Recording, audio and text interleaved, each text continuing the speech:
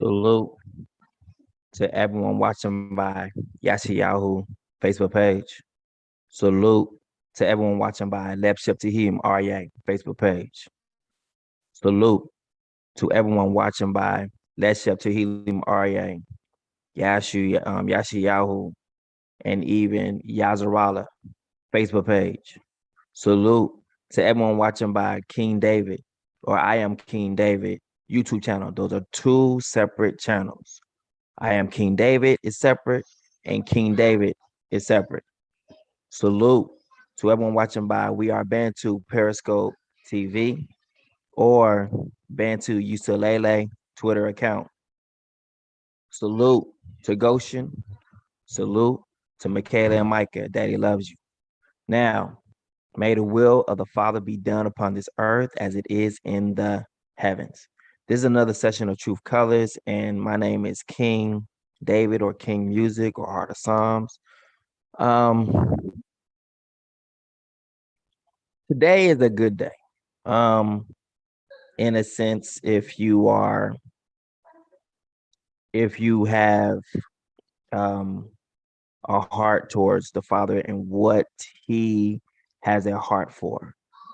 Today is a bad day if your heart is not even thinking about what He's thinking about, but you feel like you might be being obedient. That means you have been taken in a derision, or you're believing a lie. And so we're gonna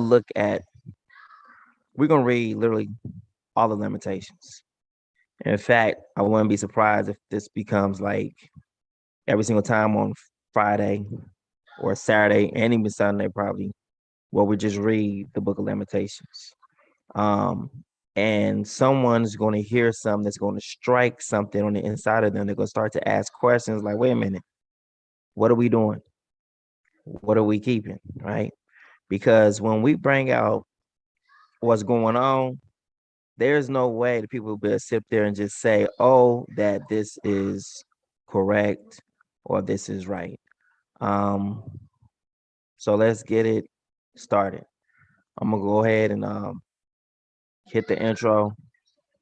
And when we come back, we're going to read what's going on. We're going to need to ask the question, what's going on? We need to ask teachers what's going on.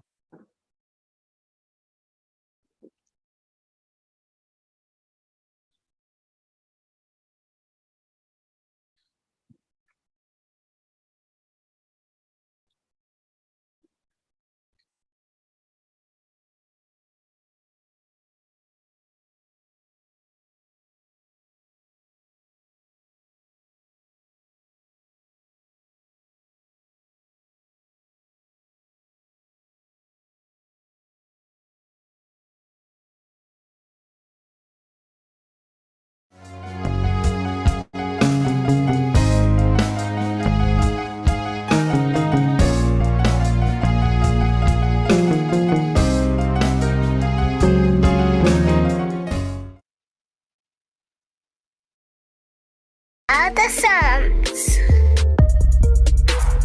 Revelations. And the third angel followed them, saying with a loud voice, if any man worship the beast in his image, and receive his mark into his forehead or in his hand, the same shall drink of the wine of the wrath of Elohim, which is poured out without mixture into the cup of his indignation. And he shall be tormented with fire and brimstone in the presence of the holy angels and in the presence of the Lamb. And the smoke of their torment ascendeth up forever and ever. And they have no rest day nor night who worship the beast in his image, and whosoever receiveth the mark of his name. Satan cast into the lake of fire. And the devil that deceived them was cast into the lake of fire and brimstone, where the beast and the false prophet are, and they shall be tormented day and night forever and ever. The great white throne.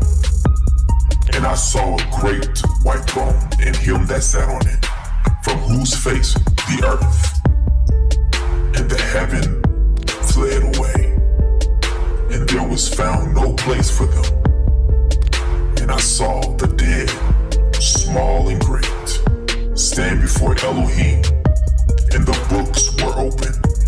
another book was opened, which was in the book of life. And the dead were judged out of those things which were written in the books, according to their works. And the sea gave up the dead which were in it, and death and hell delivered up the dead which were in them. And they were judged, every man according to their works, and death and hell were cast into the lake of fire. This is the second death, and whosoever was not found written in the book of life was cast into the lake of fire. But I will tell you what will happen to cowards and to everyone who is unfaithful or dirty-minded or who murders or is sexually immoral or uses witchcraft or worships idols or tell lies. They will be thrown into that lake of fire and burning sulfur. This is the second death.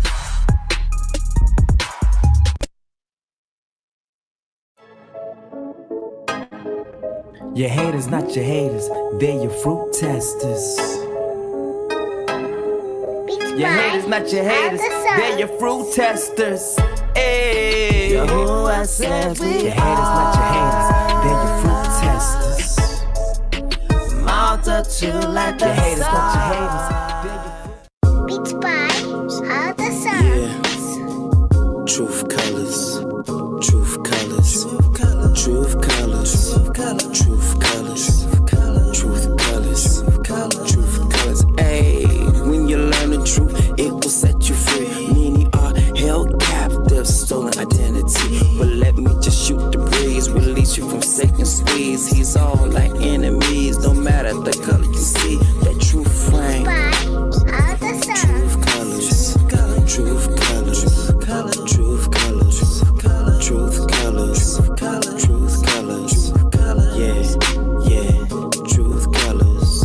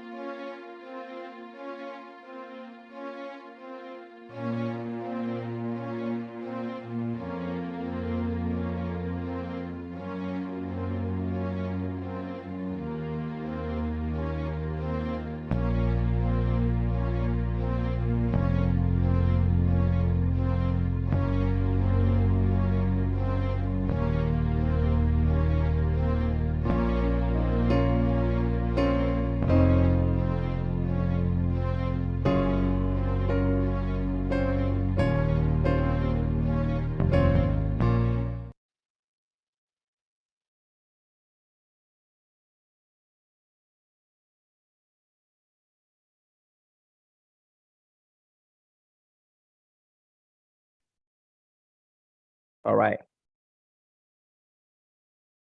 So let us see if we can set the scene real quick. Let's see if we can get this right, get this straight. This is what I want people to pretty much hear, right? When we get into these scriptures and we start to break this thing down and we start to look at it, we're going to see how self-righteous that our people have become. How self-righteous our people are at this very moment. No one, and I mean nobody, will be able to stand and speak against what we're going to bring up right now. We're going to sit here, we're going to look at it, we're going to read, and we're going to listen to what the Father has to say about our Sabbath.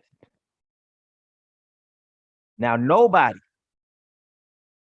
is that strong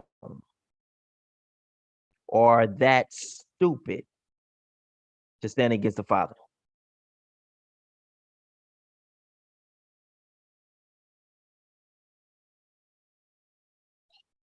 See what I'm saying? No one's that stupid. I mean, they could try and say that they and think they're stupid. You know what I'm saying? A person can think about that if they want to. Hey, I think I'm stupid. Okay. We'll see how, stupid is or stupid does.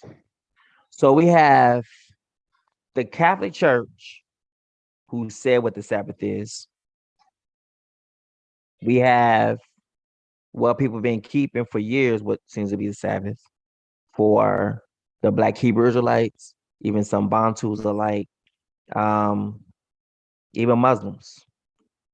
We have all these people saying that they know when the Sabbath is, or they just been keeping what everyone else has just been keeping, right?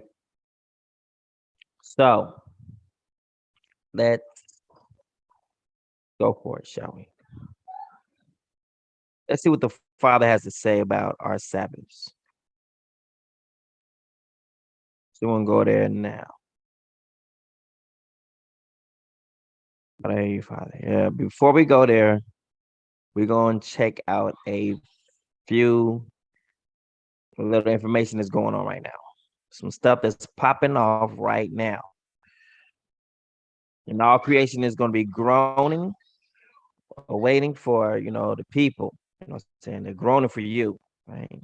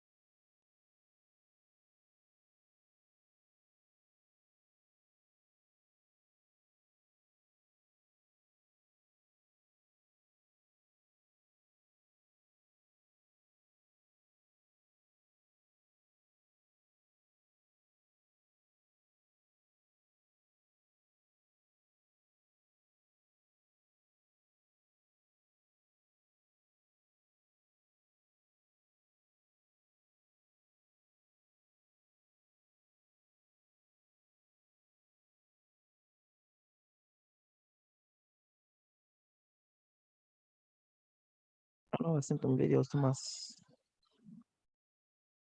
Try that one more time.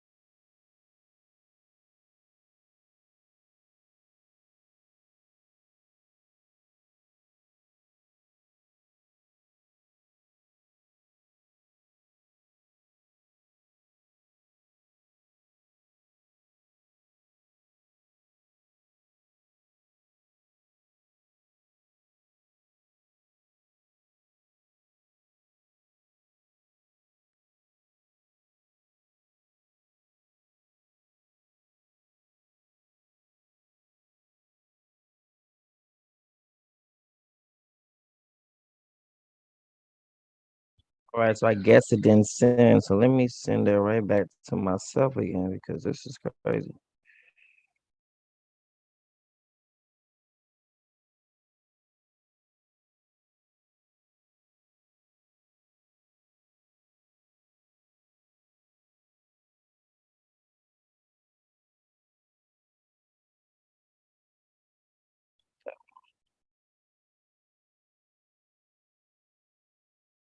Okay.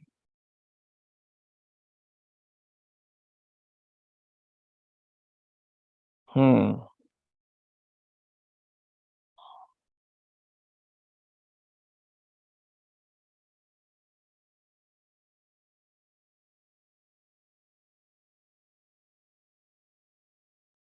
This is crazy.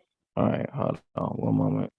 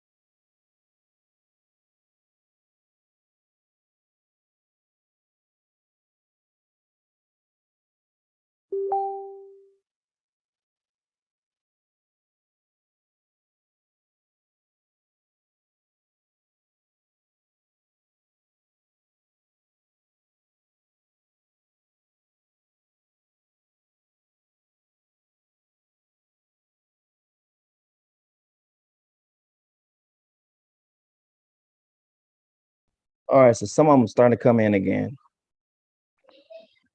So just bear with me real quick while I get these important information.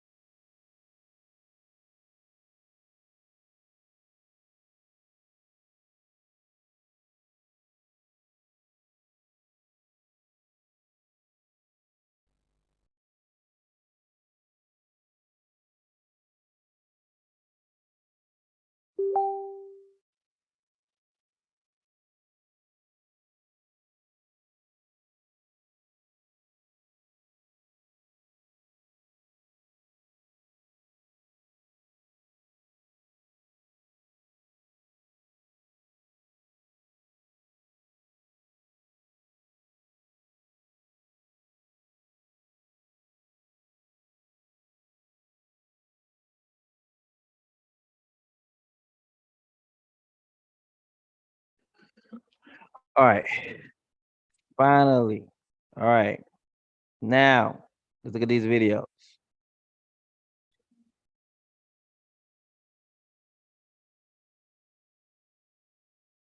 First, they wasn't showing up.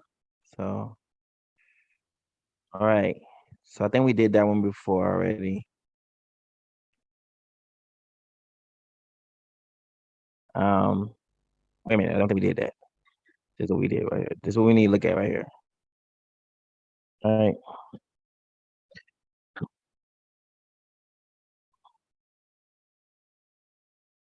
Look at this.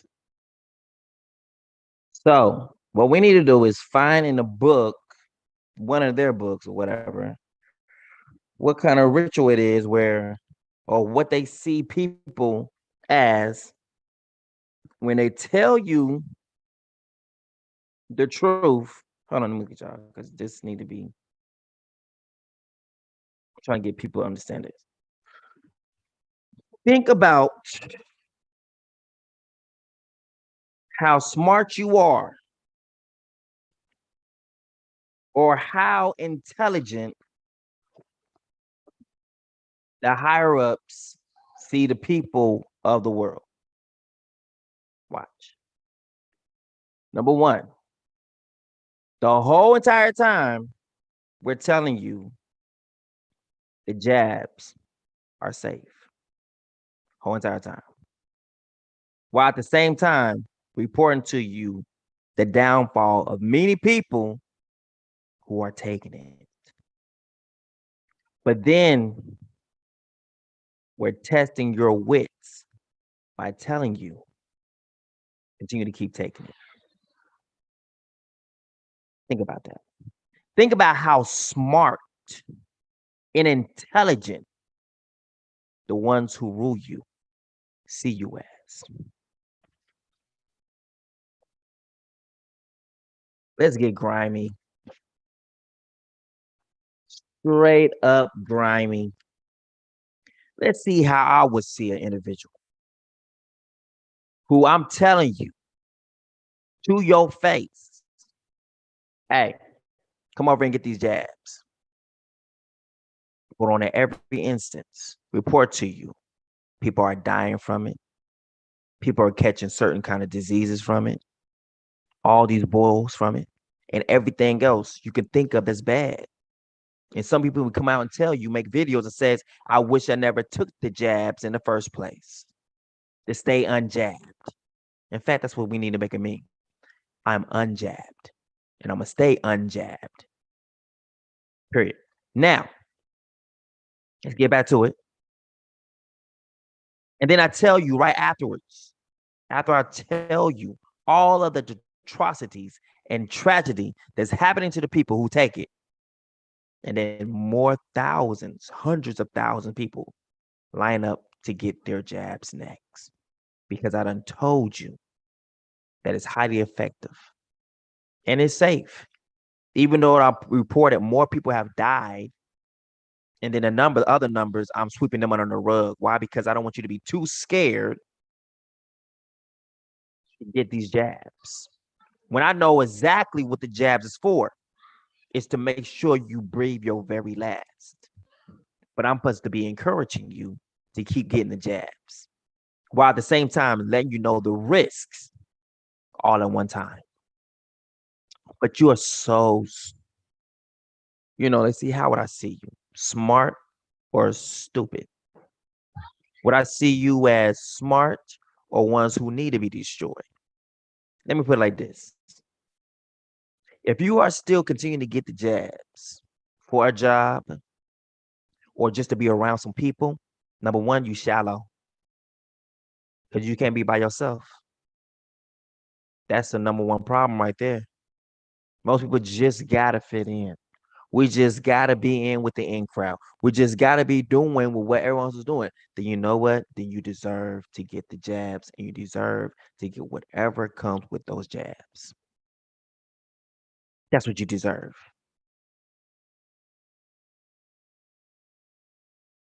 Because number one, it is literally, they're telling you what is going on. how it's going on and whatnot. But people do not believe. So since they don't believe, we're gonna let you see what is happening with those who are taking it.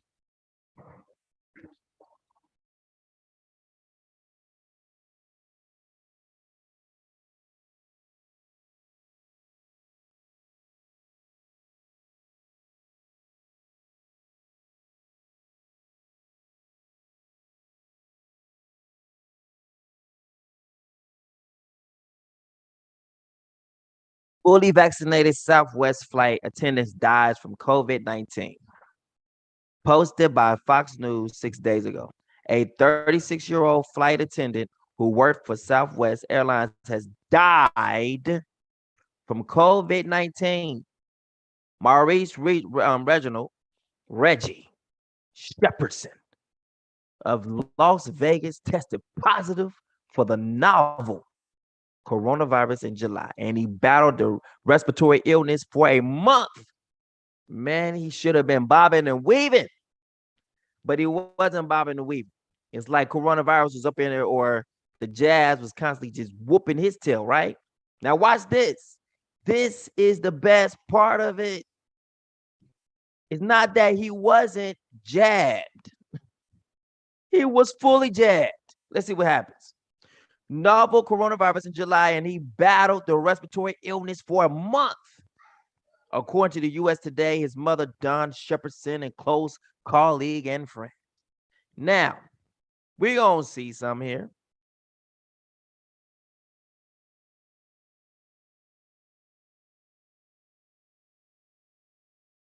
Let me see.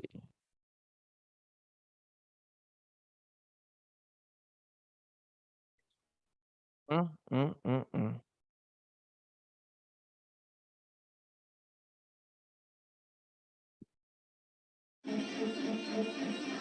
Make college easier with Fast Cox Internet. Because rooming with a music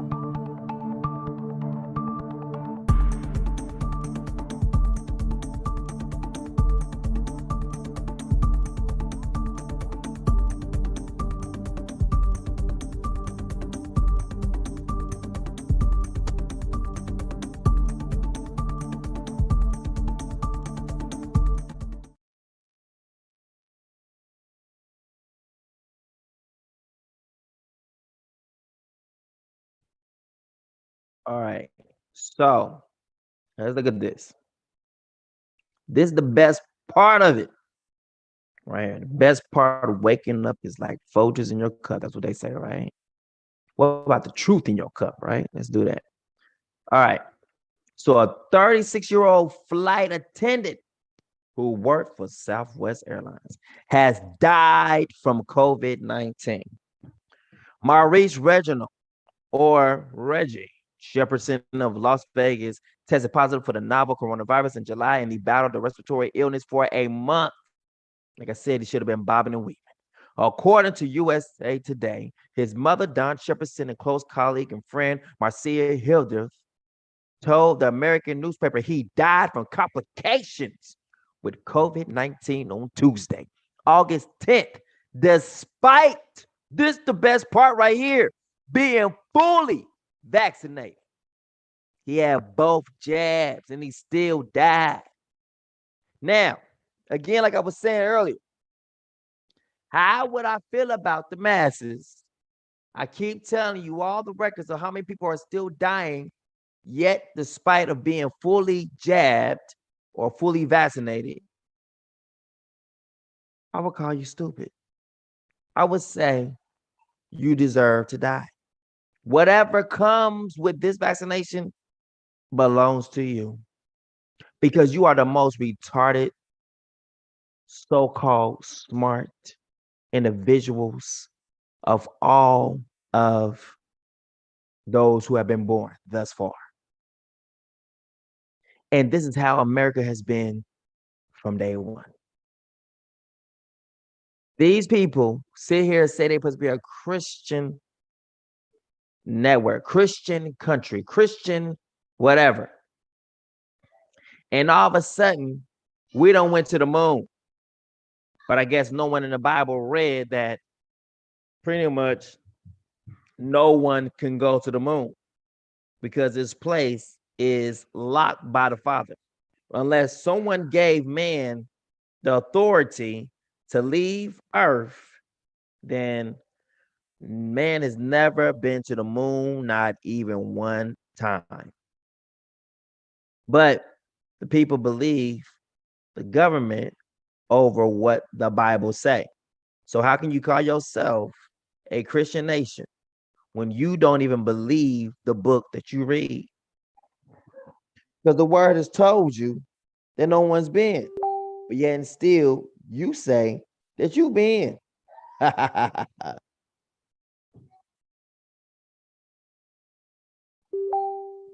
So with that being said, we're going to continue on with the next one, right? Let's go. Southwest confirmed Jefferson passed away in an email sent to Fox News.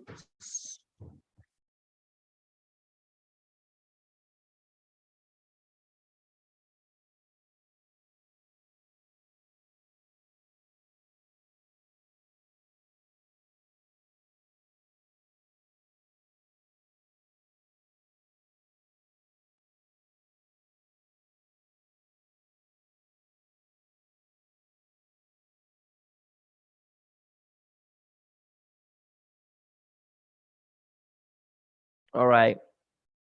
So the email was sent to Fox News. We are heartbroken over the loss. Really? Yeah, they sure are. They're heartbroken over the loss. No, they're not. And I guarantee you they are not. The Southwest family is supporting each other and our employees' family during this difficult time. The airline statement said, out of respect for Reggie's family, we do not have additional details to share. Why? Because they're probably tripping too, because they done received double jabs. Like, wait a minute, hold up. I received the same thing he did. I went a little bit, maybe a couple months after he did. You mean I'm gonna die? Yes, you probably gonna die. And you deserve to die because you stupid. That's why.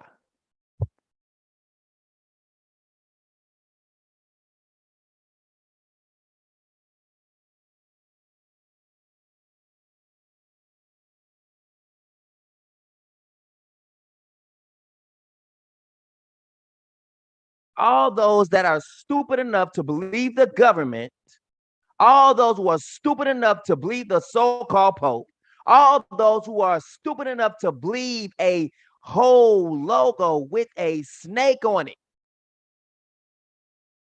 with a serpent on it in his face. You deserve to get whatever you got coming to you.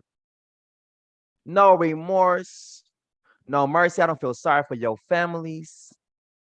Die in good riddance. And I mean that from the bottom of my heart, with everything within me. You deserve it.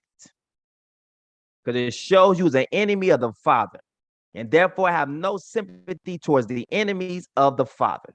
No sympathy. If you die from coronavirus, if you die from this COVID-19 or the vaccination, then damn it, your ass was supposed to die. That's just how it goes. There was nothing you can do to protect yourself or to run from it. The Father has already had his hands on you for destruction, and dang on it, you got it one way or another. Because right now, anyone, and I mean anyone dying from COVID-19, I don't care if they was the most saintest person in the church. I don't care if they was your pastor, your preacher, your teacher, your prophet, your so-called apostle. If they behinds died from COVID-19, the Father said, depart away from me. I never knew you. I don't care if they was your mama. I don't care if they was your daddy. I have no tears, no remorse for the Father's enemies. They ain't gonna have no remorse when they turn you into the authorities.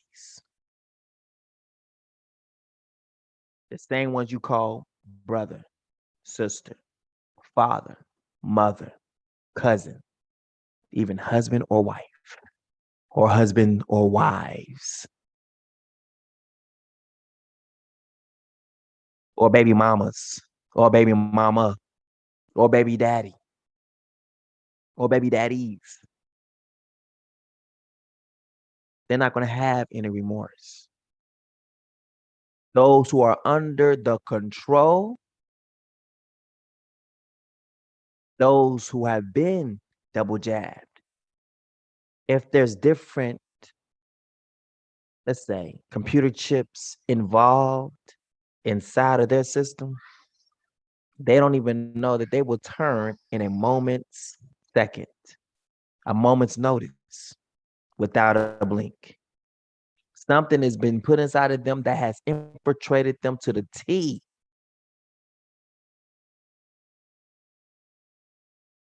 Their eyes, their ears, their mouth. What if they're walking, camera, big brother? Something inside of them, like, like since they have, the nanos, the nanonites, which is our little small computers, I'm sure some of these computers have video cameras to them or something in pointing to them. If it gets to their retina, their eye, they can see what they see. The government can see, or whomever it is can see what they see, hear what they hear. So now you got human beings who are what? Walking, talking androids. Computers with computer chips inside of them. The reason why they're computer chips inside of these people, because these people are now like a computer. And a computer will bring forth the output once the input has been put in. That's where we're moving to. Maybe that's how your brother and sister can actually turn you in. Why? Because they become a walking, talking microphone, video camera when they're talking to you on the phones. It's being recorded, not just through the phone, but also being recorded inside of the person who has been vaccinated. Something to think about, right? Let's continue on. Maurice Reggie Shepardson, a Southwest airline flight attendant based in Las Vegas, tested positive in COVID-19 in early July and had been fighting the virus in a hospital for a month before he died. Look at him, dead. I'm going to miss my friend Southwest Airlines flight attendant 36 died. See that? Shepperson had a close relationship with his mother. None of that matters. And the pair briefly took a trip to Hawaii in June before he tested positive, according to one of his last Facebook posts. Prior to falling ill, he also expressed frustration with the long waits he was seeing in doctor's offices in Nevada. Wow, so he had a long wait to even be seen.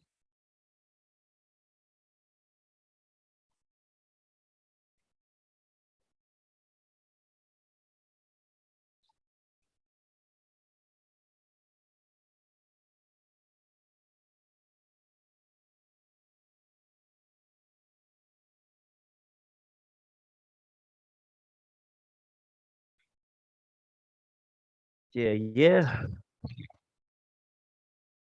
So prior to falling ill, he also expressed frustration with long waits he was seeing in a doctor's office in Nevada. Based on his observation, Shepperson wrote that scheduling an appointment with the doctor in the Silver State could mean a 3 to 4 month wait. Shepperson's mother and Hildred did not immediately respond to Fox News' request for a comment. It hurt me so bad because it was just so quick, his mother told USA Today. I didn't have time to really even acknowledge what is going on. She went on to note that he took precautions throughout the pandemic, including regular mask wear, cleaning surfaces, and washing his hands. None of that mattered, right? None that protected his life. He is gone. Gone and gone. Just gone, right? Southwest Airlines confirmed Maurice Reggie Shepperson, of Las Vegas, passed away. In an email sent to Fox News, Shepperson, 36, was fully vaccinated. That's what I want to keep putting out there. He was fully vaccinated from COVID-19, but tested positive for the respiratory illness. According to his mother, Don Shepperson, and friend Marcia Hildreth, USA Today reports, I stopped. Now we have more people dying who are vaccinated than those who are unvaxxed. But they'll tell you a lie and say, oh, these people died because they was not vaccinated. Well, get this. They'll report those who are unvaccinated that dies, right?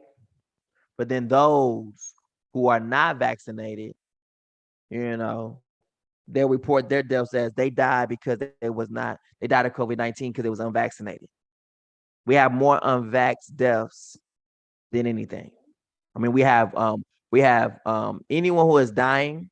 We have more people dying from the COVID-19 vaccination than those who have been unvaxxed. Period. There's something inside of you fighting against you, killing you, that overrides your system with the COVID-19 vaccination.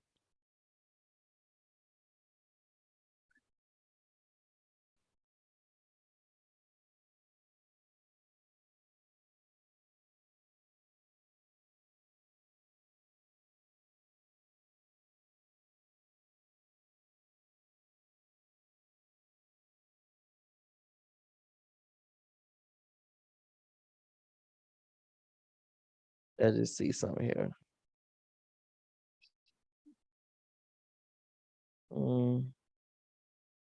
Let me see something. All right. So Hildreth, so sisters get tattoos. Okay, look at that. Hildreth told USA Today that she's going to miss her friend. She has gone on to create a GoFundMe to help the Shepperson family cover the cost of funeral arrangements. Wow. That's sad, right? But let's look at this. On the other side, what do we see? The father rejected him. Depart away from me. I never knew you. That's what's going on with him.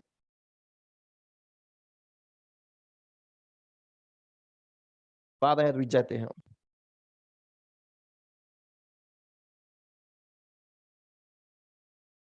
Reggie was a flight attendant for Southwest Airlines and he loved his job. His personality, wit, and humor were just a few characteristics that everyone adored. Hildreth captioned the fundraising campaign. He was one of the kindest, most giving people I ever known. If you needed him, he'd be there with no questions asked. Now he needs you to help make his transition a bit easier on his mom, Don, who he loved dearly. All right. So infections, look at this. Infections, listen what they're telling you again. What happens? And see if people take heed, or they're gonna be stupid enough to get this. And like I keep saying, there is no remorse in my voice. If you died from the COVID-19 vaccination, then dang on it, you deserve to die. Point blank simple. There's no remorse. I don't care. Just saying. And most of the masses are stupid. They'll get it anyway. So be it.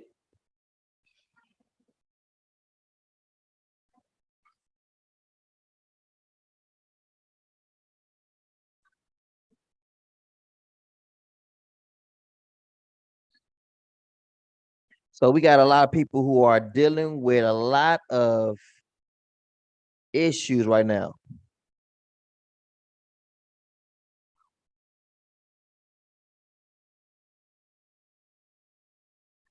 This stuff right here is not to be played with, but people gonna still continue to play with it. So it is what it is. So like I'm saying, if people are dying from this, then so be it. You deserve this. Infections that occur after vaccinations are called, watch this, breakthrough infections.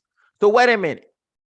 How in the world? That means, watch this, this vaccine is designed to break through your immunity. It's designed, once it's already got you, it's designed to take you out. It has broke through your immune system. First, you have symptoms, but once you take this shot, you become literally what you was trying to fight out and try to keep out fully. You now have it for real, because you done injected it right into your bloodstream. Stupid. But you keep believing these white people and these people who are in the brotherhood who have literally lied to you again and again and again and again and again and again and again and again. And it's like you don't get no smarter, you just get dumber and dumber and dumber and dumber and dumber and dumber. So when you're that dumb, it's like, what is the whole point of having you around again? I mean, if you're that dumb, after you see everything, hear everything, and still go right on ahead and just let them, you know, um, jab you. Like, you stupid. You deserve at that moment to get everything that is coming to you. You deserve death. You deserve to die. And that's just as simple as I can make it. Why? Because if you're that dumb to actually receive an injection after you see that is not working out good for you, or anyone else who's received this, then you by all means deserve to get this punishment. You deserve death. Like, of the highest degree, you deserve this. Yeah. So let's think about that. Breakthrough infections. What does it mean to break through? Shall we look at that? I think we should. I think we should look at what it means to break through. because some people may not know what breakthrough means. So we need to go ahead and look up the word breakthrough so you can see what done happened, what is broke through. Watch this. Breakthrough infections.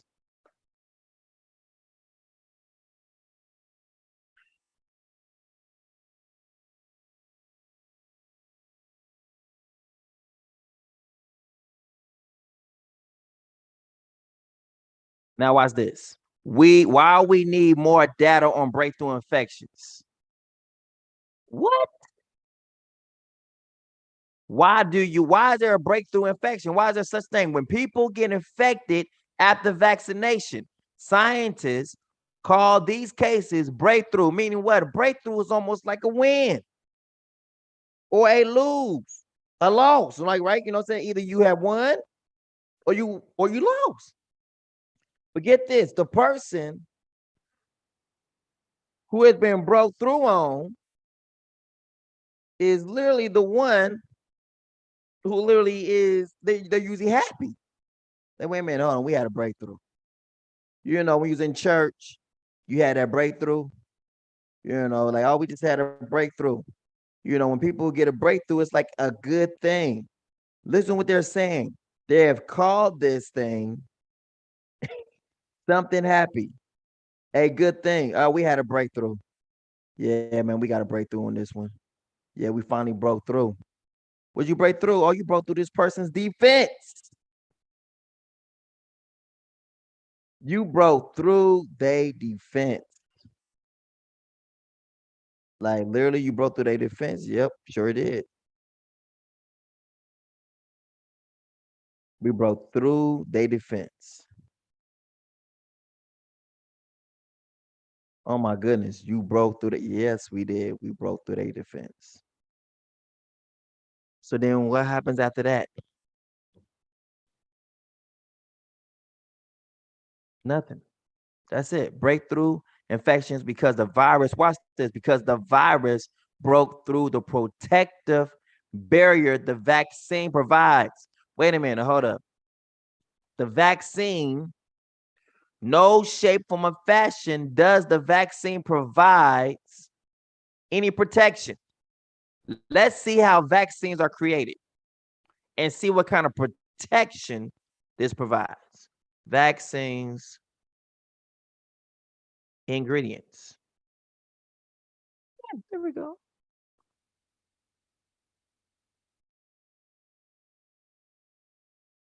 Since they want to say these things are highly safe and effective, let's see what's in it. All right. What's in vaccines, right? Today, vaccines use only the ingredients they need to be as safe and effective as possible. Safe and effective. Let's see how safe and effective they are, right? Each ingredient in the vaccines serves a specific purpose. Now, they don't tell you what that specific purpose is, right? Because if you're not in their brotherhood or sisterhood, then they can't tell you, because then it could probably cause them to lose their life, right? Okay, so each ingredient, all right, provides immunity, protection. We'll see. Keep the vaccine safe and long lasting for the production of the vaccine. All right, so preservatives. Thermosol only in multi-dose vials of flu vaccine to prevent contamination. Most common source found from eating foods such as certain kinds of fish, mercury, which thermosol contains, gets into the body. So is mercury a good thing? Let's see what mercury does. All right, so mercury,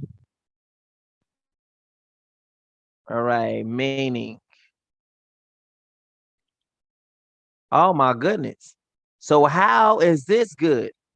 So the mercury in it, look at this. The chemical element of atomic number 80, a heavy silvery white metal, which is a liquid at ordinary temperatures. Now, is this good for putting inside the body?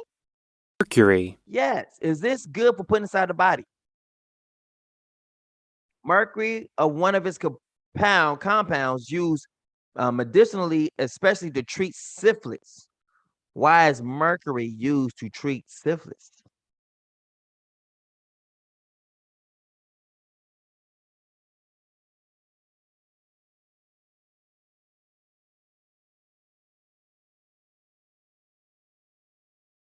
Exposure to mercury, even small amounts may cause, watch this.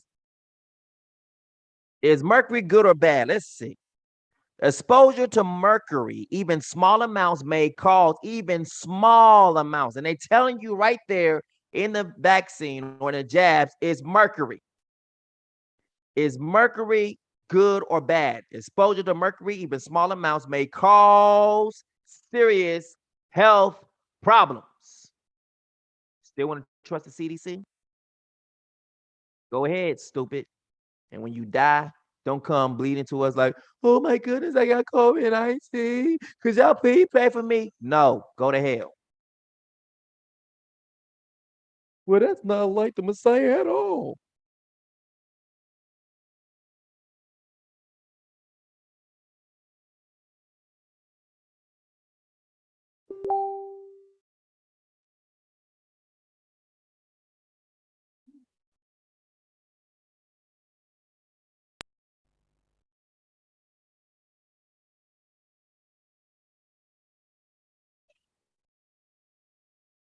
I'm just saying.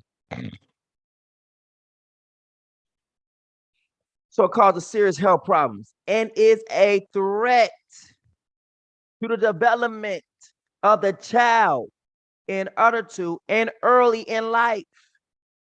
Mercury may have toxic effects on the nervous, digestive, and immune systems.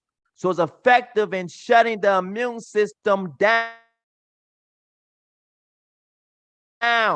Remember, they said all in the vaccine, they serve a specific purpose for the production of the vaccine. Provides immunity and protection. No, it doesn't. It provides immunity and protection to the vaccine to do its purpose, which is to kill you.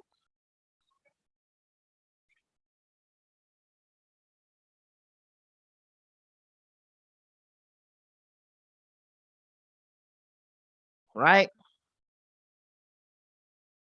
And on lungs. Wait, hold on. Is this not a respiratory so-called virus? Now we got mercury in it to what? To work on your lungs and your kidneys, your skin, your eyes, all the very same things that we see coming out right now. We seen someone who had herpes in the eyes. We got people who are having some messed up skin problems. Now we see the kidneys in here and stuff being affected by the lungs, complications of COVID-19, though they were fully vaccinated. No trick. The vaccination killed the host.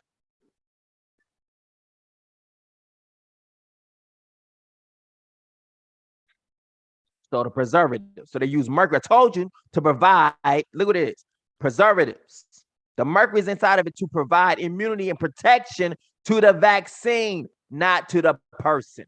Because mercury kills the host. Let's go. Adjuvants, aluminum salts to help boost the body's response to the vaccine. Why? So it can move around quicker, right? From drinking water, infant formula, or use of health products such as antioxidants, buffered aspirin, and antiperspirants. Now, what people need to do is look at what they're putting in it and what they're telling you this stuff goes into, so you can stop taking these things as well. Aluminum salts. How does aluminum in your system sound good? In any perspective, inside. Aluminum salts are an antiperspirant, active ingredient to control sweat and associated body odor. When an antiperspirant is applied, the salt dissolves in the sweat or moisture in the underarm.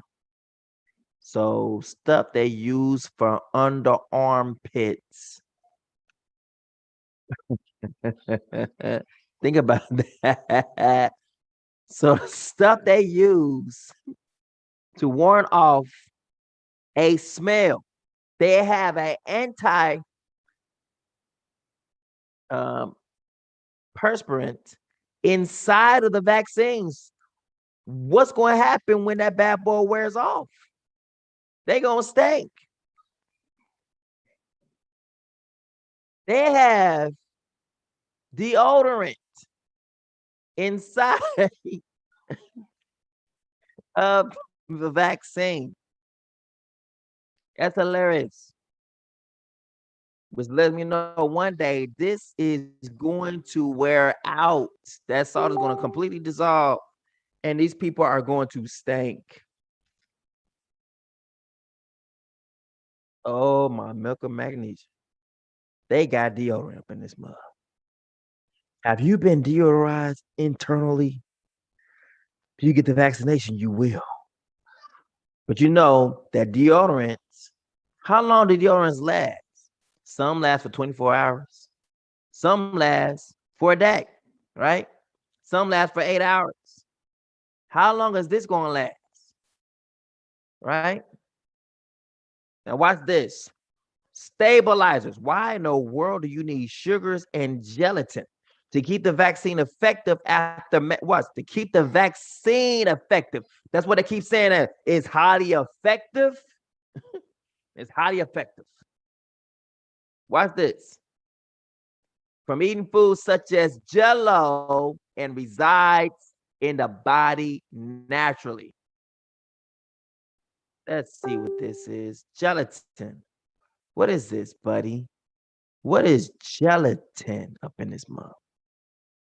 My goodness. What is gelatin? Oh, it's taken away from animal parts. Okay, that's always great right there. It is brittle when dry and gummy when moist. My goodness. Just gelatin. What is this right here? Why are we eating animal parts? You know what I'm saying? Just want to know that why we doing that.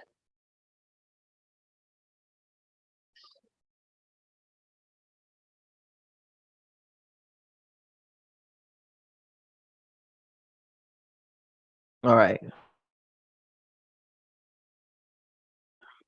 Gelatin or gelatine from Latin gelatis, meaning stiff or frozen, is a translucent, colorless, flavorless food ingredient commonly derived from collagen, taken from animal body parts. It is brittle when dry and gummy when moist.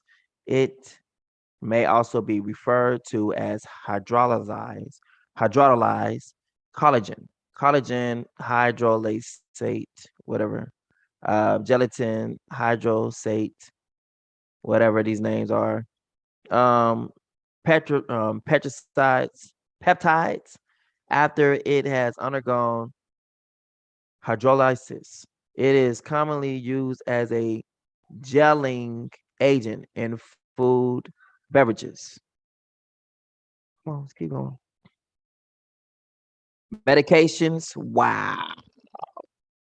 Drug and vitamin capsules, photographic films, and papers and cosmetics. Dang, this stuff is used in everything, isn't it?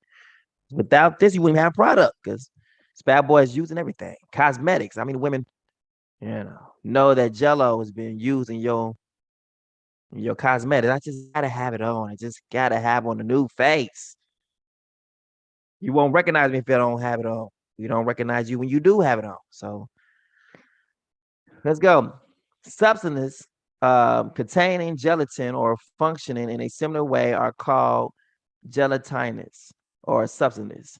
Um, gelatin is a irreversibly hydrolyzed form of collagen, wherein the hydrolysis reduces protein fibrils into small peptides, depending on the physical and chemical methods of denaturation. Um, the molecule weight of the peptides falls within a broad range. Gelatin is in gelatin desserts, most gummy candy and marshmallows, ice creams. Wow. Dips in yogurts. Gelatin for cooking comes as powder, granules, and sheets. Instant types can be added to food as they are. Others must be soaked in water beforehand. Gelatin is a collection of peptides and proteins produced by partial hydrolysis um, or hydrolysis of collagen extracted from the skin. What the? What? Extracted from the skin, bones, and connective tissues, like the nervous system, right? Mm-hmm. Putting a whole animal in you, right?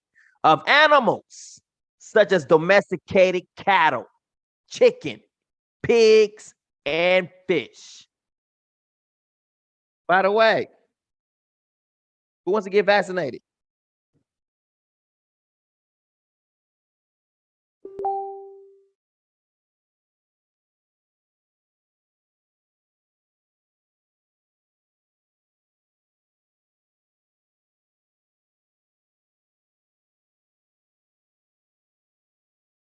Just saying.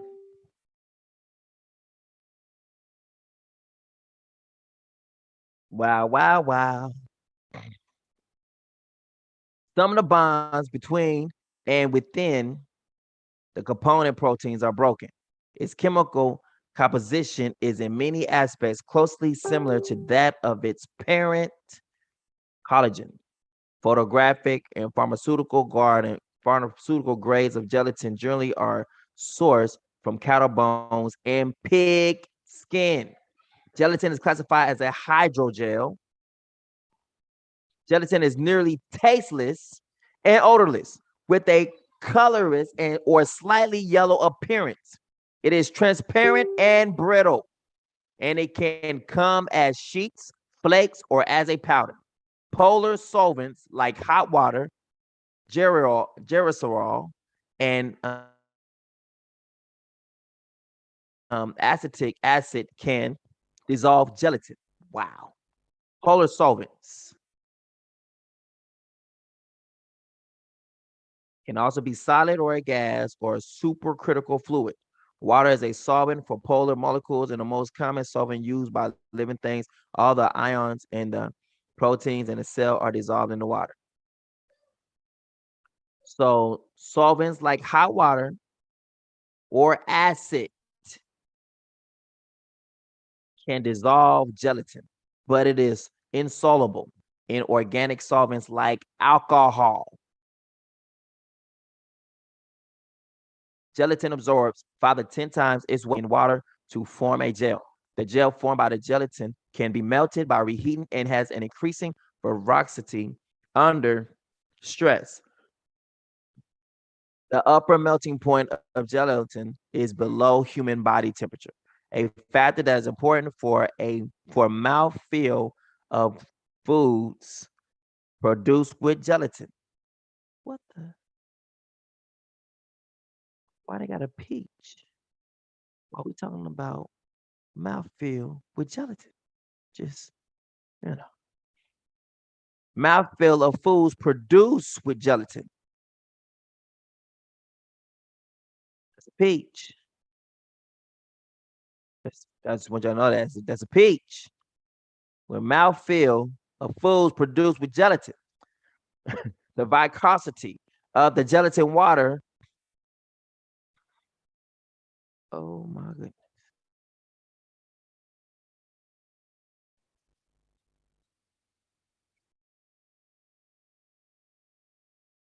Okay, it depends on the thickness, right?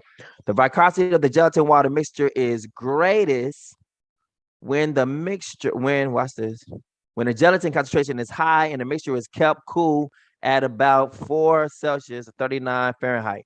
Commercial gelatin will have a gel strength of around 90 to 300 grams. Bloom using the Bloom test to gel strength. Gelatin strength, but not viscosity, declines if it is subjected to temperatures above 100 Celsius, 212 Fahrenheit, or if it is held at temperatures near 100 Celsius for an extended period of time. Gelatins have diverse melting points, and gelatin temperatures depend on the source. For example, gelatin derived from fish has a lower melting and gelation point than gelatin derived from beef or pork. So we see a lot of things that's in this property of Jello makes should have people saying hello. Wait a minute, hold on. What going on here? Safety concerns. Let's find out what's going on here. Safety concerns. Hydrolyzed collagen like gelatin is made for is made from animal byproducts and from the meat industry, or sometimes animal, watch this, or sometimes animal carcasses removed and cleared by knackers.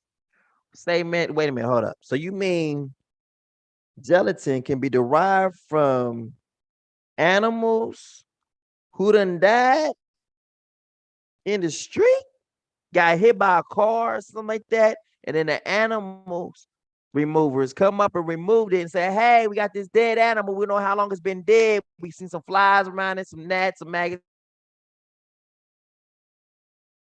everything around it, whatnot. You want this or not? Yeah, go on, bring it on over here. We're going to see if we clean that up real quick. And then make your Jello and all your other stuff with. You up there eating dead carcasses. It's probably been laying in the street. Because you can't, say if they trying to kill you, then they don't care about putting this in your system. The whole effort, we ain't trying to look after your wealth or look after your health. We trying to kill you. So we don't care that this came off the street. Just saying, we don't care. So since we don't care if this thing came off the streets, why do we care if this is probably a dead dog? Can it say what kind of animals? Saying. And sometimes animal carcasses removed and cleared by knackers, including skin, bones, and connective tissue. In 1997, the U.S. Food and Drug Administration, FDA, with the support from the TSE, transmittable spongiform,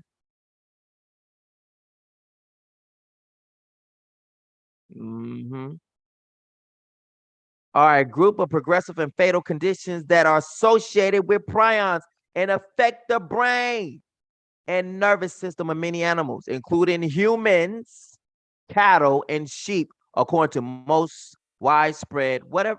Do y'all see this? With the support of the TSC Advisory Club, began monitoring the potential risk of transmitting animal diseases, especially bovine spongiform, which is mad cow disease. And they putting this in the vaccine. Commonly known as mad cow disease is an incurable.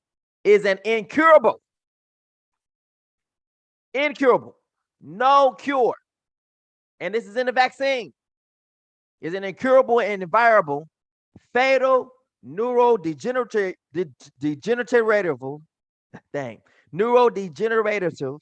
disease of cattle.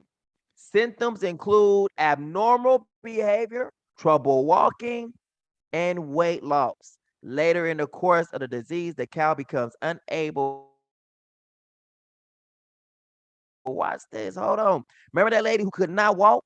She could walk one moment, and the next minute she couldn't walk. I mean, she was like head, shoulders, knees, and toes, knees and toes. That's how she was walking.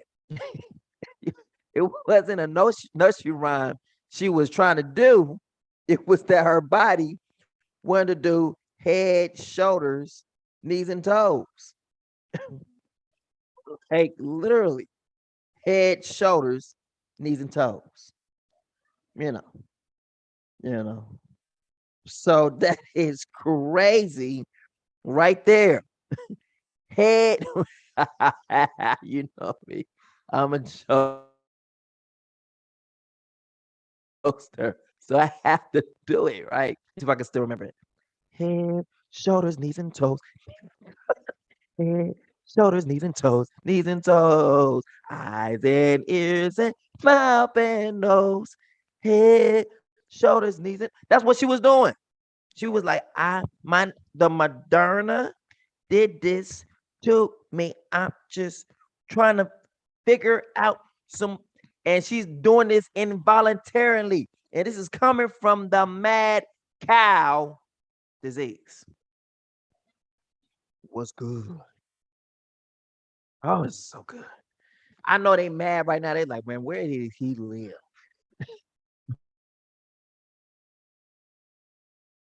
We need to get a sniper on him immediately.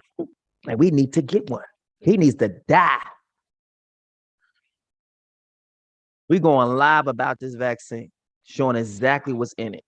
If you take it after this, go ahead. You deserve to die. This is it is your lot. It is your time. This is your day. This is your day. Just like Benny Hinn would tell you this is your day, then damn it, this is your day. You deserve to die. Because number one, you stupid. We ain't got no places for any more stupid people. We just don't have no more place for it. We don't. If you die because you didn't listen, that's your fault. You can't blame nobody saying nobody love me. No one told me to do. You can't do that. You can't do that. You don't have the right to say that. Because everybody telling you right now, don't get this vaccination. But if you happen to get it, when all this information is coming out right now, then you deserve to die. There's nothing you can do. In your mind, you are made up to be stupid. So you're just gonna go get it. So be it. Which one you gonna get? Mad cow disease. Which one's gonna take you out? You know, we've got a whole bunch of contenders right here. Everybody wants to get their shine on. So let's see what else they got up in here. All right. So you got mad cow disease in this vaccination. It's hilarious. Woo! Increased bone mass density in rats. Woo, okay. So including skin, bones, and connective tissue. We already did that part. Potential risk of transmitting animal diseases. We already did that. Meaning what? They can look at this. It says, is it potential risk of transmitting animal diseases? Obviously, yes. Because the lady had this exactly what this animal had. Abnormal behavior, trouble walking. They banned my video that I did, my video on that one. They blocked it. And they muted some of it. You know what I'm saying? It becomes later in the course, the disease cow becomes unable. I got to see with the rest of it, what it becomes unable to do. Inquiring minds want to know, was it unable to do? Tell me again, Tiny Tim. All right, look. Where is it? Tell me, what are you unable to do?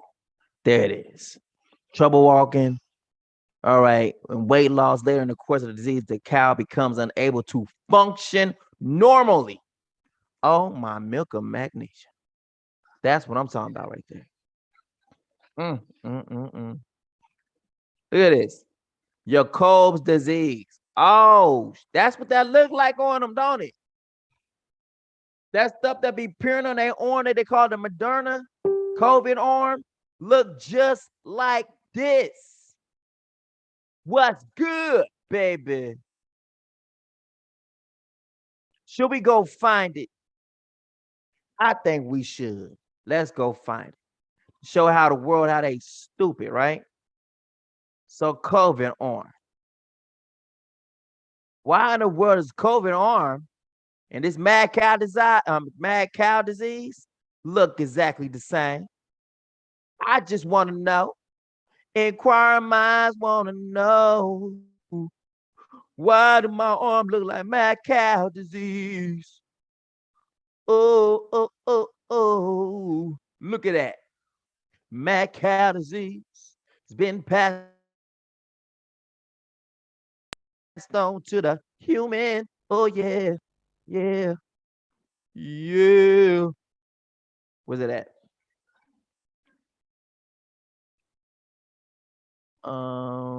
That's not it. I think it was nope.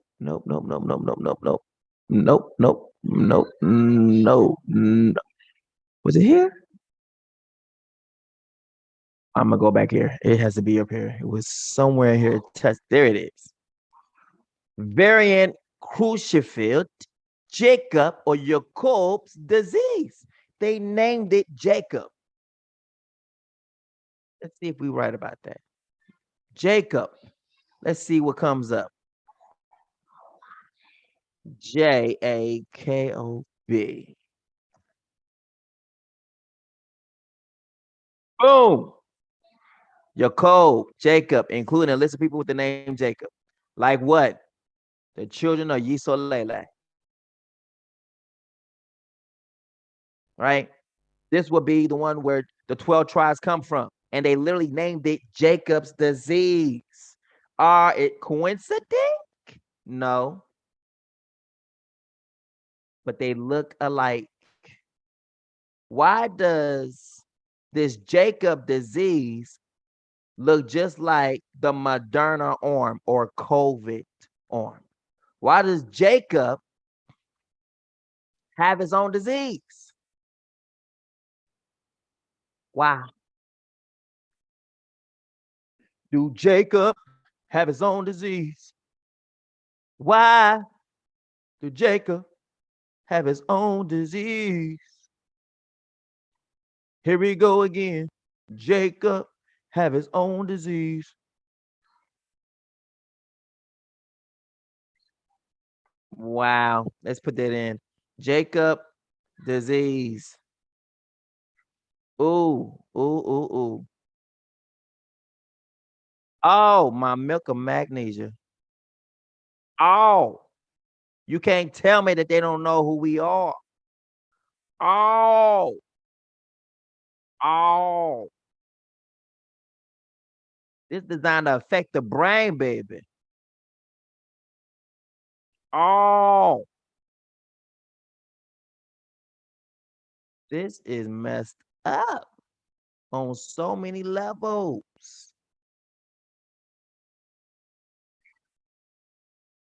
Let's see what it causes. Depression, memory disorders, undergo personality changes, insomnia, impaired judgment, thinking, and visual disturbances. Are you serious? And you still want to get injected? Go ahead. Go ahead. Go ahead. Go on with your stupid self. Go and get it. You want this? Go ahead and get it. Look, it spreads out throughout the rest of the body. Oh. Oh. Look. It can spread. Oh. Just to everything. It can just spread all over. Just sporadic brain. Whatever this brain is. Oh my goodness. This is designed to literally shut off your thinking. They cause you to go crazy. So if it attacks your brain, then guess what? That's it. Once your brain is shut down, that's your life. It's caused by abnormal proteins called prions, hey, that are not killed by standard method for sterilizing surgical equipment. Those affected lose ability to think and to move properly and suffer from memory loss. It is always fatal. It is always fatal. It is sometimes fatal. Nope, it is always fatal. The brain shrinks, usually within 1 year of onset of illness. Are you serious?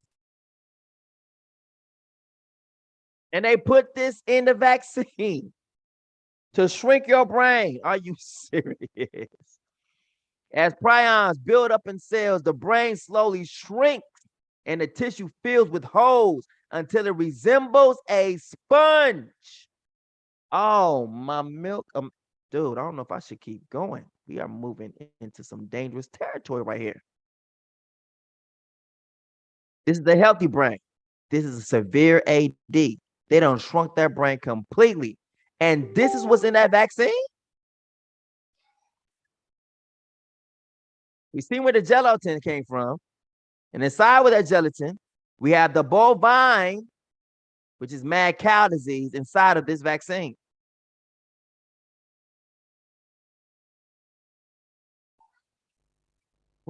the? What's the?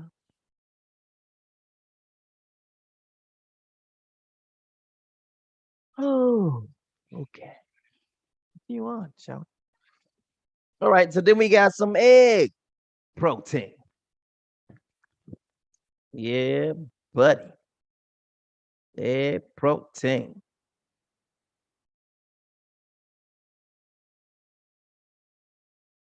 Man. Is anybody getting this right here? Is this making sense to anybody who is listening at all? Is this making sense?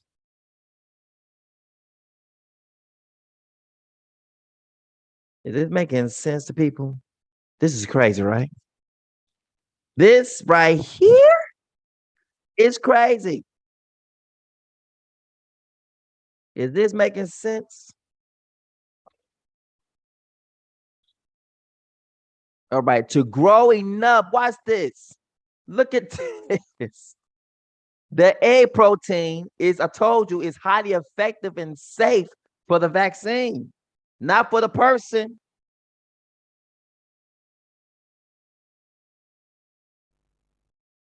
Watch this. Egg protein to grow enough of the virus or bacteria to make the vaccine. Are y'all serious? From eating foods containing eggs. So the egg is put in there. You got egg put inside of this vaccine. I guess we're gonna have I want some pancakes, and with some cheesy eggs. But this time we putting eggs inside the vaccine. I thought eggs is for breakfast, but eggs is for the vaccine. Egg protein. Let's look that bad boy up. I think we should. I think we should just, you know what I'm saying, just look up what the heck they putting in this and what our people are putting in themselves, because our people ain't getting it. So now we got to make this plain and simple, man. Just make it plain and simple. All right. What is generally referred to as egg protein is a mixture of individual proteins, including ovobonum, whatever these other words are. Oh,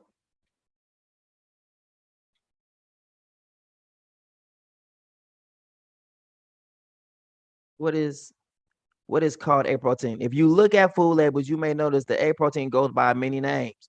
Normally, it is simply egg protein or egg abundum, abundament. However, it may also be labeled as ovobundamin, globulin, all these different names, right? Is why are you trying to hide this? Egg white is made up of some 40 different kinds of proteins.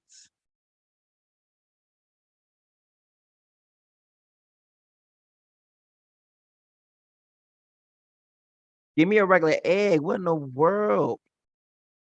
Why are you putting eggs in this? Why? Why when you cooking? Where's the batter at? Right. So I mean, like, think about it. Eggs is on. Let me see. What is eggs used for? Let me see. What is eggs commonly used for? Let's see what that is. What are eggs commonly used for? Not used by.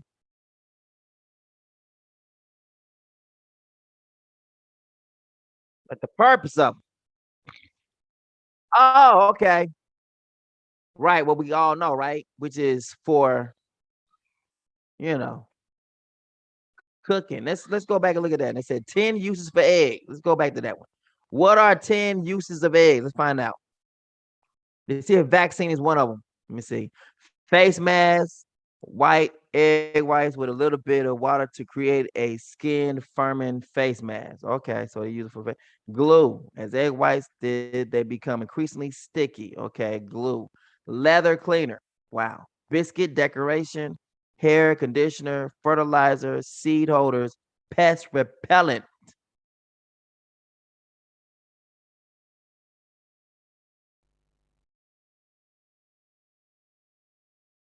All right, but most of them, what we know for eggs is for breakfast, right? But when did it become used for a vaccine? That's what I'm trying to say. Where's the dough at? Oh, I get it. Your body is the dough.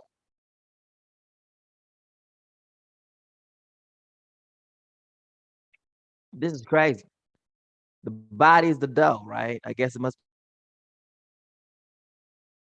be the batter right there. Your body is the batter. Then we're gonna go ahead and just start, we got aluminum salt, we got eggs. What else? I guess we're making a whole cake here. Let's go ahead and see what else we got up in here. So see, we got the sugars. So we got the sugar for the cake. So we have the aluminum salt. We got a little salt for this cake. We got a little sugar for the cake. We got some egg. Oh my goodness, man! What else are we making yeast? What? Uh-oh, formaldehyde. Let's see what that's. But let's see what they say here to kill viruses. What about the host? Formaldehyde to kill viruses or inactivate toxins during the manufacturing process.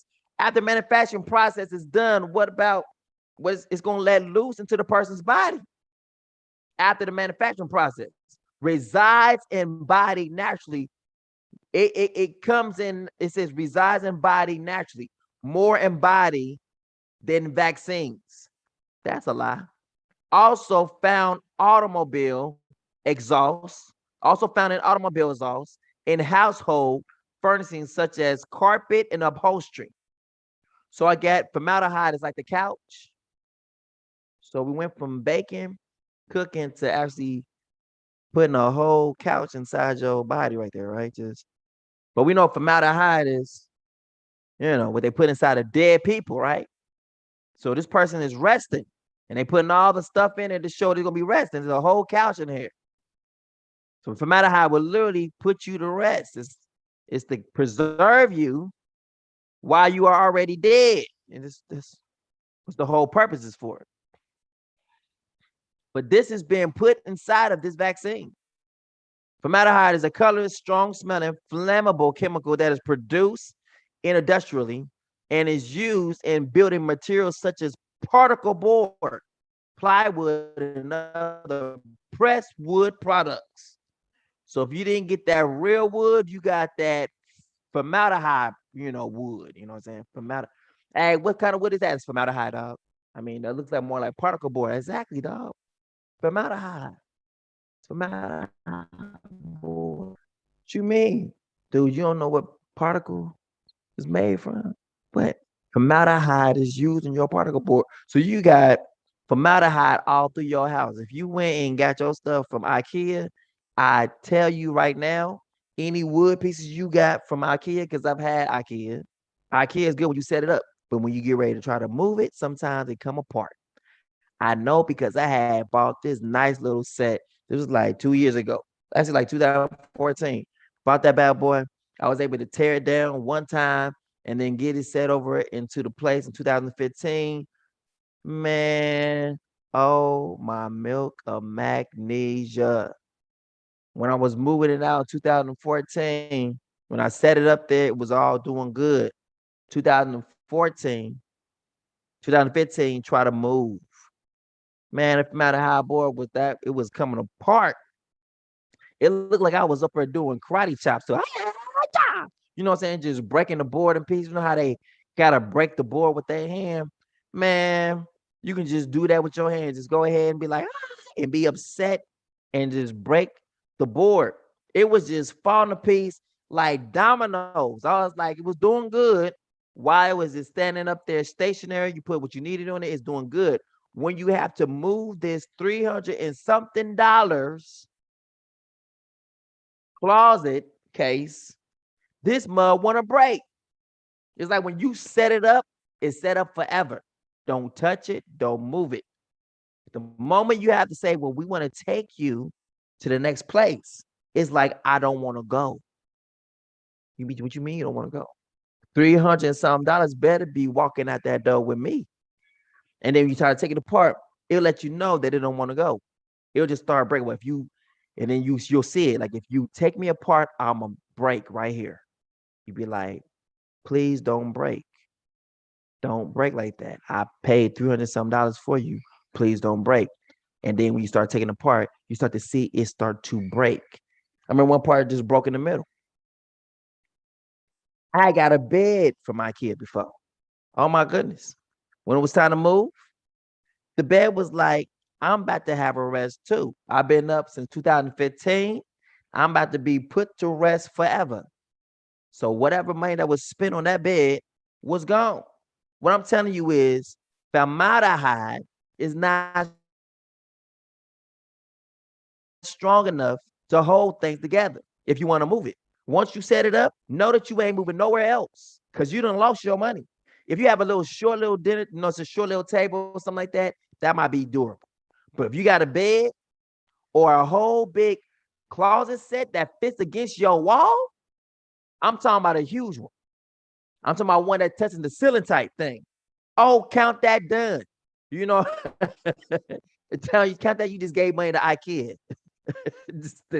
just chop it up as that. And what we're doing in that, we're gonna give money to IKEA. We're just gonna give them money. We just gonna give them money. Why you say that? Because when we need to leave, we ain't gonna be able to take this. Why? Because it's gonna fall apart. Why you know that? Because I've had it happen before. You know what I'm saying? So when we get ready to take this out, just understand as you try and take it downstairs, it's going to fall apart. And you're gonna try to salvage it, and it's gonna be like, it's not gonna happen. So just count it a loss. I'm just telling you what it is. Count it a loss. All right. All right. And the same thing, if you ever sell your products, if you ever sell IKEA, make sure, like, look, I'm gonna sell this bedroom or sell this wall dresser, whatever. Let them come in and get it themselves. Get the money from them and let them come in and get it themselves. At least you can get a little some from what you don't pay for. And let them know the risk. Like, look, be careful. That's all you say to them. Don't say nothing else. Be careful as you are taking that downstairs. Be careful as you are going outside. You know what I'm saying? It's your business. You know what I'm saying? Take the money from them and have them come and get their own guys to pick it up and take it down for you. That way, they don't say at the last minute, well, man, it's falling apart. No, it ain't falling apart. It was together, all together when I had it right here. It's just when you pick it up and try to move it somewhere, it starts to fall apart. So get the money first. And then after they get the money, you don't do nothing. You open the door, show them where it's at. They show up and be like, Captain Save a Day. You know what I'm saying?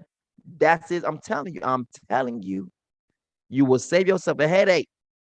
You will get some money in the process as you see this thing tumble apart. You'll be like, yep, that's why I got paid up front.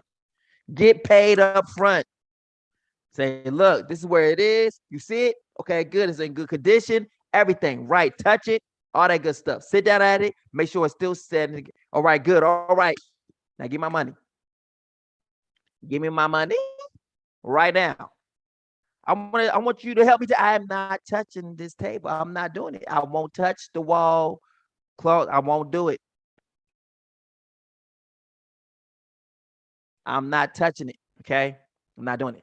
Give me the money up front. Thank you. All right. Now have your guys come up in here and move this out to the truck for you. I will hold the door open for you, but I'm not touching it.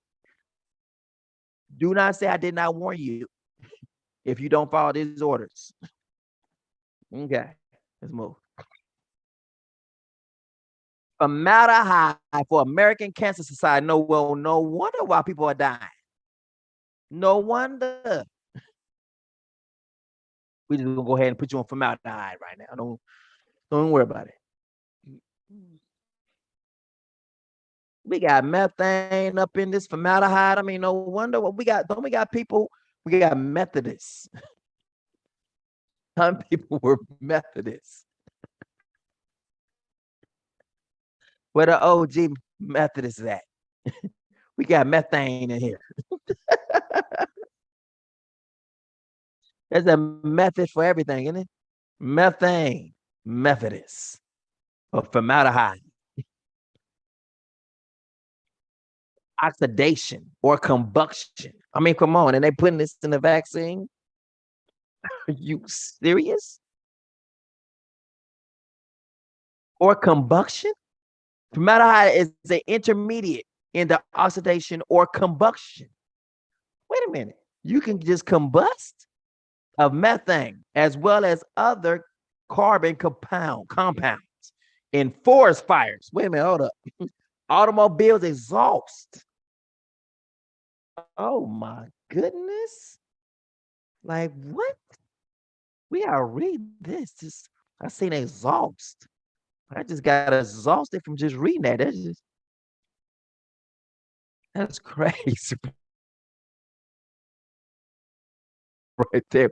Yeah, we're gonna go ahead and just put this car engine in this. Don't worry about it. Don't worry about it. You see them bumps right there? That's normal right there. That's normal. That's normal for you to be breaking down your face like that. That's normal. That's normal. Your arm like that COVID arm, I don't worry about that. You ain't no punk, right? You can go ahead and take that pain. Don't worry about that. No, I walk a little bit different now. I walk like a duck. Hey, don't worry about it. As long as you don't quack like a duck, you ain't no duck, all right? Don't worry about it. As long as you ain't quacking like a duck, you ain't no duck. When you start quacking like a duck, we have to take you in, okay? Have to take you in. This is crazy right here. This is crazy. And if you start quacking like a duck, they're gonna add that in there. Well, we have noticed, but they ain't gonna say you quack like a duck. They're gonna say we have noticed abnormal behavior when taking the vaccine. We have noticed.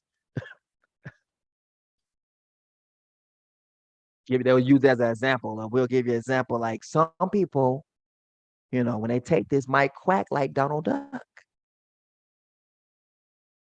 and you might mistake him for the Aflac, duck, Aflac. You know what I'm saying? Like, what in the world is going on here? All right. Methanol. Systematic name. Wow, wow, wow, wow.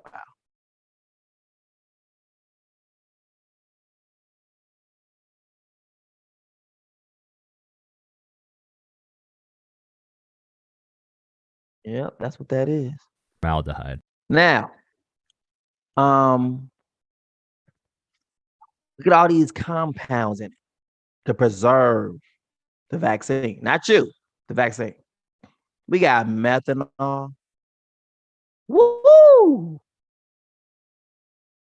Man, methanol is an organic compound made of synthetically or obtained from the oils of corn, mint, peppermint, or other mint. It is a waxy crystalline substance, clear or white in color, which is solid at room temperature and melts slightly above. So that methanol is probably that color they use for the vaccine. Wait a minute, hold on. Particle board. Look at this. Oh, particle board. This is what your formaldehyde is used for, right? If you ain't got that real board, that real wood, you got formaldehyde board. You can tell your boys, you can tell your family that, like, oh, you got that formaldehyde board? And be like, nah, this is particle board. I know formaldehyde. You know, formaldehyde is put on a particle board. You mean my people have been playing with death all this time? You show ass. I see death around the corner. You see a new person get their new board, be like, you know what? Come over to my house. I want you to see my new table. Go in there, ask them, is that real? Was that how much you pay for that? Is that real wood or that, you know what I'm saying? Oh, it's that Parker wood. So okay, I see death around the corner. That's that I see death around the corner board. What you mean? That's formaldehyde board right there. See people going to Africa be like, wait a minute, is this death around the corner board or was this that real board? I want that real wood. Give me that real wood. Go out there and chop down a tree and make my table from. We got any messiahs down there? Where's the carpenters at up in Africa? Where you get the formaldehyde board? This is crazy. It's a simpler of aldehydes. It is. The common name of this substance comes from a similarly and relation to formic acid. Oh, oh. What the? Formaldehyde is an important precursor to many other materials and chemical compounds. In 1996, the installed capacity for the production of formaldehyde was estimated at 8.7 million tons per year. It is mainly used in the production of industrial resins. So we playing with death around the corner all the time, right? Our kids is playing around this stuff all the time. For particle board, that's your TV set right there, your whole TV game set, you know what I'm saying? Just particle board right there. You know what I'm saying? Your dressers, formaldehyde board right there, just and coatings. It is. As a covering that is applied to a surface of an object, usually referred to as a substrate, the purpose of applying the coating may be decorative, functional, or both. That might be like, how you got your little plants in the house right there. Might be some formaldehyde on that, that fake plant that's in there right there in the corner right there. So you're up here breathing it. Like it's an odorless thing. You don't even smell it. You don't even smell death around the corner. You don't even smell it. It's all through your house. You don't even smell it. So in your pictures that you hanging up there, yeah, I just got this painting, you know what I'm saying, from this place over there, from Walmart, from Fry's. It's been covered over in formaldehyde. It's crazy. In view of its widespread use,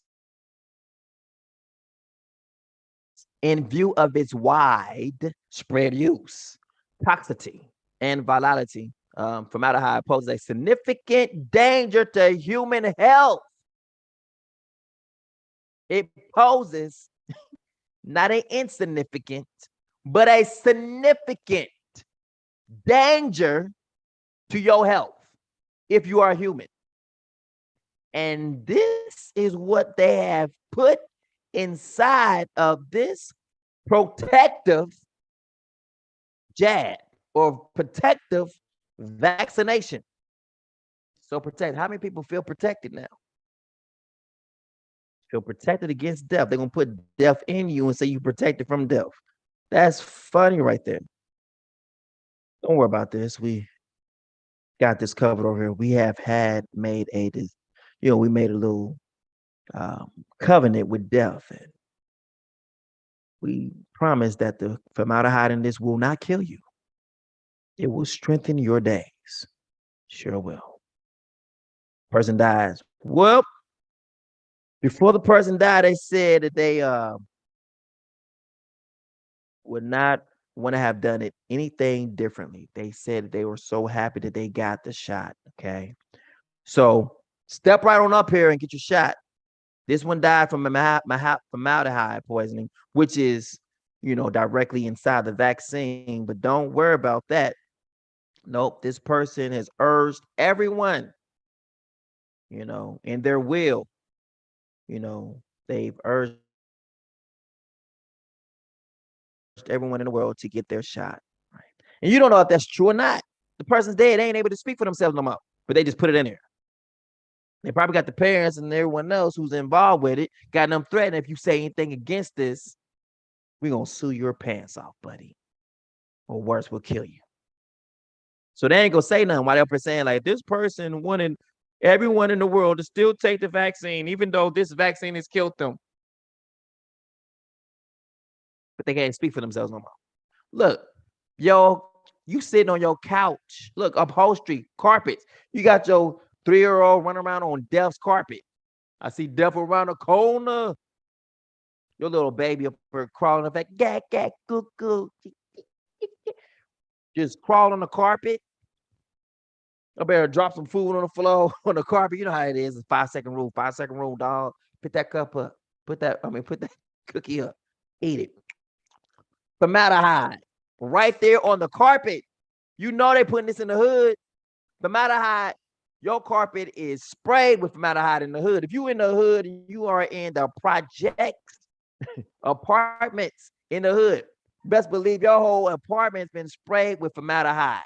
Your wood floors has been sprayed with formaldehyde. As soon as you step in the door, formaldehyde, and you can't even smell it because it's odorless. And your kids is playing all on it.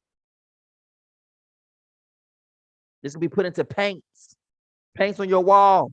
You done painted your whole house with formaldehyde. Man, formaldehyde look colorful today. Just look so colorful.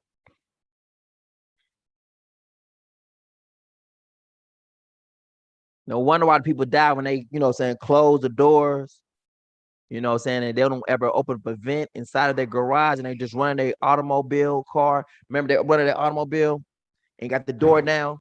And it's like most people die from the fumes that they ingested because watch this. People have died from the automobile exhaust fumes. They have the door closed. So formaldehyde is not dangerous. Why do people die when literally the car's running and the car door garage is down? It's telling you right there, it produces formaldehyde. And formaldehyde kills them. And now you're injecting this directly straight into your bloodstream. El stupido. Now, neomycin to prevent contamination by bacteria during the vaccine manufacturing process. So this is the only one time why they're, making it. It doesn't have anything to do with when you put it in your system.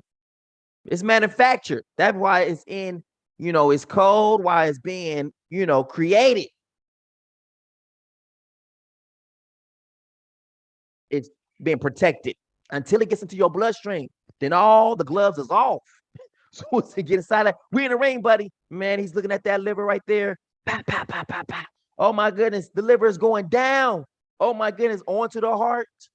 Oh my goodness, he is weakening the heart. He's working around that heart. Oh my goodness, he's moving into the veins. He done cause a sword to show up on a person's arm. The person is trying to fight back. They're calling out to the people saying, could you please pray for me? And they're calling out on the wrong name saying, Jesus, help me. Someone's even saying, Yah, help me.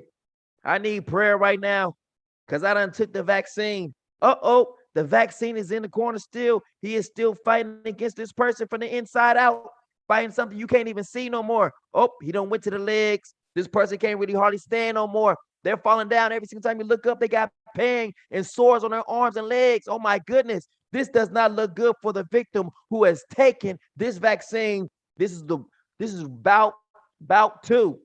This is going to go all the way to bout 12. By bout 12, this person will be knocked out of the ring or knocked out the ring of life.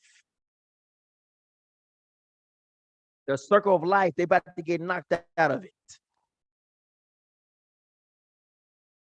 Then the day comes, we have sad news to say that this person has lost their fight with COVID-19. COVID-19 is still wearing the gloves. It was the vaccine that came in, and this person died.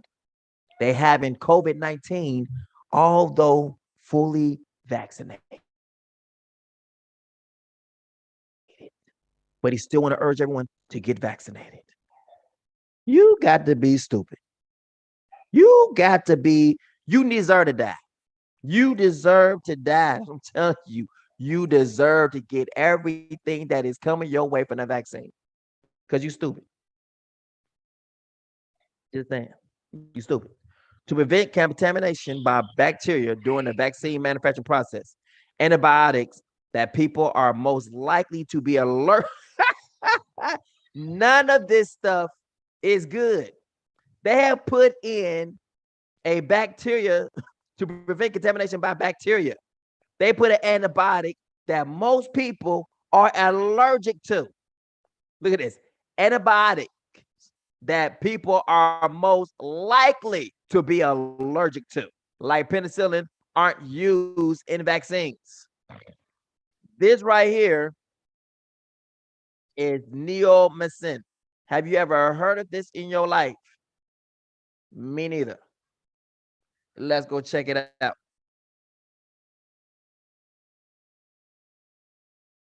neomycin, an antibiotic, is used to prevent or treat skin infection caused by bacteria. It is not effective. Watch this. It is not effective against fungal or viral infections. It just told you it's not effective against COVID 19. COVID 19 is a viral infection, it's a virus. It's the flu virus. It just, they said it's called a virus. And a you gotta be playing with me. You, oh my goodness, this is stupid. Oh, let's look at this. Let's look at it. Oh my goodness. Oh my goodness. All right. All right. Oh. Look at this.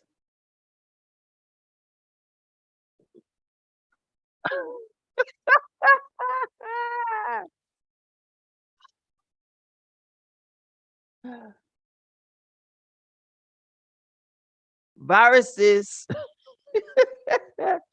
are very tiny germs. They are made of genetic material inside of a protein coating. Viruses cause similar infections, diseases such as common cold, flu, and warts. They also cause severe illnesses such as HIV, AIDS, Ebola, and COVID 19, all of which the US has patents for.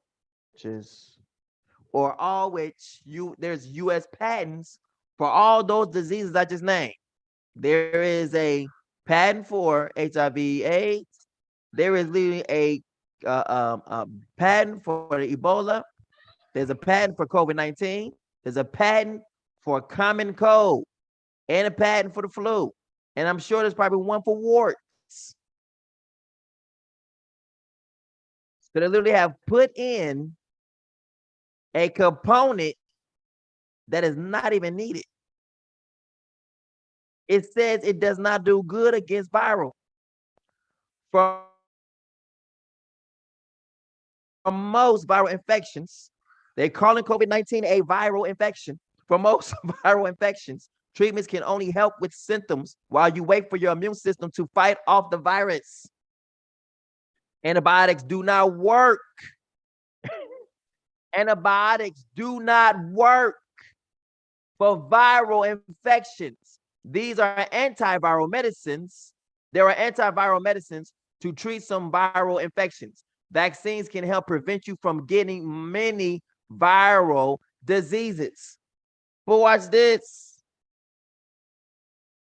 Then how in the world are many people getting COVID-19, which is a virus? How are many people are still getting this disease? Because that thing they're putting in does not help you not to get it.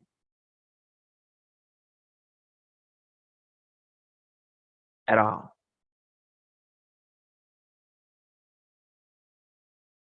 Neomycin.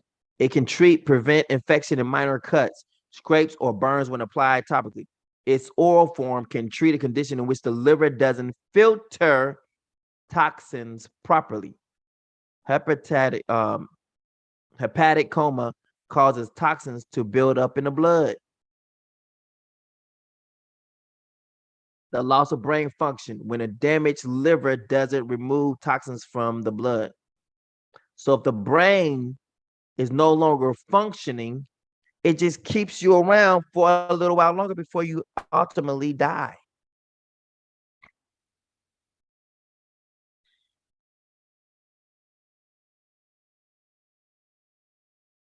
So these are people who have severe egg allergies should be vaccinated in a medical setting, but they have egg protein inside of it.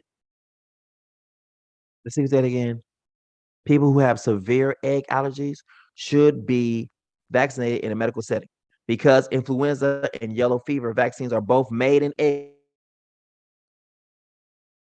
eggs. And so is the COVID-19 vaccine is made with eggs because it's only just influenza shot. It's a flu shot. That's all it is. Because influenza and yellow fever vaccines are both made in eggs, egg proteins are present in the final products. However, there are two new flu vaccines now available for people with egg allergies. People who have severe egg allergies should be vaccinated in a medical setting and be supervised by a healthcare professional who can recognize and manage severe allergic conditions. Meaning what? Preparing you for your death. Formaldehyde is diluted during the vaccine manufacturing process. It doesn't matter if it's a little or not. One of them said it doesn't matter if it's a little or not. Mercury said it's damaging to you. The fact that you got mercury inside this bad boy is not good. It's let you know that your intentions towards the people is not good. It is one of damaging, one of killing. And I don't care what no one has to say about it. It is what it is. It has mercury in it, and mercury means death. Formaldehyde is diluted during the vaccine manufacturing process. It says formaldehyde is also dangerous. Formaldehyde poses a significant danger to human health, period. So why is it being used? Now they want to try to soften it up. Formaldehyde is diluted. So let's see how let's make that make sense. So formaldehyde is diluted to pose, but it still poses a significant danger to human health. So that doesn't make it better because you dilute the formaldehyde. You can't be stupid enough. Well, some people can be stupid enough to believe that. It can be, right?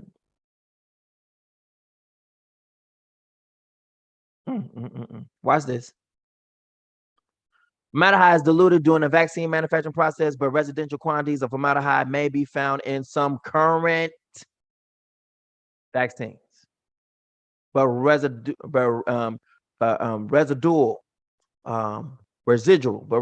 quantities, residual meaning what? It's still there. A full amount of it is still there. But residual quantities of formaldehyde may be found in some current vaccines. Current vaccines mean new vaccines. So residual quantities meaning what? There is still an amount of formaldehyde that is still picked up because it's still enough, meaning that even though they dilute it, it's not diluted enough where it literally takes away the properties of it being dangerous. Because if it's seen or felt or even, calculated, that means it's dangerous. So I just told you, even though the formaldehyde is diluted during the vaccine manufacturing process, get this part, but residual quantities, which means what? Residual amount, meaning it's still enough to be caught on the radar, meaning what? It's still dangerous. That's what they just told you. It's diluted, but it's still dangerous.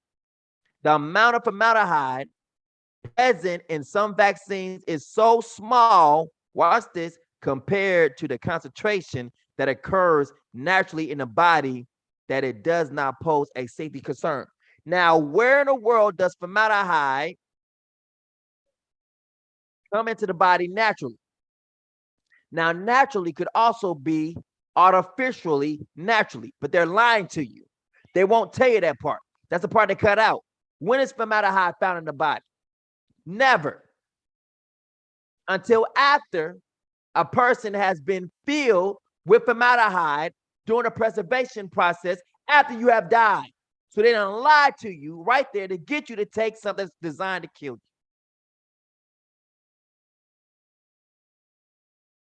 They're not being truthful with you. They're telling you part lies, part truths. Formaldehyde is not found in your body.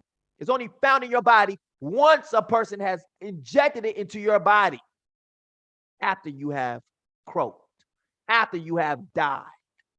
not while you are living. Notice they don't say that. They leave that part out. The amount of formaldehyde present in some vaccines is so small compared to the concentration that occurs naturally in the body that it does not pose a safety concern. Meaning what? When you're dead, formaldehyde does not pose a safety concern because you're already dead. But small amounts of it while you are alive poses great danger. It become life-threatening. Forget what they're talking about. So we done went through all what's in this vaccine. Do you see this? None of this is good. And that's from the CDC itself telling you what's in this thing. Nothing I made up is in it. Mercury. It said exposure to even small amounts may cause serious health problems and is a threat to the development of the child and early in life. Mercury may have toxic effects on the nervous, digestive, and immune systems and or lungs, kidneys, skin, and eyes. What did this tell you? Don't mess with this. Let this go. All right. Let's get on with everything else. This is paragraph 4. So the breakthrough is what? The breakthrough, they done broke through your defense system. Everything that's supposed to be designed to keep things out has broke through to let it go, to come right on in. Come right on in. So the World Health Organization uploaded a podcast episode on Friday addressing frequently asked questions about COVID-19 breakthrough infections, because they've seen a lot of people are having a lot of breakthroughs. I had a breakthrough today. Yeah, I'm happy, but no, it's not a good one. I mean, it broke through. Like, I literally have COVID-19 now. I was hoping I didn't get it, and I thought that I would trust man and take his vaccination one night, and it ended up just like it gave it to me. Like, literally everything that I was hoping that would not happen has happened. And I'm like bummed out because, I seriously may die from this. Man, that's so sad, man. That's so sad. But you kind of deserve that, though. Why would you say that? Because if you took this vaccination and you didn't trust the Father for this, then you deserve to die. That's just a cruel way of saying that. No, it's actually just the way it is because you didn't listen to the Father. So therefore, he done showed you that, was you and the Father tight? Yeah, we was. I thought we was. Well, here to let you know, no, you wasn't, because he done turned you over to die by this disease. So it's just trying to tell you something right now. You can't be all that set apart like you think you are if he let you die like this. Just saying to you. People might think that they just all in there because, they think they tight with the Father, like me and the Father tight. How can you say that? Because, you know what I'm saying, I'm still living. Don't mean you're going to be living forever or living that long.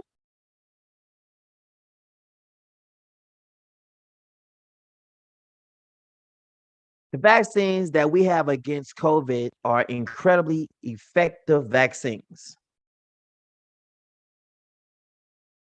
And people have seen the results from the clinical trials of, anywhere in the 80% range, 90% range of efficacy, meaning what? Death, right? So Dr. Catherine O'Brien, a professor at Johns Hopkins Bloomberg School of Public Health, a person who sold out to saying what is not true, is going to tell you about getting this bad boy done. Go and get it. Go and get it. Go and get it. I did it. No, she didn't.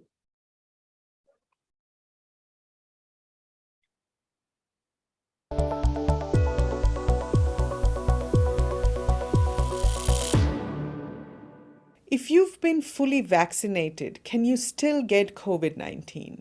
We're going to talk about breakthrough infections with Dr. Catherine O'Brien today. Hello and welcome to Science in 5. I'm Vismita Gupta-Smith. Welcome. My first question to you is, please explain breakthrough infections. How come people can still get COVID-19 even when they're fully vaccinated? The vaccines that we have against COVID are incredibly effective vaccines, and people have seen the results from the clinical trials of, in anywhere in the 80% range, 90% range of efficacy. But that doesn't mean that 100% of people, 100% of the time, are going to be protected against disease. There is no vaccine that provides that level of protection for any disease. So we do. She's wrong because Dr. Sebi, he most people don't know about him, but he cured a lot. He cured AIDS, syphilis. So Dr. Sebi cured AIDS, right? Cured it like full-blown AIDS, like STDs, herpes, everything, right? And it was documented that he cured it, right? Got people who came out the woodworks saying it. It's been shown right now. They was about to, some put him in jail because they thought he lied. And it was Big Pharma who came after him. The same ones, like the World Health Organization, came after Dr. Sebi. Let's go see that real quick. Let's put them on there and see which one you want to trust. Dr. Sebi versus World Health Organization, right? The organization job. Nope. We don't want the job. We want when he went against them.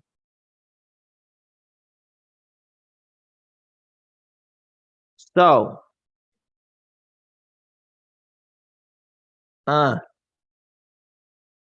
see, we about to showcase what's going on. Now,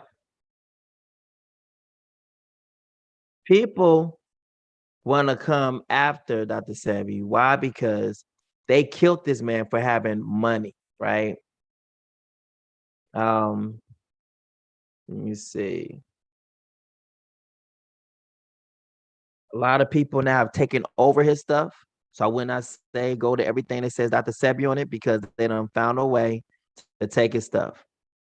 Look, the Dr. Sebi diet is not approved by official sources, and no scientific evidence shows that it can prevent or treat medical conditions. Why do they want to actually do this? Because they want to thwart what he has done. He stood before them and whooped their tail. In fact, let's see if we can find Dr. Sebi who said this.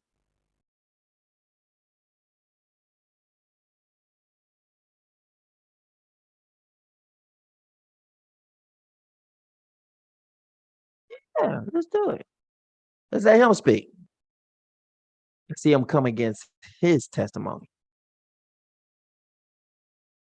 So I understood that the state were unprepared to defend itself. Mm-hmm.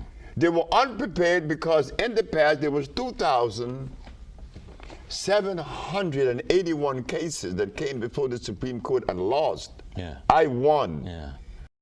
Not only did I prove scientifically, but I had the diagnostic sheets, and I do have them today. Uh-huh. And those diagnostic sheets didn't come from me.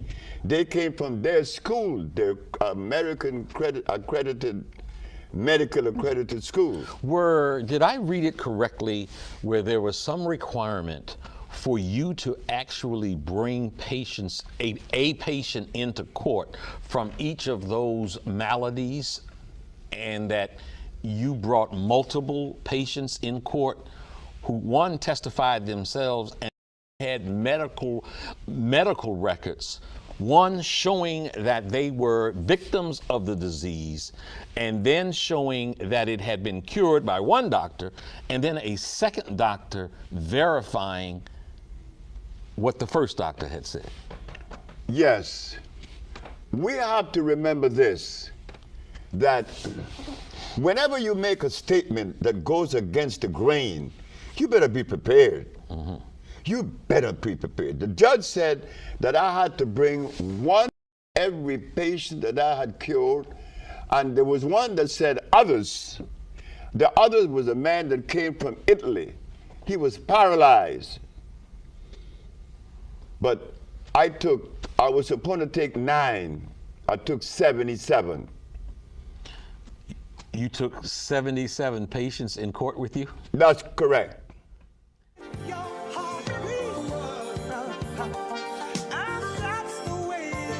All right, so now they will want to do what? Disrupt that, try to stop that. Strong enemies, the untold case. You know, try to bring this stuff out, right? But he has cured complete AIDS. Now, remember what she just said? Nobody has ever done that. So why in the world we want to trust you again? When y'all are literally rooting out what is literally what can cure anything and all things, which is leaves, trees, right? Natural trees. This lady is a witch. Expect in any vaccine program that there will be rare, but there will be cases of disease among people who were fully vaccinated, and certainly among some people who were partially vaccinated. This doesn't mean that the vaccines aren't working. Yes, it does. That there's something yes, it wrong does. Don't with let it fool you like that. It means something is wrong with this vaccine. It means it can't do what it's supposed to do. It means you are putting death inside your body. That's what it means. It's telling you right off bat, this you just messed up. That's what it's told you. When you put this in you, it's like, oh, I done messed up. That's what it means. You have messed up all the way through and through, messed up. There's no coming back from this. You done messed up, right? The vaccine. What it does mean is that not everybody who receives vaccines has 100% protection. What we do want to really emphasize for people is that it's so important to get vaccinated because these vaccines are really effective. And that's what it just said right there. So she just told you it's really high effective what? Of tearing down your immune system. It's really effective in giving you literal diseases. It's literally effective.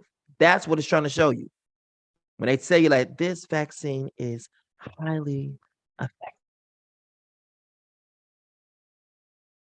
What they're telling you is that it's effective in getting the job done that they want done, which is what? Kill you. This vaccine is so effective. We have seen so many people die. It's not effective in curing you. It's not effective in keeping you from getting anything. Because when we said that they were not infected, every single person who was infected have been shot with the virus. I mean, has been double jabbed. They received all of it. It wasn't just one. They had the full thing. And then after they hear that, they get a smile on their face like, this vaccine is highly effective. Yeah, effective in killing you. Every single time someone dies, they come after them. This vaccine is highly effective. Highly effective. So people are literally following people who have, watch this, have degrees and everything, right? So-called degrees. Dr. Sebi didn't have no degree and no medicines, but has whooped their behinds. They see him as an amateur, but all the stuff that they're giving you is killing you. The stuff that Dr. Sebi gave you kept you alive, even cured your diseases, cured you. Guess what he is? Bantu. He's black over all these white, stupid people, over all these yellow, stupid people, over all these black, stupid people. Because there's some blacks working for the WHO. There's some people. There's some Mexicans working for them. There's people of all race and creed who are working for the WHO. But Dr. Sebi was a black man who was a doctor in his own right and knew how to cure diseases where they did not show up again. The WHO ain't never. That's why it says Dr. Sebi got a name. What's his name? Dr. Sebi. What's their name? WHO. I mean, they ain't important. Who you say again? You gotta ask again. What's their name? Who? Who? It's the same thing as anonymous, right? So all those anonymous videos you see on YouTube, it says, we are anonymous and we will not forgive. That's them too. Because it ties in perfectly with the WHO. The anonymous videos are, we are anonymous. That's the WHO.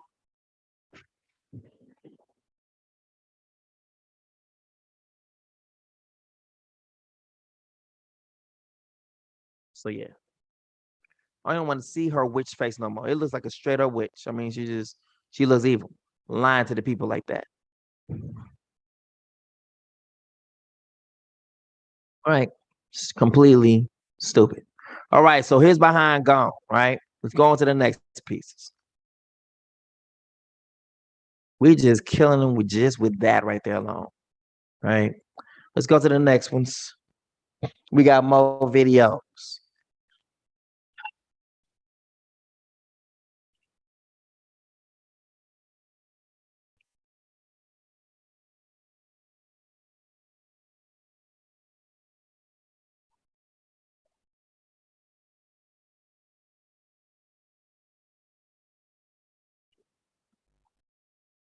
All right. So.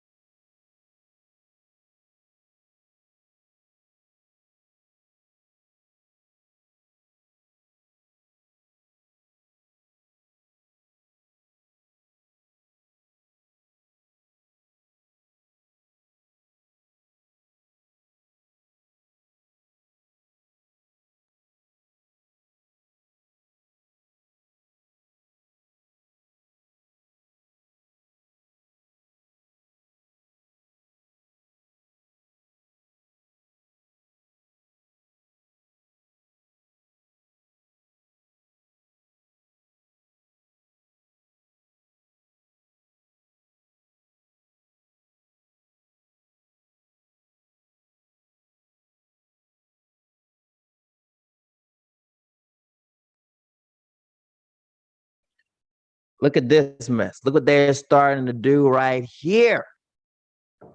Yeah, man. They ain't wasting they ain't taking no shorts, no losses, right? Starting September 1st, only fully vaccinated individuals with formaldehyde will be allowed to dine in a Quebec restaurant. Man, gotta cancel those reservations.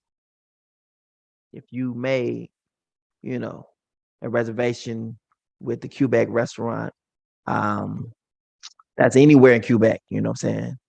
If you not vaccinated, you and your girl gotta go somewhere else. You and your dude gotta go somewhere else. You and your family gotta go somewhere else because you ain't gonna be allowed to come in there without showing that you've been fully vaccinated. And even asking for evidence you ain't got it.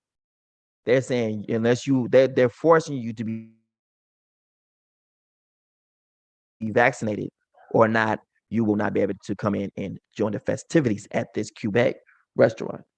So the Quebec government is requiring, watch this, proof of vaccination. They didn't say you can't show up, with a COVID-19, test yet. We will look for that. We're looking for the test to make sure you have, proven test negative for the vaccine. They just want you to be vaccinated. Now we done show the risks, the dangers, the health risks of being vaccinated.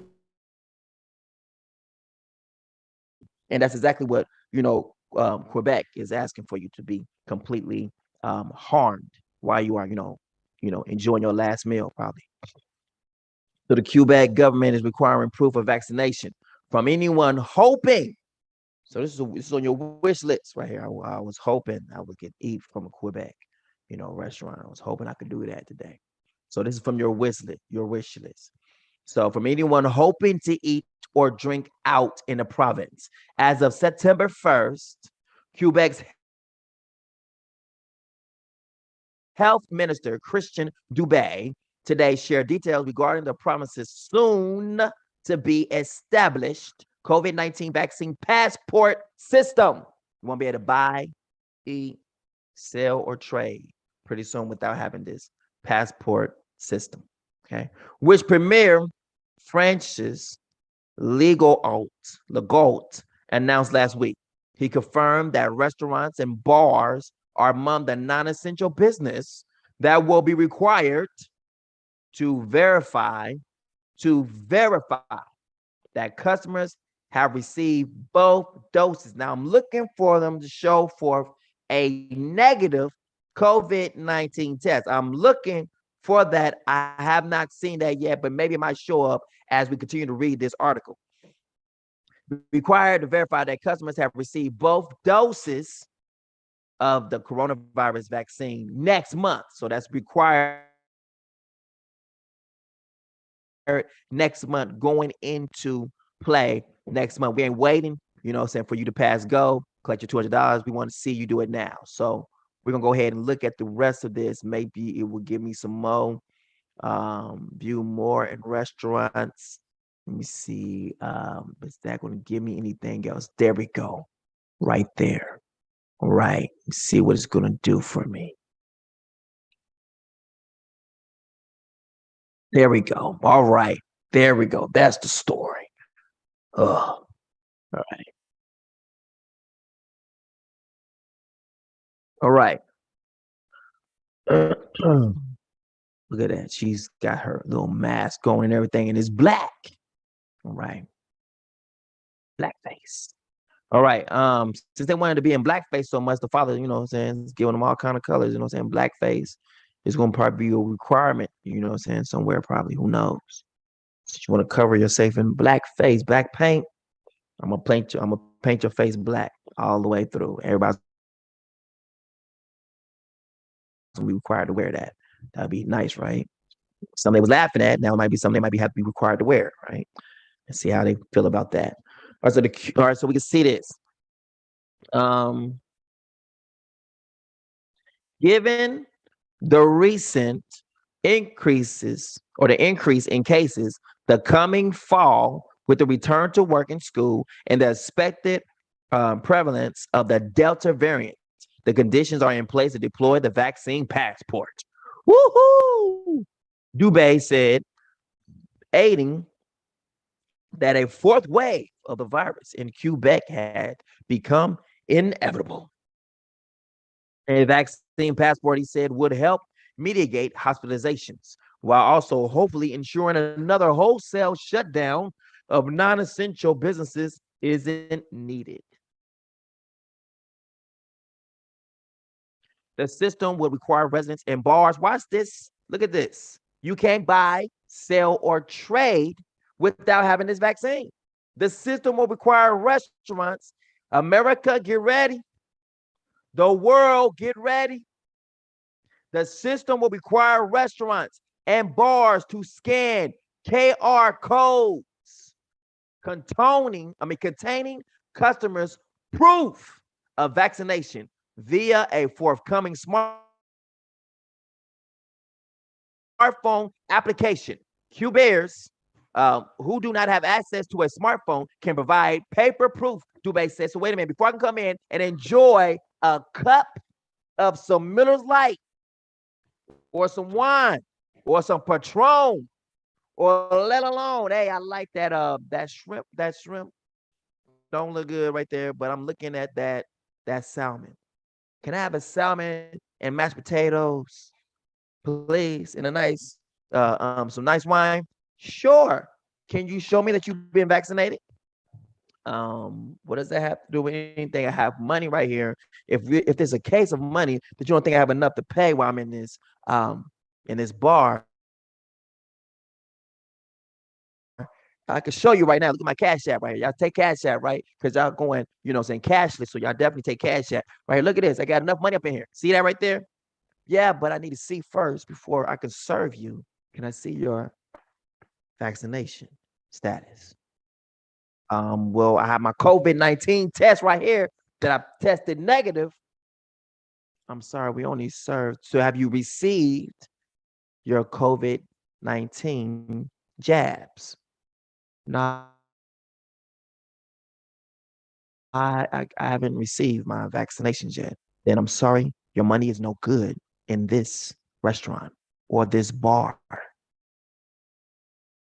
You mean I can't eat here because I'm not vaccinated? That's exactly what I'm saying. Your money is no good here unless you have been vaccinated. I want you to understand that. You will not be able to buy, sell, or trade without possessing this passport. And this will evolve, watch this, into something more stationary. People are going to get tired of carrying around this passport on a phone or something. What they phone ain't charged. Man, I done did this. Like, you know what I'm saying? What in the world was going on?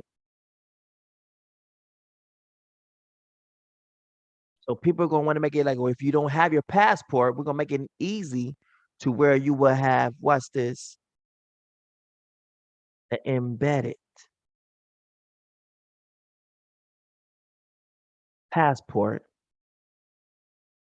vaccine passport, an embedded vaccine passport.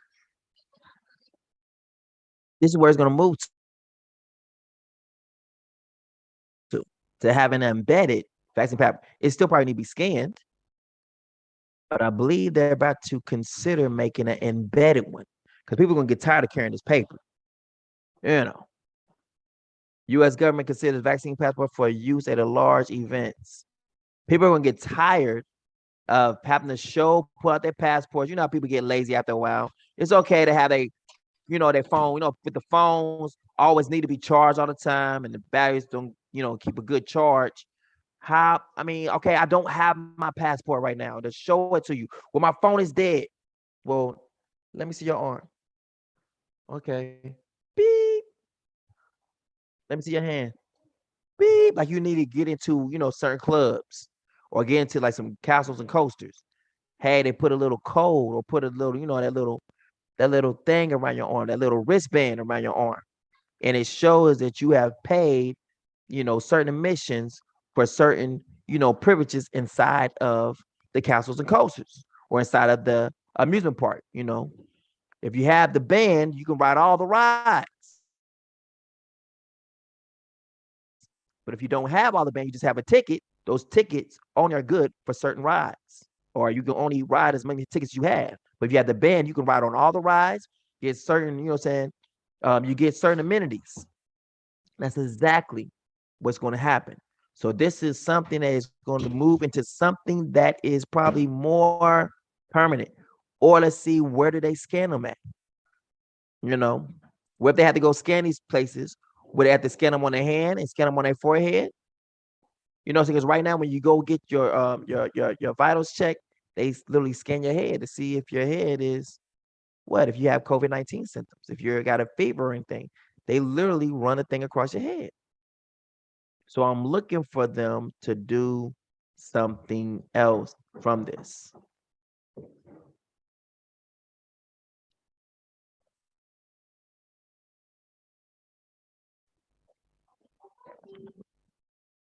So Sam.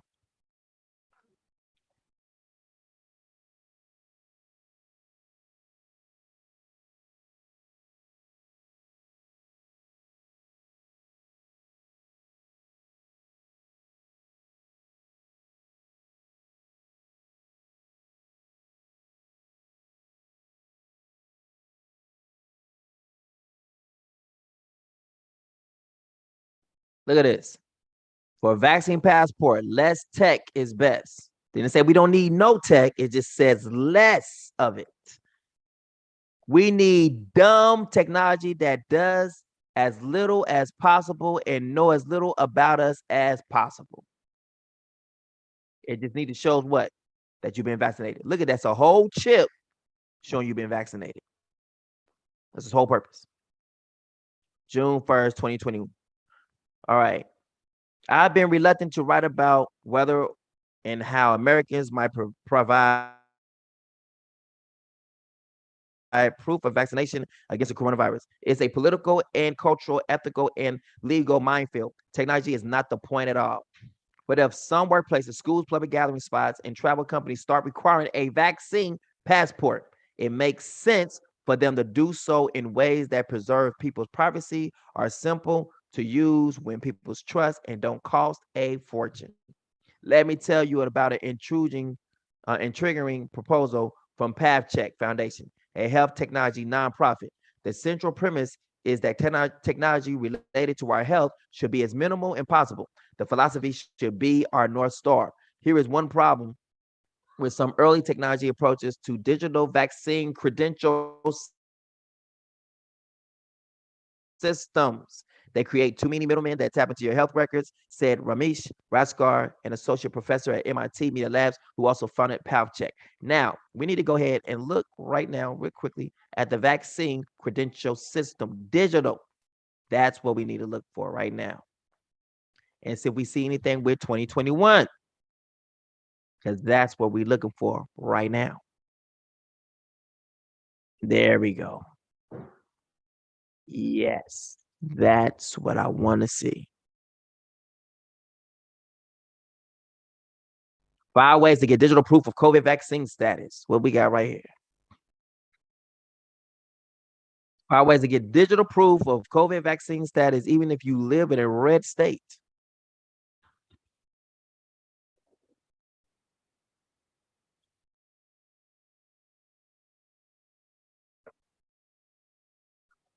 Let's see if we can see an embedded digital vaccine credential system.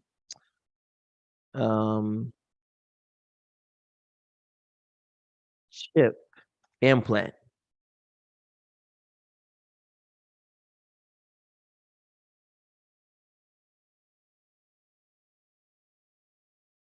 They don't need to. Remember the nano nights. So let's put that in there. Nano. Because nano are automatically chips. People think we're looking for like, RFID. We're not looking for that. We're looking for nano chips implant.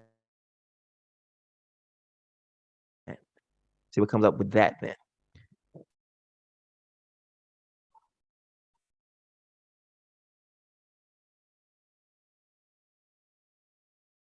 Nano nights. Nanobite. Nanite. All right, let's do that.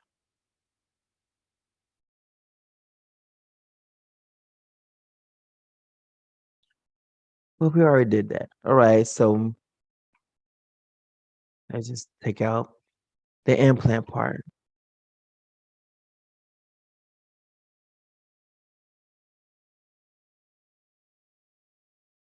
Science and tech digital vaccine credentials.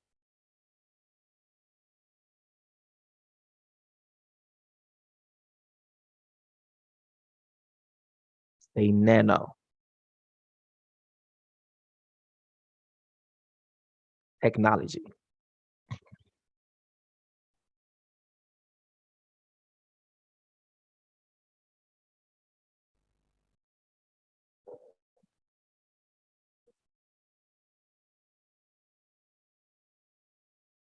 Or nanotech.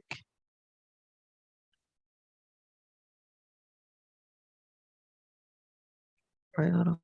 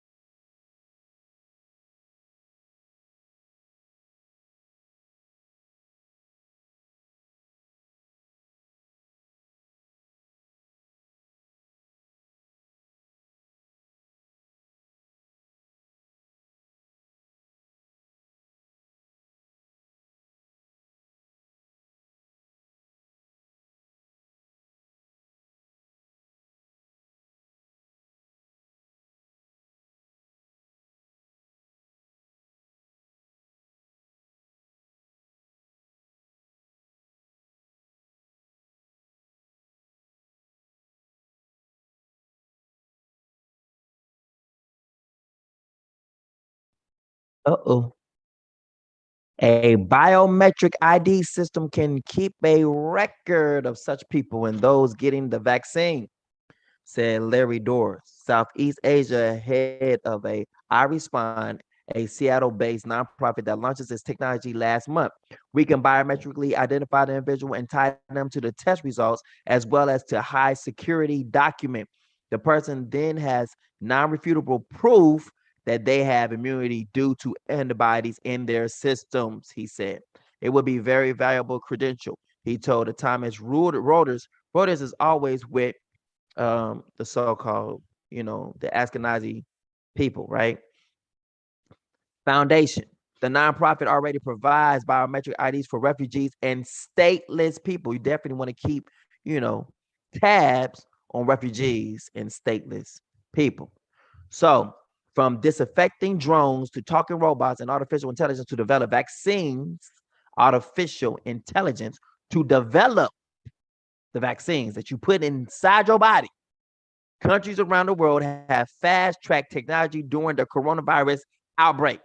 Now, firms such as I Respond and Simprints and a UK-based nonprofit that develops biometric IDs for health and humanitarian use are adapting their technology for the next steps. What's good? What's good? Is this not it, family?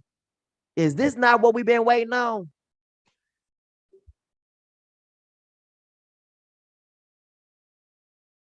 Is this not what we've been waiting on? Is this not it right here, family? It's here. What's good?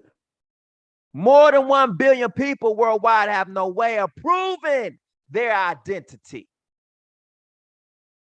According to the World Bank. Wait a minute, hold up. They done tied you automatically to a bank. They could have said health systems for identifying their children, whatever. The first thing they tied you right straight to was the purpose of it was what? A World Bank. You would not be able to buy, sell, or trade without having this mark. And you've been tied to a bank. Out of all the words it could have said, they use World Bank, like one world system.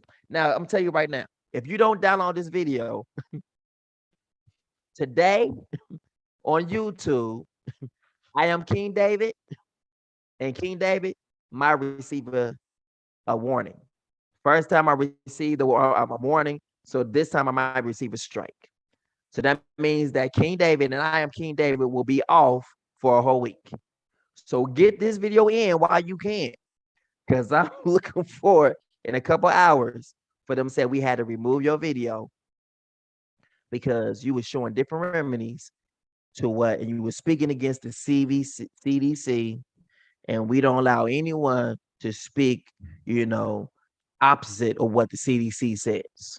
Why? Because y'all puppets just like they are. Y'all are Masons. So those who work for YouTube are Freemasons, and they're down with this vaccine, and they're down with seeing the people get killed. They're down with it. That's why they don't allow anything to speak opposite of their own views, because they're a part of it. That's why. And Google is ahead like one of the giants anyway, the tech giants anyway. So they'll probably be, putting their ideologies in this about this biometrics. They're already trying to put it inside of you. Biometrics, they're already looking fast ahead, and that's what I was looking for. They're not going to be happy with just having a passport on your phone. When people have a lot of problems with their phone, people's phones die, and they got to what? Wait. They're going to lose their reservation at a restaurant because they can't show it up on their phone? Oh, no. Scare me. Right here. Boom, I got it. See?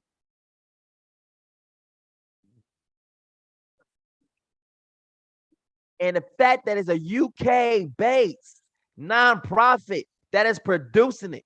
UK came into our land. The UK is what considered to be something that is not of us, but will be of a beast system, which is United Nations, United Kingdom. Bill Gates and all of them will come from this. America comes from this. UK means United Kingdoms. Everyone who's inside of their kingdoms. That's why they get the United Nations. All nations are united as one. That's why everyone around the world is being made to do the same thing. That's why your video can get blocked over here, here, here, here, all throughout the nations. Because everything is joined together. That's why they push coexistence. How you gonna push coexistence in America but not be united with the rest of the nations? But some people are starting to come in and attack. They're coming in for their pieces that belongs to them. Iran, China, and Russia are looking at starting a war with America. Just want to put that out there. What is it? Why would Iran? Come on now. That's Arabs. Why is China and Russia all now teaming up together to come against not Africa, America? You know that the Russian president, he knows about black people, right? That the black people are the real chosen people. I want y'all to know that. Russia president, let's go look him up real quick.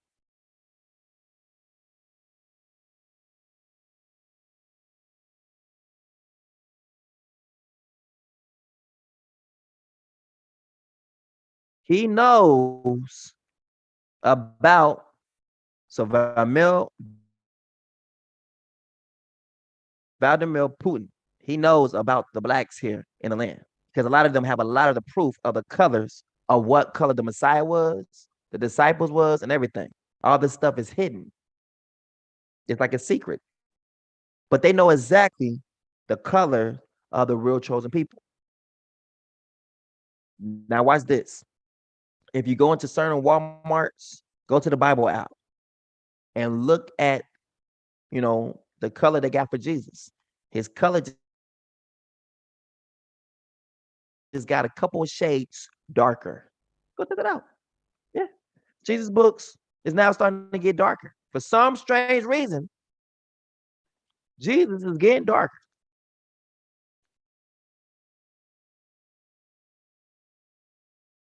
He getting a little bit dark. He got a little tan to him, like he done came out the little tanning badges.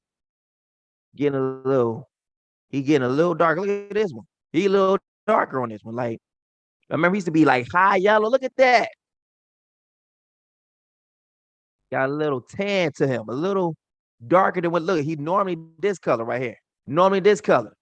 Look, from this color to this color. Let's match it out. Let's go find Jesus, in the old times. Jesus on a cross. Let's go look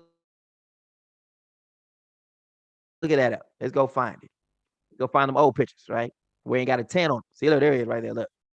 Pales, I don't know what, just pale, just talking about, oh, I wish manna would fall. You know what I'm saying? Just pales, I don't know what. Look at this. This boy got leprosy. How you gonna be the Messiah and have leprosy up in his mouth? Look at this. He is leprous as I don't know what. Look at that.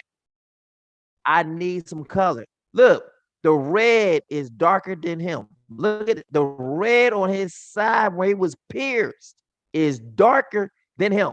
Look at that. His hair is darker than him. Right? Now let's go see the new improved Jesus. Let's go see him.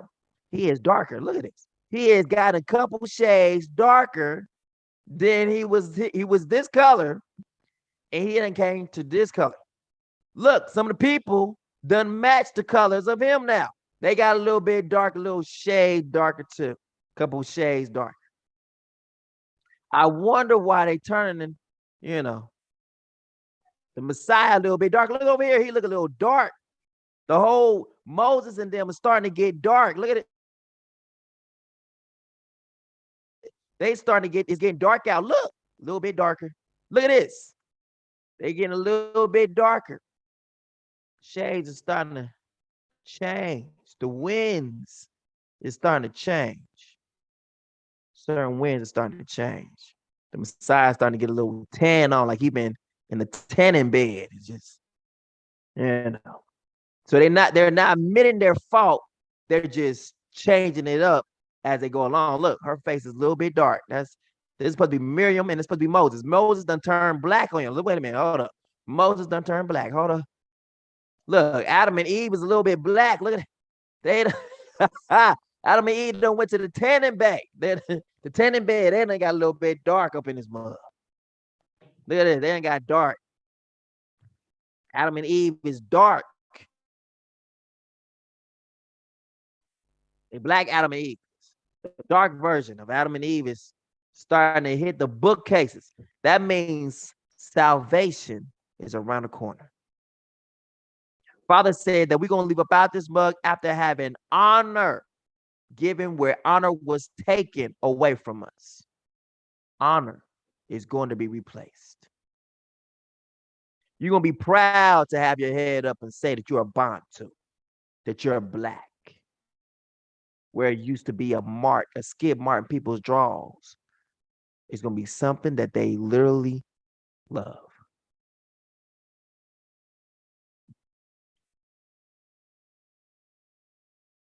Look at this.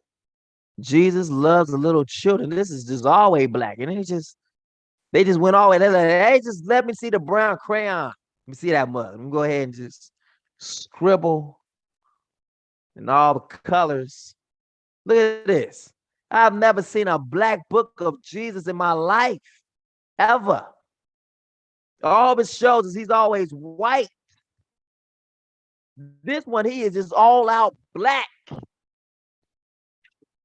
And look at this, Christian Hendricks. Don't even sound black. Amanda Jenkins. Now that might sound black, but I'm just saying. They're from Dallas, Texas. See what they from. Let's see their story. Got to check this out.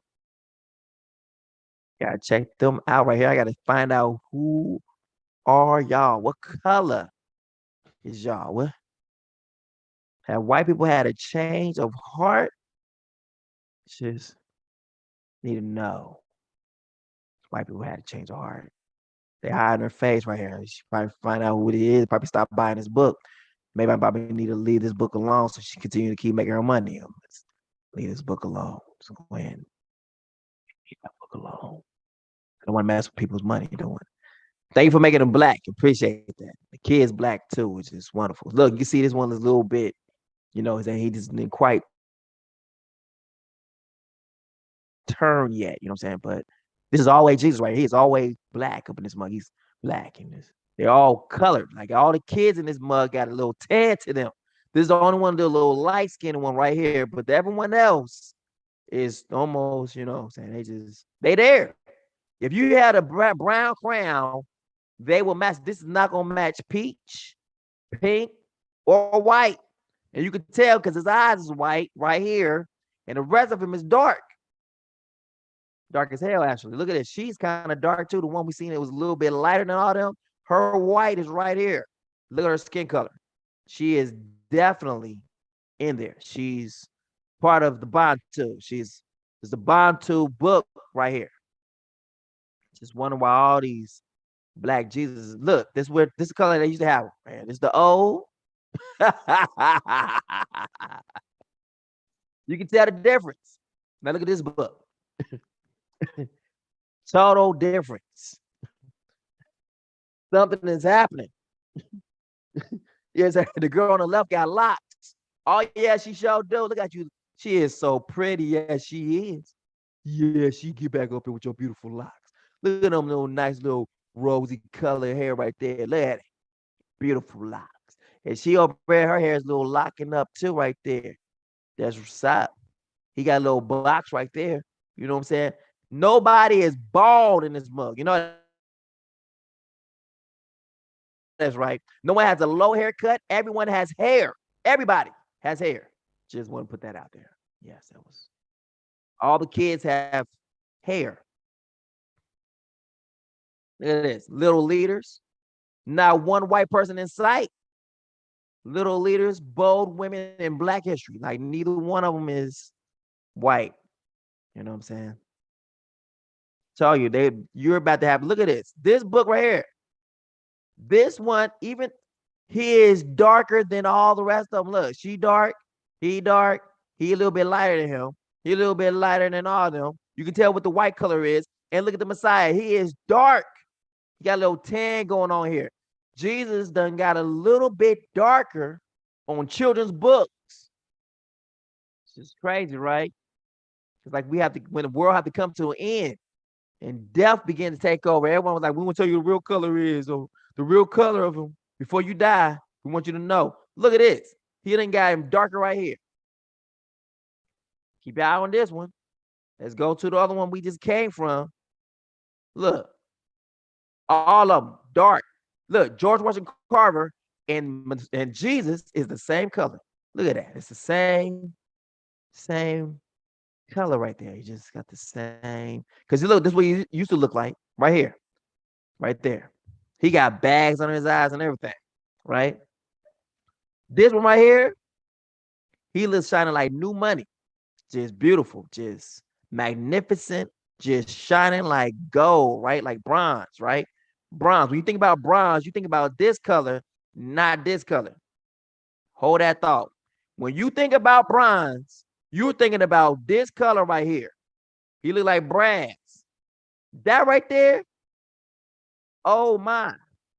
He got wrinkles up under his eyes and everything like that. He just falling apart. Black don't really crack like that. You know what I'm saying? You don't see them crack. And he older, they about the same age probably. You know what I'm saying? He look young still, even though he older. Or it may be the same age as him. He looked like life has given him a punch in both eyes and a big old nose at the same time. So he can smell what the rock is cooking.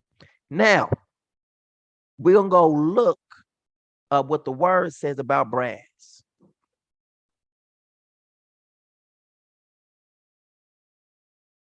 Or bronze. Let's look at that.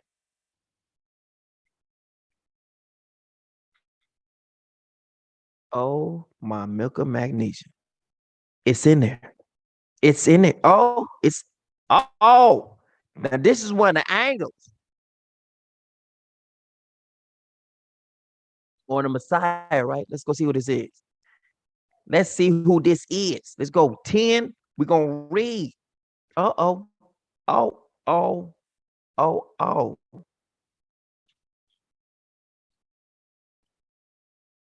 Yes, the angel. So this is showing the color of the angels. It's the angels right here. This angels right here, okay? You know what I'm saying? We're going to the angels. All right.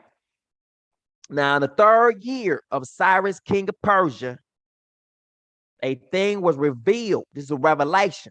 You understand? It's a revelation right here. You know what I'm saying? You ain't had no revelation. You had a revelation from an angel. You know what I'm saying? It's a revelation, revelatory angel, right? Revealed unto Daniel, whose name was Belshazzar, and the thing was true, but the time was appointed was long, and he understood the thing and had understanding of the vision. And in those days, I, Daniel, was mourning 3 full weeks. I think we all need to do that. You know what I'm saying? I ate no pleasant food, no pleasant bread, neither came flesh nor wine in my mouth. Let you know he did eat meat. Okay, I just want to put that. Flesh is meat. He said, I didn't put no meat in my mouth, right? So some people be taking a little fast, like, I'm going to go on a fast, you know what I'm saying? I'm a faster, you know what I'm saying? The fruits and vegetables. Well, I'm going to eat a little meat. That ain't a fast, you know what I'm saying? And his food is not pleasant. So if you pleasantly like a salad, that might not be the, you know, what you supposed to be eating. Maybe you might eat something that you don't pleasantly like, you know what I'm saying? Like just only beans, you know what I'm saying? So I ate no pleasant bread, right? Neither came flesh nor wine in my mouth, right? I didn't anoint myself at all till 3 weeks, till 3 whole weeks were fulfilled. And the 4th and 20th day, so the 24th of the 1st month. This is, look at this. This is the 1st of the year. So let's see what this is. So we have, all right, so 24 minus 14.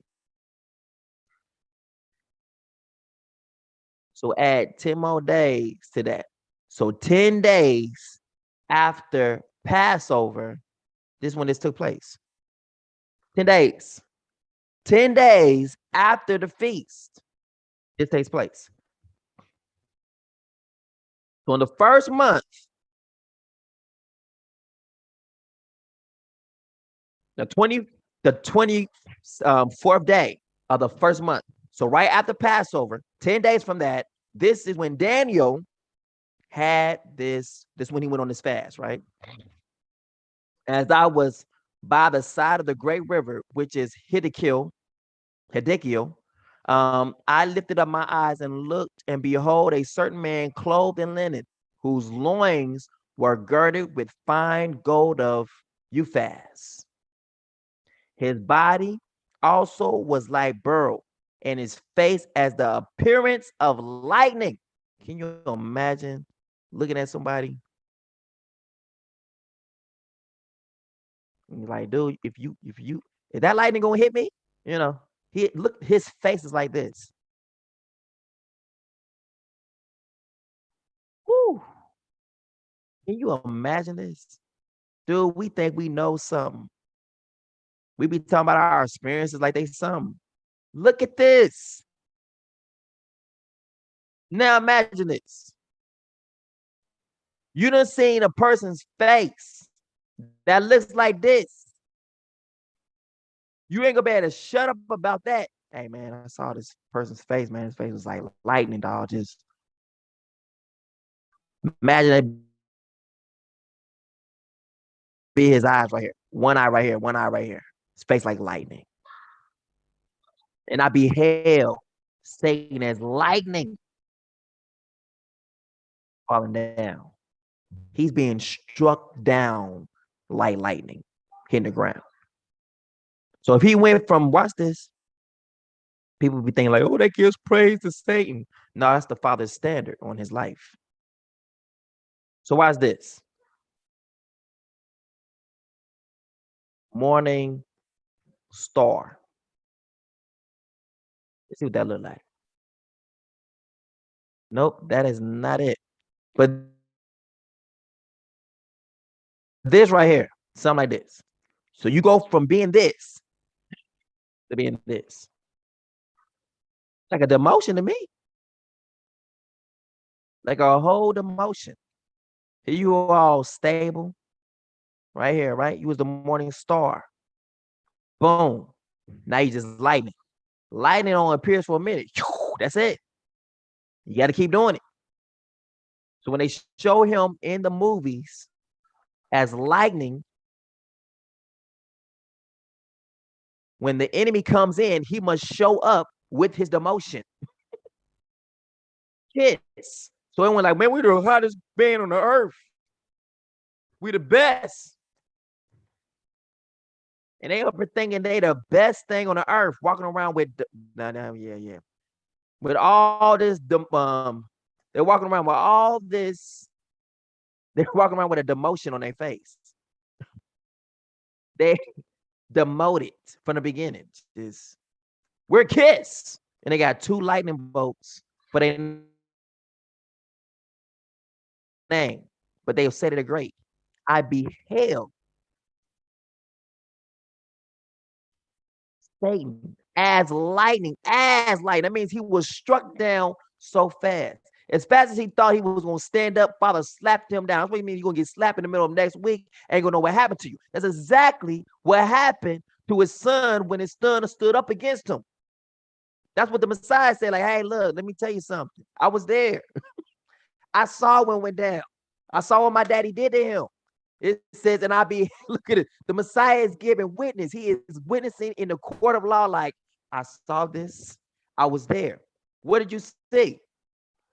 The 72, what's this? The 72 returned with joy and said, Messiah, even the demons submit to us in your name. He said, look at this. Why is this? I'm going to show you why it happened. So he told them, I saw Satan like lightning fall from heaven. I mean, like what? Because he has no authority. He's been demoted. Behold, watch this. And then look, show his demotion to show who's now over him. Behold, I have given you authority to tread on snakes and scorpions and over all, not some, every single power, all the power of the enemy. Nothing will harm you. Now watch this. We're about to bring some stuff out that's about to smack some people's head wide open. Now, let's go ahead and look at some things real quick. We done did this before, but I'm going to show you some things why you can knock down Satan's power so easily. Let's do it. I think we should do it. People should know these things. I think y'all should know these things. And I'm here to give it to you. So I think, saying you should know these things by my mouth, and I'm going to say what it is that you need to hear. It's the truth. Watch this. It's all in the covering, right?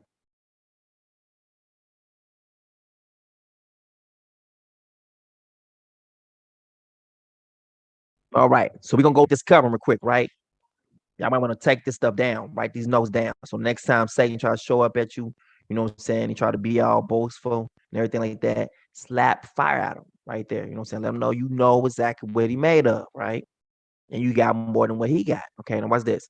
Thou hast been in the Eden, the garden of Yah. Every precious stone was thy covering. There's a little something to that. All right. It's a little something to that. Y'all gonna feel special today. All right. You should feel special every day after this, okay? Every day. Let's go. Every precious stone was thy covering. Hold up. Let's go. Sardius, topaz, and the diamond, beryl, onyx, and the jasper, the sapphire, the emerald, the carbuncle, and gold. All right, let's count that. Sardius, 1. Topaz, 2. The diamond, 3. The beryl, 4. Onyx, 5. Jasper, 6. Sapphire, 8. Emerald, 9. Carbuncle, 10.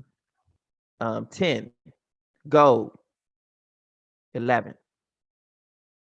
So we got 1, 2, 3, 4, 5, 6, 7, 8, 9, 10. But see, what they did here was they added 2 things in here that are the same. Sardius and Jasper are one and the same. So literally, they cancel out each other. If you look up Sardius and Jasper, literally the color that is just dark skin. That's what it is, Sardius. Jasper is the same. So Sardius and Jasper is the same. So that's cancel out 1. So 1, 2, 3, 4, 5, 6, 7, 8, 9. 9 coverings. Now, this is my special part right here. Because now you're about to see why you are so important and why you are so dangerous. Let's get it, shall we? Now, remember, you got 9 right there. So now let's look at the priest breastplate.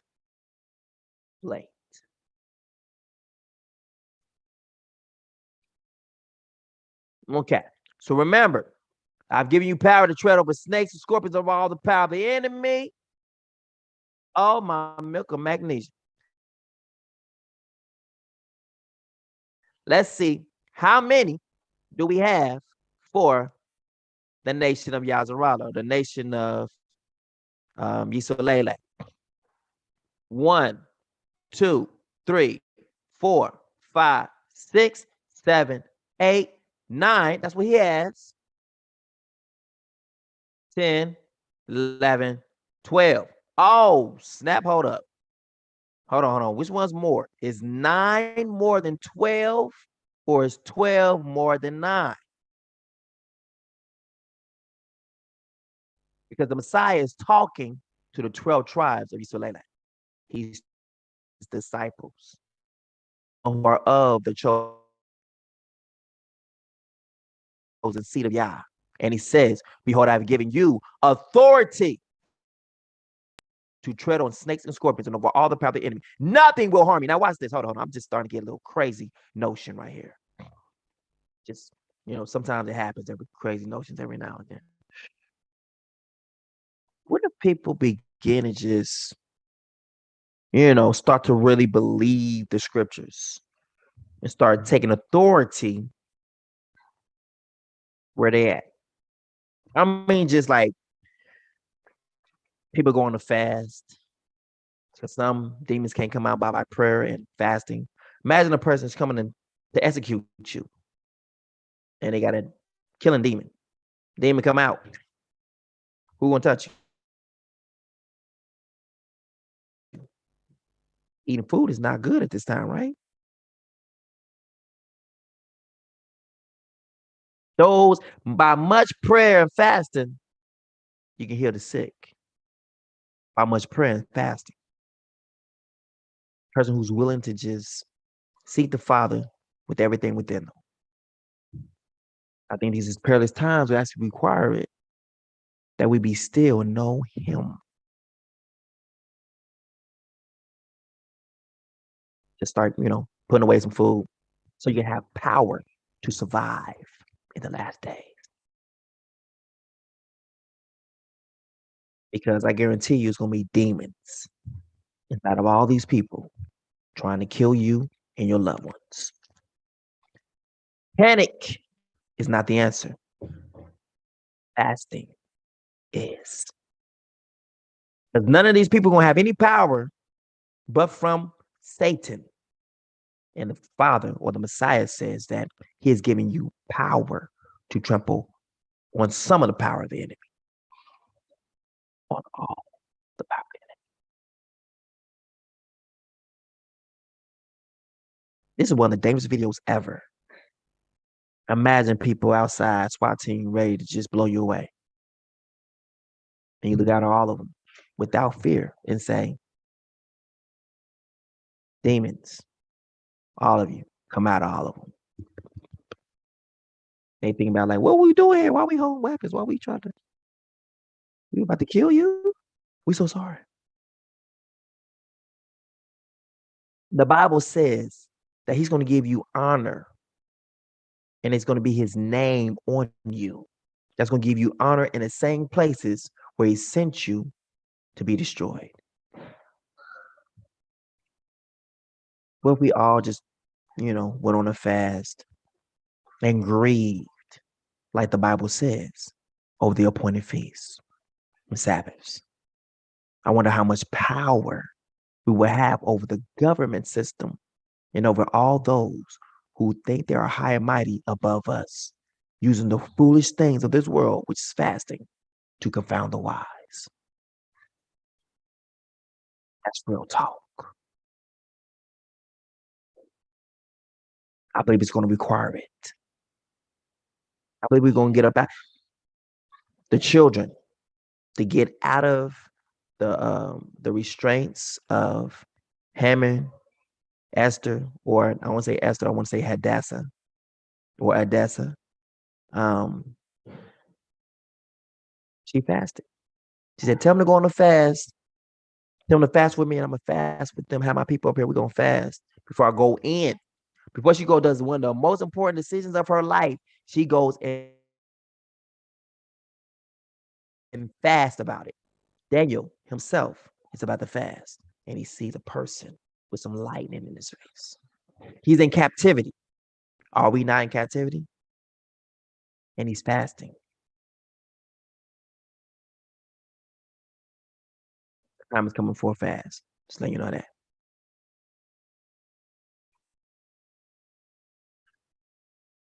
All right.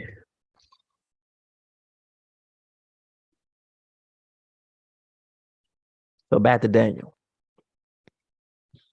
All right, so the 72 returned with joy and said, where we seen that part, the Father's given us power over all power of the enemy, and nothing will harm you. No vaccine, no bullets, no weapon formed against you shall prosper. Right?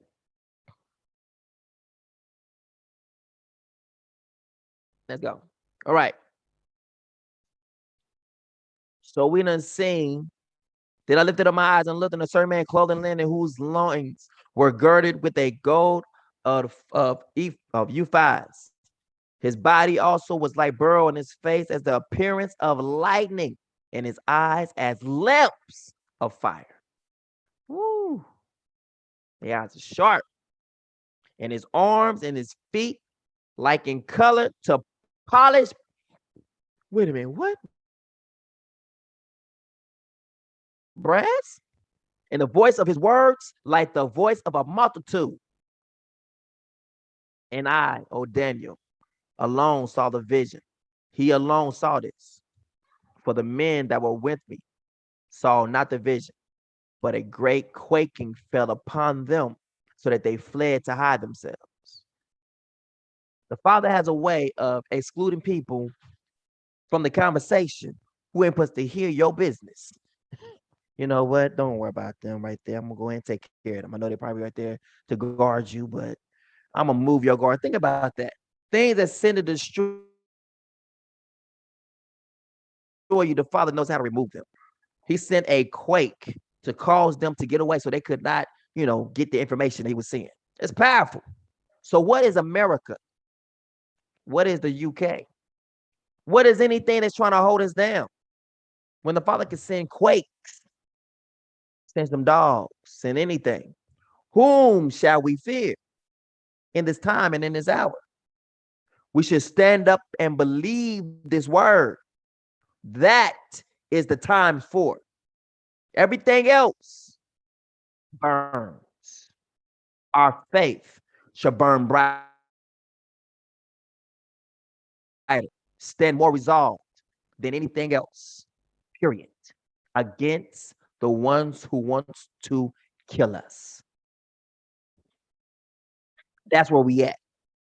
Stand and see the salvation of our Yah, or stand and be devoured by our enemies, because we have lack of faith in Yah. Those are only two choices right now, period. All right. Therefore, I was left alone. So he was surrounded. Hey, I need to get those people up out of there. They don't need to see this vision real quick. They don't need to see nothing, hear nothing. See no evil, hear no evil. So they can't say what you was talking to on this wall. Because I'm gonna need you. I'm gonna take you somewhere, right? And I don't need no one to say you. I'm not trying to get you in trouble. Look at this. The Father is doing things in a manner, and he's literally covering Daniel's tracks at the same time. Man, and he not genius. He is the coldest. I don't know no one in this earth like him. Nobody. No one thinks the way the Father thinks. He is so genius. I mean, he outsmarts any criminal that they think in their own path. He is smooth, very smooth. He's smooth with it. I have never seen when I be reading, I'm like, this is what movies are made from. This is the spy movie when he done came in and kicked your behind without you even know you got your butt kicked. But at the same time, what I'm saying, leaves the people whose butt he's kicking for, leave them out of it. Leave them to be innocent. Very innocent. Like Daniel, like, well, I didn't do nothing. Even though he's about to do something, the Father keeps him blameless. I love it. There is no one like him, ever. He is that smooth. What's good? All right. So he done literally, he done caused a whole multitude, his multitude, his voice. And I, Daniel, alone saw the vision, for the men that were with me saw not the vision, but a great quaking fell upon them, so that they fled to hide themselves. That means they don't know the Father. Literally, he showed that anyone who don't know me. Remember how they say, like, this is for your eyes only? That's exactly what the Father did. This transmission is for your eyes only. For your eyes only. Anyone else who don't know me is not invited to see or hear what's about to come out your mouth. This is classified information. If you see this, I'll have to kill you. You know what I'm saying? So instead, I'm sent for fear to cause you to get away. Give a whole new meaning of this message will vaporize in 5 seconds. It will explode. It will dissolve in 5 seconds. The Father started that. He literally causing. Remember how they did? Remember on I think it was Mission Impossible. And the first thing they came up with, it says, "Is this room clear?" It's like, what? They say, "Yes." "Is this room clear?" And they say, "Yeah, the room is clear." And then it came out first and literally did a red beam across the whole room to make sure he was the only person in the room.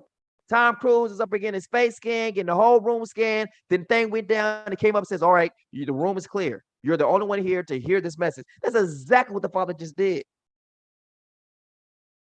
But before Mission Impossible, the Father did it first. That's what I'm trying to show. Everything comes from our genius. It comes from him. He is the most I'm talking about in you genius. There is no mind like him. You think he's gonna come this way, he's gonna come that way. He will use a pencil to whoop you. Just you can come with a whole bat with spikes on it. He'd be like, "Here's this little pencil." He'd be like, "What that pencil gonna do?" What's it? He will find. He knows something about that pencil that can hurt that wood that you got spikes in it. Something about this pencil can penetrate that wood you have. I'm gonna use something that might even cause you where you won't even get a chance to use your weapon. Not one time. Like straight up genius. There is none like him. I will take my odds with him any day than to take my odds with the enemy. I trust Father all the way for my life, all the way down. Till if guns was to go off, I trust the Father to deflect the bullets.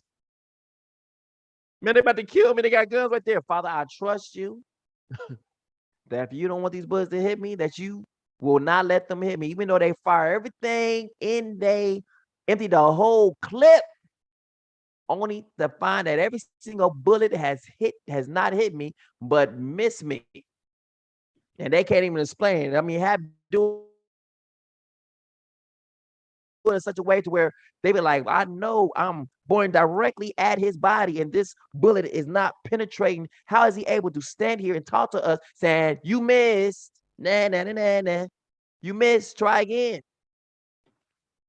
Start thinking like, if you missed the first time, try again. Maybe if you squeeze a little bit harder, maybe if you aim a little bit close, maybe get up close. Come on up close. Maybe that's what if you aim for my head, you might get it there.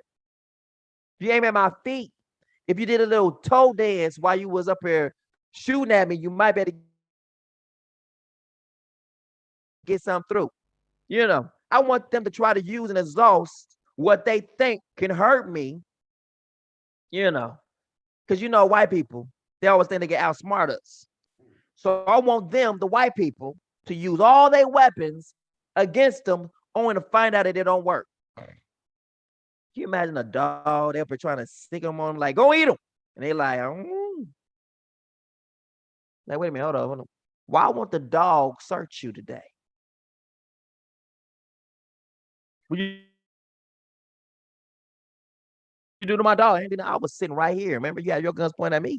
Yeah, I noticed. I shot one time and I was aiming directly at you, but it didn't hit you. Can you imagine all the weapons that they've ever tried to use against us in one day stop working?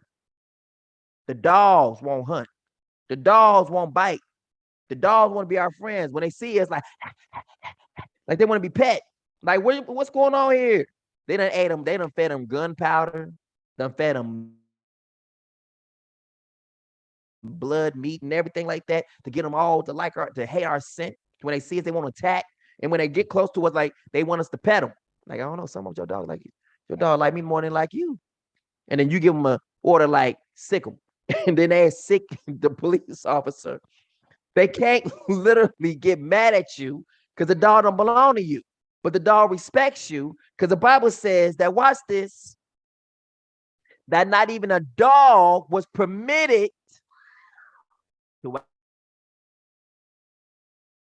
wag its tail at us.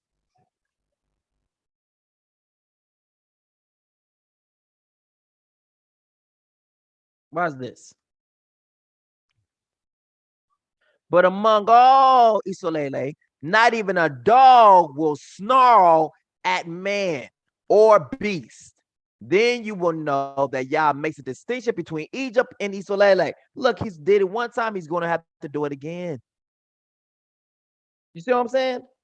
We have been known, the dog has been used in so many respects against us.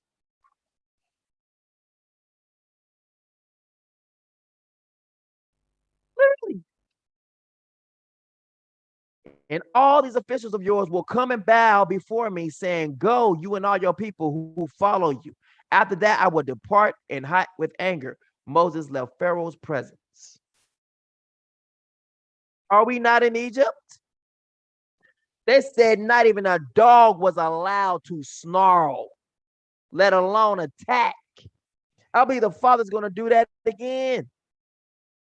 They're going to send their dogs against us. Every single weapon that they're going to use against us will not prosper. They said even the time when you drink blood, right? You drink poison.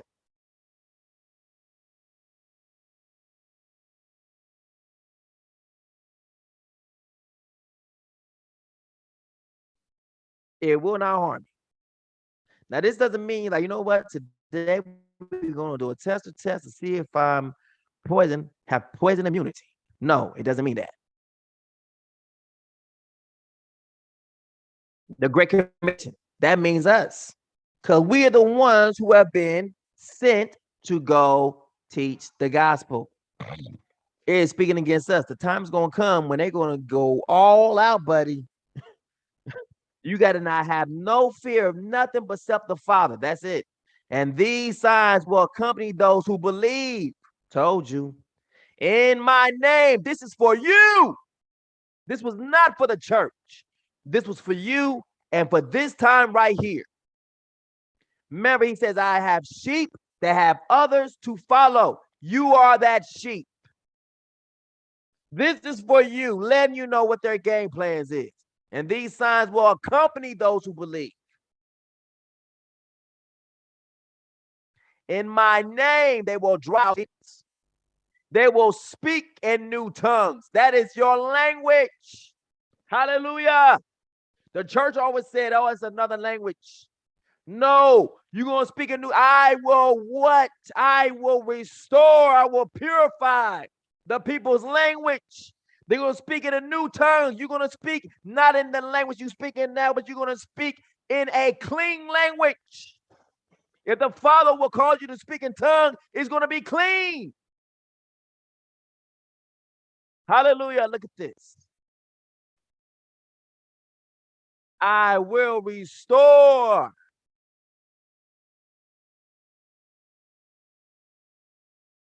You into a pure language. That's the speaking in tongues.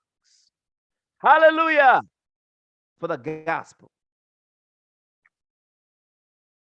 Purifications of the nations. Look, it's tying in perfectly what's going on right here in Mark. So Mark and Zephaniah 3:9 are speaking to one another. Hey, how you doing, bro? Yeah, I was saying this right here. Yeah. You're speaking about what's going to happen in Zephaniah. Okay. All right. We there.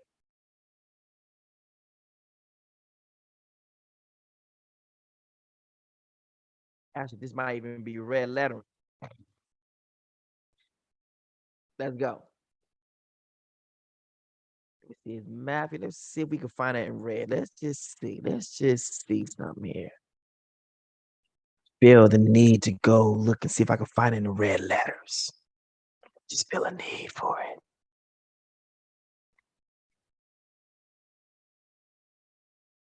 Blue letters.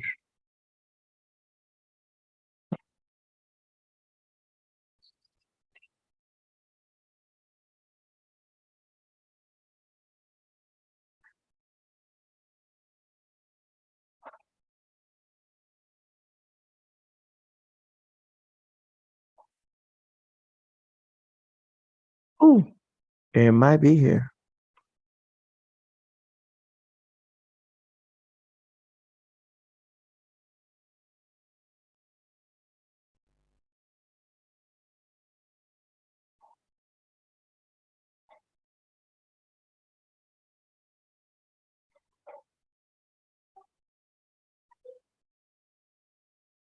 So look, it is. It's the Messiah right here saying that, like I said, right there.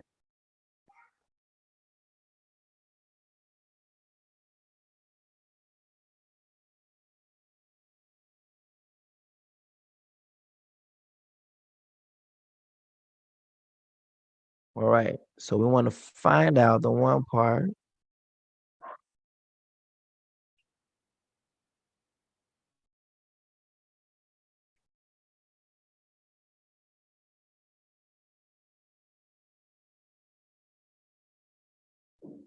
Hmm.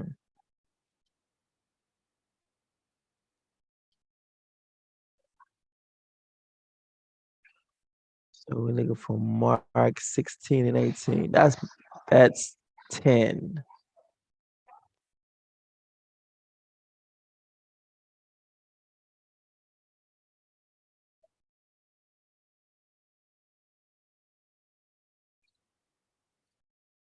Mm. There's usually certain versions that have that's blue letter Bible. I'm gonna grab a King James over here. Oh, there it is, right? Mark 16. Show. It's the red letter Bible, because some people have a red letter edition. That one for letter edition.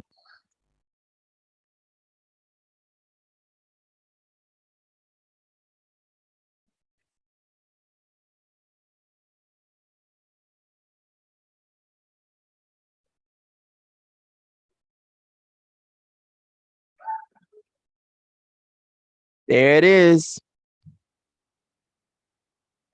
And he said unto them, go into all the world, preach the gospel to every creature. He that believeth is baptized shall be saved. He that believeth not shall be damned. And these signs shall follow them that believe in my name. Shall they cast out devils? They shall speak with new tongues. What's good? They shall take up serpents. And if they drink any deadly thing, it shall not hurt them. They shall lay hands on the sick and they shall recover. That is for us. Right now. That's what that's for us.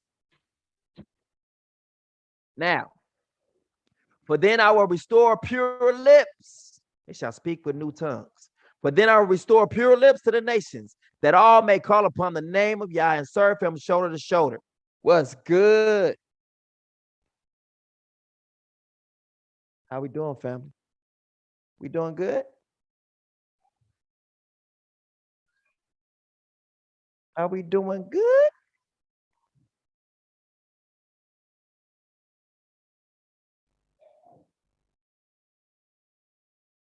Let's keep it popping, right? So we got that. So when people say stuff to you, now you can go ahead and show them properly the nah. So you got that thing mixed up. What happens? Look, see this time right here, he told it, and these signs will follow them who believe. In my name shall they cast out devils. They shall speak with new tongues. So that ties in perfectly, letting us know we're going to get our language back, because the Father says in Zephaniah 3:9, for then I will restore, or for then, that means a certain period, a certain time frame. For then, and it doesn't sound like you are learning something. It sounds like it's just happening. For then, like it's an instant thing.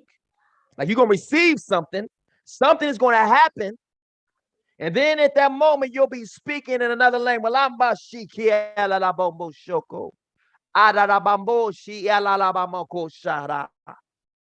abodo shi e mama kada rababo dosho. Le abando shadaraba. Giamando elaraba ande elalaboku shana mama. Le rabamondo elalabamokuna mama nasha. Bela labondo sha. Blera bondo rababokona namamonteshi. Ialalabamanda. Leke bakono mokuna manavada shikigara. Kuna mama nasha. Beto shia mama kanda badosho. Kola labamanda sheke. Labamondosho. Blanda shekia bamboshoko. Bambandera rabambondo shiana mamakanda raboko. Lealangol kila rabamanasha. Guerra bakotosha. Bondo kanama kina makora bakandashe. La banda de shoraboko. For then I will restore pure lips to the peoples, that all may call upon the name of El Shaddai, Yah, and serve him shoulder to shoulder.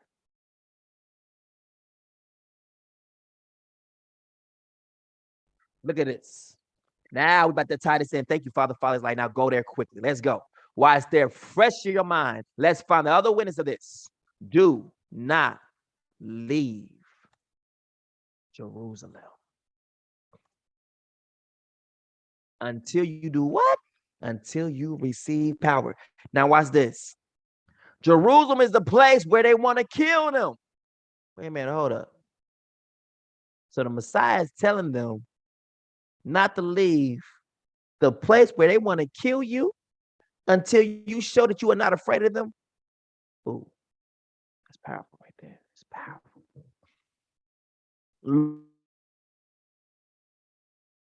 Luke 24:49, the Messiah unveils scriptures. You are witnesses of these things, and behold, I am sending the promise of my Father upon you. But remain in the city until you have been clothed with power from on high. Now watch this. This is when he leaves them with his hands raised up. When the Messiah had led him as far as Bethany, he lifted up his hands and blessed them. And this is when he was taken away at the same references. Let's go. Watch.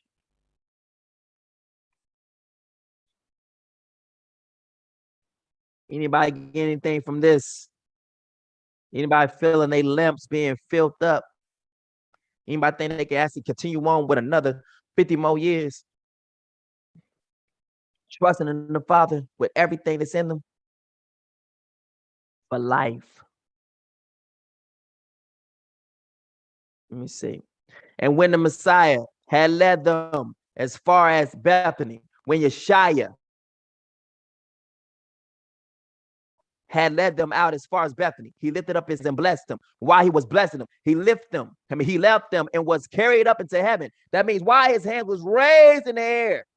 He was lifted up into heavens with his hands raised. Let me show you that.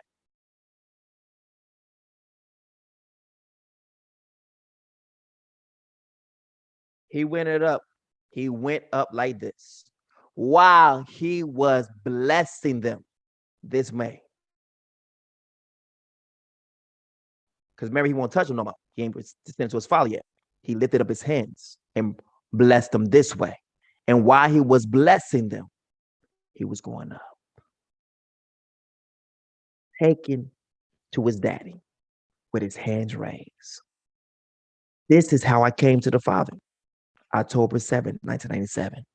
I hear all and I accept all. Meanwhile, in my mind, I'm thinking, why is my hands up? And what did I hear? And what did I just accept?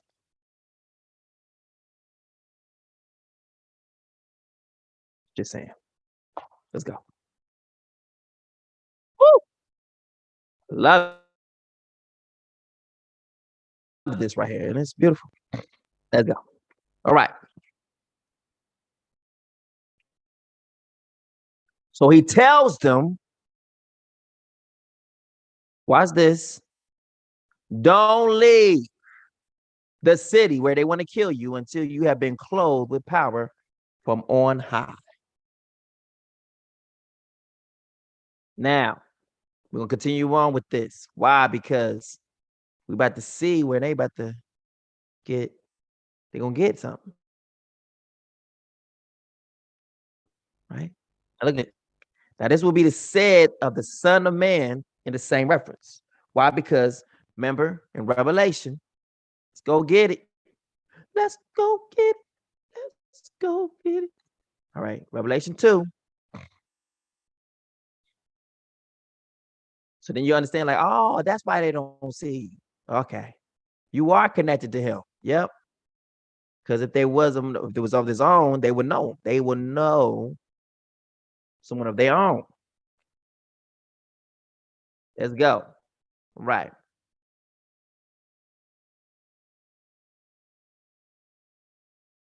So the Son of Yah is speaking to this person right here. Let's go. And he that overcome to keep my words unto the end, to him I will give power to the nations. He shall rule them with a rod of iron, and vessels of powder shall they be broken to shivers, even as I received of my Father. And I will give him the morning star. He that hath the ear, let him hear what the Spirit says unto the churches. Now, the fact that it says him, meaning it can't be a female in this position at all. All right. Even as I received of my Father, right? So he has some authority. Now, in the beginning was the Word, and the Word was with Yah, and the Word was Yah. He was with Yah in the beginning. Through him, all things were made. To this day, it's still the same way. Everything is made still with the Word. You need light for everything. And without him, nothing was made that was made. But it has been made. That's technology too, right? In him was life, and that life was the light of men, light of computer chips, light of everything. Understand? The light shines darkness, and the darkness has not overcome it. The witness of John. There came a man who was sent from Yah. His name was John. He came as a witness. Do you understand this? Do you see this? Do you see this?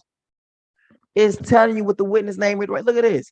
He came as a witness. Do you see this? Am I the only one to see this?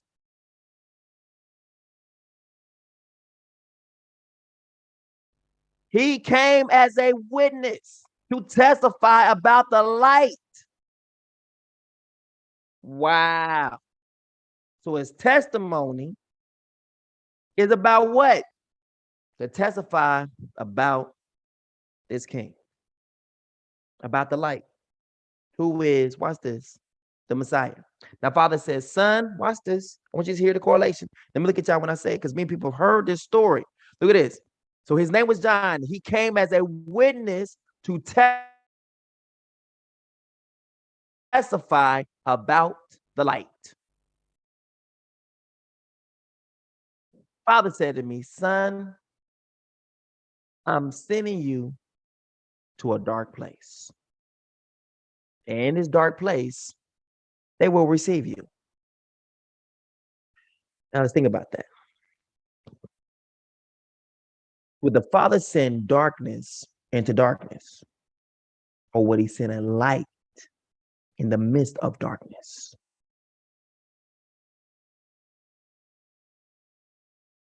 John came to bear witness about the light. Father told me he's sending me to a dark place. And in a dark place, they will receive me. Darkness is attracted to light. But once it comes to it, it absorbs it. It goes away. So if I'm light, or if I'm being sent to darkness, that means I can't be darkness. I have to be light going into darkness to show people where they're really at. Same thing as people being blind, but can't see. But once I come in, people will be able to see.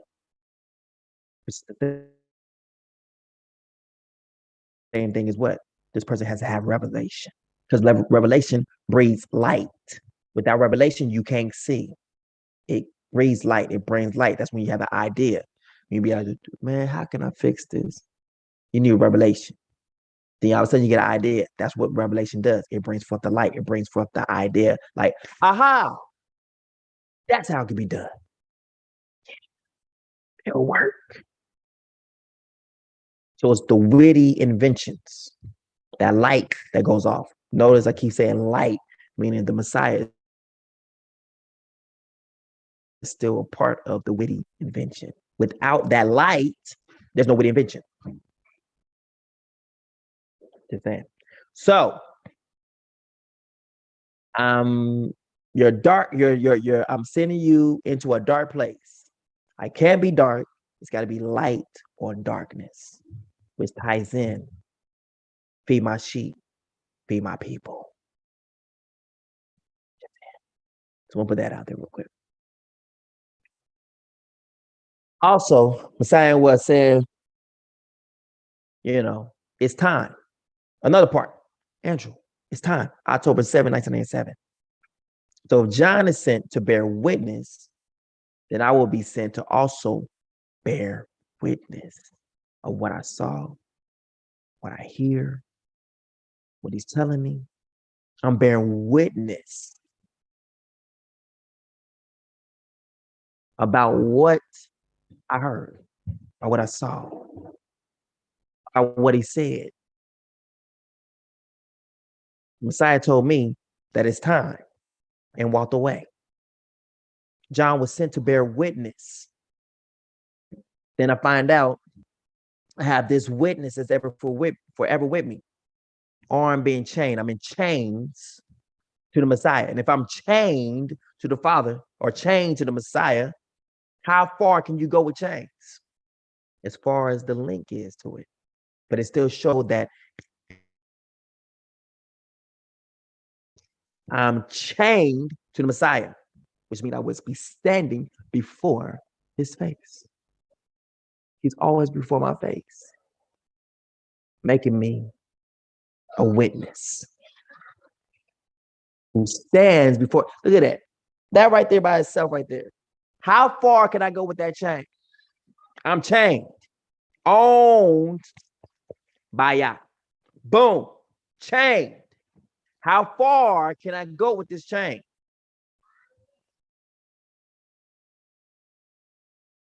Not that far. So that means you're standing right there. Can't go far. And I think he did that purposely to let you know, hey, this is he who stands before my face.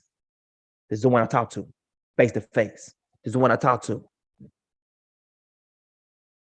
Behold, the Father is going to raise one amongst you like he talks to me. The Father said he talked to Moses face to face. Even though Moses did not see his face, doesn't mean the Father's not talking to him face to face. So the Father will be right there talking to him face to face, but be invisible while he's talking to Moses. I can't let you see me because if you see me, I have to kill you. I have to kill you. I have to kill you. You have to die.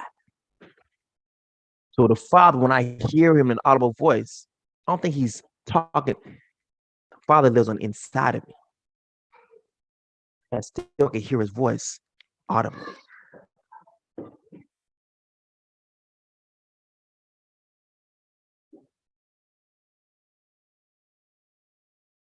Right? Let's go. That is all makes sense now. This is powerful. I love this. I love this, man. Yeah, love when a plan come together. All right, look. Now watch this. Let's get it. Can we bring some things out so we see John clearly is the name of the other witness because it's showing it right here. The man right here. All right, look. He came as a witness. He came as a witness. He came as a witness. And he producing what? Other witnesses. He's producing other witnesses. John the Baptist came as a witness. Actually, this the witness is this actually he's a witness. Watch this. He came as a witness to testify about the light, to testify, to give testimony. He's bringing testimony about the Messiah, right? So that through him, everyone might believe. Through what? Through the witness that John is about to give. He himself, watch this. I'm almost about to run up out of here. I don't even know if I want to read those words. Because y'all see them words right there, what it says. It says, he himself was not the light, but he came to testify about the light. Hold up now. Do y'all see that? He himself was not the light, but he came to testify about the light. Son, I'm sending you into a dark place. And in a dark place, they will receive you. The true light who gives light to every man was coming into the world. He was in the world, and though the world was made through him, the world did not recognize him. He came to his own, and his own did not receive him. But to all who did receive him, to those who believed in his name, he gave the right to become children of Yah. Behold, I'm giving you as a covenant to the people of Yisrael. Same thing right there. Children born not of blood, nor the desire or will of man, but born of Yah. That's the day when you receive his spirit by adoption, right? The word became flesh. Now watch this. The word became flesh and made his dwelling among us, tabernacle among us. We have seen his glory, the glory of the one and only Son from the Father, full of grace and truth. John testified concerning him. He cried out, saying, "This is he of whom I said, he who comes after me has surpassed me, but he was before me." From his fullness, we have all received grace upon grace. For the law was given through Moses, grace and truth came through the Messiah. No one has ever seen Yah, watch this. No one has ever seen Yah, but the one and only Son, who is himself Yah and is at the Father's side, has made him known. Now, there's a verse of scripture that goes a little bit that says the same thing. It says, no one knows the Father but the Son. Now, no one's seen, but no one knows, right? I love this. Now, watch this. Now, go past seeing. All things are delivered to me of my Father, and no man knoweth who the Son is but the Father, and who the Father is but the Son, and he to whom the Son will reveal him. Meaning what? The Son of Yah can reveal who the Father is. But he just told you that nobody on the earth knows the Father, nor do they know the Son. But the Son can show you who the Father is. So even though you might say with your mouth what the Father is, right? But there can definitely be some things that as you're saying these things that you don't really believe them. Just saying. There is some things, right? And to those whom the Son might resolve, watch this, to reveal him.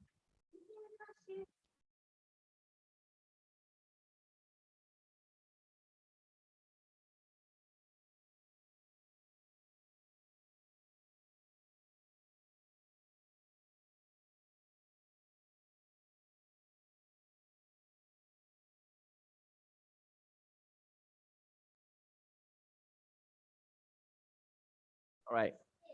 So all things have been watch this.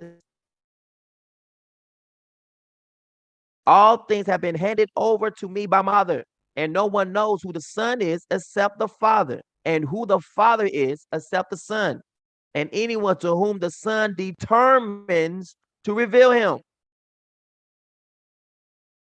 The New American Standard, they have to make it anyone.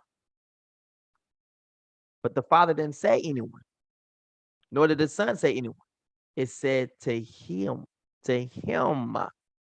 him downstairs, him, and he to whom the Son will reveal him.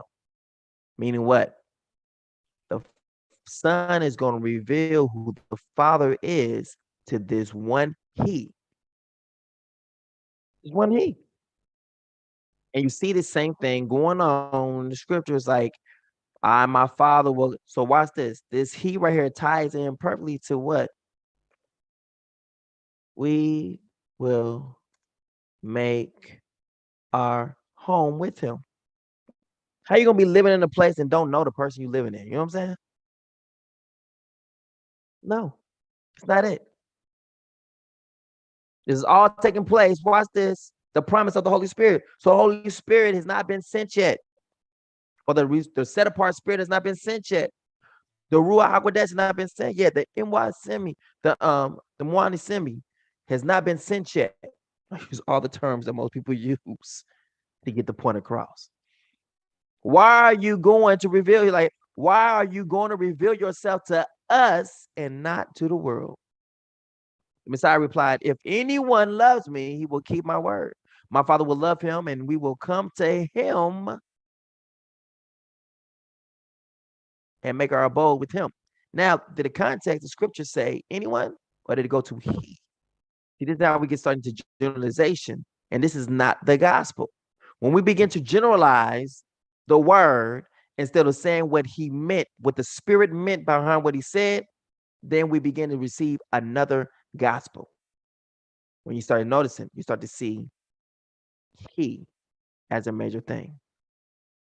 Look at this. Anyone who loves me will obey my teaching. My Father will love them, and we will come to them and make our home with them.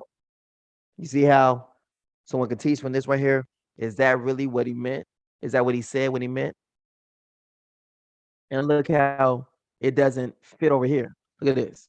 The Messiah replied, if anyone loves me, he will keep my word, and my Father will love him. Wait a minute, hold up. The them part was left off today. It didn't come in today. Them didn't show up. But them showed up over here, though. My Father will love them. That was the New International Version. This right here is the Berean study. My Father will love him. Wait a minute, hold up. He said anyone, then went straight to him. He left off them. And we will come to him, not them again, and make our home with him. So we got more him than we have anyone, which will be thee. So it lets us know that this was a he, not them, and not anyone. It's specific. If anyone loves me, he will keep my word. My Father will love him, and we will come to him and make our home with him. But over here, they got it right. They went ahead and cut all that stuff right on out. If anyone who loves me will keep my teaching. My Father will love them. See, it keeps in with anyone. And we will come to them, keeps with anyone, and makes our home with them, keeps in with anyone. Keep on going.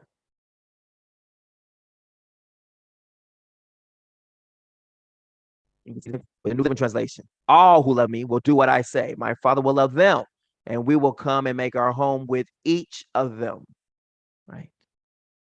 Anyone? Here we go. We have a problem here. Him.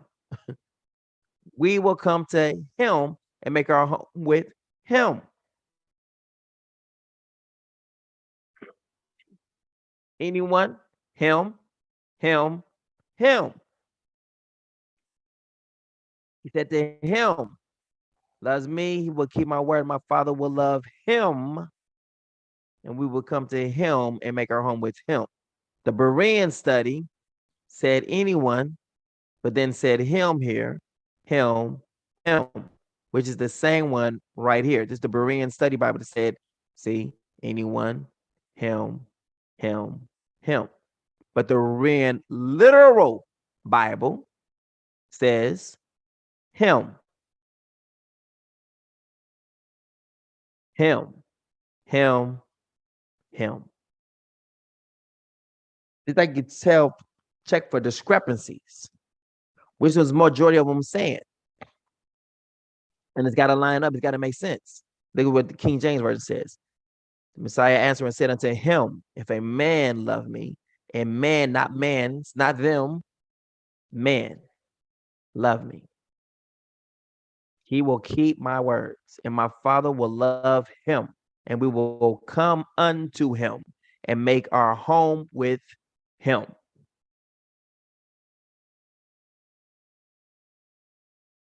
Now that ties in with all things are delivered to me and my Father, and no man knoweth who the Son is but the Father, and who the Father is but the Son, and he or him to whom the Son will reveal him. Let's get back to it.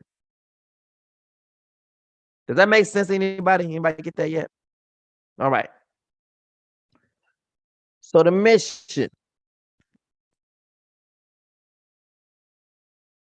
of John the Baptist.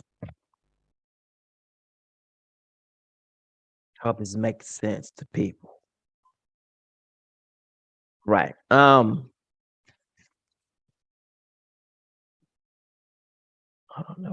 that was yesterday. I was about to die on this one.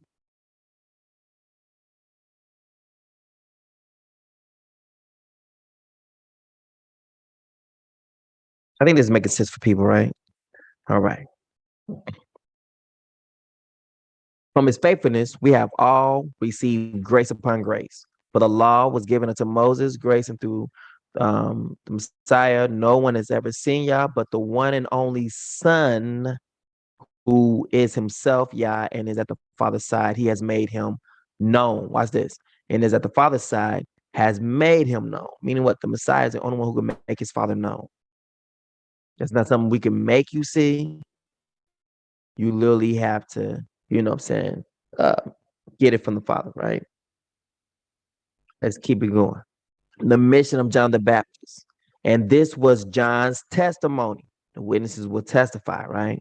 And when the Jews of Jerusalem sent priests and Levites to ask him, watch this, who are you? He did not refuse to confess, but openly declared, watch this, I am not the Messiah. Then who are you? They inquired, are you Elijah? He said, I am not. Are you the prophet? He answered, no. So they said to him, who are you? We need an answer to those who sent us. What do you say about yourself? John replied in the words of Isaiah. Watch this. He is using the words of Isaiah the prophet. Now watch this. John replied in the words of Isaiah the prophet, I am a voice of one calling in the wilderness, make straight the way for Yah. And the Pharisees who had been sent asked him, why do you baptize if you are not the Messiah, nor Elijah, nor the prophet? I baptize with water, John replied, but among you stands one who you do not know. He is the one who comes after me, the straps of whose sandals I am not worthy to untie. All this happened at Bethany, beyond the Jordan, where John was baptizing. So he's bearing witness.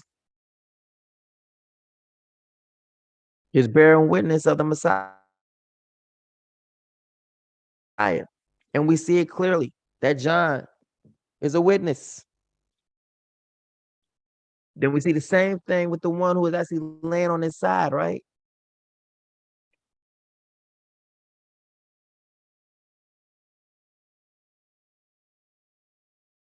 So we see here, the Messiah has commissioned us that we pick up any snakes. You can speak in new tongues. Not only top of that, when you have that power to speak with new tongues, at the same time, when you are given power with your language, your words you be speaking, watch this. You drive out demons, they will speak in new tongues. In my name, they will drive out demons. They will speak in new tongues. Now watch this. In my name, they will drive out demons. They will speak with new tongues. He just said to you in Zephaniah. Let's go get that again. He just said something. After you receive this language, you will have power to drive out demons. Zephaniah 3:9. For then I restore the pure lips to the peoples, that all, watch this, may call upon the name. Notice the restoration comes first, that you may call upon the name of Yah, serve from shoulder to shoulder. Look what he just said right there, though. After you receive this language, you're able to drive out demons by that name. But the restoration comes first. But then I will restore pure lips to the peoples, that all may call upon the name of Yah and serve him shoulder to shoulder. Now, on that same day, watch this. And these signs will accompany those who believe. What? The ones who've been restored to a pure language in my name. See how that fits? Those who've been restored to a pure language, so they may call my name shoulder to shoulder. Watch this. Those who've been restored to a pure language in my name. He said, what? That you may call, that all may call upon my name shoulder to shoulder. You can't call upon his name shoulder to shoulder using the broken language you have now. He has to restore your tongue to a perfect language so that when you speak to demons, they will flee. Because you're saying it in his name. Truly his name in another language, the right language. They respect that. And these signs will accompany those who believe after I restore them to a perfect language. In my name, they will drive out demons. Why? As they speak in new tongues. Mean what? As I restore them to their perfect language. What's this? And these signs will accompany those who believe. In my name, they will drive out demons. They will speak with a restored language. As they are restored with a new language, in my name, they will drive out demons. You understand how that fits? Now, watch this. You have been empowered. They will pick up snakes. This is done right now. If you're in your frail state, and I mean frail, I mean without the Holy Spirit, without the one of semi, without having the witness on the inside of you that you belong to him. You can't just go around and just pick up a snake with your hands and, and expect it not to bite you, And if they drink any deadly poison, it will not harm you. You cannot expect that. Why? Because you don't have any assurance on the inside of you that it will be so. When you have the set apart spirit, there's a boldness that comes about you.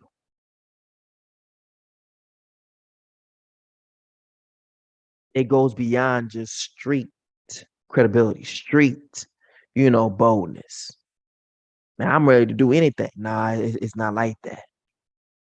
It's a whole, you can't explain it. It's like something else is behind the wheel. You're not really driving, but what's driving you is always driving you to the right thing, to righteousness, to the right things, to the right one, to the right answers. In the process of you driving to the right answers, fear does not accompany you. The stuff that people get killed over and shot over and destroyed over, you're not scared about your life because you know that there's someone behind the wheel that's motivating your movements, your actions, your words. So therefore, you're protected all the way straight through. It's not flesh moving you. It's the Father moving you, telling you what to say, showing you exactly what to point out. That's the difference. And it happens naturally. Deadly poison. It goes beyond just speaking in some language. I talk to some people on the phone sometimes, they would just want to come up and start showing me they have a language. I'm like, okay. If I'll be saying like, tell them that's not it. Like, yeah, that's not it.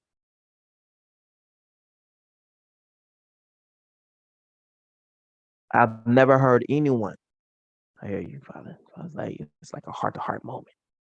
I look him in the eye.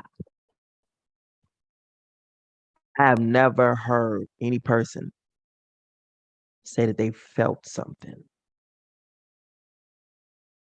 to where it consumed them to where they thought they was losing their life. I felt I was going to die, but it didn't die.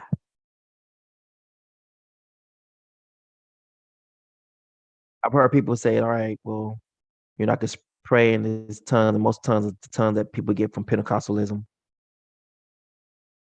or apostolic, you know, and it's all the same language. But this didn't come like that.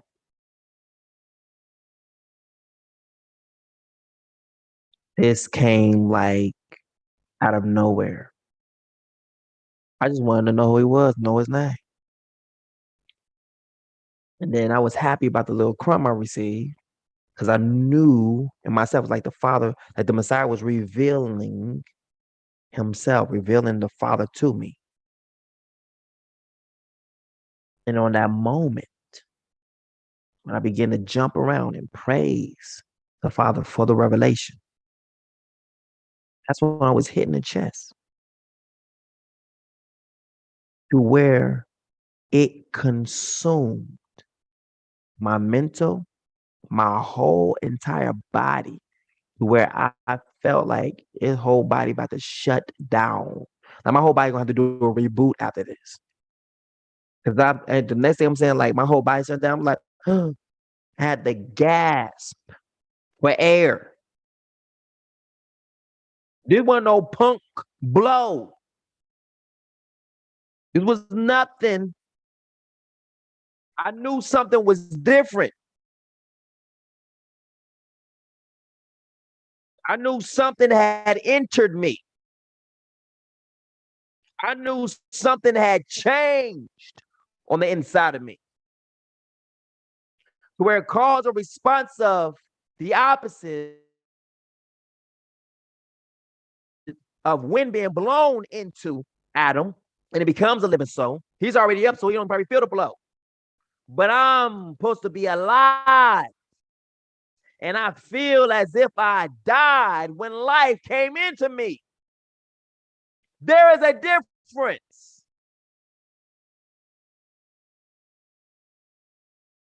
This is not a game.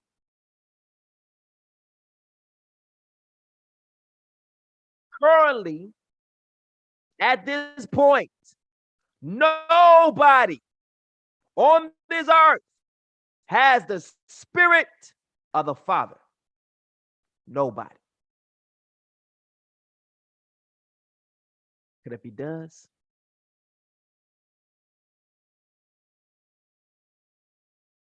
why haven't you been restored back to the land yet?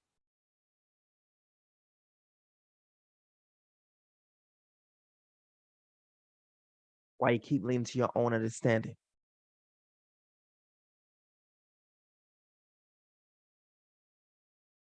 Why don't the word come out your mouth like it's flowing water? Out of your bellies will flow rivers of living water into everlasting life.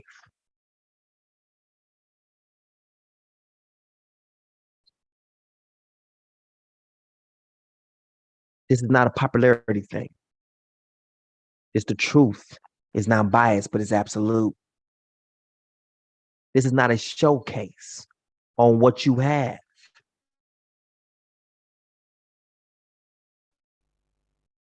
The Father's going to do this thing to all his people on one day.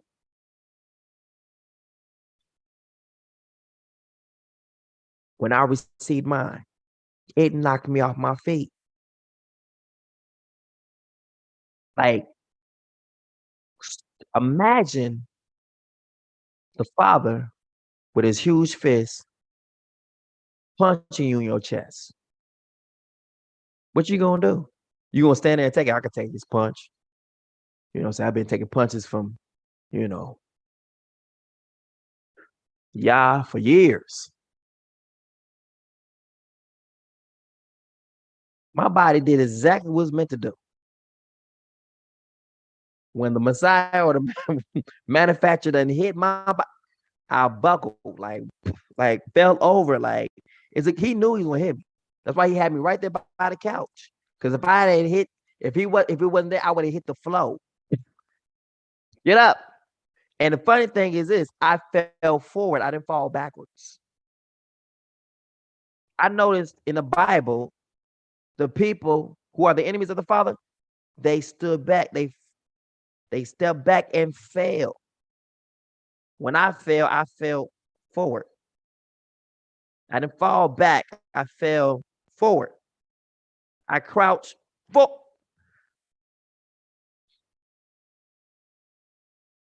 Like in submission to those who fall on the rock will be broken. Woe to those who the rock falls on them. It's going to crush them, grind them into powder. That means it's idols, idolatry. So I was broken by the rock. I was broken by that witness that came and hit me. And it hit me so hard to where I thought my life was done. That's how it felt.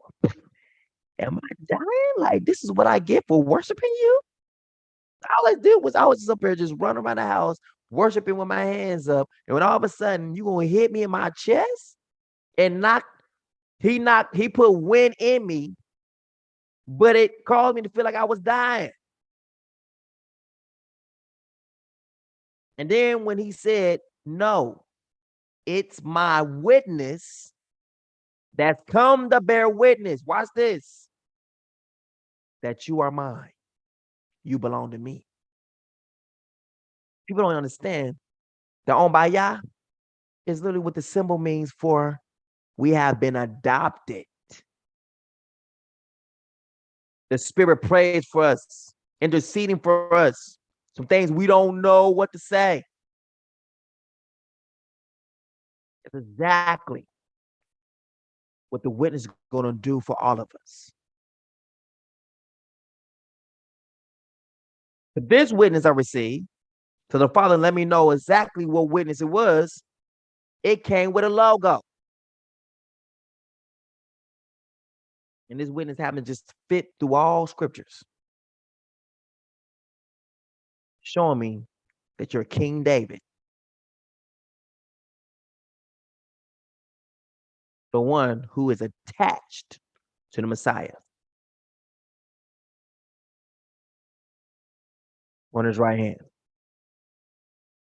So the Messiah's on my right hand, I'm on his left.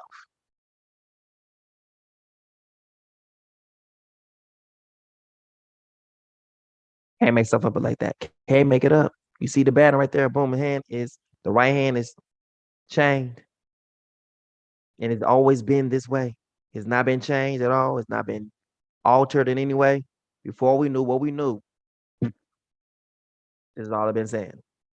I've been saying the same testimony, but just over the years, more evidence is poured out that testimony. We begin to start looking more deeply into the testimony and start finding out, wait a minute, you are the one was promised to us to teach us. You the shepherd. And the funny thing is, I'm a quick one, like, no, I'm not. And run the other way. In fact, I've never seen anyone who ever accepted the role that the Father gave him. Like, look, you are a prophet. Say what? No. So you got the wrong person. I'm just a child. Father corrected him quickly. You will not say that you are a child, but you will go to everybody I tell you you're gonna go to. Anyone who gets the call don't want the call. They want to run. The people who are not called to that position are the first one to say, I'm it. That's funny right there. The ones who want these positions, the ones who actually had the positions, think they crazy. I said, what? You want to be a what? Yeah, you gonna have that. You gonna have that. I didn't want the position of being one of the witnesses. Are you serious? You got to be loco, crazy to want to have that position. Crazy. You don't want this position. This position is given to you. And when it's given to you, it can't be taken away. Ask Jonah. Jonah had a mission, and the father was like, you gonna go there. He was like, I bet you I don't. He took his hard-earned money, and paid for a ticket that he didn't have to pay for to go the total opposite way. Guess what? He lost money. He didn't get no refund from that ticket. In fact, they thought he was dead because he gave him a sob story and said, look, is there a storm outside? Yep. Is it keeping the boat from going forward? Yep. Okay. Confession time. These are my confessions. I'm a prophet of Yah. I was told to go here, but I didn't go. And so now he sent this storm and it's going to stay here, and probably kill a lot of us unless you throw me over in the boat. But I don't know how to swim.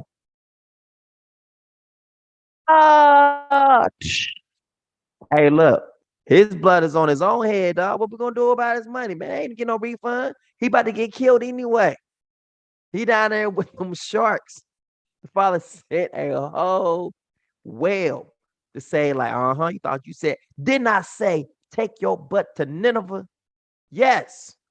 Now sit there while I take your butt to Nineveh. You should have did this the easy way, but you're going to do this the hard way.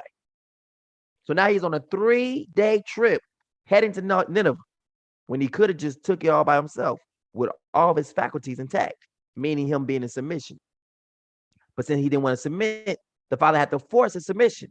So the whole time while he's in the belly of the whale, he up here confessing like, look, I messed up. Should never did this. I ain't gonna ever do this again. I may not like what you tell me to do, but I'm gonna do it. Please forgive me. And the father threw him up on the same place where he was supposed to be at in the first place.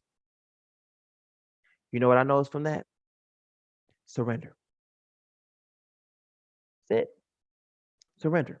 So everyone who refuses to surrender to the Father, you're going to be killed. But then the time's going to come for those who refuse to surrender to Satan, you will be killed. But at least you know you're going to wake up again in the millennial reign. But this is where we at right now. Life and death. They don't care about killing you. They don't care how many people die. They do not care. I just want to let you know that. If you think they are thinking about all the people who are dying, guess what? They think you are a needful sacrifice in order for their new world to come about. The new world order is being bathed in blood. But there's going to be a monkey wrench that's thrown into their plans. And this is what's going to piss them off.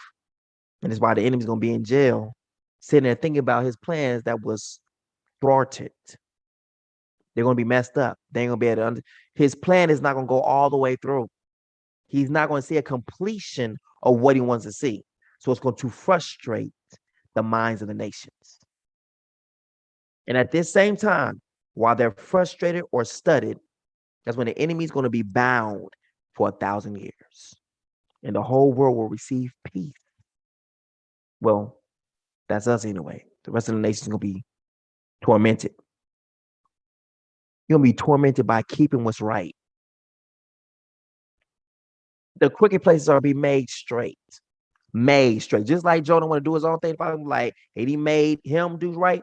He's going to make the nations do right. They're going to keep the right feast days and the right Sabbaths.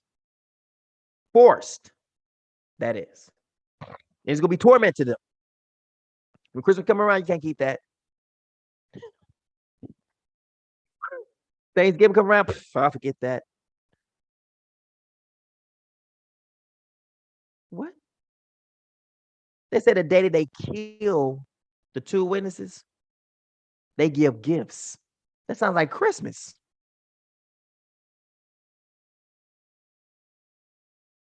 Just saying. What other day you know that they actually give gifts on? It's not a birthday.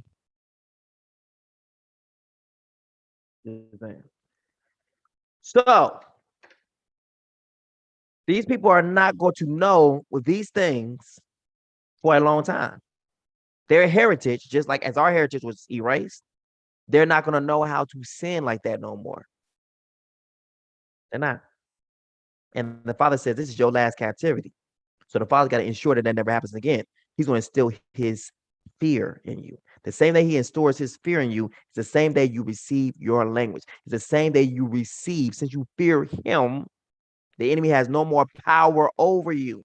Therefore, you can look at that devil or look at those demons that's inside of people and say, come out. And they got to listen to you because you are submitted to the one who gave you authority. Submit to Yah. Resist the devil, then he will flee. Let's see how that goes. When you submit yourself to the Father, you receive power to resist the devil, which in turn causes him to flee. Makes sense now. So without his spirit, you can't do it. All right, let's get back on with this.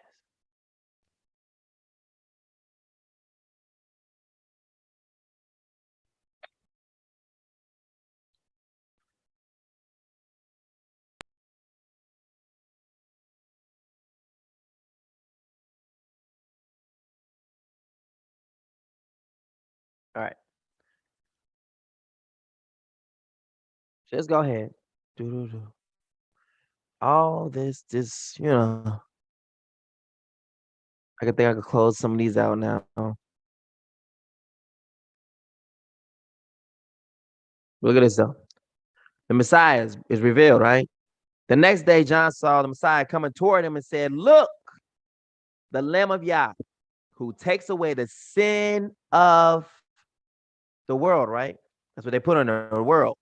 It's actually the sin of, what is it? Why is he saying the sin of the world? Because you are dispersed throughout the four corners of the world. And it's taking the sin from all of the Bantus who are scattered throughout the world. This is he of whom I said, why do people say that? Let's put that in here. He says, I am only sent but to the house. I am only means what? Specific. See, I am only sent.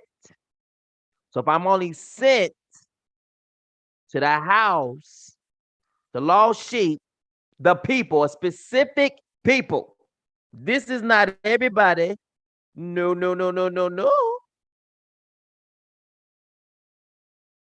People want it to be. That's their coexistence, jacked up mind. Okay. But we're going to go ahead and kill that right now. Okay. Because we're going to kill it with the word. Right.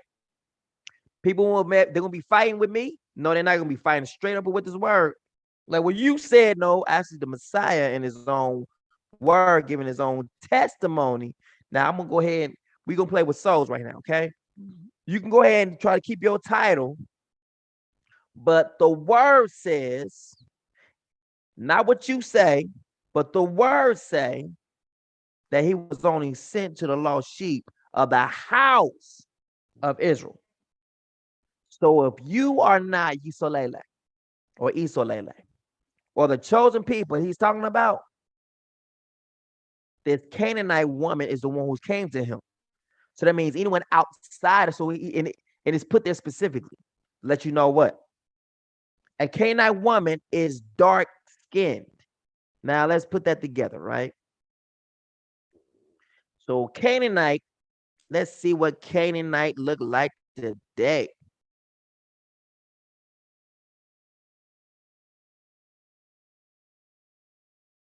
What color are they? Oh, no, they didn't try that right there, did they?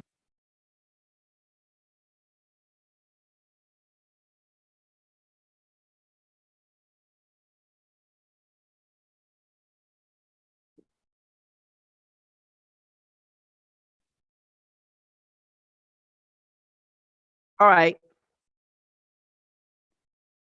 Thank you, Father. So now we're about to go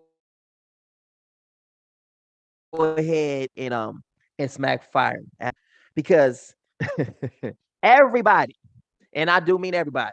White people done messed up. They done use something so horrible that it is about to expose this lie once and for all. Since the fact they want to put up here Canaanites right here and try to put their color here, let's go ahead and find out the sons of Ham. Now everyone knows that Canaan was of Ham. So let's put in there sons of Ham. Let's see what we get with Ham genetics. Let's see what color they get for Ham. Ham. Ham.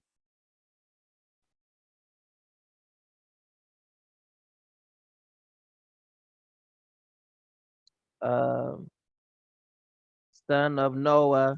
Here we go.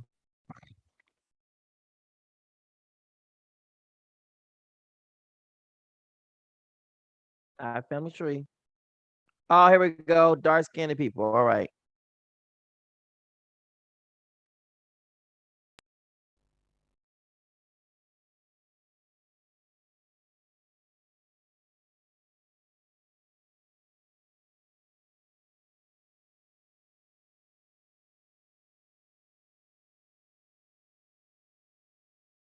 Ham was what color?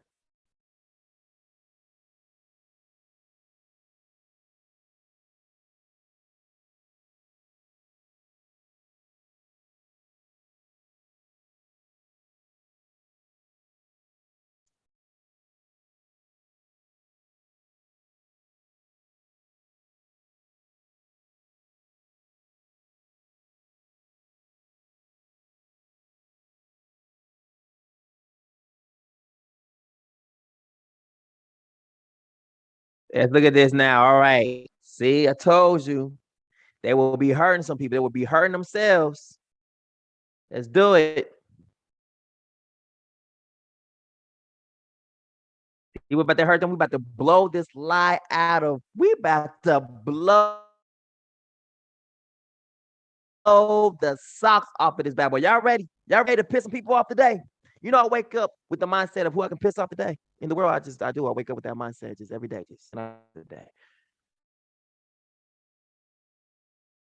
You know, there we go. Shem was the white race. Let them keep that right now.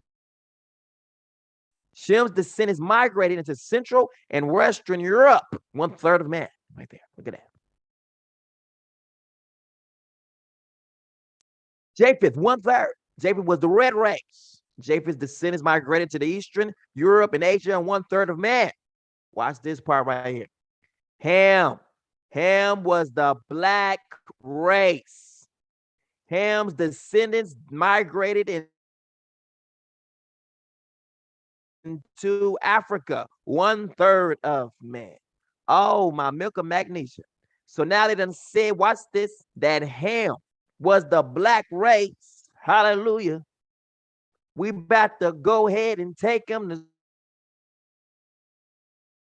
school because see the faith of the Canaanite woman. We about to see what color she is. Hallelujah. All right, look. So let's see what sons did Ham have. Hallelujah.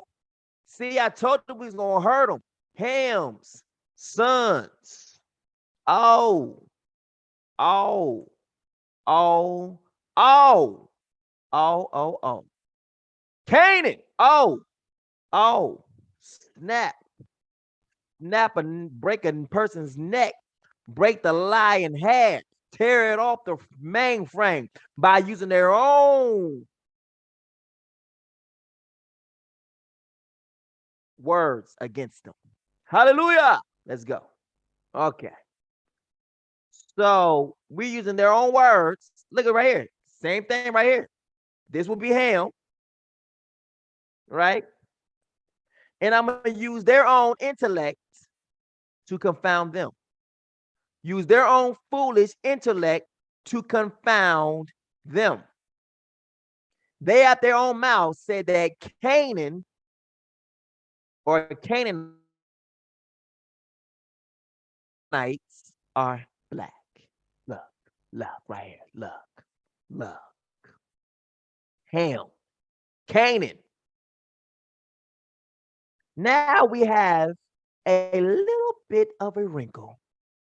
See, we have the Hittites, Canaanites, Ham, Canaanites. Let's go back up here again.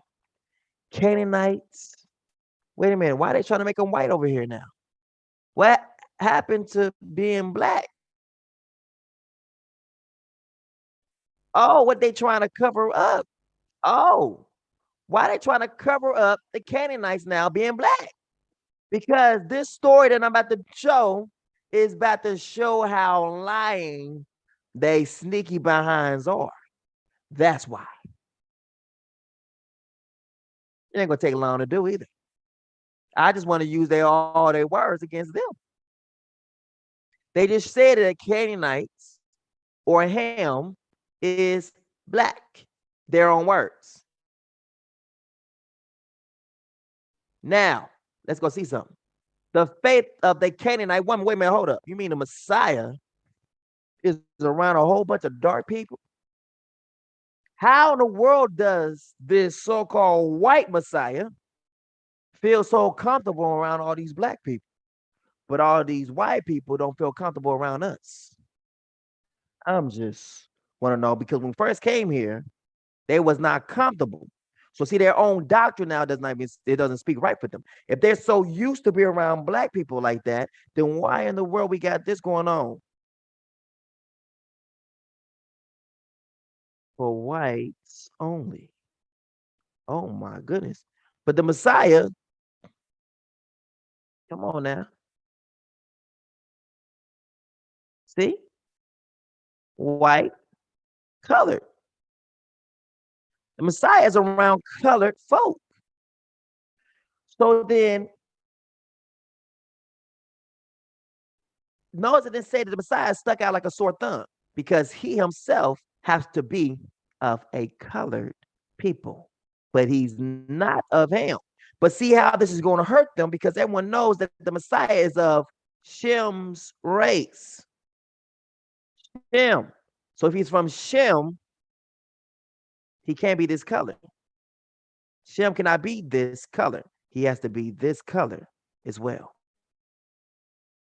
And that means that Japheth had to also be the same color as him.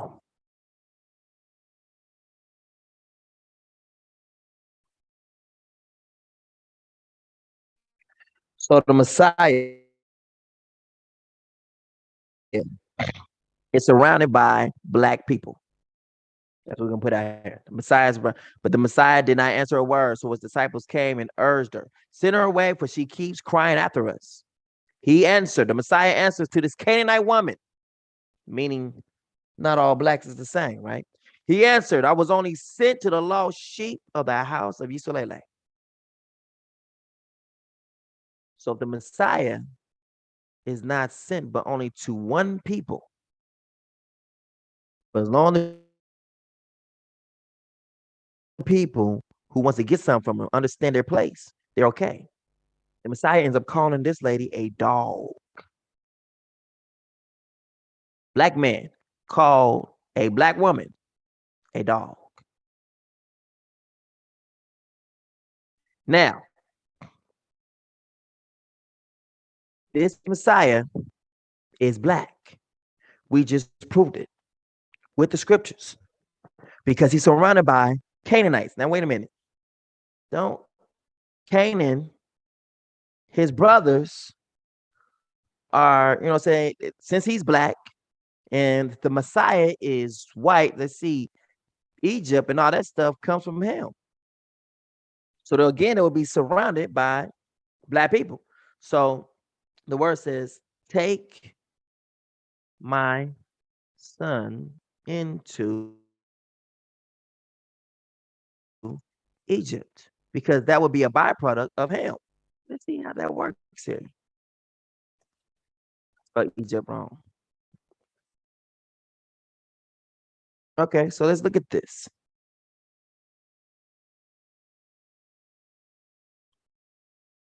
So Matthew chapter 2, 15, the flight to Egypt. So she got up and took the child. Wait a minute, child, that's a boy. That's a little boy. This is the Messiah as a little boy.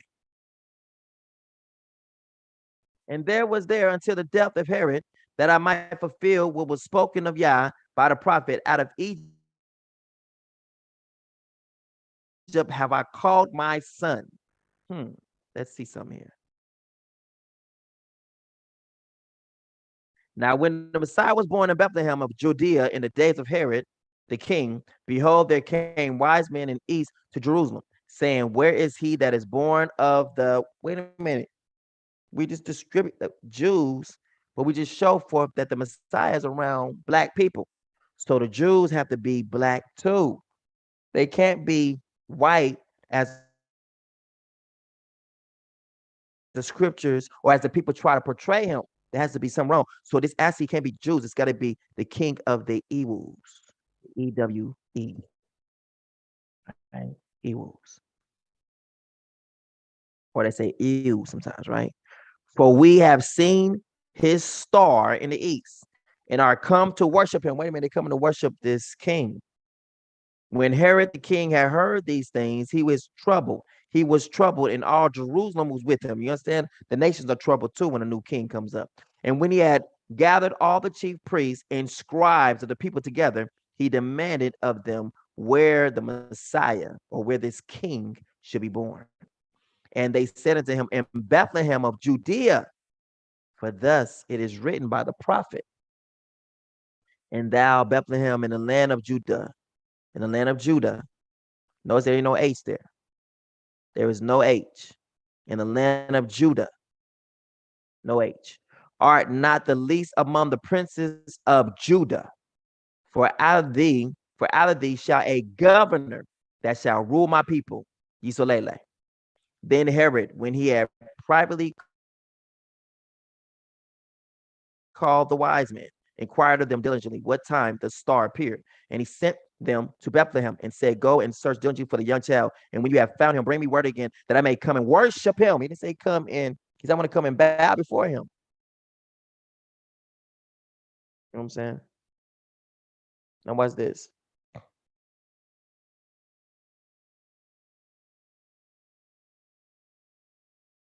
When they heard the king, they departed and lo, the star which they saw in the east went before them till it came and stood over where the young child was. When they saw the star, they rejoiced with exceeding great joy. And when they come into the house, and when they were coming to the house, they saw the young child with Mary, his mother, and fell down and worshipped him.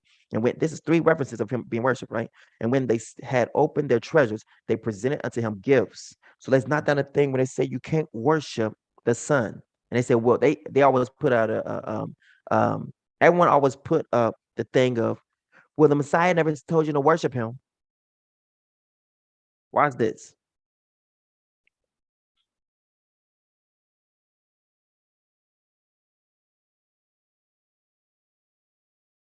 This is him as a little baby. And they're coming to worship this baby.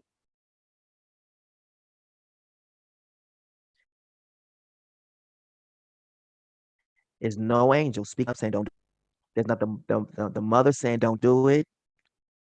There's no hindrances. And even, watch this, the king, who is the king of the land, out of his own mouth has said, let me come and pay homage to this baby. Letting you know the importance of this birth. Then you know that this is he who was to come to take over his throne. And he knows it. And since he knows it, he himself is like, wait a minute, hold up. My replacement is here? Okay. Look, this is what I want y'all to do. Okay. I want you to go find this young king. Go find him. When you find him, bring me word so I may come and worship him too. He knows this king is to be worshiped. He knows it. Listen, it's another king say that I may come and worship him. But then we got our people who say that they know the Father and say it's not right for you to worship him. These are people who don't know the Father.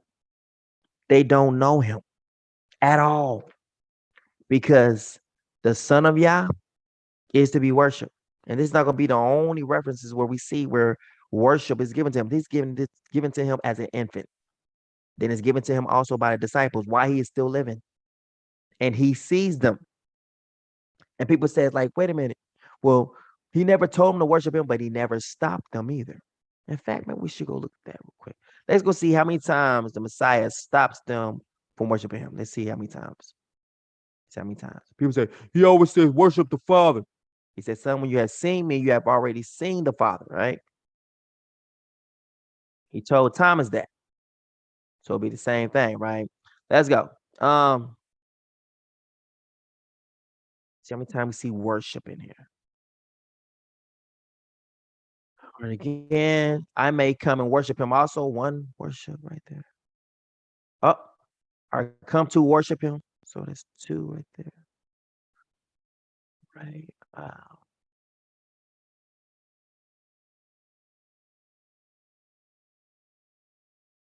Four.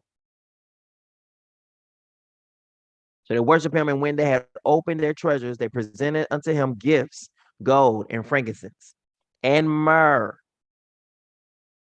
I love that. And being warned of Yah in a dream that they should not return to Herod, they departed into their own country another way. Now look at this. The Father warns them not to go back the same way they came. Could not also the Father warn the people not to worship the Son? You know what? I want to let you know something. In the process of you going to go see this king, to go see my only begotten son of Yah, don't worship him, okay? Don't do it. Don't pay no homage to him. All right. Notice that's not in the instructions. While the angel was leading them and guiding them, the angel could have said, hey, oh yeah, when you get there, make sure that your knees does not hit the ground, okay? Make sure you don't worship him, okay? Those would have been important, vital information. Because if so, then that means that all these people just sinned. And then Herod has an intention to sin because he said, when I see him, I want to go ahead and sin, you know what I'm saying, by bowing down to him. You see how we've taken everything that people take and what they say and make it sound stupid now? Y'all see that?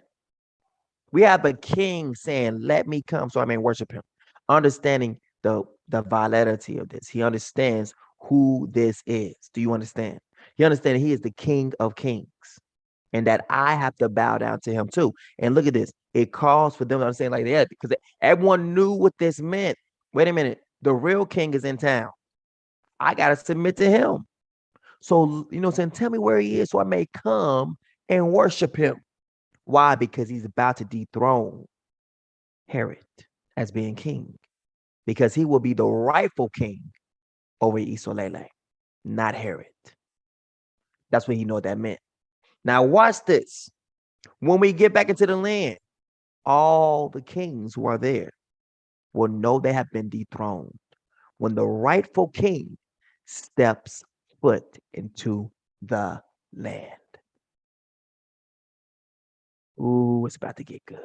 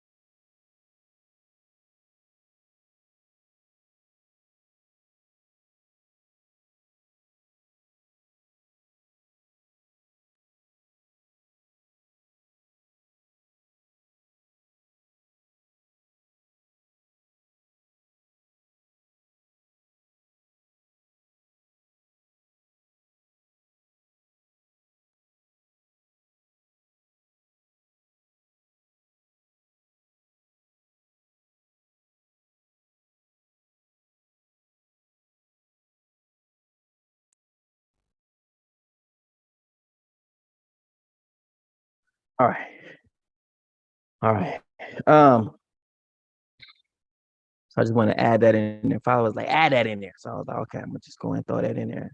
Not that, bad boy on down.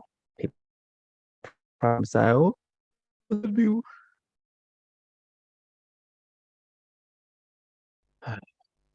want to knock down them lies. Let's go. All right.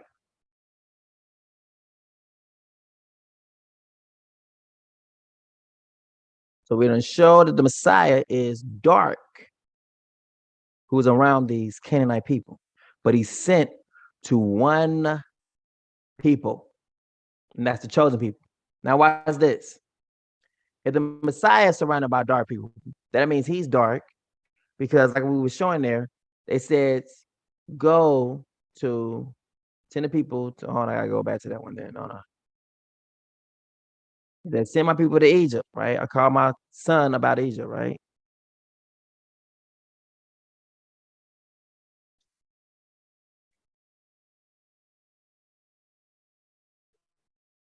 They always gotta add the means of this. And they want to try to make it, well, he was well, what if the Canaanites, they were dark, right? Yeah, they came from Ham, right? Yep, they came from Ham. Well, explain then, how did the Messiah fit in amongst a whole bunch of dark people? If he's supposed to be sent there to blend in, how did he blend in? Yeah. Hold on. Put this down right here.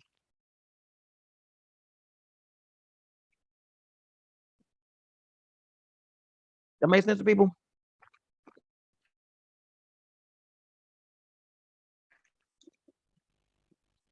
Yes, ma'am.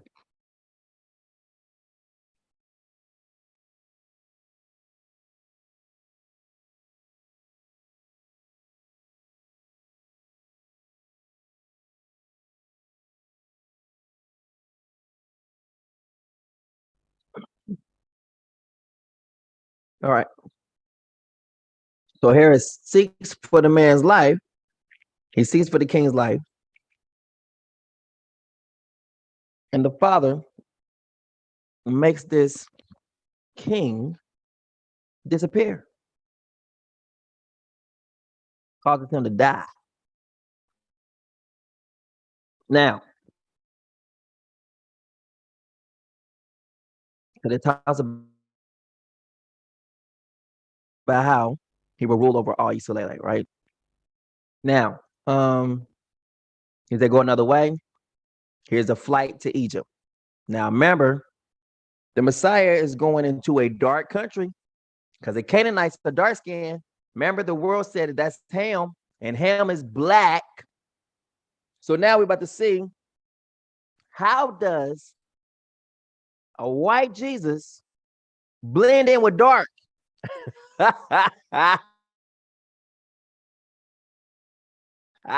Sounds stupid, don't it? Oh my goodness. In fact, Father, look at this. All right, now imagine this. I meant a lot of black people.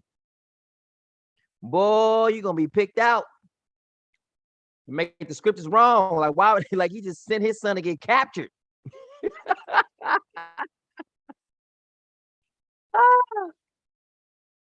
Hey, take my son in so he can get captured.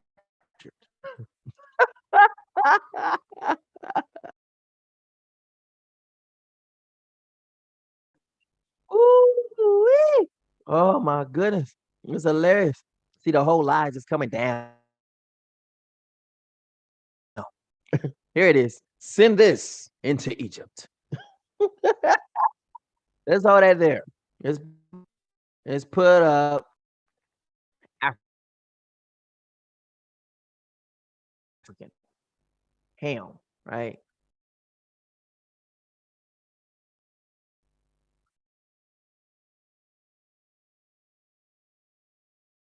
There we go.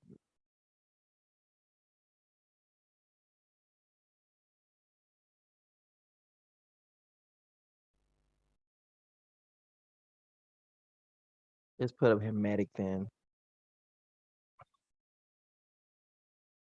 There we go. All right.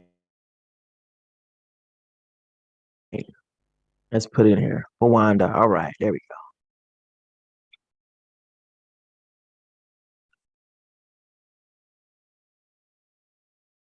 So this is the color of the Canaanite people, right?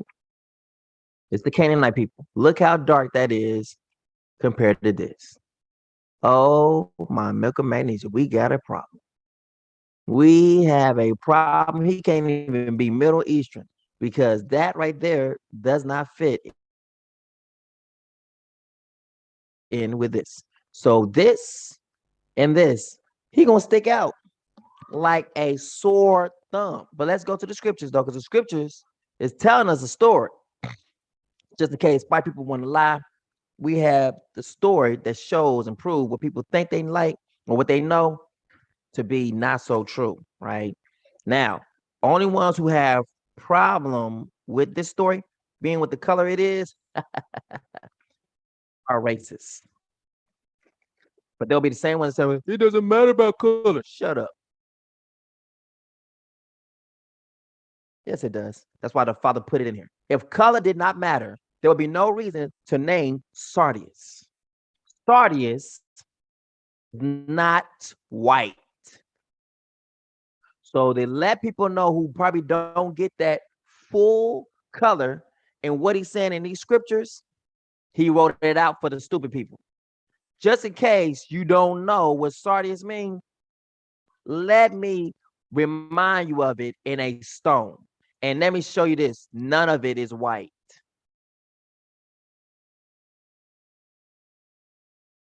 None of the colors of sardis is white. None of it matches the color even of this. It's totally opposite of what that color is. None of the stones matches this color.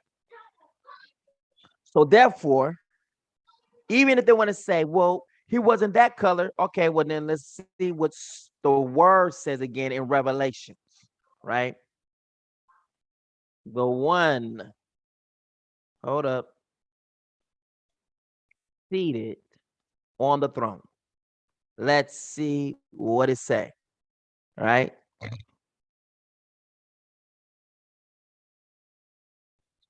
And this is why the Messiah is getting darker in a little bit walks of life. They, you know what I'm saying? They starting to darken him up just a little bit, just a little bit. Just a little bit. Little bit. All right.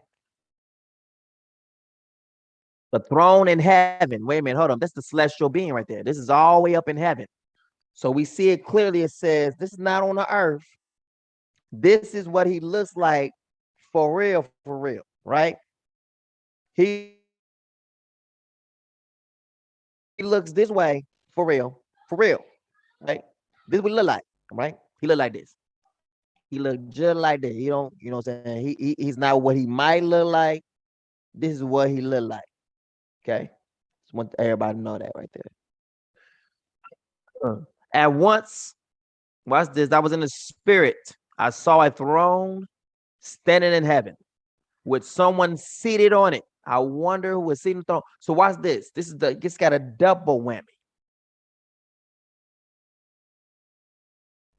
The Father, this could be the Father. Even if it's the Father, this shows the real color of the Creator. And like the color of the Creator would be the color of the Son. Because he can't call himself the only begotten Son of Yah and not be the same color of his Father. You see how we just shown how color does matter? Just by this verse of scripture right here. Watch this. At once I was in the spirit and saw a throne standing in heaven with someone seated on it. The one seated there looked like jasper and carnelian and a rainbow that gleamed like an emerald encircled the throne. Now I told you, when they put jasper's standing in the place of what? Sardis. So I told you when they gave you the colors for the coverings for Lucifer, they They added two of the same colors in there. They just put it in a different place. Look, see, jasper is the same color as that sardius stone. Bam. There it is, right there, the same thing. Bam. Trying to show you the color of him. But look at jasper. Look, jasper's hurt him even worse, didn't it? Look at this.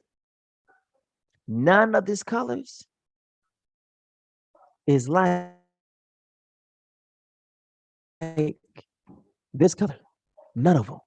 Not even Mediterranean, right? Or Middle Eastern.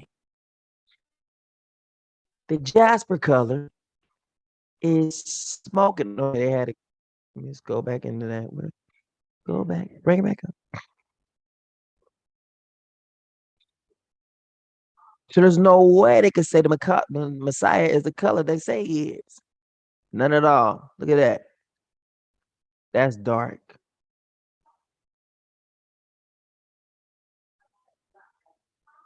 Look at this. Look at this. Look at this. Look at this. Look at this. Look at this. See what I'm saying? Right? See that? So this right here, that color right there, could blend in with this. In all kind of shades. It could blend right on in. Blend right on in.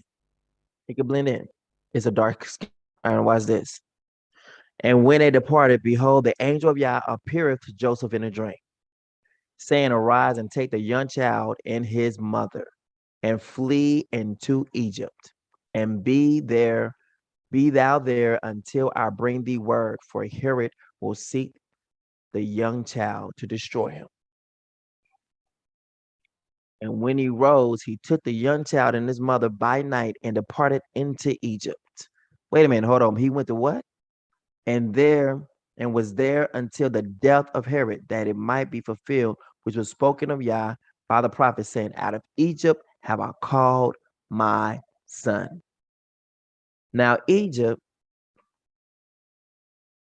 it can't be light-skinned people there. It can't be white people there.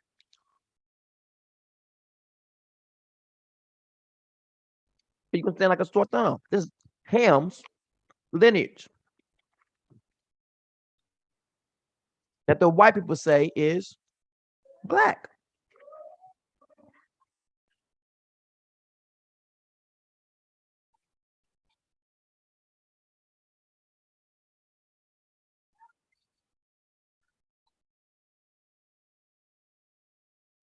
I'm just saying.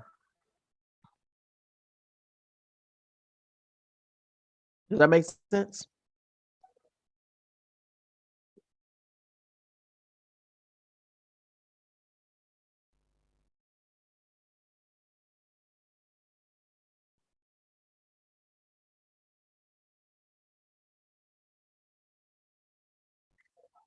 Messiah was called out of Egypt, meaning he could not bend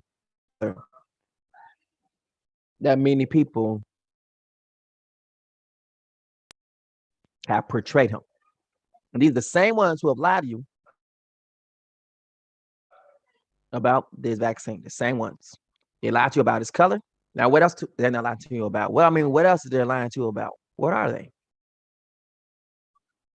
They have lied to you about the so-called gospel. So have you really received the gospel? If you don't know what color the Messiah is, but people say, that's not important. What's so important is showing love and caring. You sound like the Pope, whom the Father says is an abomination.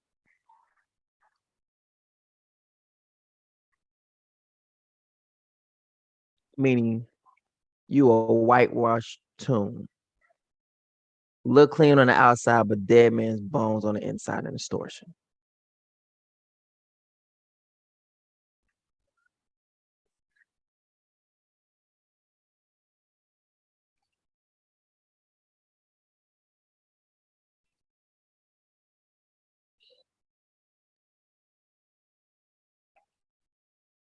We covered a lot of things. It's been like 5 hours. We still got some more to go. And this all just came from just looking at different videos. That's what happens. We was looking at Daniel. Let's go back.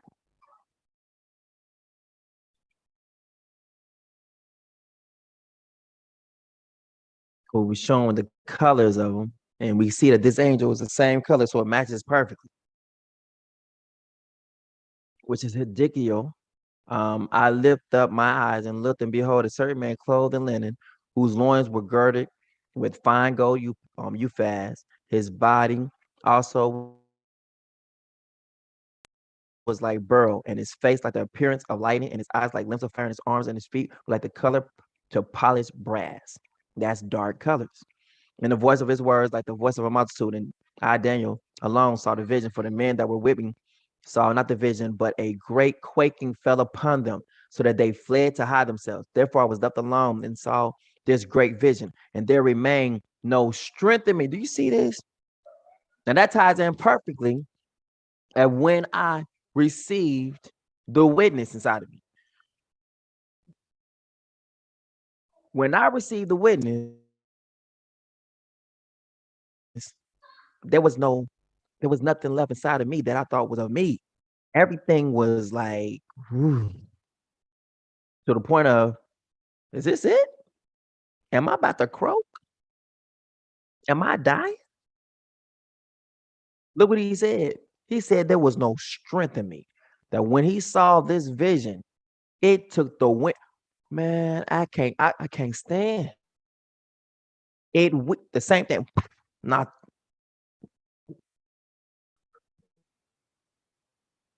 bent over, fell right on the couch, like the mercy seat almost.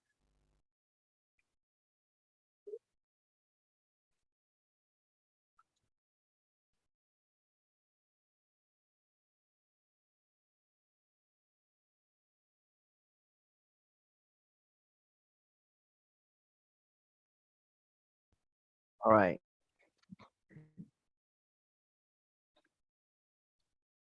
All right.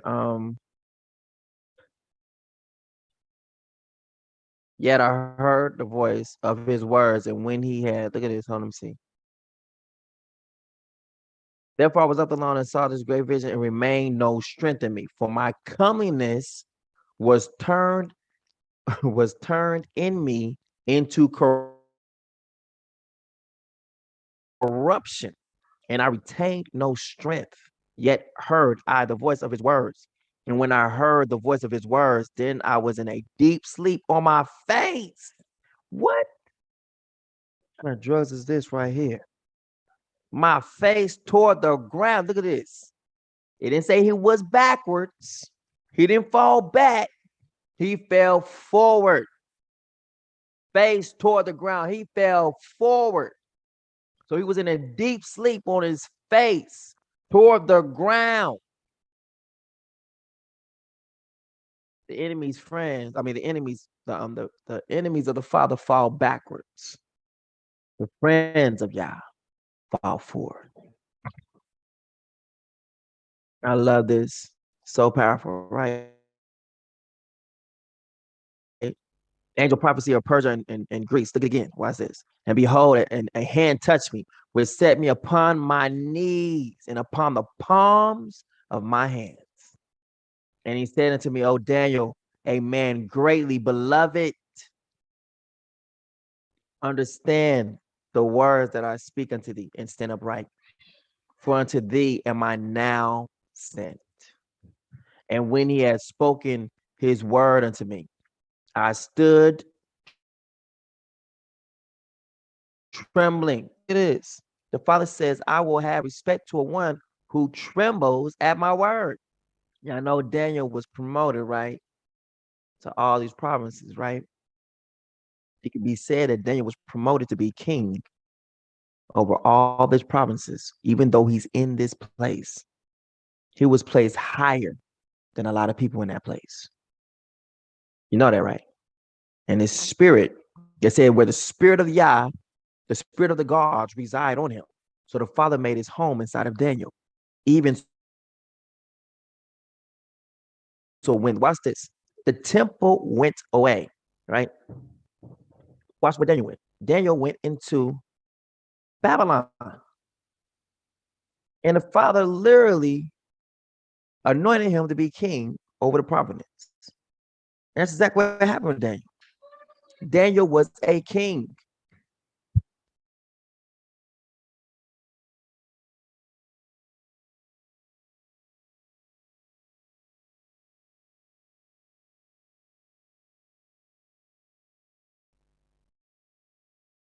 All right, now watch this.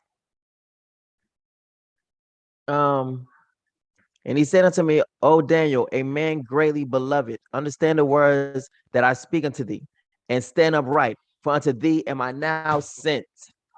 And when he had spoken this word unto me, I stood trembling. Then said he unto me, fear not, Daniel, for from the first day that thou didst set thy heart to understand, what did he do? He figured it out on his own. He said, I have it because we've been keeping, these things we've been keeping for a very long time. So therefore, I have it. I don't need no help. Nope. See, like to me, he sought wisdom. He sought understanding. And to chasten thyself, to discipline himself before the Father. Thy words were heard, and I'm come for thy words. But the prince of the kingdom of Persia withstood me 21 days, so 21 days. But lo, Michael, one of the chief princes, came to help me, and I remained there with the kings of Persia. Right now, I am come to make thee understand what shall befall your people. Watch this. What shall befall us in the latter days? For yet the vision is for many days. For many days, it will be without what? Without a kingdom. And when he has spoken such words unto me, I set my face toward the ground, and I became dumb. And behold, one like the similitude of the sons of men touched my lips. Then I opened my mouth. Sound like the Father put his words in his mouth. I opened my mouth and spake and said unto him that stood before me, O my Lord, by the vision, my sorrows are turned upon me, meaning they have multiplied, and I have retained no strength. For how can the servant of this, my Lord, talk with me?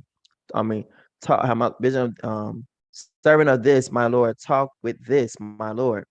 For as for me, straightway there remain no strength in me, neither is there breath left in me. I can't breathe. Then there came again and touched me, one like the appearance of a man, and he strengthened me and said, O man, greatly beloved, fear not, peace be unto thee. Be strong, yea, be strong. And when he had spoken unto me, I was strengthened and said, let my Lord speak, for thou hast strengthened me. Then said he, knowest thou wherefore I come unto thee? And now will I return to fight with the prince of Persia. And when I am gone forth, lo, the prince of Greece. Look at this. He's telling you what's coming next. Greece. The prince of Greece shall come, but I shall show thee that which is noted in the scripture of truth. And there is none that holdeth with me in these things, but Michael, your prince. Now watch this. Oh, this just got good. Oh, my milk of magnesia. Do I dare to trample over down into another layer of this? I think we should.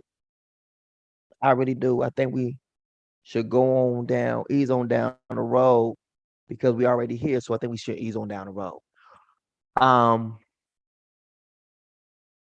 Notice it said, the angel told him, it said, Greece is coming after Persia. He said, Greece is coming after. Let's go see that again and see if we can find that in scripture somewhere. Oh, I love this. This is just so good, man. I love how it just came together. But I will show thee, which is noted. He said, this is about to come to your people. Meaning this have not happened. Understand, Greece is not in the picture yet, but he said Greece is coming. Woo, man, I'm about to get up and shout for this month. Do you understand what what this book just did? It just bear witness to something. It gave life to this book right here that we're about to read. But I will show thee that which is noted in the scripture of truth. And there is none that holdeth with me in these things, but Michael, your prince. So this was Michael who was sent to speak to him. Right? Then said he, knowest thou wherefore I come unto thee? And now will I return to fight with the prince of Persia. That's Michael the archangel. And when I am gone forth, the prince of Greece shall come. So he's talking about whom is the prince of Greece shall come. I will turn to fight with the prince of Persia. And when I am gone forth, so after I leave, the prince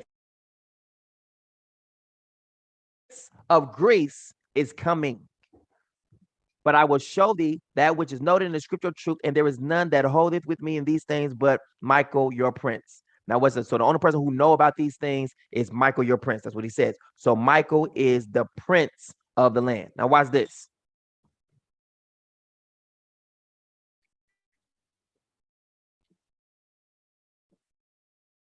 Remember what you just said, right? He says Greece is coming. So we have that as a reference right there in Revelation.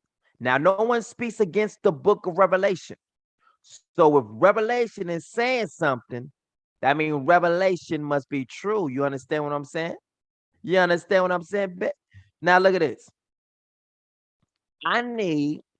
Let's get it. Where's it at? I want the one that I always use. I think it's this one. Yeah, I think it's this one.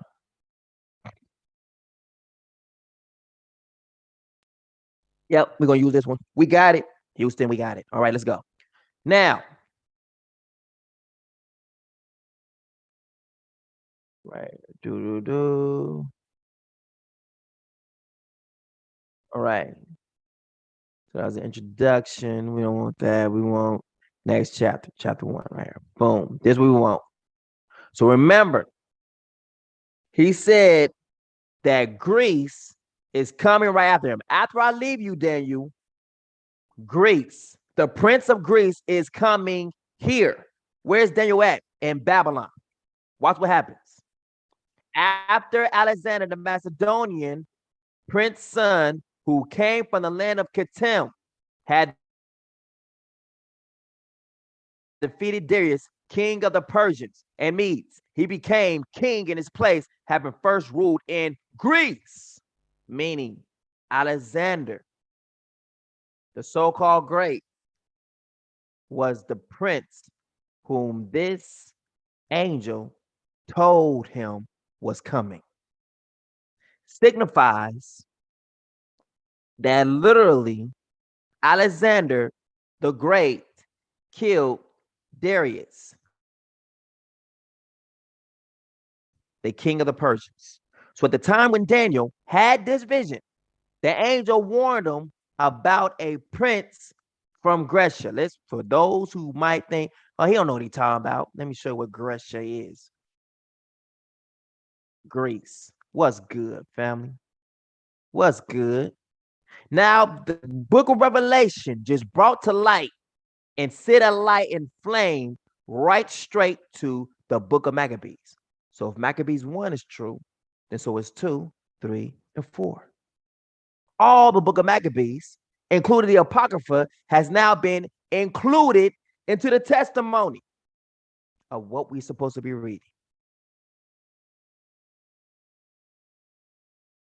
In the story.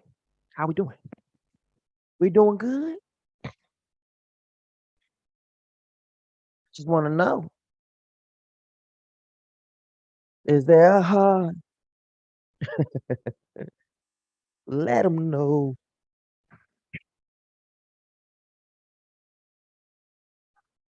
Is there a heart in the house tonight? Just saying. How we doing? Y'all still there? Did y'all go to sleep?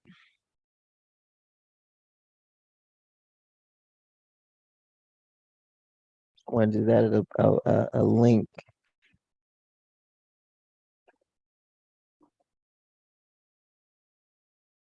Hashtag vlogs. An ownership link was added to your video because it may contain content that belongs to someone else. What minute is that? The video matches 32 seconds of a video owned by Hassan Vlogs. All right, now we got Greece right here. So Greece. So Grecia is Greece.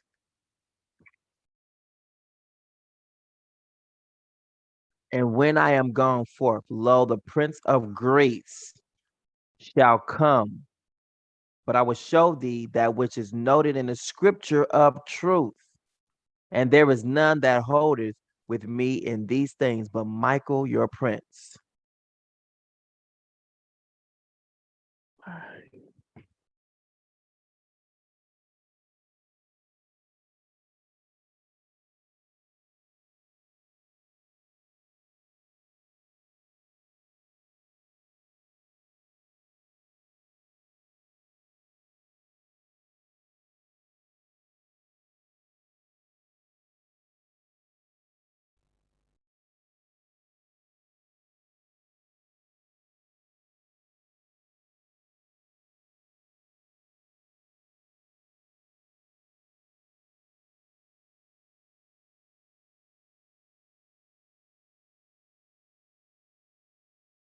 All right. So after Alexander the Macedonians, Philip's son, who came from the land of Kittim, he had defeated Darius, king of the Persians and Medes. He became king in his place, having first ruled in Greece. Now, what happened with Alexander? What did he do throughout the rest of the world? He fought many battles, captured fortresses, and put the kings of to death. There's no king reigning at the same time while Alexander is reigning. All the kings have been put to death. And we have this testimony from this angel who has spoken so and said, no one has this testimony or can refute his testimony but Michael. Because Michael will be the other one who would know about this incident.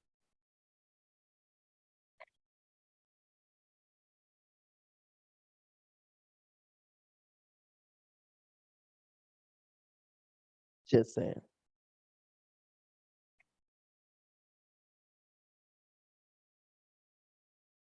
All right. So let's see what's going on here. All right. So he advanced to the ends of the earth, gathering plunder from many nations. The earth fell silent before him, and his heart became proud and arrogant. He collected a very strong army and won dominion over provinces, nations, and rulers, and they paid him tribute. Now, this ties in perfectly with probably what Daniel was saying when he says he saw fear, man. Like, wait a minute, hold on. This vision that you just showed me put fear in me. And it says, stand up. You prayed about this, and look what's about to befall on our people. He says, you wanted to see the future, what's about to happen to your people. That's what he said. You want to see what's about to happen to your people. You prayed, you fasted to see what happens to your people. This is what Daniel saw happen to her. Do you see how this tied in so beautifully? Do you see this, man? Hold on, I gotta look at y'all. This, man, I'm about to sit up here and do a retweet. Dude, this is powerful. No one has been able to connect these dots like this. This is exactly what Daniel saw take place to our people. What we're about to read right now.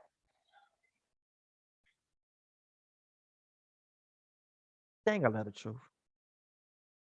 Remember, right? He denoted with Greece. The next thing that's going to happen is going to take place with Greece.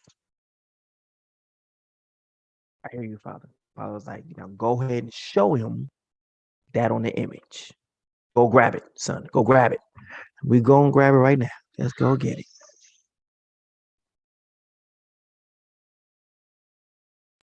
Nebuchadnezzar. We want the image. That's what we want. We're going to find Greece. That's what we're looking for. We're looking for Greece. Where's Greece at? Bam, right there. It's the middle part.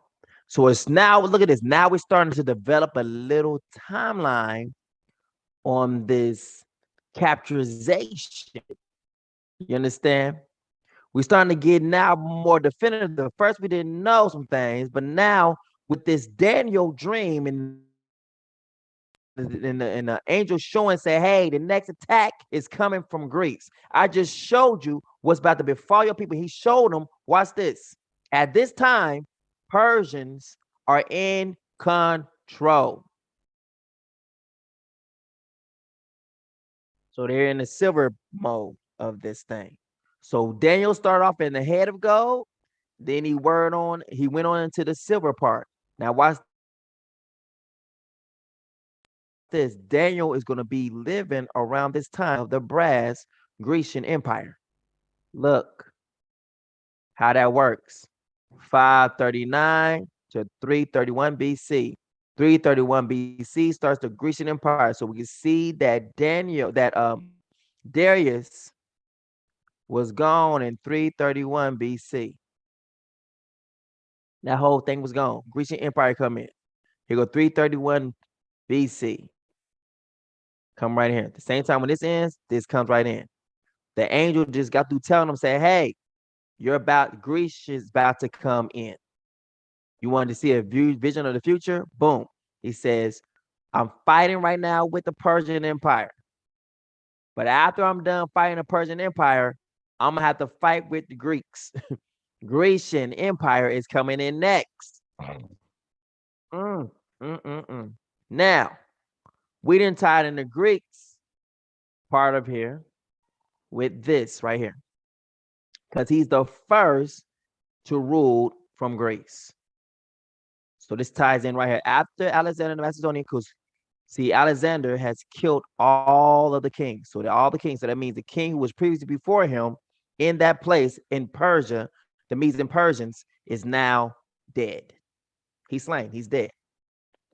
Now, he advanced to the ends of the earth, gathering plunder from many nations. So Greece gathered plunder from many nations. The earth fell silent before Greece, and Greece's heart became proud and arrogant. Greece collected a very strong army and won dominion over provinces. So Greece won dominion over provinces, nations, and rulers, and people paid tribute to Greece. Are you understand this now? The way we're putting this out? I'm trying to show you something.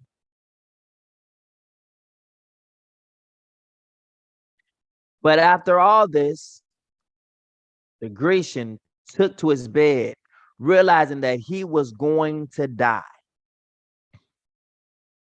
So he summoned his noblest officers who had been brought up with him from his youth and divided his kingdom among them while he was still alive.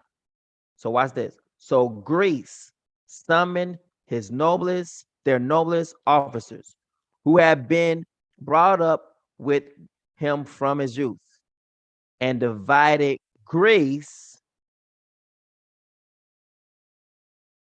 Greece divided his kingdom, which was, watch this, Babylon. Babylon was his kingdom. So literally, the horns that Daniel sees is Babylon being divided.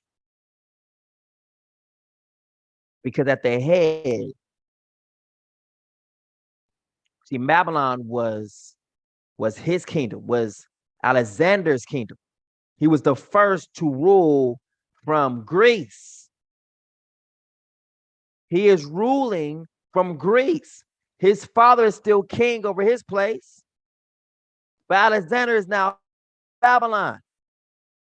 Babylon divided up into four.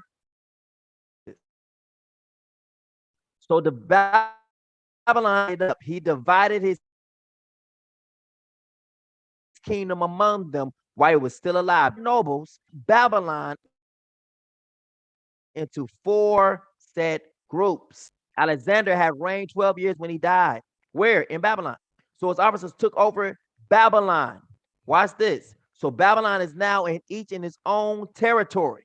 Woo! That's how America becomes, watch this, the daughter of Babylon. Because everything comes from a Babylonian mindset. Because everyone was birthed from Babylon. Oh, how we doing? We doing good? Are we? Y'all still here?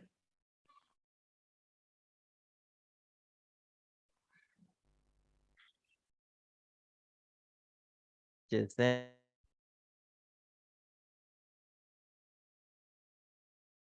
Y'all still here? Is this too much? Should I trim it down just a little bit?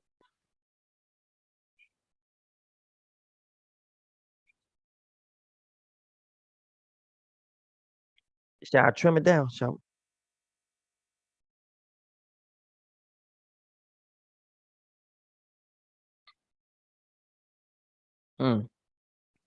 So his officers took over Babylon, each in his own territory. So Babylon has the horns. Watch this. So Daniel is in this one place. He's over in the land. But then he's seen that Babylon, like roots, have grown into many different places. Powerful. Powerful. Just saying. Sorry, it's taking too long. You know what I'm saying? And after his death, they all put diadems. So they're all ruling from Babylon, right? And so did their sons after them for many years, multiplying, watch this, evils on the earth. That's why it says, now watch this. With that being said, Babylon the Great cannot be America at all. Because Babylon, this person is sent into the wilderness to see Babylon. America is not a wilderness. So therefore, this cannot be Babylon, right? That's why they call flee from the daughter of Babylon. Because literally, America will be a daughter of Babylon, just like the UK, and all of them will be daughters of Babylon.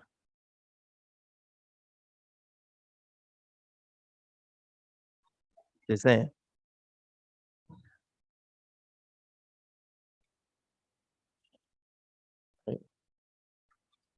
Um,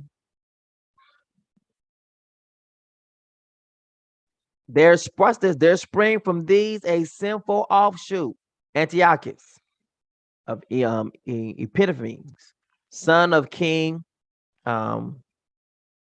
Antiochus. Once a hostage at Rome, he became king in the 137th year of the kingdom of the Greeks. In those days, there appeared in Isolele transgressors of the law. He says, what? I'm about to show you what's about to befall your people. Remember, this is what Daniel saw, right? What's about to happen to us. He saw Maccabees opening up and happen to us. So this is a continuation of Daniel's dream, right? In those days, there appeared in Yisolele transgressors of the law who seduced many, saying, let us go and make a covenant with the Gentiles all around us. Since we separated from them, many evils has come upon us. The proposal was agreeable. Some from among the people promptly went to the king. Remember, there's no other king on the earth but self. Remember the kings from Greece. And he authorized them to introduce the ordinances of the Gentiles.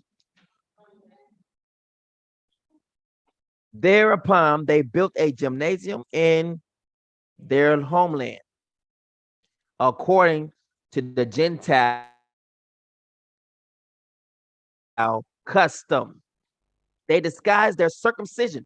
They're literally disowning the Father right before the Gentiles' face, just to fit in. They disguise their circumcision and abandon, watch this, the holy covenant. This is what Daniel see taking place.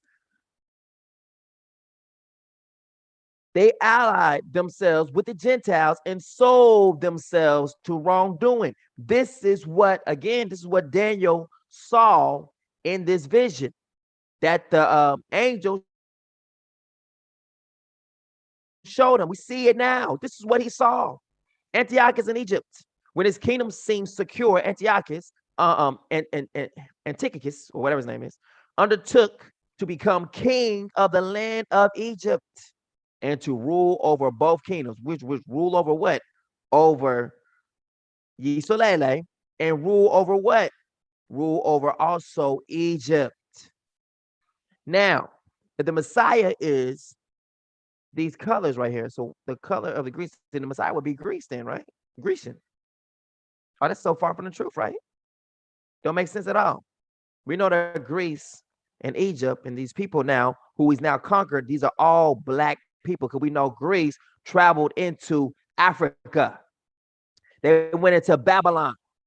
So if you're going into Babylon, that means these are white people, colonizers, who are coming into our land. Ooh, see how white privilege just put an X marked the spot over the criminals? That's all white privilege means. It means X marked the spot. You don't want to be in that group. Let them have their white privilege, because it means X marked the spot. The ones who came over and caused Jacob's trouble. Because this right here, remember, Daniel felt trouble. He was trembling. His vision that he saw took away strength from him. Is that not trouble? Jacob's trouble. The vision troubled him. Jacob's trouble. Look how troubling this is about to become.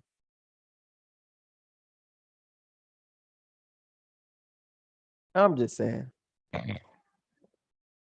Maybe I'm reading too much into this. Just saying. Maybe I'm reading too much into this. Let's go. He invaded. Oh my goodness. If you invade, that means you don't belong there. Let's see what invade. Invade is the same thing like the word intrude, right? And if you're a intruder, that means you don't belong there. If you're an intruder, that means you're not part of this family. Oh. So occupy, conquer, capture, seize, take over, annex, win, gain, permeate, pervade, fill. What about intrude?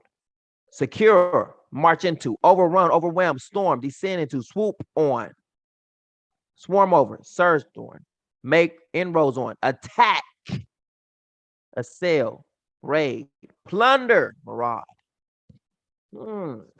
He invaded. Invade. So literally it means the same thing, that you don't belong here.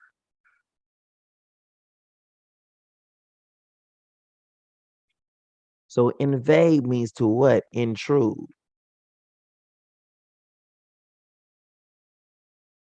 Invade. Intrude.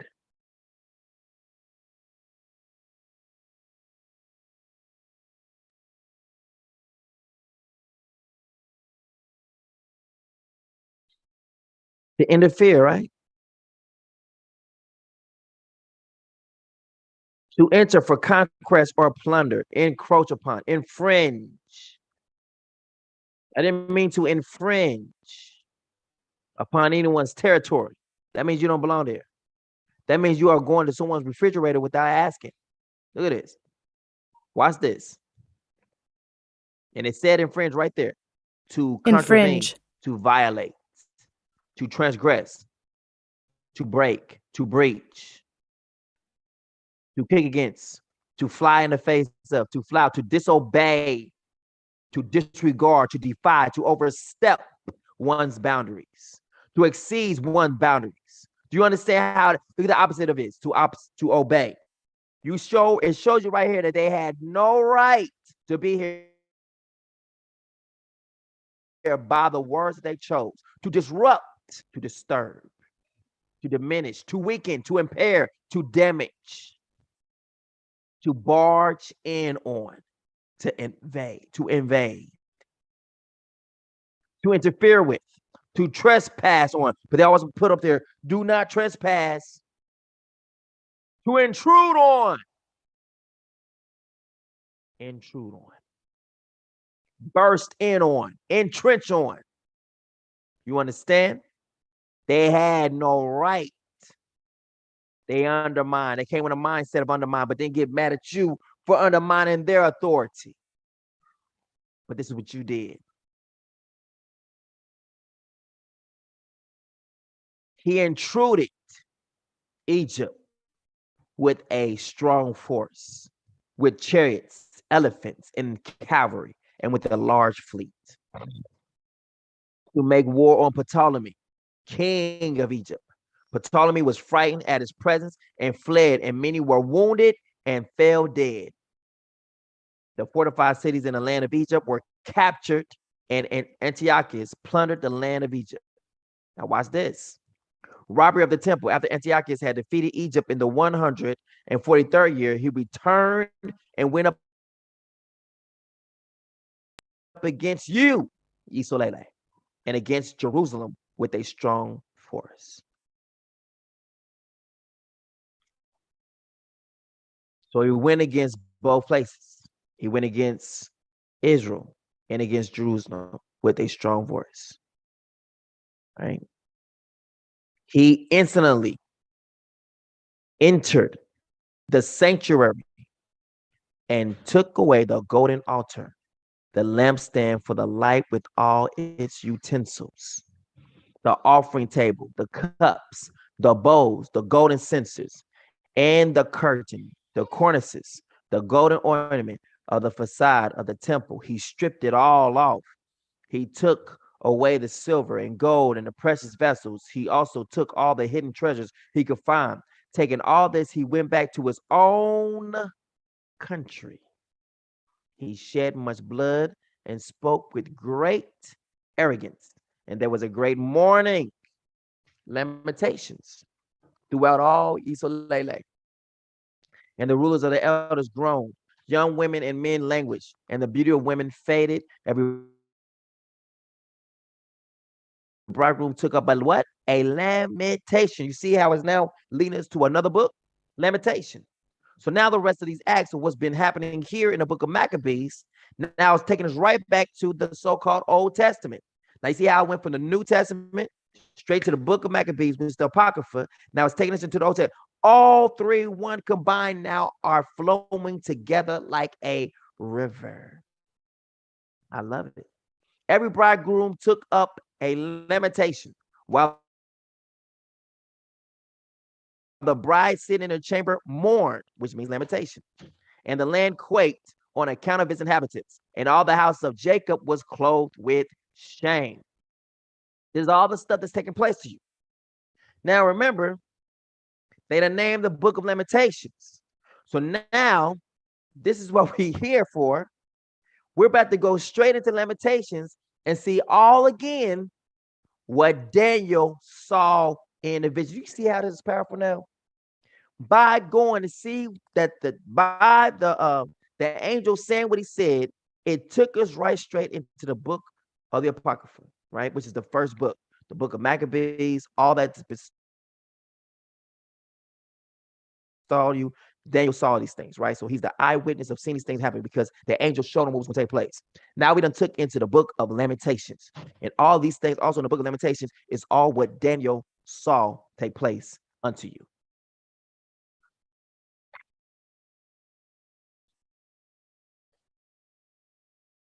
Look, how lonely lies the city. This is what Daniel saw.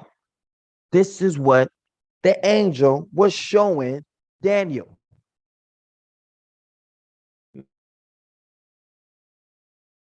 Man, I ain't never had teaching like this in my life ever. I have never, ever.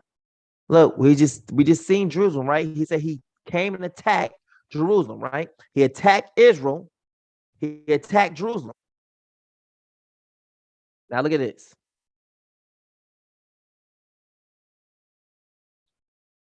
Remember, they said they want to be friends. We just got to see in the part where it says we want to be friends. Remember, with those white people.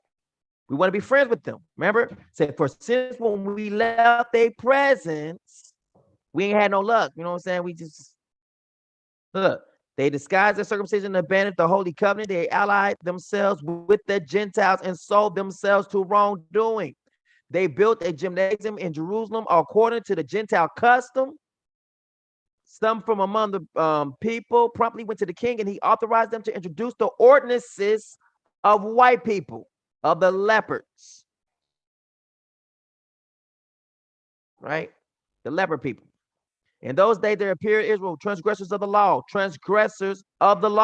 who seduced many, saying, let us go and make a covenant with the Gentiles. So they're going to break their covenant with the Father and go start a new covenant with the Gentiles. All around us, since we separated from them, many evils have come upon us. Now watch this. Now Lamentations shows what happened when you made that little covenant with the white people. The sorrows of Zion, how solitary and lonely sits the city of Jerusalem. Remember, because Antiochus got through attacking. It just said it right there. But now it's just picking up to what happened, right? Right here. After Antiochus had defeated Egypt in 143rd year, he returned and went up against Israel and against Jerusalem with a strong force. Now we see what's taking place now in literally Lamentations. Look, he instantly entered the sanctuary and took away the golden altar, the lampstand for the light with all the utensils, the offering table, the cups, the bowls, the golden censers, the curtain, the cornicles, the cornices, and the gold ornament on the facade of the temple. He stripped it all off. What's going to cause you to do? And he took away all the silver, your gold, your precious vessels. He took all your hidden treasures he could find. Taking all this, he went back to his own country. He shed much blood in that place. This caused Lamentations, and spoke with great arrogance. And there was great mourning throughout all Israel, or Yisrael. And the rulers and the elders groaned. All earth is groaning right now. Young women and men languish, and the beauty of women faded on this day. Every bridegroom took up lamentation, while the bride, sitting in her chamber, mourned, and the land quaked on account of its inhabitants. What? Marking a number down in history of what took place. And all the houses of Jacob was clothed with shame. So if people were literally to find all the earthquakes that takes place over in the land, all the way to the back in the days, they could find out exactly the day that this took place just by that earthquake. Because there's a marker in the earth saying that what took place on this day. And the land quaked on account of its inhabitants. On the same day that this took place, you'll find the same day that this thing was fulfilled. How solitary and lonely sits the city Jerusalem, that once was full of people. Remember, they just got to get slaughtered. How like a widow she has become, she who was great among the nations. Look what it just said, a widow. Look what it just said about the women. It said the women, the young men, or they said, what is the women? They were sitting in mourning, right? Every bridegroom took up a lamentation, while the bride sitting in the chamber mourned. Meaning what? Her men were killed. That's exactly what you said here. That your men, look, she weeps bitterly in the night. This ties in perfectly Now with the book of Maccabees. Man, this is so powerful. Let's get King James. Yeah. King James will come in and tell us the story. Let's go and tell us. What happened, King James? Dude, what in the world? Why? Why, King James? Why? It just did it again.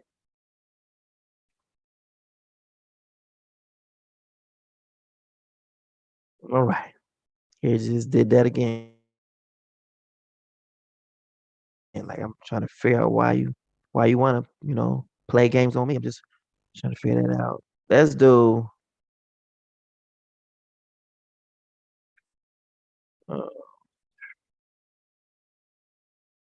let's do this one. Contemporary English. Let's try this one. Jerusalem, once so crowded, lies deserted and lonely. The city that was known all over the world. Listen to that part. That was us. Is now like a widow. Oh, what's a widow? A widow is a person who lost her husband, right? Her husband died. Not black widow. Widow. Meaning of widow. Okay. A woman who has lost her spouse by death and has not remarried. The last word of the short. See, so we see that right here. We just got through seeing that in this right here. While the bride sitting in her chamber mourned. Why? Because her husband has been killed. Go here. All over the world is now like a widow. This queen of the nations has been made a slave. Oh my goodness. So Antiochus just came in and enslaved you. All this time we've been seeing that Greece had their hands was not all that dirty. But now we see Greece is the one causing Jacob's trouble. Ooh. Ooh, ooh, ooh, ooh. Ooh. This is powerful. And Greece continue to keep attacking us later on, right? We got what's his name? Dude who comes and attack the Congo. That comes from Greece too. It's UK, all them with it. Remember, it's 4 divisions of Babylon, right? All the UK, America, all these stuff. Everything that you see before you right now is a division of Babylon. Everything comes from Babylon. All over the world is now like a widow. This queen of the nations has been made a slave. Each night, bitter tears. It says she sits mourning. Is this not fitting perfectly with the book of Maccabees? People say, well, the book of Maccabees is not an authorized book. Shut up. Why? Because without the book of Maccabees, you can't put the pieces together. You get bits and fragmented pieces here and there. But now with all these books flowing together, we can see a storyline. What's good?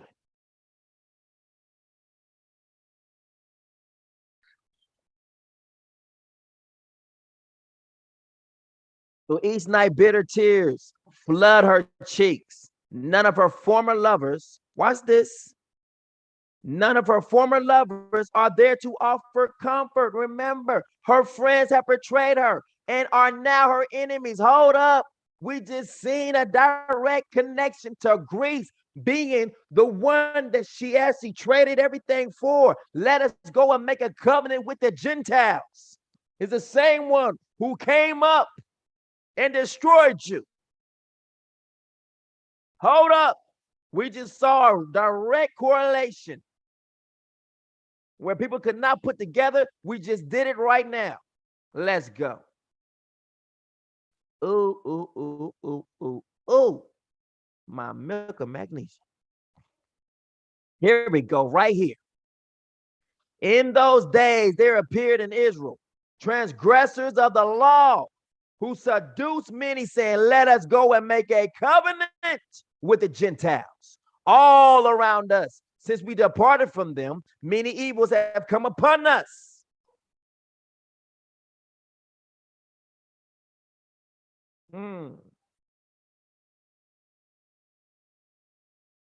They disguised their circumcision and abandoned the holy covenant. They allied themselves with the Gentiles and sold themselves to wrongdoing. What's good? So guess what?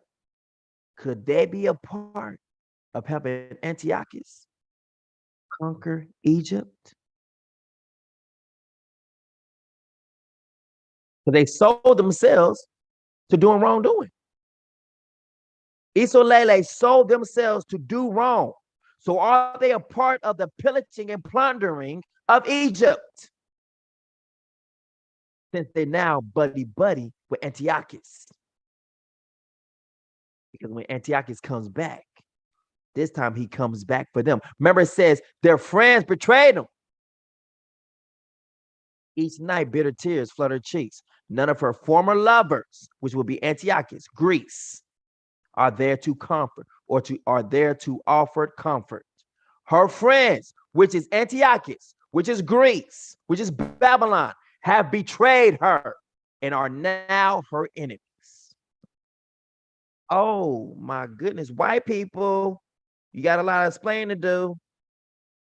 White people. Where you at, white people?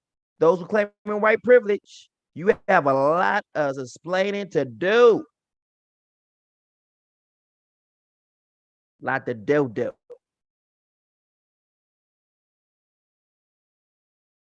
I got some more info. I got some more news coming in, man. I don't know about this, man. People, we going in right now. We going in. Y'all still with me? Y'all still here? Oh, this is that video right here. It's that video. We done tied some things in. We done tied them in. Like no one can sit right here and say it don't. See, man, I love this right here. Book of Maccabees and Lamentations working hand to hand. Let's put that in it. Book of Maccabees and Lamentations go hand and in hand.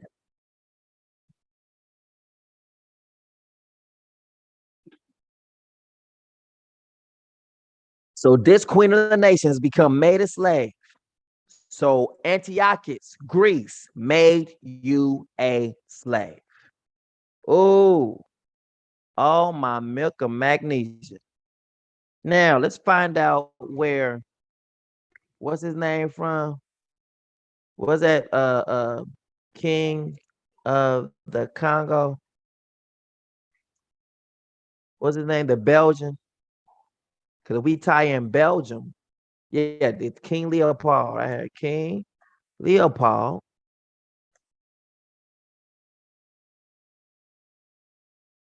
Belgium. Belgians, remember, they all come. This is Brussels, right? So Belgium is from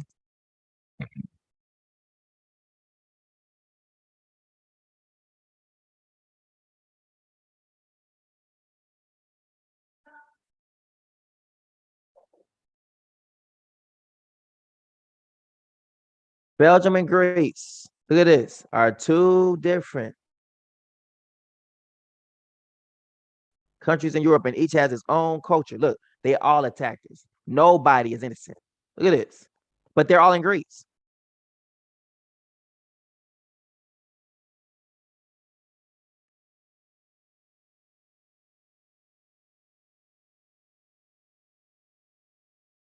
Belgium-Greek relations are foreign relations between Belgium and Greece. Both countries established direct diplomatic relations in 1874. Both countries are full members of NATO and the European Union. Showed you again another of our enemies right there. The European Union, European, Greece or Grecians are European. They're all one and one. You notice that Greece attacked us, and we see the Belgium attacked us. That includes all of them has attacked us. Every single last one. It shows it. It said Greece and Belgium are different. Belgium attacked too, as well. They attacked just like the Greece attacked. and they attacked the same place where the first ones attacked.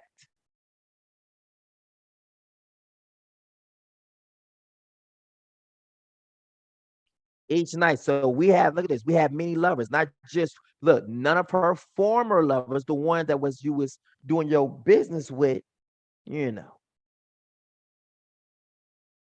And they are there to offer comfort. Her friends, meaning what? The nations, the white people. Watch this, the Catholic Church. None of your friends at this time, the Catholic Church was being invaded too. Because when the Messiah come around, Rome is there. So all that is already there. Remember, this is the time before the Messiah shows up. Understand? So this is leading all the way up into the Messiah coming. Her friends have betrayed her and are now her enemies. Watch this. Now, as to show you even further what's about to happen to us, look at this. The people of Judah are slaves. Remember, Daniel seen his video. He's seen his vision, right? And behold, one like the similitude of the Son of Man touched my lips. Then I opened my mouth and spake and said unto him that stood before me, "Oh my Lord, by the vision, oh my Lord, by the vision, my sorrows are turned upon me." Meaning what? And I have retained no strength. That means what he saw was so horrible that it took away his strength.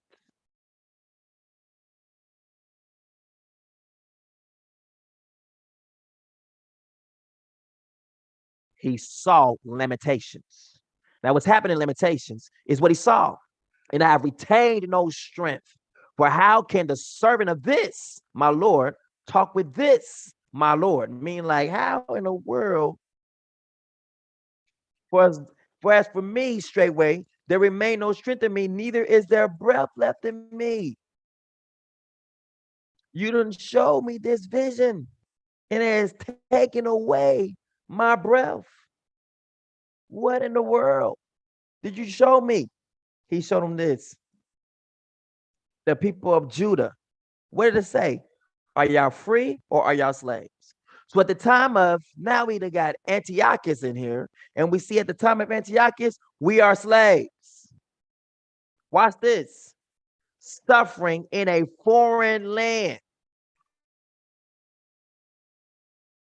Oh, my milk of mac. Let's see what foreign means. Does that mean close by? Or that means you have been sent off of your homeland? Distant. Oh, my milk of magnesia. Overseas. Far flung. External. Foreign. Outside. Alien. Exotic. Strange land. Oh, which ties into the scriptures of Genesis 15. Oh, shall we go get it? Yes, we should. Let's go get it. Because this now shows this is now happening after Moses. So let's go get Genesis 15. Oh, my dear, this is just so much word coming out right now with so much accuracy that it makes so much sense that if anyone seen this video, be like, man, that makes sense, dog. That even the white people seeing it, they be like, dang it. That makes sense. I hate to admit it, but that makes sense. Unless they don't have eyes to see. Man. Too bad we only got 3 people watching today. Oh, well. But that's just only one page, though. On other pages, there's other people watching and watching and watching, and some people watching on YouTube. So we have roughly probably like 10 people watching or more. Those who haven't even signed in yet. Like they you know, they'll look from a distance, but they won't come all the way in the video. So you can't see them, but they're still seeing what you're talking about. Yeah, you got those people on the outside who is not counted as those who are watching, but they're still watching. They're listening to the audio without coming to the video. You just, because if you push the button, that's when people just suddenly come in. But some people are like, let me see what he's talking about first. And see what he's talking about. And if they like it really, then that's when they come in. You know. All right. May the Father correct all those who's probably having bad internet or bad audio, because this is really good right here. It's really good. Everything's so clear over here. It's not botched up. Everything is great. You know what I'm saying? So may the Father, get praise, right? Let's go. Um, and when the sun was going down, a deep sleep fell upon Abram, and lo, a horror of great darkness fell upon him. And he said unto Abram, know of a surety that thy seed shall be a stranger in a land that is not theirs. Wait a minute, hold up. Now, Father just brought something to my mind. Goshen belonged to us. The land of Goshen belonged to us. It was still part of our land. Goshen belonged to Israel or something like that. Let's see in the scriptures, Bible verse. Uh, it was the first land. I mean, we were the first people ever on that land. So the Father preserved that place for us. The land that was preserved for us. Watch this. Throughout the land of Egypt, the hail struck down everything in the field, both man and beast. It beat down every plant of the field and stripped every tree. The only place where it did not hail was in the land of Goshen, where the Israelites lived. See? So the people can see here, he made a distinction with the people who live in Goshen, right? But this says specifically, you're going to be sent off of your land, which ties in when the Messiah comes in and says the same thing. He says, what? Some seed fell on stony ground, right? That's a stranger. So if it's a stony ground, mean what? It's a strange land. That's what it's saying. Some seed fell among stony ground. Some seed fell on stony ground. Foreign land. He told you that you fell on, it's not known, it is foreign. Some fell on rocky ground where it did not have much soil, meaning what is foreign to you, it's strange to you. So it sprang up quickly, but the soil was shallow. But when the sun rose, or when the people rose against you, your enemies rose against you, the seedlings were scorched and they withered because they had no root, meaning you began to fade away and knowing who you are because you had no understanding of yourself in this place, signifying what? If you're losing it, it's showing you that this is foreign just by his word. But when the sun rose, the seedlings were scorched and they withered because they had no root. It was foreign. It was strange. It ties in with Genesis 15. They shall be a stranger in the land that is not theirs, since it doesn't have any root, meaning what? It's not theirs. The same part here, they shall, since it is foreign, the sun will come up and scorch them, and then because they don't have any root, because it's not theirs, they will wither away. And shall serve them. That means you withering away. And they shall afflict them 400. And also that nation whom they shall serve will I judge, and afterward shall they come out with great substance. And thou shalt go to thy fathers in peace. Thou shalt be buried in good old age. But in the fourth generation they shall come hither again, for the iniquity of the Amorites is not yet full. So we now see a correlation of now Daniel, Book of Maccabees, Genesis 15, and Matthew 13 and 5, all bear witness to the Book of Maccabees and Lamentations, working together still as a beautiful flowing river. Here it is. The people of Judah. This is Lamentations, suffering in a foreign land with no rest from sorrow. Remember, it said in the book of Maccabees that the women, all they had was sorrow left.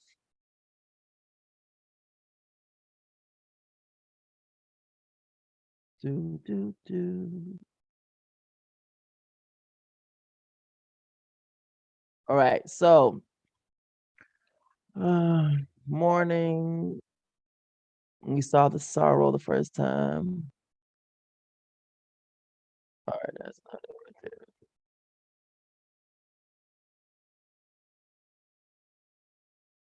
He shed much blood and with great ordinance, and there was great mourning, sorrow throughout all Israel. And the rulers and the elders groaned, young women and men languished, and the beauty of women faded. Every bridegroom took a lamentation, while the bride, sitting in her chamber, mourned, sorrowed. And the land quaked on account of its inhabitants, and all the house of Jacob was clothed with shame. You have a new clothing. Why? Watch this. And all the house of Jacob was made slaves, clothed with shame, made slaves.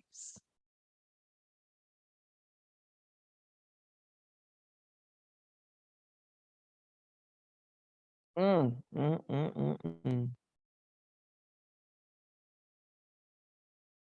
Wow. Powerful. It just told you became slaves right there in that scripture. See? Judah are slaves, suffering in a foreign land with no rest from sorrow. You're being covered with shame on that day. Watch this. Here we go. With no rest from sorrow. Their enemies captured them and were terribly cruel. This is what Daniel saw. The roads to Zion mourn because no one travels there to celebrate the festivals. Wait a minute, hold up. The city gates are deserted. Priests are weeping. This is what Daniel saw. Young women are raped. Zion is in sorrow. Enemies now rule the city and live as they please. The Father has punished Jerusalem because of her awful sins. He has let the people be dragged away. What's this? Dragged. He let the real people be dragged away. Now, when you hear the people talk about, how the Israeli people was taking over, they said it was taken into trucks. Like, you know what? They asked us to come with them and they went to drag. It means to haul, Drag. pull, draw, tug, heave, trail, tow, yank, right?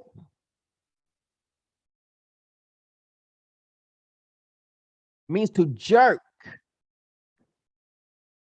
heave, drag, seize, snatch, pluck, rip, tear, whisk, jolt, force, whip. There's a total difference. You're being yanked from your position.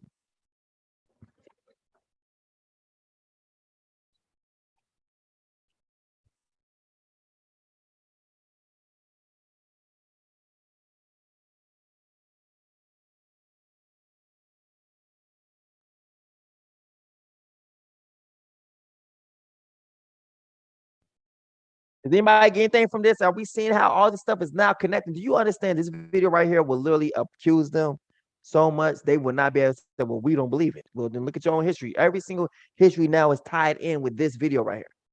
It's tied in with this audio. I love this, man. Y'all want to stop? Y'all tired? But we see that people have been plucked, tugged, right? And remember, this is the Grecian Empire that's doing this to you. The Grecians are sending you throughout the four corners of the earth. So now we have literally found an empire who did this to us. The Greece Empire. And the Greece Empire, watch this, was divided into four. And we were sent to all four divisions of the Greece Empire throughout the rest of the world. Ooh, Greece got some money to pay up. Oh, yeah, buddy.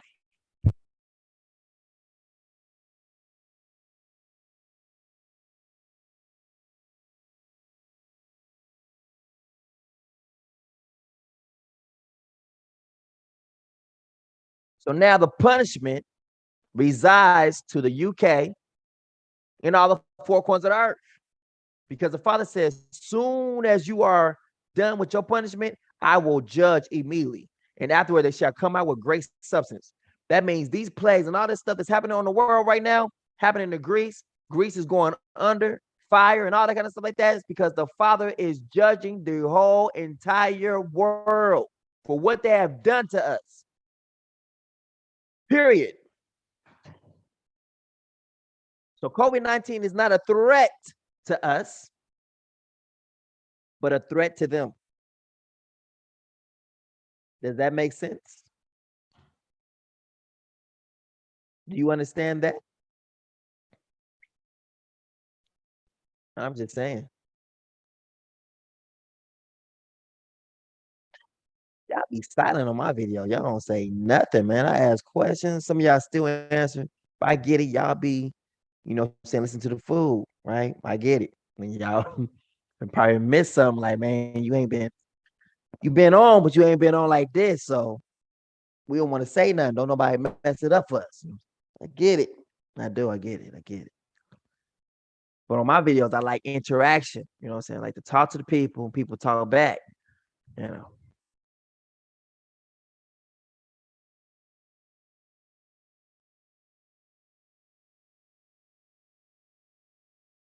Now watch this. So we see that there's strangers in the land that's not there. And shall serve them. You see what the punishment. See how this all correlates now? So this could not be to those white people, those leprous people. Not at all, because they don't fit in when it comes to Daniel's period. And that's why the Father said it the way he said it. That's why he said a teacher must come and teach you. Why? Because he will teach you the right correlation of how everything happened. Look how we just uncovered what we just did. The Father is amongst us. Always. Let's go. Right? Now, there's a part in here I want to show, right? Because I did this like in a video call, like something like, the call. It's not in the one that's blocked. It's in the first one, right? So we're going to show the difference of what took place, to the, saying we like to let the Jewish people say, because we just got through seeing that you're going to be jerked, saying tugged on, pulled. Some parts you might be plucked, it might be just be plucked up, like you getting plucked up like a weed from the roots, Yeah, exactly. Now watch this. Let's go. Get plucked. You know what I'm saying? Let's go find that part real quick. Excited as I am, and I hope this causes for you to be assumed that the Israelites became slaves at exactly the midpoint in between Joseph's death and Moses' birth. That would be 32 years after Joseph died and 32 years before Moses was born. If this is the case, then that would mean that the Israelites were slaves for 112 years. And so the amount of time the Israelites were in slavery was probably about 112 years or so. Maybe a little bit more, maybe a little bit less, but definitely no more than a maximum of 144 and definitely no less than 80 years minimum. Whatever the case, the Israelites were definitely not slaves for nearly as long as the movies make it sound when they say, 400 years in bondage, and today he won't move. The Israelites were not slaves for 400 years. They were only slaves for about 112 years or so, plus or minus 32 years. But doesn't Genesis 15:30 say that they'll be enslaved for 400 years? Look what he just did. He told you that what they try to say in the world, that, Yisolele was enslaved for 400 years.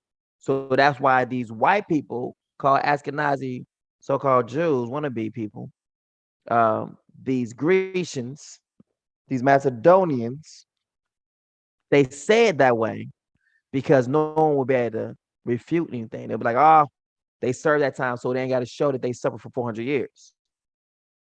But that's not the case. Their own people right here saying that they was only enslaved for 215 years in the land of Egypt. That's what we wanted to hear right there. Boom. This place called Egypt, they were enslaved there for 250 years, 215 years. Now, he is going to add a part to it by going into the Talmud to get some information. Now, since these people will be taking over our so-called place or trying to become us, we have already removed them and their authority just by proving that alone that they were not enslaved for 215. They was not enslaved for 400 years. The fact that he said they was only enslaved for 215 years, he is going to try to add in, watch this, the time of Abraham. So he says, he's going to say that Isaac was tormented by Ishmael. And so that counts towards the time of the 400 and something years. He's going to say that Isaac was tormented by Ishmael for this long. So he was in a land not his own there. So then also we're going to say then his people was not in a land their own. So if you take 215 and add it in with the time when Isaac was being tormented by Ishmael, then you have the right time of 400 some years. Let's see. When you really want something to be so right and you don't really care about the truth, your greed of wanting to be right will cause you to overlook the gooey parts, the ooh-wee parts, just like our name, EWE.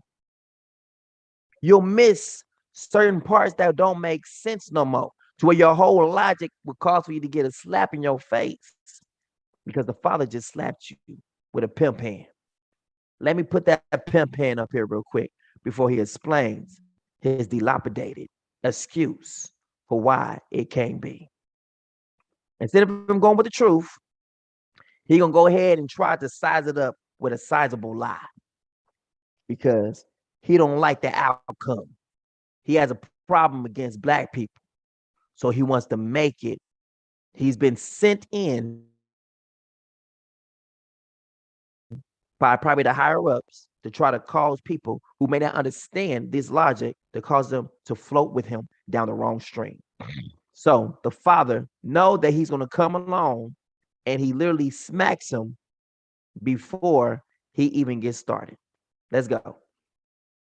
So the Father tells them they're going to be in a strange land that is not theirs, and shall serve them and shall afflict them 400 years. And also that nation whom they shall serve will I judge.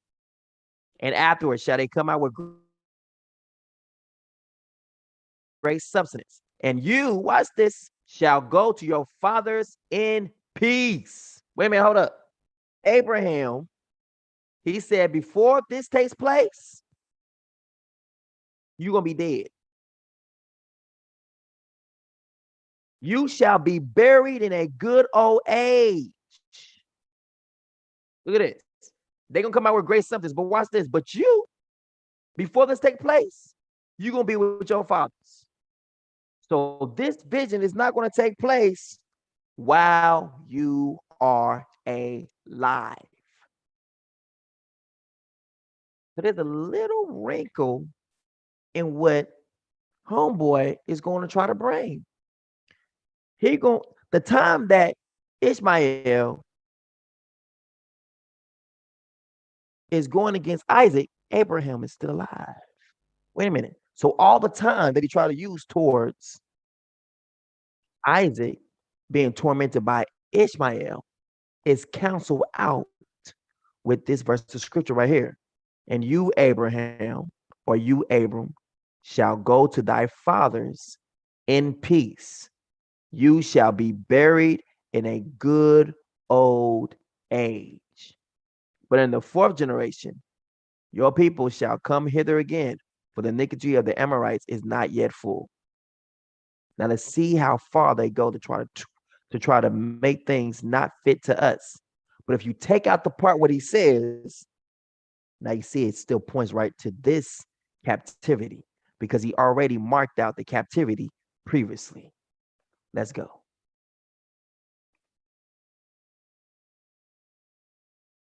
No, it doesn't. It says they'll be enslaved and mistreated 400 years. You see, Genesis 15 does not say the Israelites will be enslaved in Egypt 400 years. It says Abraham's seed will be enslaved and mistreated in a land not their own 400 years. Canaan was a land not their own. Egypt was a land not their own. Isaac was Abraham's seed. Jacob was Abraham's seed. The multitudes in Egypt were Abraham's seed. All right, so now Isaac we was have another mistreated. discrepancy that maybe we should put in here. Remember, it was Canaan who stole land from Shem. So now, since there's another wrinkle in this. So now we're about to have 3 layers of what you talking about, Willis. About to just be dropped down on them because this is about to be horrible on a catastrophic level. Because what they thought they was about to hold on to, that branch is about to break. Because Canaan stole land from Shem.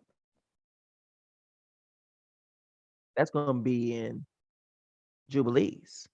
Oh, my milk of magnesia. So all we need to see the part that Canaan stole some of Shem's land. And now we done took out the fact of Canaan being involved in our punishment as anything. And the land that Abraham dwelled in was Canaan, which was the promised land. He knew that the Father was going to give it to him. The scriptures even said it, that he knew that that land was given to him for his own heritage. So how can that be now a land not their own? Just saying. You see how we just smack fire out of his so-called, his so-called logic. That's why the Father takes the foolishness of the world. I mean, the wisdom of the world, he sees it as foolishness. And we see how we have to make this Babylon foolish. Let's get it in here. Jubilees. Where did that? I hear you, Father. Okay. Let's just get in here.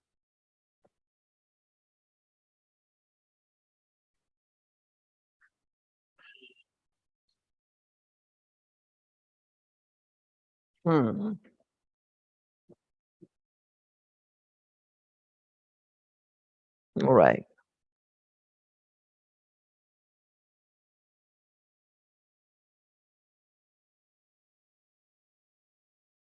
All right, let me see. So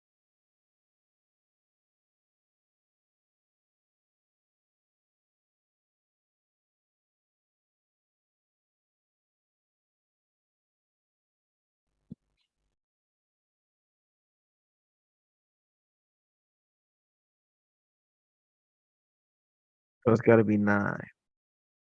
All right, here it is.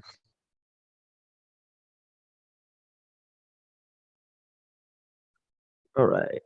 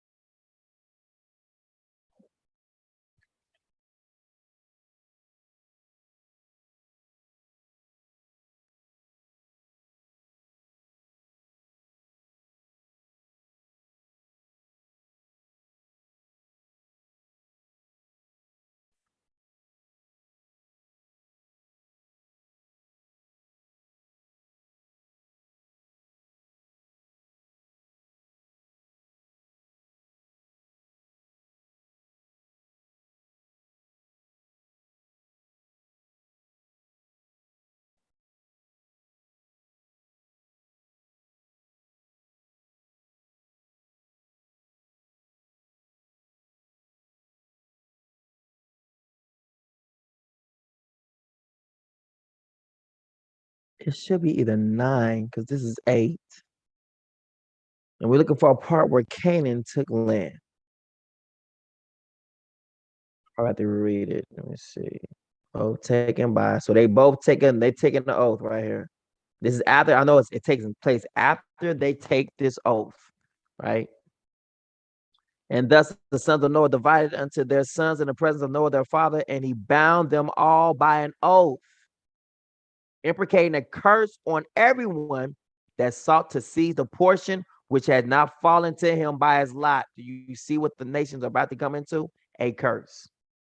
Because every single person who came into our land and came over, all the colonizers are in trouble because they broke what this oath said not to do. That's why Alexander the Greek died, because he broke this oath. And every single person who came over and did the same thing that was taken over, whatnot, they're on their way to hell. Just put like that. All right, here we go. And it's funny, right, how the Father uses that which is not of him to come in and break his law of an imprecating curse to bring it upon that whole entire nation. The one who came over and did this is now curses over Greece, curse over Belgium, curse over UK, all over the place, because all the people who have done these things, there's a curse, imprecating curse upon them and their generations. Watch what it said. And they all said, so be it for themselves, not just for themselves only. So not just for Alexander the Greek, but also for the ones that comes from, watch this, from Alexander the Greek. So when he broke that thing, that curse remains upon not just him, but his own people. That white privilege is them marking themselves as an imprecating curse of their ancestors. See, they take it as a treat, but the Father sees it as a curse. White privilege is a curse for themselves and their sons. See, it's an oath imprecating a curse on everyone, not just for themselves, but for their sons forever throughout their generation to the day of judgment. So everyone who has labeled themselves with white privilege has marked themselves for judgment. Ooh, this is so good. Where your white friends at? Ask them if they want white privilege. Ask them if they claim it.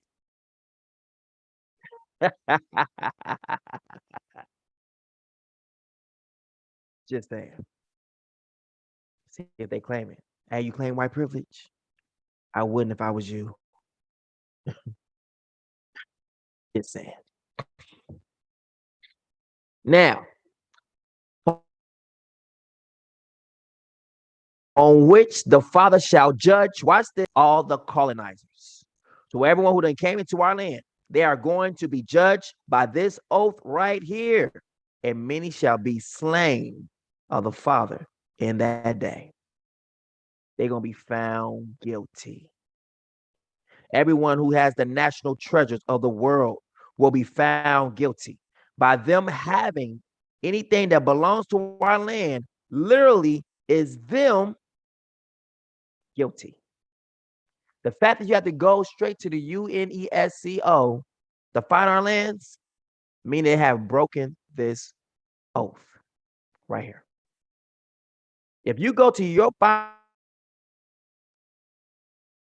our lands and it's found in the nation's hands, he has literally caused for all these nations to break this oath so he can bring forth a punishment that is so severe that the whole earth will be groaning against them. The whole earth is judging the colonizers, not just the colonizers, but their children and their children's children. It follows them in every generation. That's why these homes are being destroyed. The earth said, I remember what you did. You broke an earth. You broke an oath. This is your home. It no longer, you cannot live on me no longer.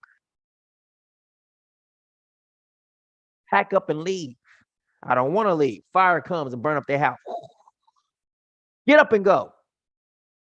Care about your stuff. Care what you done pay for this. The whole entire world is accusing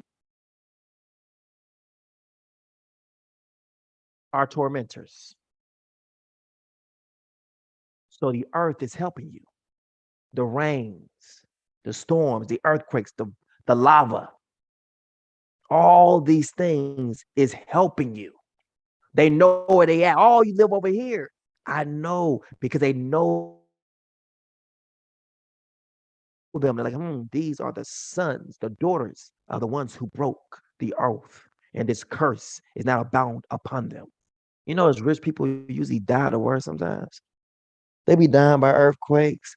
Their whole houses collapse on them while they inside of it. They was vacationing in the Bahamas when all of a sudden a storm just came up and just cracked their house in the middle. This person was pronounced dead at the scene. It's like they get lullabied to their own death by good things. They get enticed to their own death. Hey, come on up to this trip to the Bahamas. It's gonna be a place you're gonna die at, but at least you're gonna have fun for a little bit. But this is the ending of your life. This is how you're gonna end it. Not thinking about me. You don't spend it all this life, all your life, not thinking about me. So you're gonna end it without you thinking about me too. You're gonna be in some activities where you're not thinking about me. So come on to the Bahamas. And the earth, like, there he is. And they assassinate him while he's inside of his house. Him and his whole family. Whole house collapsed. Did you see what he did with California? Man, the fires could not wait to light. I'm waiting to let go. You ready? Can I go kill them all? I'm gonna go ahead and burn up that whole entire city. Last year, the same thing happened. Fire took place in California that burnt up a whole entire town. And it burnt up a whole entire town this year too. The places you look up that's been burnt up, you see that they were really bad towards the father's people. Slavery was prominent in these places.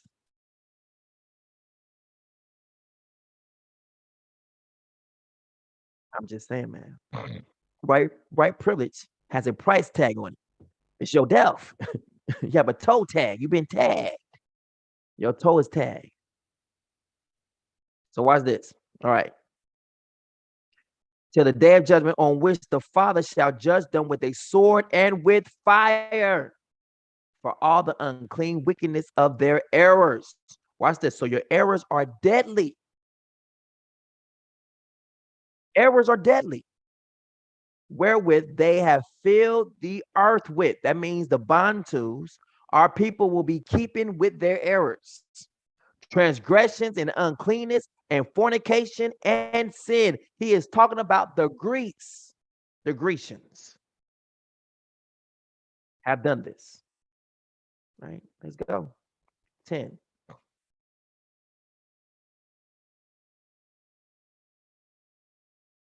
Let me see.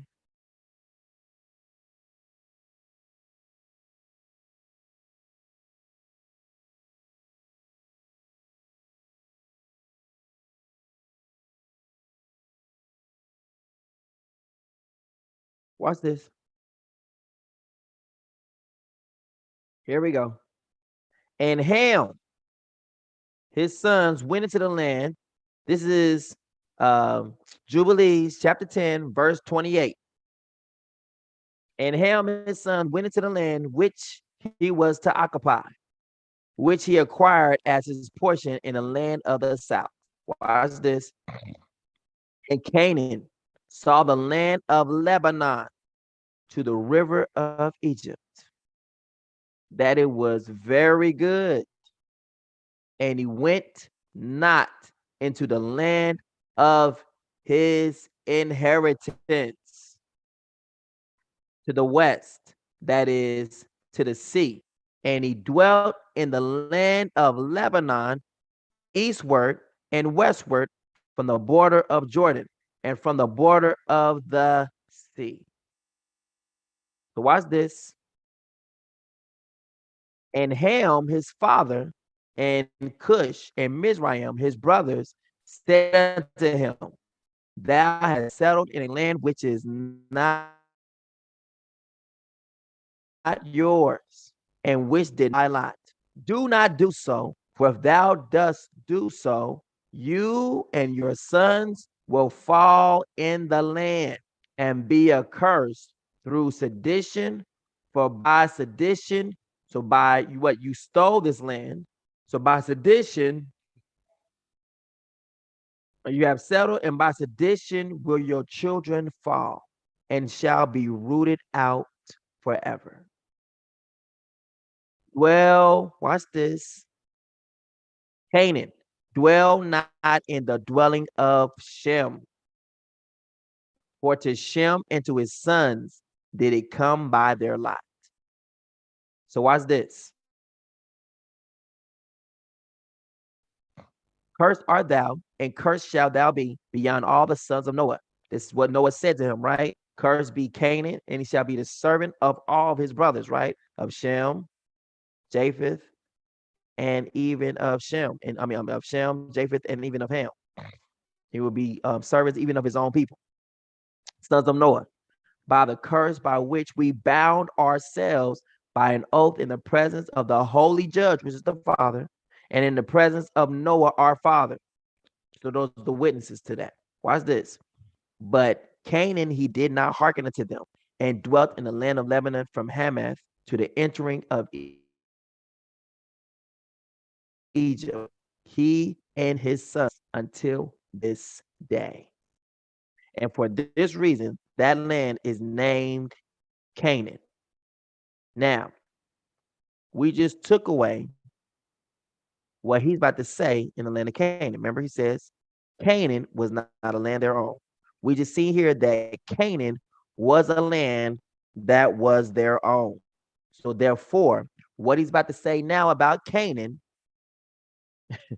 is not going to make sense no more. We done took away extra years, but he's going to try to add on to there. We done subtracted it by finding out that Canaan took land from Shem. That's roll film.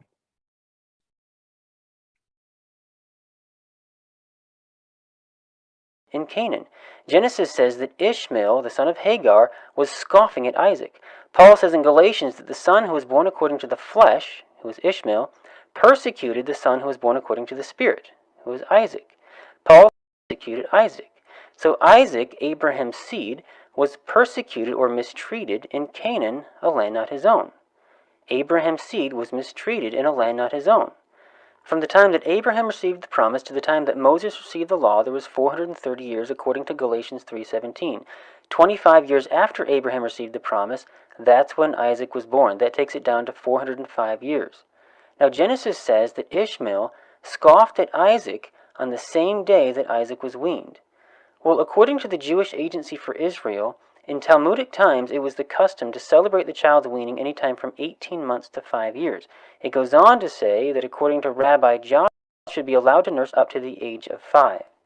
Well, if Isaac was weaned at 5 years of age, and Ishmael began to persecute Isaac on the same day that Isaac was weaned, then that would take it down to exactly 400 years. Abraham's seed was mistreated in Canaan. Abraham's seed was mistreated in Egypt. Abraham's seed was enslaved in Egypt. Abraham's seed was enslaved and mistreated in a land not their own 400 years. You see, when you take the prophecy in Genesis and you match that up with the timeline in Exodus, then you're able to understand how. But the main thing that causes people to misinterpret this prophecy in Genesis is the Hebrew Masoretic text has dropped the phrase "and Canaan" out of the text. This is the main thing that causes people to believe that the Israelites were in Egypt for 430 years. But the truth is, they were in Egypt for only half that time, for 215 years. According to the documentary Patterns of Evidence, The Exodus, the Israelites' arrival in Egypt was around 1665 BC, and the Exodus took place at about 1450 BC.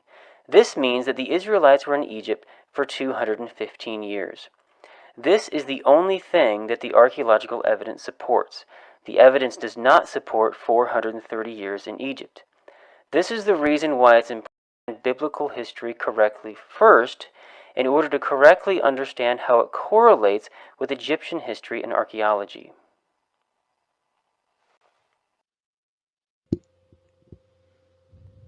Nice. By Nathan Hoffman, huh? But see, I even came at Nathan and told him, well, Nathan, that was nice. I love the math that you proved that our ancestors was not in Egypt for 400 years. Meaning the prophecy was not fulfilled in that Egypt, if you will. But there is some particulars that he kind of overlooked. And I expect that when we start bringing in things like rabbi, where Yahushua HaMashiach says, do not call any man, rabbi or father on the earth. Which means, oh, great mighty teacher, when you start bringing in stuff like that in the Talmudic thing, you are going to have some problems. But there's one thing inside of that 400-year prophecy, all right, where Abba said to him, all right, Abraham or Abram, this is what's going to happen to your people. Oh, but wait a minute. You'll be long dead before it happens. So, anything that takes place with Ishmael and Isaac at the time of Abraham doesn't count. Because father is either true or he's not true. He saw the dread or these bad things about to start taking place on his people. And father reassures him it's going to happen. But guess what, Abram? You're going to live to be a ripe old age. And you're going to die. You're going to leave earth before any of these things take place. So that 200 and so whatever calculations that he brought up for Ishmael and Isaac, just by the preference of those scriptures alone cancels out what he was trying to say about Ishmael and Isaac. I just want to put that in. So anyone who see this video, don't start thinking awkwardly like, oh, that makes sense. Yeah, okay. But then y'all will be calling Yahuwah, our Abba, a liar. And the fact that he had to go to another people to find out the tradition of it is funny. We're going to bring that stuff up later on in this video. Let's keep it rolling.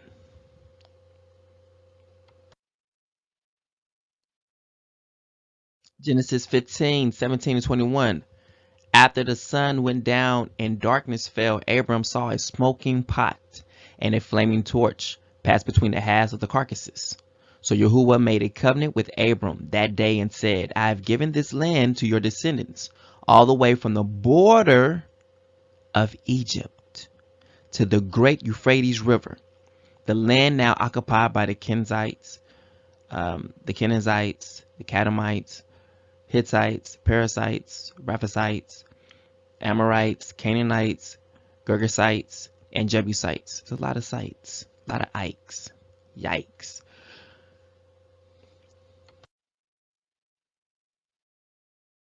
Now, do y'all see this? This is nothing what they show when they talk about the land. All right. This, we're looking for.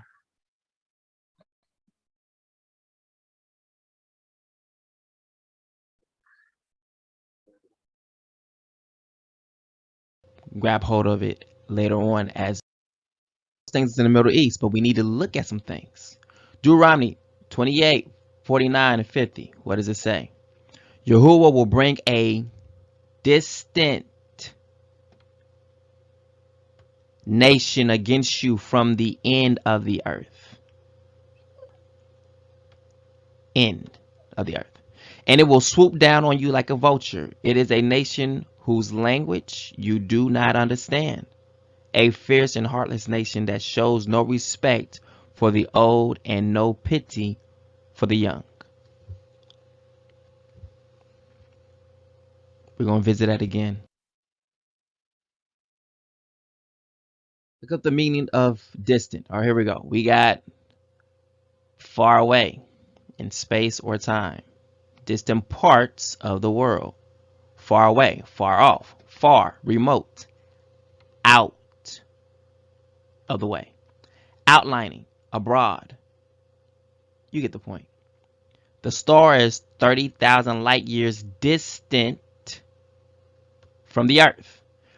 I'm saying it this way because you're going to grab hold of it later on as the video progresses. Let's go. The distant definition continued to show you more. Not closely related, a distant cousin. People understand that. Aloof, detached, unapproachable, standoffish.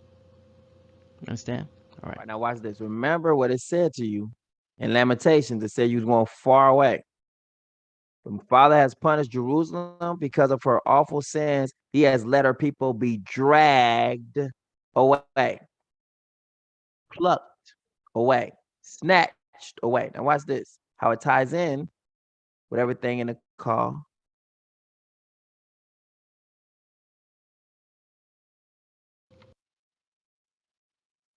Still continued. All right. All right. Now, let's look at this. Is Assyria distant from Israel?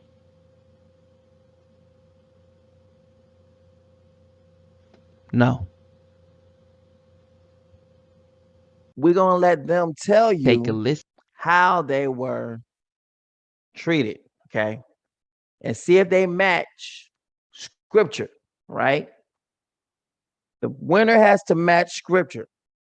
We're going to let them speak and tell you what happened to them. Remember, the word says you will be dragged away, snatched, right? Plucked. Listen, are they being dragged away or are they following orders as they're being given them? Let's see the difference. Let's go. Listen to what they themselves say about the Holocaust. I'm not going to say nothing about it right now. I'm going to let them speak. You shall know them by the fruits that they bear. So let's see the fruit that they bear. Let's go. Nazi practices included a systematic removal of all Jewish influences. Jewish businesses were marked and patrons were discouraged from entering. Irene's father lost his lumber business because it was seized outright by the Nazis with no compensation. Jewish citizens were suddenly forced to prove their citizenship in Hungary. To prove it, they had to have Nazi-approved documents. And did it say they got to have approved documents?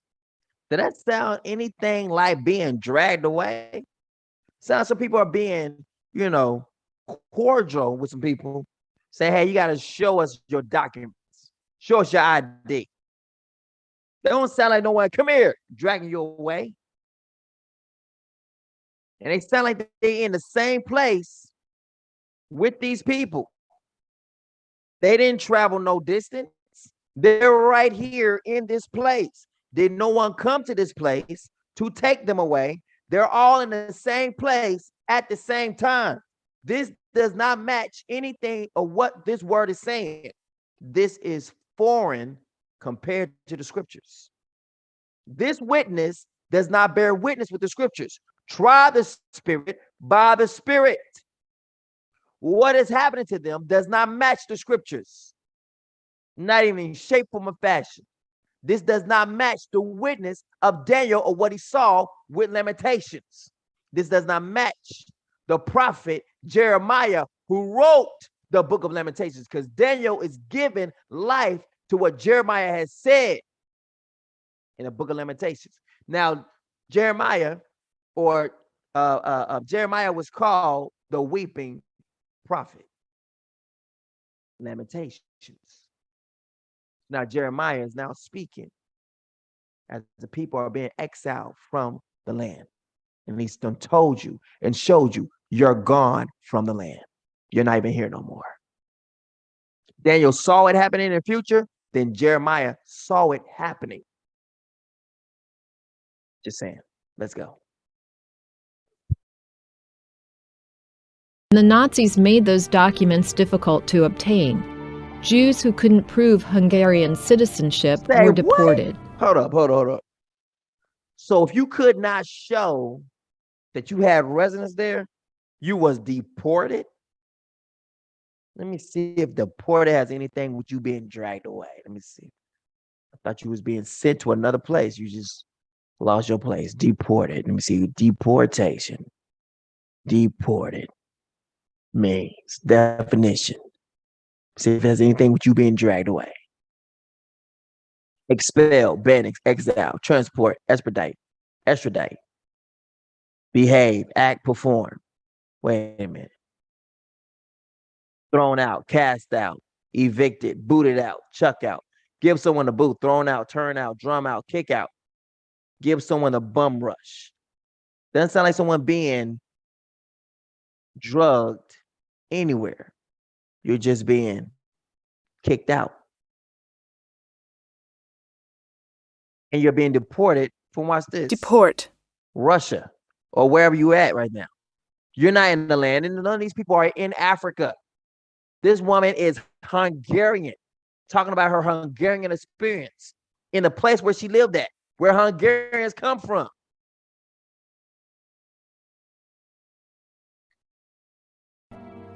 Even though my parents and grandparents were citizens, they put in every kind of handicap possible. My father actually spent a lot of time. They were citizens. What is a citizen? Oh my goodness, I need to know what a citizen is. That means they belong somewhere. Hold on. Let me see. That don't sound normal right there. Hold on. Citizen, not citizen's arrest, but citizen's definition. What the heck that mean? Wait a minute. Hold on. They're native. Oh my goodness. Oh my goodness. So she's an inhabitant, resident, Citizen, townswoman, townsman, householder, a voter. She's residentiary, burghers, dweller, freeman, local. Now, the way that it said about Antiochus, it said he barged in, this mug intrude. How are they intruding on some city if they're citizens? They're following the law that's there in their land right there. That this dude intruded, right? And came in and started taking stuff and killing folk and dragged some people away. None of this is happening in her story. None of it. This white lady is a fraud. And her face, she got a fraud face. She looks like she's telling a lie. Her face look like she's telling, you know you're telling a lie. The lies is inside of her cheeks. She look old as hell.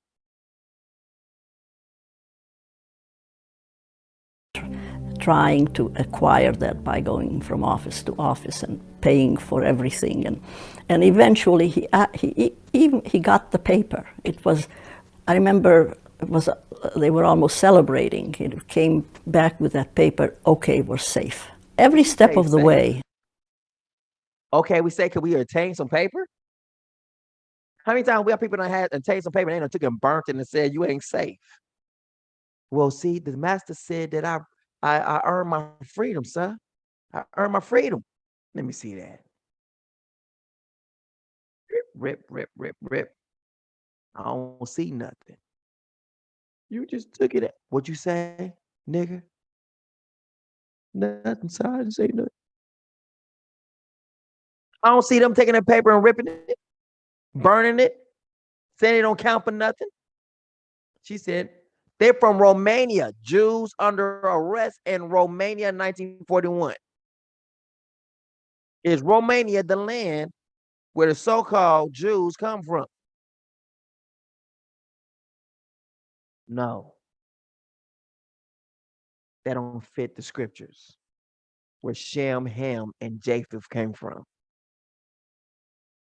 That don't fit the scriptures.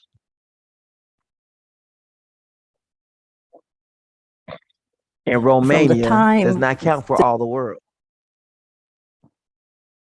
this happened until we ended up in Auschwitz, we always rationalized for the better, always thinking that, okay, it's getting worse, but we see some light.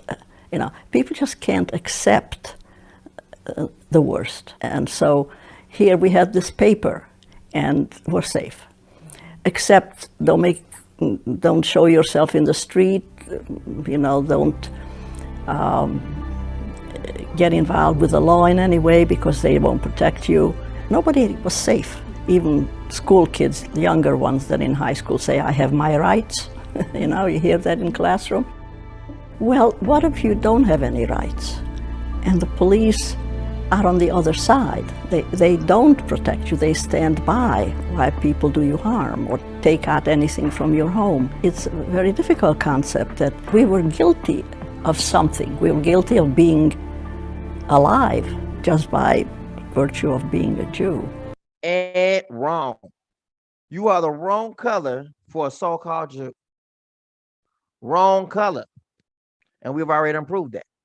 Because the Messiah was around Canaanites, and then he was sent into Egypt to blend in with them. And the color that if he had been y'all color, he would have been killed a long time ago. So he could not be in y'all color. So ain't wrong, you was not a Jew. You was a Macedonian. You was accused of being a fraud. Accused. And you try to blend yourselves in as being one of us to try to escape persecution.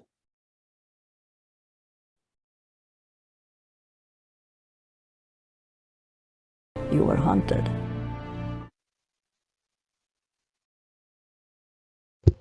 Wow. Did y'all hear that? Did you hear where it started? Oh, we ain't finished. Not by a long shot. We just getting started. So we got another video. We're gonna let them speak again on their behalf. Let's go.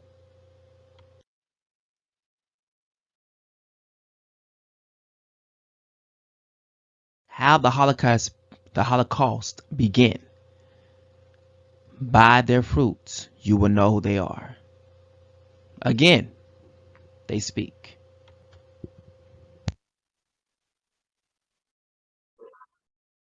Do you know how the Holocaust started?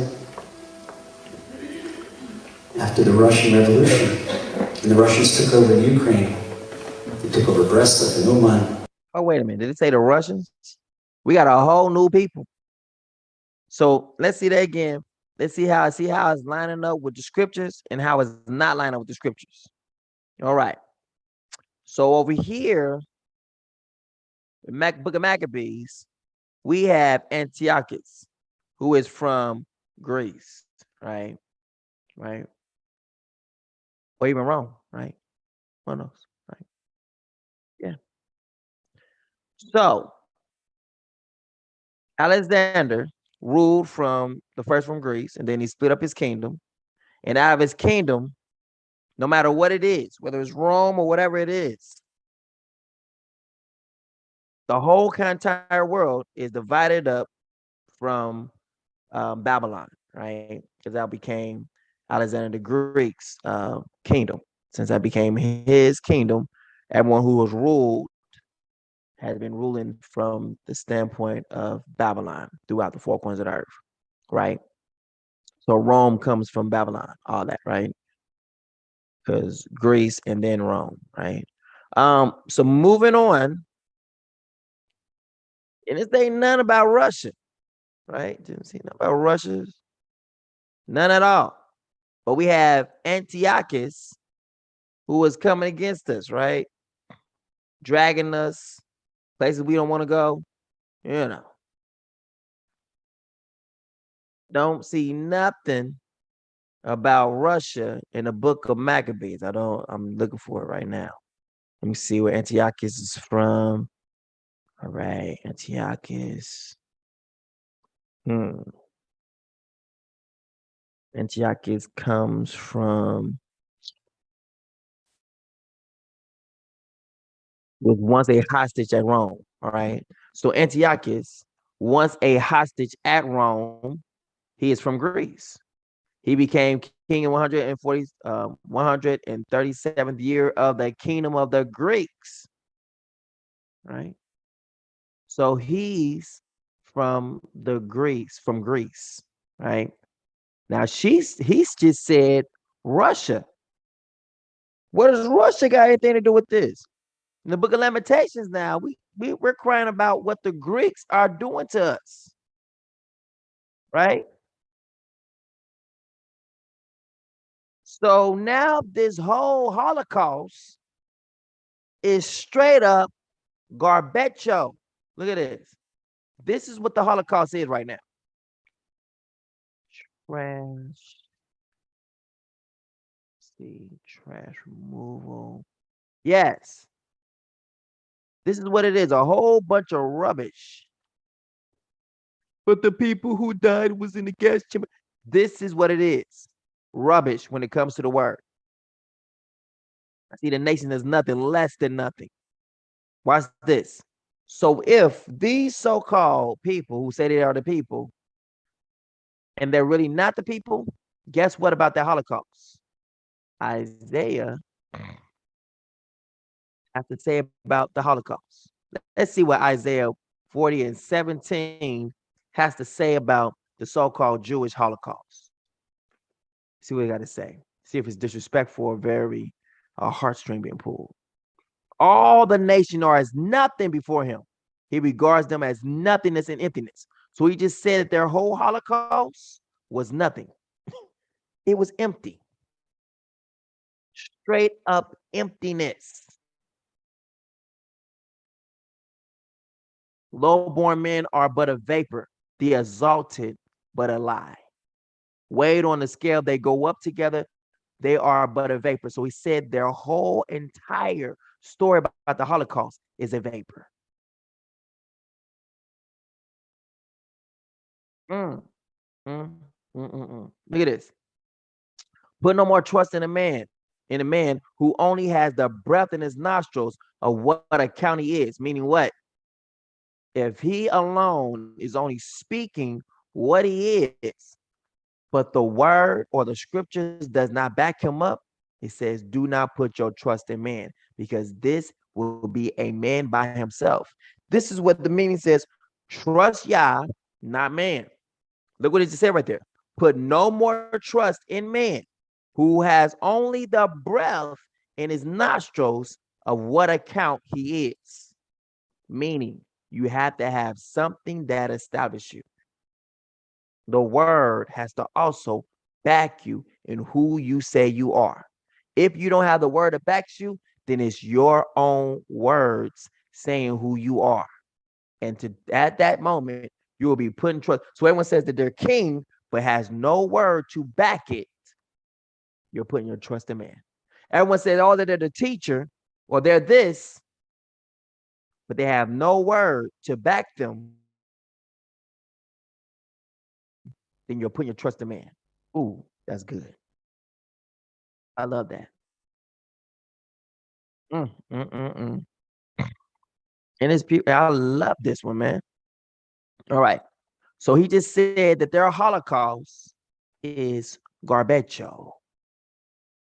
Garbicho. With a pretty sunflower right there on the side. This is the Holocaust with a sunflower right there on the side. How you doing, sunflower? Beautiful sunflower. Just let me show you what the Holocaust is. The Holocaust, I think I need to do a meme and put on there. The Holocaust is equal to this. In fact, let me say that right now. I love this picture right here. It's beautiful. I love it. It's wonderful. It's great. It says garbage hope. Garbage hope. Garbage hope. H-O-P-E. Garbage hope. All right, look. Let's go. While the Breslover boys were, they said no more Hasidim, no more Judaism, Hasidim. They chased away. It's the Breslover boys from Women of Breslov. They went across the border to Poland. And they all registered. They went in together, a block of boys together, into a Meir Shapira's yeshiva in Lublin. And that's why a lot of the Breslovers today, they're Ger Hasidim, because they learned in Poland. In fact, in Ashdod, we have Ger Hasidim. There's 10 Ger Hasidim with the Rebbe Nachman grandchildren. The grandchildren of Shimshon Barsky, who comes from Rebbe Nachman. Yeah. Okay. So, the Ukrainian boys, they found shelter, spiritual shelter in Lublin in Poland. Now, what did the Breslover boys do? They said, we have to keep up our tradition. They had a 24-hour vigil of personal prayer of Hippolytus. They davened for Klal Yisrael. They had a chain. 24 hours all the time. There was 24 hours. Why? Because Rebbe Nachman told Rebbe Natan and Rebbe Naftali, his two closest Talmidim, to all the Hasidim, why are you letting the kings and the paritzes and people make bad decrees on Klal Yisrael? So Rebbe Natan said, no, what is Rebbe? I'm letting them? He said, no. When you speak to Hashem, Hashem is busy listening to you, and Hashem's not decreeing bad decrees. So from that, they knew the winds of war. This was after already 1933, and after Nuremberg, the Nuremberg laws. Well, the Breslover boys in Lublin, 24 hours a day, someone was always talking to Hashem. Well, when the first Gestapo came into Poland, they went to Lublin, and they caught one of the Ukrainian boys. They didn't have a proper Polish passport. They fled from the Ukraine. They didn't have a proper Ukrainian passport. You said Ukrainian and the Polish when he didn't have a Polish passport. What happened to them? Why this story sounds so strange? Like it don't match with scripture at all. Like who are these people talking about? It's like the who. Who are y'all? Who?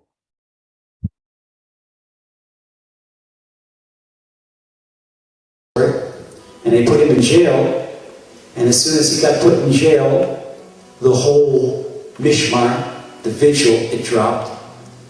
And that particular day was September 19th, 1939, when Shoah Holocaust started. You know, when the Breslover vigil in Lublin Yeshiva, it was canceled. The chain was broken. That's when the Holocaust started. So people got put into slavery when the chain was broken. Okay. To show you what the Father sees of that story. Garbage.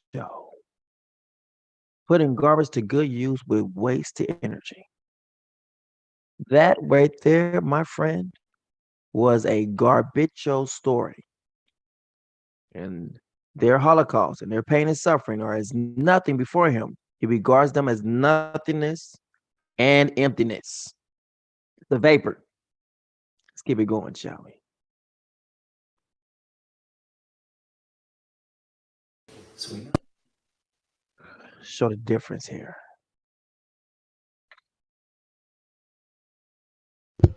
All right. Now, we're not trying to dog the Holocaust, but now we're going to see exactly where the Holocaust began. We already heard what he said, September, 3rd, 1943. Okay, so we're going to, or 1930, I think 1939, I'm not sure. All right, but we're going to see where it started at. We're going to look at the areas where it started at. All right. Grass. Remove. Pick off. Pick. Pull. Pull off. Extract. Take off. Catch hold of. And pull quickly. That's almost like a motion of being kidnapped. You will be kidnapped. She plucked his sleeves. Pull, tug, clutch, snatch, take hold of, grab, seize, catch, and to bring you to naught, and you shall be plucked, mask on, to do what they was called to do by their master. Let's go. So let's look at the contenders of those who call themselves Jewish. What will their story reveal or unveil? Remember, truth is not biased, it's absolute. So we got a people who is contending to be the true people of Israel. We're going to take a look and see what their story will reveal. Let's go. Deuteronomy chapter 28. And it shall come to pass that as Yahuwah rejoiced over you to do you good, and to multiply you, so Yahuwah will rejoice over you to destroy you, and to bring you to naught, and you shall be plucked from off the land whither thou goest to possess it. Wait a minute, hold up. We have another testimony now. We have a testimony. Watch this. Hold on. I gotta love this. This is a grand finale. It's beautiful right here. Look how we just went back to the beginning of now tying in Genesis 15, when the Father spoke to Abram saying that your people will be a stranger in a foreign land that's not of their own.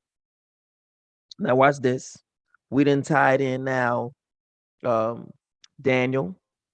We got now the book of Maccabees. We have now the book of Lamentations that now is taking us over into the call that now we see now it ties in perfectly with Deuteronomy, which is the curses that come upon us for not listening.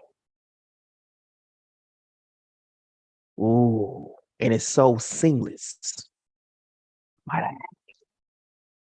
This video's good. It's like 7 hours now, 7 hours and 24 minutes. What the? Woo! I can't keep going like this. But we ain't even done. We only on first Lamentations. We ain't even finished our Lamentations. I'm trying to finish it. All right. It just keeps getting better and better and better. Okay.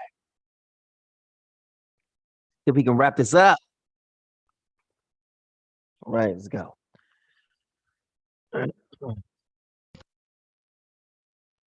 The word plucked means plucked, take hold of, quickly remove it from its place. She plucked a blade of grass. Remove, pick off, pick, pull, pull off, extract, take off, catch hold of, and pull quickly. That's almost like a motion of being kidnapped. Plucked. You will be kidnapped.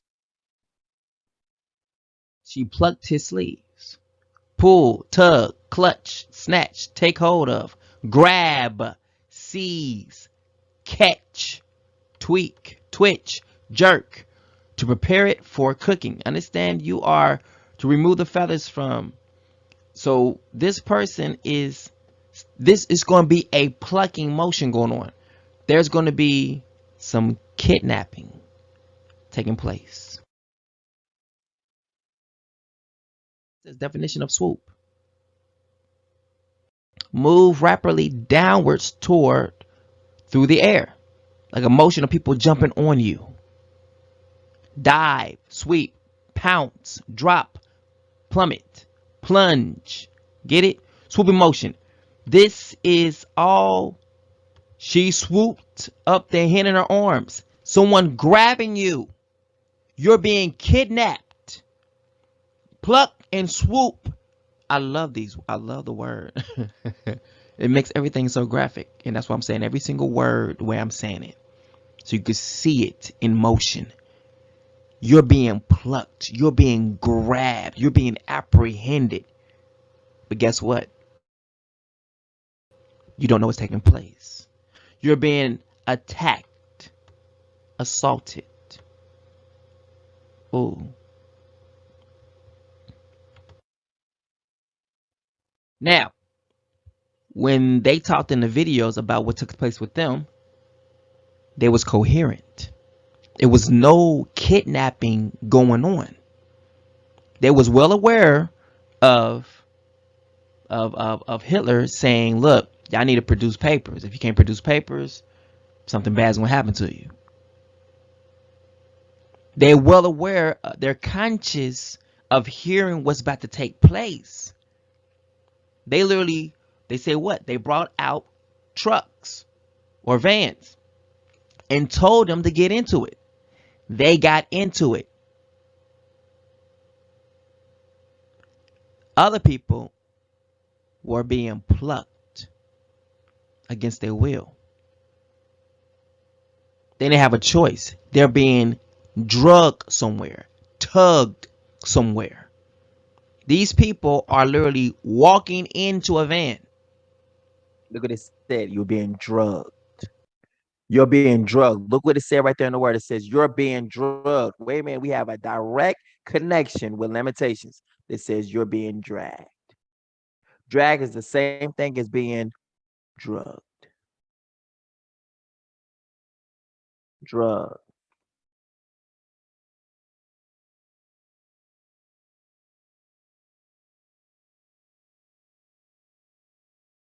Not a drug. Meaning. Drug out. There it is. You know, every single thing that we try to show forth, when we try to bring things out, when the scripture says what it says, you're being drugged out.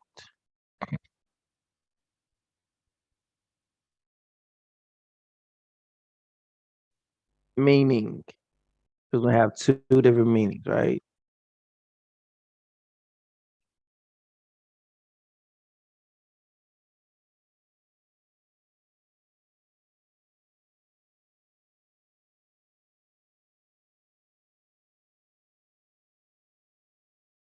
You're being drugged up, drugged out.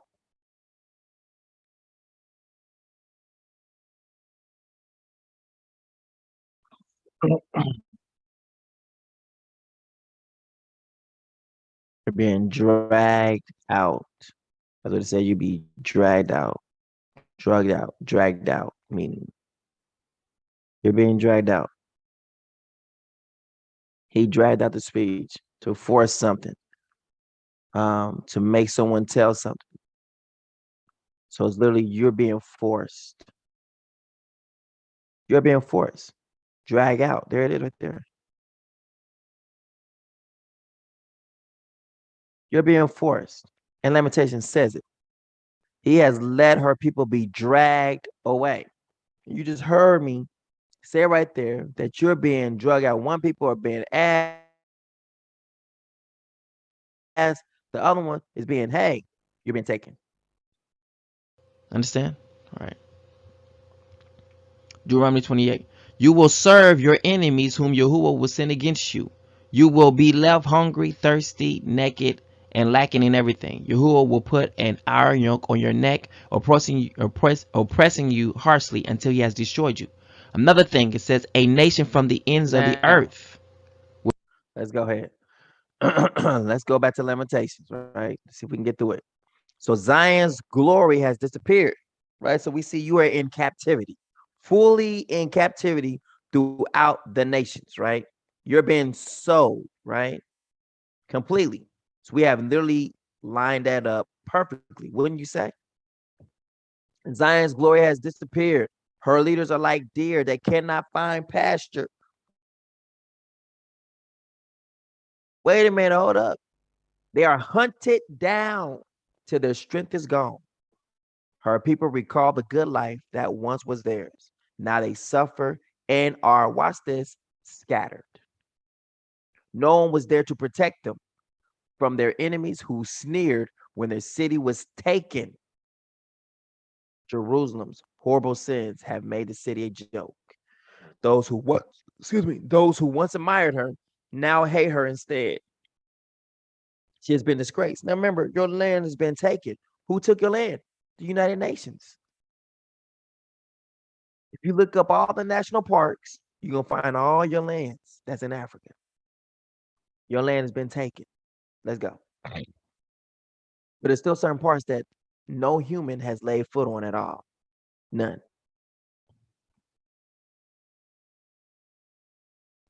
So Jerusalem horrible sins have made the city a joke. made the city a joke, a laughing stock. Those who once admired her now hate her instead. She has been disgraced.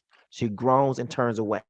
Her sins have made her filthy, but she wasn't worried about what could happen.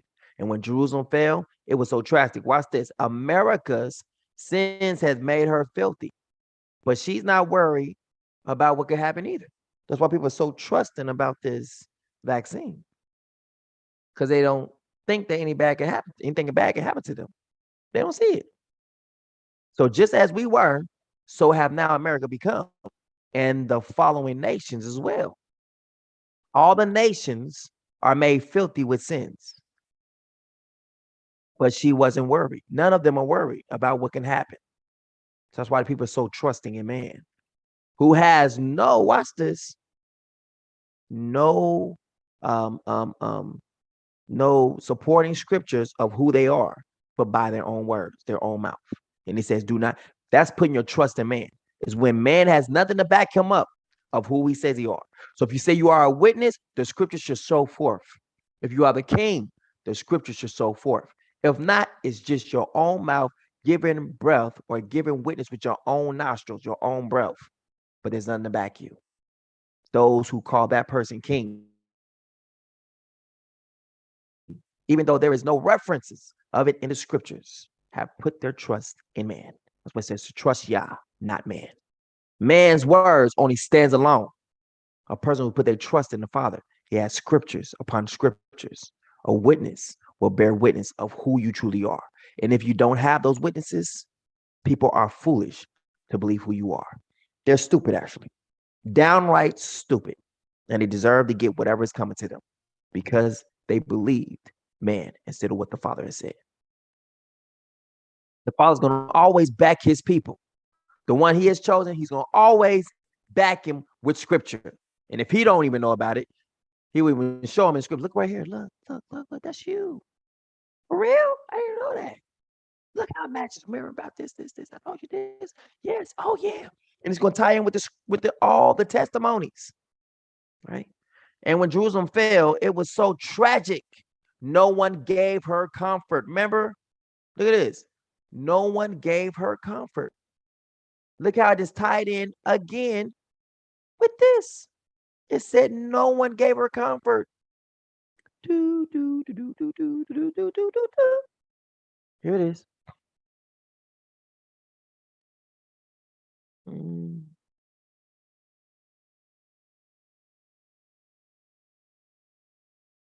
there was great mourning throughout all Isolele, and the rulers and the elders groaned. The young women and men languished, and the beauty of the women faded.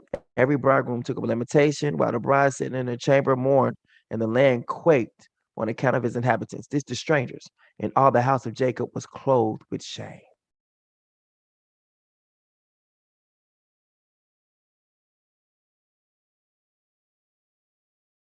You're clothed with shame. Why? Because ain't no one helping you. You are a fool because you trusted them. You trusted them. 2 years later, the king set up the Majan, commander to the cities of Judah, and he came to Jerusalem with a strong force. He spoke to them deceitfully in peaceful terms. This was happened. This is what all what Daniel saw, and they believed him. Then he attacked the city suddenly in a great onslaught and destroyed many of the people in Israel. He plundered the city and set fire to it, demolished its houses and its surrounding walls. They took captive the women and children and seized the animals.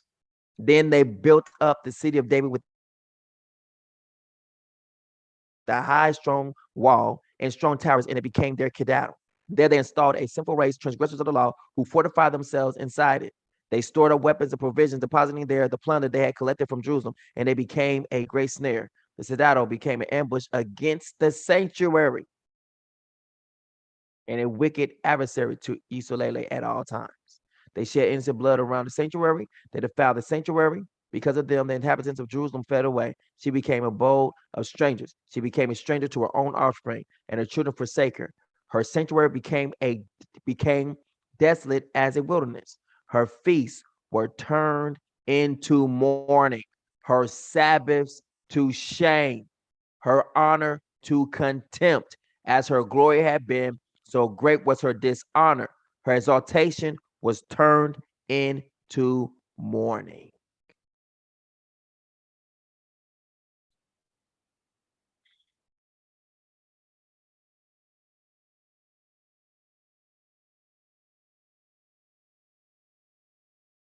Zion's glory had disappeared. Her leaders are like deer that cannot find pasture. They are hunted down till the strength is gone. Her people recall the good life that once was theirs. Now they suffer and are scattered. No one was there to protect them from their enemies who sneered when the city was taken.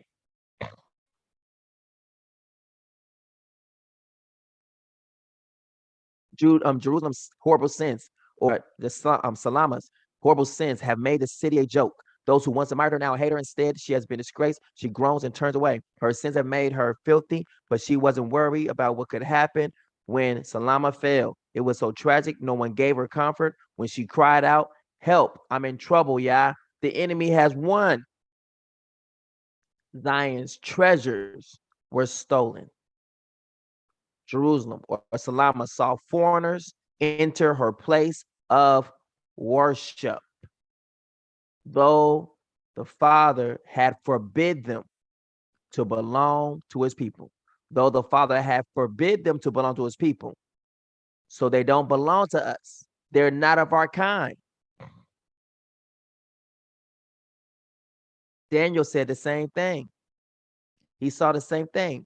He said people who don't belong. He said it's simple for these people to be in here. The ones who you said don't belong here are the ones here.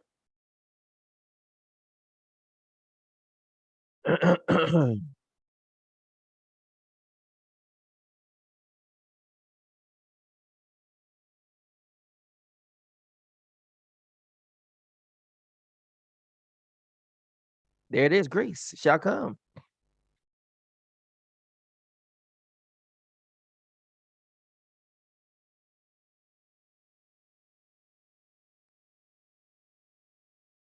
Was this UCC? I think it was that says the people who ain't supposed to belong here. Let's see.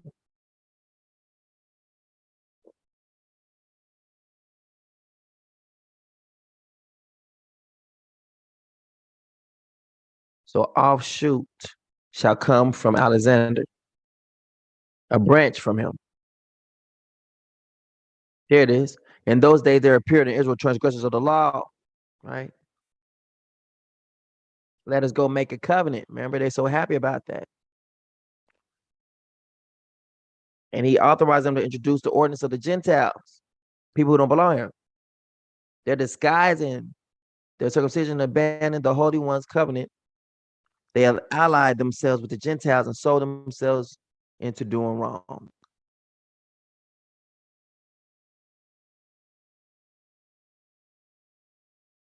He instantly, here it is. They don't belong there. Here we go. Remember, he barged in. Here he is. Antiochus had defeated Egypt in 100 year, 43rd year. He returned and went up to Israel. And against Jerusalem with a strong force, he instantly entered the sanctuary and took away the golden altar, the lampstand for the light with all its utensils, the offering table, the cups, the bowls, the golden censers, the curtains, the cornices, the golden ornament on the facade of the table. He stripped it all off, and he took away the silver, the gold, and precious vessels. He took also the hidden treasures he could find. And he what? Taking all this, he went back to his own country. He shed much blood and spoke with a great arrogance. It just said the same thing right here in Lamentations. Zion's treasures were stolen. Jerusalem saw foreigners enter her place of worship. What did it say? He said he went into the temple. Antiochus. He instantly entered the sanctuary. That is the temple. Let's find that word real quick for people to understand. Sanctuary means what?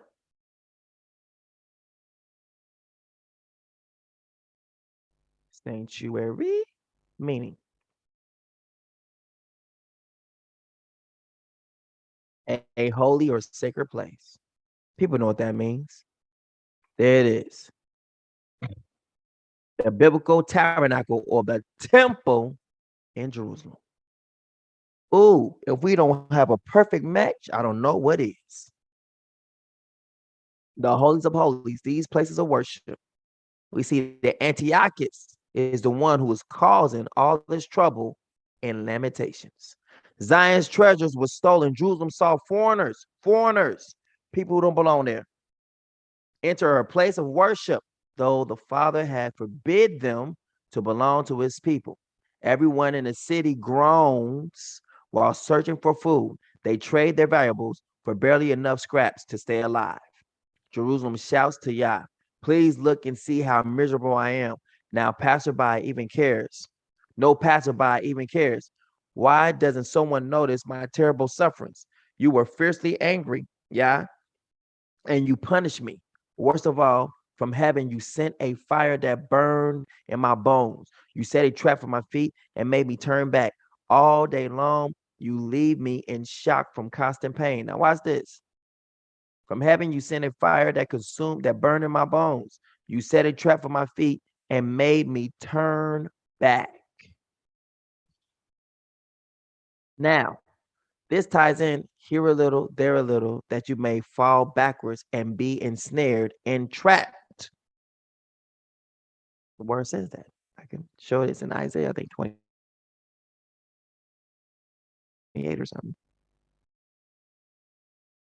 Here a little, there a little. Isaiah 28 told you. What's it? So the word of Yah to them will become do and do, do and do, rule on rule, rule on rule. A little here, a little there, so that they will go and fall backward, be injured and snared and captured.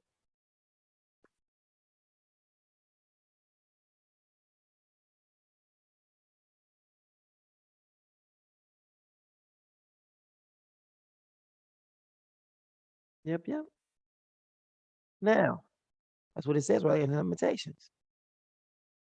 You set a trap for my feet and made me turn back. All day long, you leave me in shock from constant pain.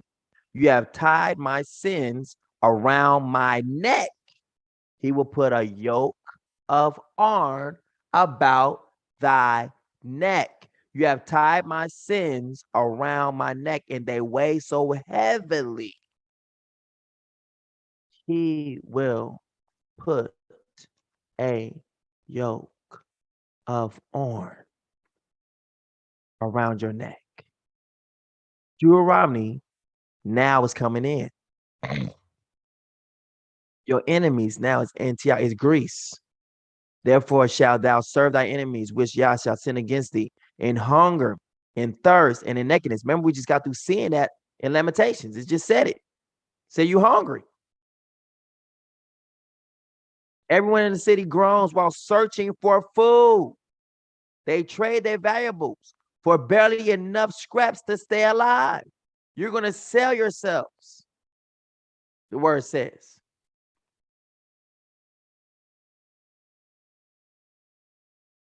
Thirst and in nakedness and in want of all things. That's what you're doing right now. You're showing that you're in want of all things. It just said it in Lamentations. And he shall put a yoke of iron upon thy neck until you have destroyed thee. Wow. That's powerful. Yah will bring a nation from afar, from ends of the earth, to swoop down upon you like an eagle. Now, Greece symbol might be a bird.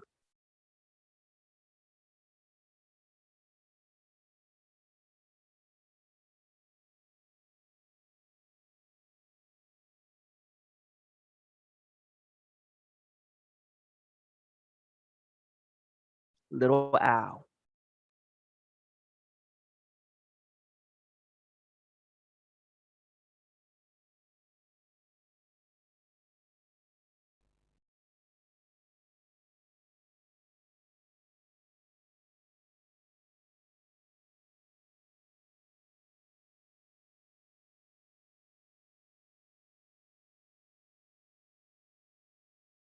shall swoop down upon you like an eagle. Didn't say it is an eagle. He said it will swoop down upon you like an eagle. Owls swoop too. In fact, what we saw there in that video, then they would swoop down upon you. That is literally an owl. Ironic. It's crazy, right? Look at how it is. Either owl or hawk. Let me see. Look at this. Pull Boom. off, extract, take off, catch hold of, and pull quickly. That's almost like a motion of being kidnapped. Let's see if we can find an owl swooping down. Owl. There it is, swooping down on person. Wow. Dude, this is powerful. We just got so close.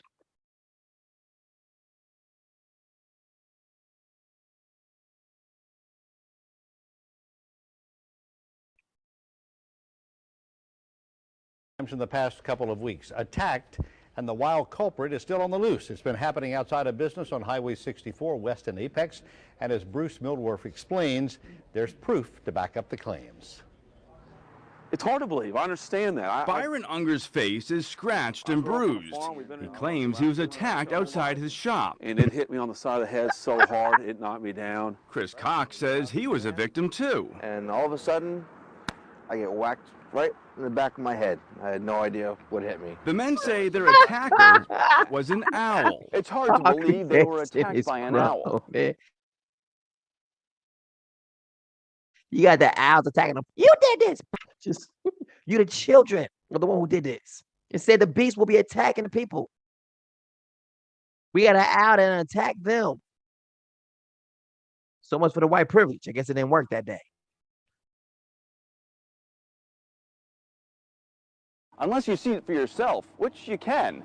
This camera here captured the whole thing. As Chris and Byron are walking into the parking lot, you can see the owl fly in from the left side of the screen. Felt like somebody whacked him with a baseball bat. Chris turned around with his fists up, ready to fight. There was nothing there. It's gone. Chris was first attacked January 10th. Byron suffered his injuries earlier this week. His kids and wife were here that night. I would hate to see what would have happened if the bird decided to go after one of the kids rather than one of us. Byron thought he lost his eye. If you look down low, right there is where the talon got me closest in the eye. They've talked to wildlife experts who can only speculate the owl is waiting in the shadows of the trees, protecting its territory. At this point in time, there's not a whole lot we can do about it. It's an endangered bird. It's federally protected. In the meantime, they wait for the experts to trap it. My girlfriend said she was going to make me wear a bicycle helmet to the office from now on. Bruce Mildorf, WRAL News, Apex. Well, both victims tell us the owl is swift, silent, and strong, and attacks without wow, any and attacks. Army of Wayne County is hosting the John Wall Family Foundation. It said it attacks without any warning. The way he just designed how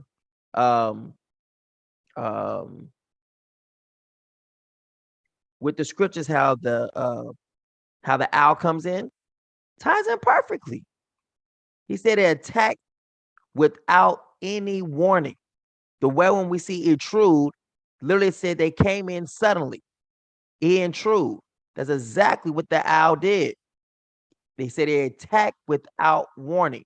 Antiochus attacked without warning. He intruded. That's what it means to barge in. It means you were not invited. You invited yourself. That's exactly. He literally mimics the attack of the owl. What's good? And we see him swoop down, just as the scripture says, you will be swooped down, and they attacked them, right? So now we see this is all tying in perfectly with the curses now, right? So watch this. You have tied my sins around my neck. You have put a yoke around my neck. And they weigh so heavily that my strength is gone. You're carrying this. You have put me in the power of me. You have bound me. I'm being carried away into captivity. For you have turned back my warriors and crushed my young heroes that have been killed. You have killed my young men. Judah was a woman untouched, but you let her be trampled. When the salt has lost its savior, it is good for nothing but to be trampled by the generation, by the Gentiles. That's what it said to you. It told you that your people was trampled by the Gentiles. He said it to you. Watch this. Salt, if it loses its savior, is good for nothing but to be what? Trampled, trodden on the foot of men, the nations, the Gentiles. Look, it's trampled underfoot as worthless. So it's the nations that does it. Underpun by men. He's not talking about our people. He's talking about other people, other nations, under people's feet. So that's exactly what happened to you. You got trodden over by the Grecians. The Grecians came in, and this is the Gentile nations that's got you. That's exactly what he's saying to you. He just told you what happened to you. So even though people say, like, oh, no, we never did it. Watch this. He literally told you who took you. The Gentiles. You are the salt of the earth. But if the salt loses the savior, how can it be made salty again? Meaning what? How can it be restored? It is no longer good for nothing except to be thrown out and trampled by men, trampled by the Gentiles. Right? That's what it's telling you. Now you are the light of the world. A city on a hill cannot be hidden. You are the light of the world. A city that's set on a hill that cannot be hidden. He just told you your place. You are the light of the world. A city on a hill cannot be hidden. Let me look at y'all real quick. He just told you and just said to you, from the rising of the sun to the going down of the same is the same place where the Father's name is praised. That's what he said. You are the light of the world. What's the light of the world? What lights the whole entire world? The sun. So if you are the light of the world, that means you get the first part of the light that comes from day. So you get first the sun.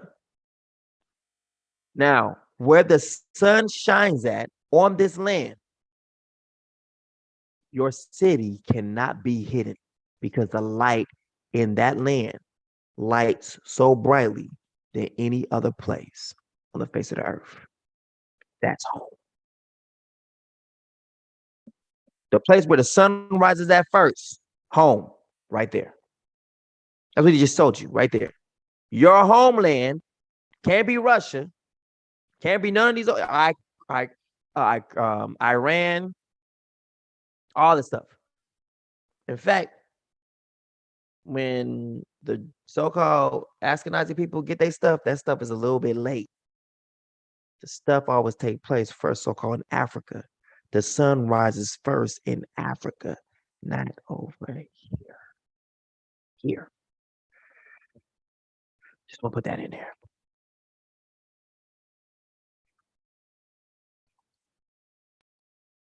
All right. So that we just got all of that just from what the Messiah said. It's hidden. It's a parable. All right, let's go on back to it.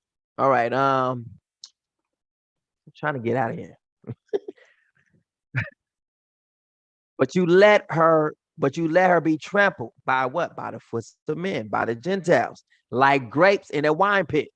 Because of this, I mourn. Lamentations. I will gather those who mourn over the appointed feast. And tears flood my eyes. No one is here to comfort or encourage me. We have lost, watch this, the war. So there was a whole war. The Grecians came in and fought against us. And guess this, we are fighting on our feast days, our Sabbath days. My people are suffering. The prophet speaks. Zion reaches out her hands, but no one offers comfort. The Father has turned the neighboring nations, that means even the people who are surrounding us, meaning what? The Canaanites, Hamitic people, against Jacob's descendants. So that means now, watch this, the ones who call themselves kings in the lands have now been thrown into attacking us. And we have scriptures to prove it. The neighboring nations against Jacob's, the Father has turned the neighboring nations against Jacob's descendants. That's Canaanite, Hamitic people. So the ones who have been in the land and been over the people and been over the places, they were your enemies who also sold you into slavery. They worked with the Grecians to get you off the land. They too are guilty. Jerusalem is merely a filthy rag to her neighbors. The same thing with Saudi Arabians. They sold you into slavery as well. The Father was right, but I refused to obey him. Now I ask all of you to look at my sufferings. Even my young people, watch this, have been dragged away. I called out to my lovers, what? Greece, Saudi Arabians, Canaanites, but they betrayed me. Woo! My priests and my leaders died. So where in the world is the priesthood coming from then? While searching for scraps of food, while searching the city for scraps of food, my priests and leaders died. Won't you look and see how upset I am? Are ya? My stomach is in knots because they're hungry. And my heart is broken. Because what? Because I betrayed you. Wait a minute. So our people betrayed the Father? So if we betrayed him, how in the world do we know exactly what the feast days are? I'm just saying. How do people of betrayal come into a covenant that they themselves said it and studied out and found the truth? But everyone's claiming that they got the truth. But we finding out that these people have betrayed the Father. Make that make sense, somebody, please. Anybody at this time and leisure. Because I betrayed you in the streets and at home. My people are slaughtered. You're slaughtered in the streets and you're slaughtered at home. You're being killed by the Grecians, by the Arabs, by the Canaanites. It's an all-out smorgasbord war. Everyone is against you, whom you call friend today. Everyone heard my groan. Everyone heard my groaning, but no one offered comfort. My enemies know of the trouble that you have brought on me, and it makes them glad. Hurry and punish them as you have promised. Don't let their evil deeds escape your sight. Punish them as much as you have punished me. I told you it's going to be equal. The Father's about to switch cups. Like, all right, you take this cup, and I'm going to take that cup out your hand. Thank you. And I'll place this right into the nation's hands. Every single thing you went through is about to happen to you. All right. Hold on. It just stopped it on Facebook, so we gotta start that up again. Hold on.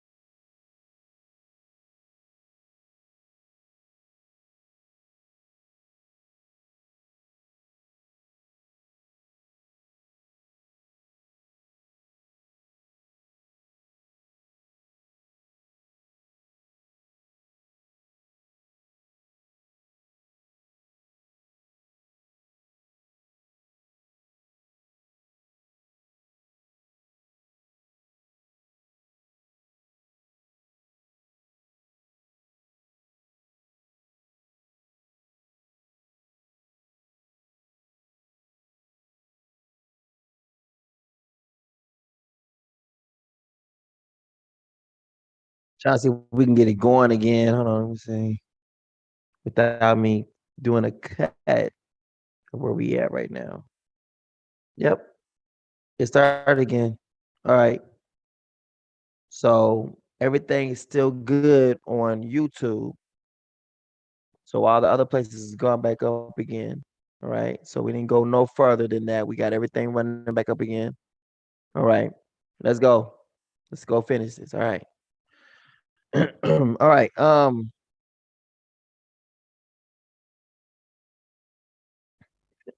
I love it, right? Now we just stopped it and picked it up right there. So on YouTube, the whole video is there all together, right? This is like 2 parts right here now. Let's go. Don't let their evil deeds escape your sight. Punish them as much as you have punished me because of my sins. I never stop groaning. I've lost all hope. Now, let's see what that's just one Lamentations, right? There's only 5 of these, right? One is bad. Let's see what number 2 has to say. This is what this all came into, right? Right? When the word, what we brought in for the what this says, it says Lamentations 2:6. He has laid waste his tabernacle like a garden booth. He has destroyed his place of meeting. The Father has made Zion. That's what it says right here. Let's keep on going. Let's go. The Father was angry. Woo, we can tell. He's sending Greece to come against us, right? The Father was angry. So he disgraced Zion. Ooh, the Father did that. But they want to take, credit for it. Though it was Isolele's pride and his own place of rest. In his anger, he threw Zion down from heaven to earth. The Father had no mercy. He destroyed the homes of Jacob's descendants. In his anger, he tore down every walled city in Judah. He toppled the nations together with its leaders, leaving them in shame. Now watch this. Book of Maccabees, it said they was covered with shame. And all the house of Jacob was clothed with shame. Oh, this is so good. I love it, man. Here it is right here. What he just did right here. 2 years later, the king sent the Magian commander to the cities of Judah, and he came to Jerusalem with a strong force. He spoke to them deceitfully in peaceful terms, and they believed him. Then he attacked the city suddenly in a great onslaught and destroyed many of the people in Israel.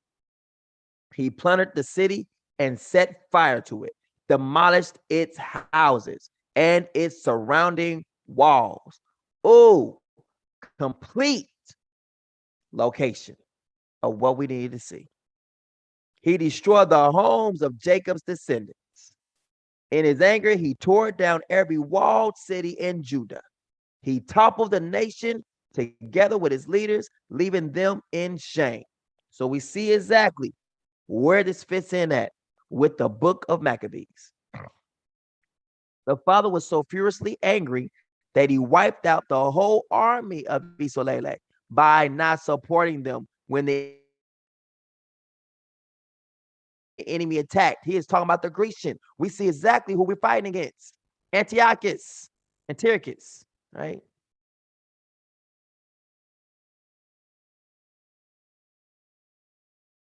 Right? He plundered the city and set fire to it, demolished his houses and surrounding walls. And they took captive the women and children and seized the animals. Right? The Father was so furiously angry that he wiped out the whole army of Israel by not supporting them when the enemy attacked. He was like a raging fire and that swallowed up the descendants of Jacob. He attacked like an enemy with their bow and arrows, killing our loved ones. He has burned to the ground the homes on Mount Zion. The Father was like an enemy. He left Israel in ruins with its palaces and fortresses destroyed. So how in the world do you know where home is? Huh? With everyone in Judah moaning and weeping. He shattered his temple like a hut in a garden. He completely wiped out his meeting place and did away with festivals and Sabbaths. in the city of Zion. In his fierce anger, he rejected our king and priest. Wait a minute. So we need to see this another way, because in Lamentations, it breaks some things down. He says he literally made us to forget our feast days and our Sabbaths. He made us. So the Father made us forget. How can people come out just boldly and say, you know what? I know when the feast days and Sabbath days are. By their own record, not by having any kind of witness from the Father, but they themselves just telling, hey, this is what it is. Let's see what that is.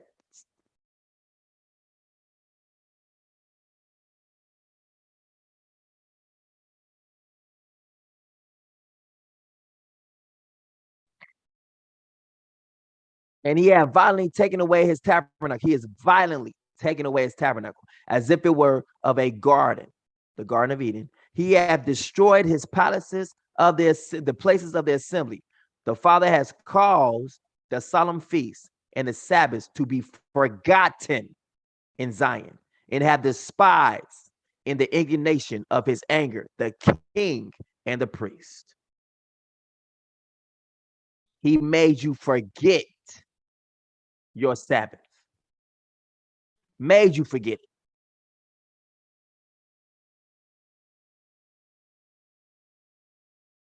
The Father abandoned his footstool in the day of his anger. That means, look at this. The place where he dwelt at, he forgot about it. He destroyed it. He has abandoned his footstool. So the place he was at in Africa, he literally abandoned that place in the day of his anger, showing you that he is not there. Clearly, scripture is right here to show it. How Yah has covered the daughter of Zion with the cloud of his anger. He has cast the glory of Israel from heaven to earth. He has abandoned his footstool in the day of his anger. Without pity, the Father has swallowed up all the dwellings of Jacob. In his wrath, he has demolished the fortified cities of the daughters of Judah. He brought to the ground and defiled her kingdoms and its princes. Just saying. He has laid waste to his tabernacle like a garden booth. He has destroyed his place of meeting. The Father has made Zion forget her appointed feasts and Sabbaths. In his fierce anger, he has despised both king and priest. So who in the world can honestly say that Friday sundown, the Saturday sundown, is now the true Sabbath day, when this scripture right here speaks totally against it? Anybody? I'm waiting. Come on, anybody? Come on now. Don't everybody just all stand up at one time and say,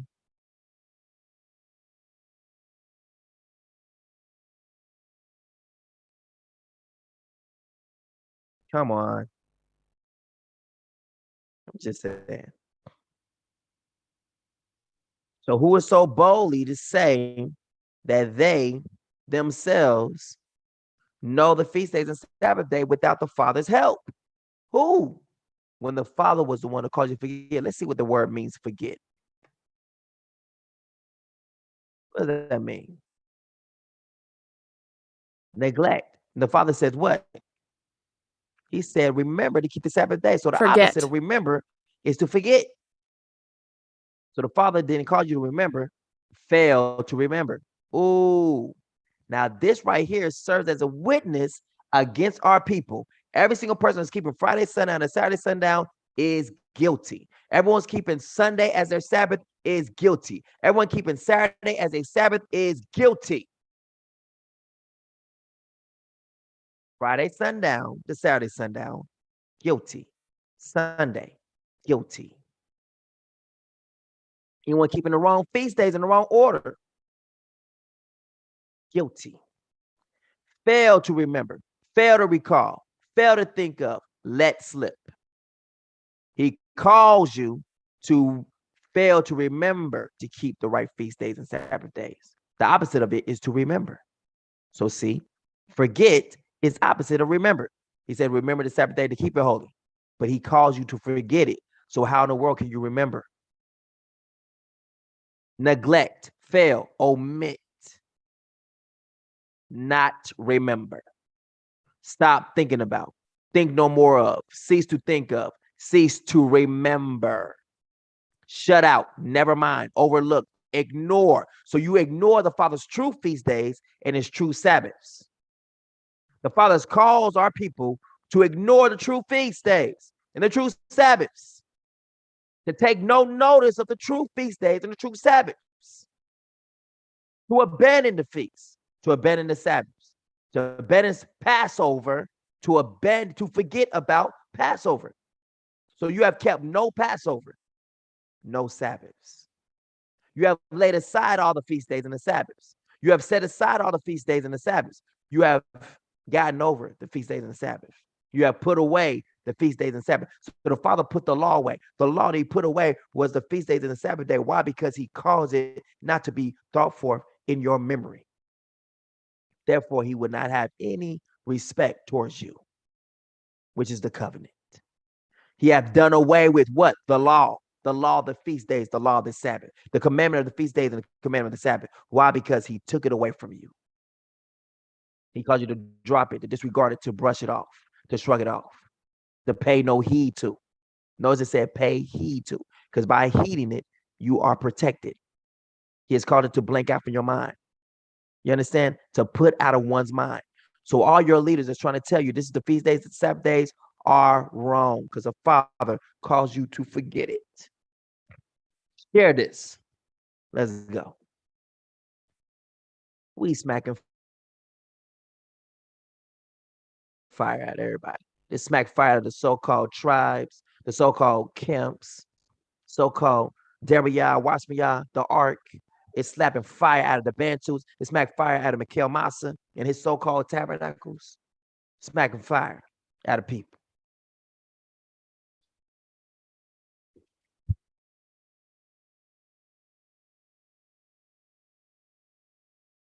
We about to get up out here.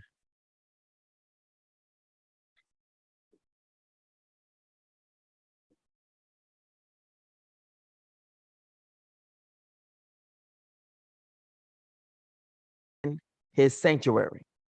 He has abandoned. What does that mean? Does that mean he's still there? Because people can say the Father's still there. According to this word, he said he abandoned. He has rejected, deserted, forsaken, stranded, uninhabited, reckless, unrestrained, unruly, wild, unbridled, impulsive, impetuous, immoderate, wanton. So he has rejected, unoccupied, idle, neglected, disused, unused, ditched, dumped, uninhabited, empty. Now it says that the Father has rejected the tents of Joseph. So let's see that. It's going to be Psalms 78. And it ties in perfectly with this. When he said he rejected, he has abandoned his house. It says the same thing over here. Now, this can't be Zion. This has to be when he was with so-called Jerusalem. Because remember, Daniel was already, who is of the tribe of Judah, it's already in fluxes. Remember, you have been sent away. So this is Isolele that's being, taken away, right? You've been taken away.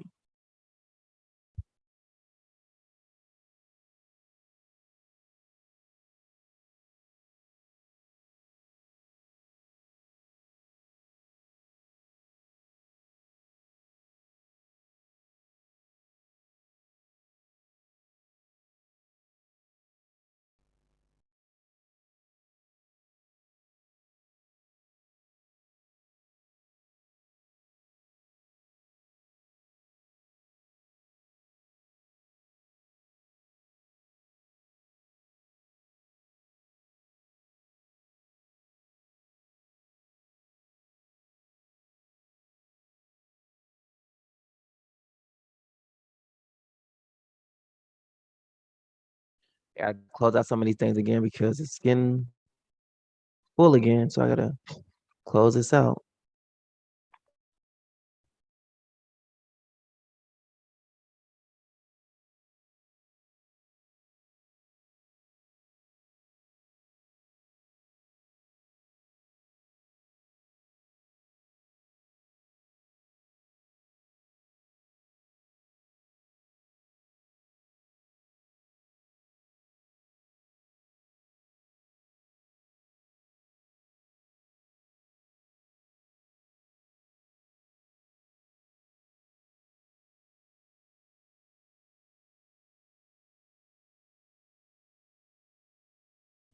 Does this make sense, people? Are y'all starting to get this? Is the Father like pouring everything out to us, letting us see things almost like in a chronological order now? That we can see how long we've been in this drudging, sinful state. Can we see now? We need to repent. So I can say, we need to repent. He is righteous, and we are so unworthy. To think that we are worthy is completely erroneous. Like just completely, it's error. Error. Watch this. He abandoned the tabernacle of Shiloh. Here it is. He abandoned it. Now the Father said that's why he said that Judah will always have the scepter. Notice he didn't say that he abandoned Judah. In fact, he's going to take it right back to Judah. Wherever Judah's at, and Judah's, now watch this, is throughout the four corners of the earth. So he abandoned, meaning he had left the tabernacle of Shiloh. The tent he had pitched among men, right? He delivered his strength to captivity and his splendor to the hand of the adversary. We just got through seeing that, right? So all this stuff is now coming against what? Jerusalem or Israel. This is Israel. Because remember, Judah's been sent away. Now Israel's been attacked, right? Remember, it's two nations, right? Remember, it's the southern kingdom and the northern kingdom. So the northern kingdom is being attacked. Watch this. He delivered his strength to captivity because Judah has been sent away. So now Israel's being attacked too, right? And his splendor to the hand of the adversary. He surrendered his people to the sword. Remember, we just got through reading about Lamentations. People began jacked up because he was enraged with his heritage. Did he not say the same thing over in Lamentations? He was upset with you, pissed off with you. It ties in perfectly. The Father was angry.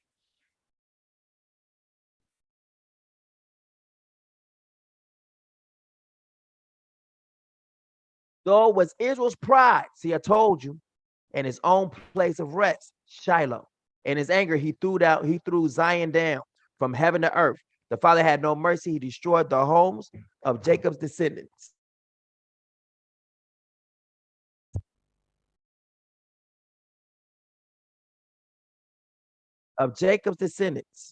In his anger, he tore down every walled city in Judah. Now he's about to come and get Israel. He toppled the nation together with his leaders, leaving them in shame. The Father was so furious angry that he wiped out the whole army of Israel. See, Judah and Israel. By not supporting them when the enemy attacked, he was like a raging fire that swallowed up the descendants of Jacob. He attacked like an enemy with bows and arrows. Now, when I watch with a bow and arrows, that would be Canaanite. Bows and arrows. Because remember, the Greeks came with guns. So watch this. It will be them who's taking us now in, who were neighboring around us, will be Canaanites, Hamitic people who are fighting against us. And they're taking us in for war. And then they trade us off to who? The Grecians. For weapons of mass destruction. We can see it now, clearly. Bow and arrows. Who in the world is using bows and arrows when they came and fight against us?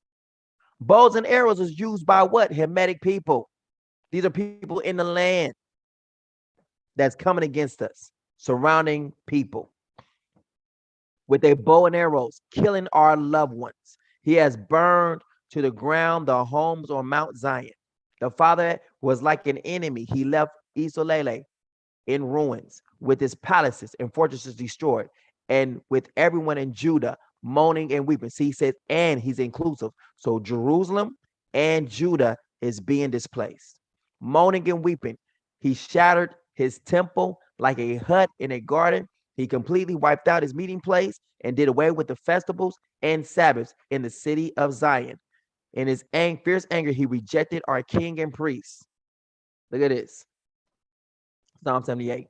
He surrenders people to the sword because he was enraged by his heritage. Fire consumed his young men, and their maidens were left without wedding songs. Lamentations. His priests fell by the sword, but their widows could not lament. Lamentations. Then the father awoke as from sleep. That's us right now. Like a mighty warrior overcome by wine. So he's going to sound like a drunkard. Now, watch this. When a person is drunk, what do they talk? When a person is drunk, they sound like they talk with stammering lips, right? When you are drunk, you're like, stammering lips. Like a mighty warrior overcome by wine, he beat back his foes. He put them to everlasting shame. That's what's coming up. Watch this. He's going to show you his home, his new home. He's going to be dwelling amongst the people. He rejected the tent of Joseph and going back there and refused the tribe of Ephraim. But watch this. But he chose the tribe of Judah, Mount Zion, which he loved. He built his sanctuary like the heights, like the earth he has established forever. What's this? He chose David, his servant, and took him from the sheepfolds, from tending the ewees. There it is again. Now, if you take away this J from the first part of the E, or take away this E right here and this S, or take away this, matter of fact, just add a J in front of it. And you got Jews without the extra E right here. If you add, just take away, if you got right there, just add a J. So Jews, you got Jews. You take away that, put the E, what you got? Jewel.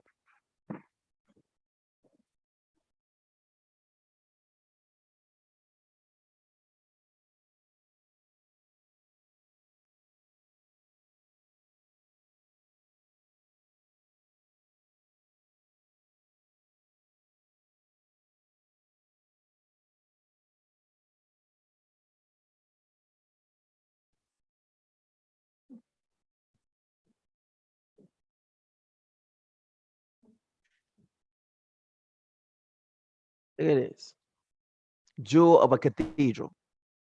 See what they did with our name? Jewy.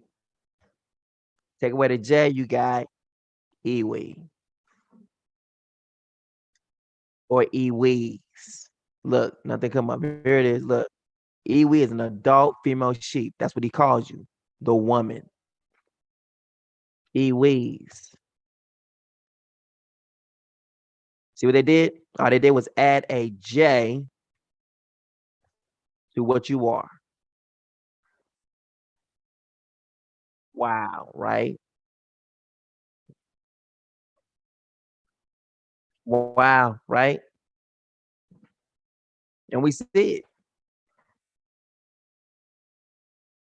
From tending the Ewees, the Jews, he brought him to be the shepherd of his people, Jacob. Watch this. Of Israel, his inheritance. Remember, he said he was wroth with his inheritance. He was upset with his inheritance. He abandoned the place of his inheritance. The father abandoned his altar and his temple. He let Zion's enemies capture her fortresses. Now notice right here, people are looking for a place, right? Noisy shouts were heard from the temple as if it were a time of celebration. Do you understand what happened is? Your feast days, you are having a feast and your enemy is coming in attacking you on your feast. That's why your feasts were turned into mourning. So you sure that your enemy wants you to keep the same day that they attacked you on? No, they don't. You won't know what your true feast days are, your new true Sabbath are by following man, but you will know them by the Father. The Father had decided to tear down the walls of Zion, stone by stone. Now, doesn't that tie in perfectly with the Messiah says, you see this? Not one stone shall be left upon another. He said that, right? See how we just tied in Matthew in with from Lamentations. Temple destruction foretold. Here it is. Well, temple destruction foretold. And the Messiah left the temple and was walking away. His disciples came up to him to point out his buildings. Do you see all these things? He replied, truly I tell you, not one stone. Look what it said specifically, just as the scriptures have recorded it. Not one stone here will be left on another. Everyone will be thrown down. While the Messiah was sitting on the Mount of Olives, the disciples came to him privately. Tell us, they said, when will these things happen? And what will be the sign of your coming and the end of the age? Do you see all these things taking place all before the coming of the Messiah? Lamentations. Boom. Father had decided to tear down the walls of Zion, stone by stone. Not one stone will be what? Left standing. So he started destroying and did not stop until walls and fortresses mourned and trembled. Zion's gates have fallen face down on the ground. The bars that lock the gates are smashed to pieces. Her king and royal family are prisoners. Watch this, in foreign lands.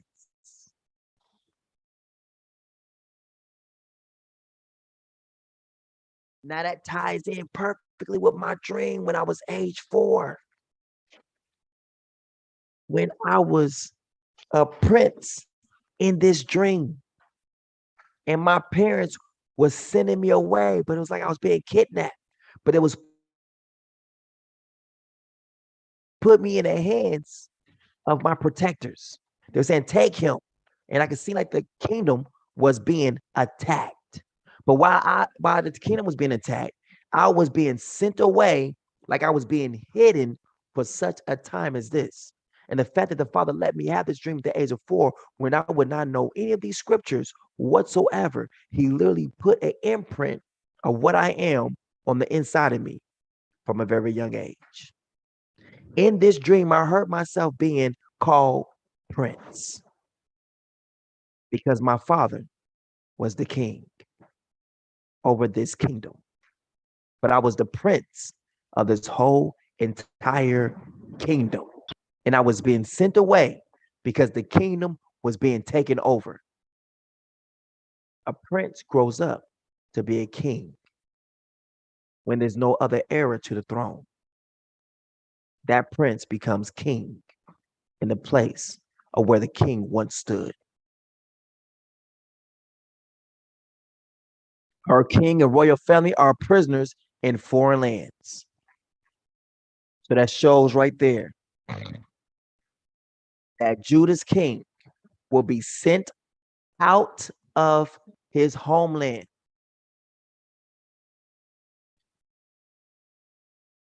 It shows that Judah's king will be sent out of his homeland and into foreign lands.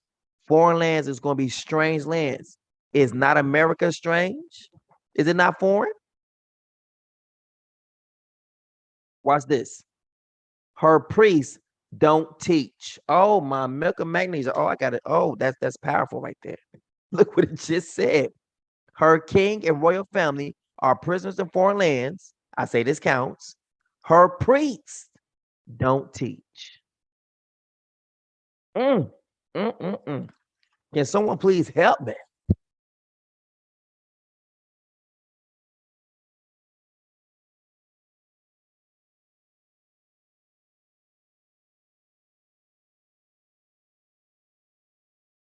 I mean, anybody got anything to say about that one?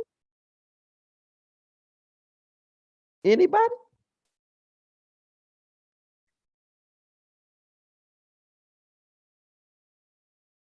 I know people still rocking with me right now, yeah. I know you're still rocking, y'all still hanging in there. Like, this is good. I know, right?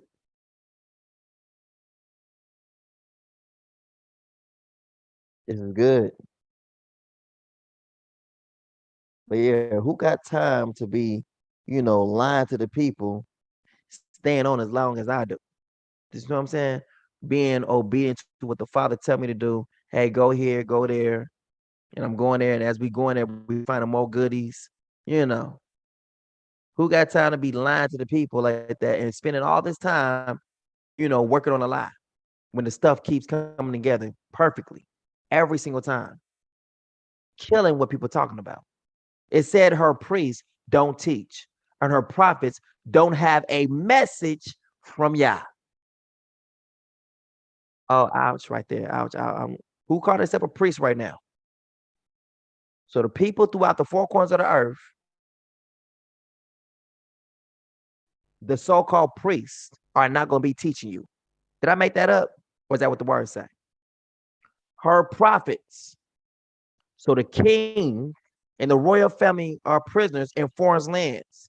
And in these foreign lands, the priests don't teach. And her prophets don't have a message from Yah. So who is this message coming from then? Can y'all put on here where this message might be coming from then? So the message we hear today that's coming out of these so-called prophets' mouth, the Bantus, Black Hebrew Israelites, Christians, Muslims alike, we talking about our people. If it says the message don't come from the Father, where's this message coming from then?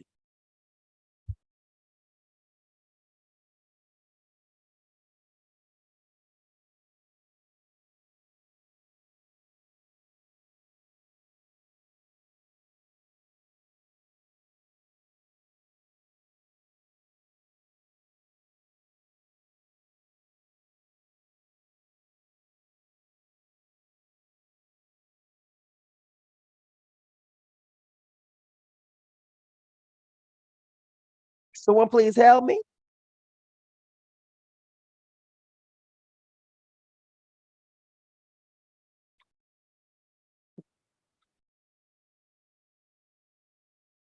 Y'all see what I'm saying? This thing just got a little bit rough. Like, very rough. Because now we are costing some people. Look what it just said. So wait a minute, hold up. Her priests don't teach. Hold on, let's go look at some Papa Don't Preach. Let's look at T.D. Jakes. Because D.D. Jakes will be considered to be a priest. T.D. Jakes. So that means Christianity won't be teaching you nothing. That's what the word says. So this so-called priest, he don't teach. That's powerful. Her king and royal family are prisoners in foreign lands. Her priests, so Judah's priests don't teach. Judah's prophets don't have a message from the Father. Israel's priests don't teach. Israel's prophets don't have a message from the Father. That's everybody. So the church don't have a message. The Black Hebrew Israelites don't have a message. So what they've been teaching you then? You see how that just hurt everybody? And people be thinking, be trying to pick on Issachar and Mello and Jonathan and Mikhail Massa, but I'm saying only what the scriptures say. The scriptures say they're not teaching nothing. And they don't have a true message from the Father.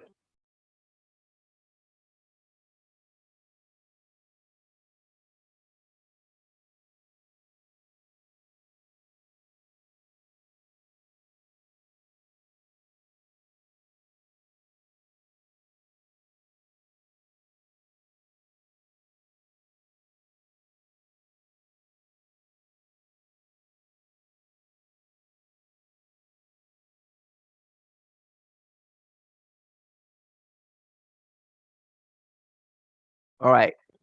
So hopefully this is good for y'all. Hope y'all getting this. Let's go.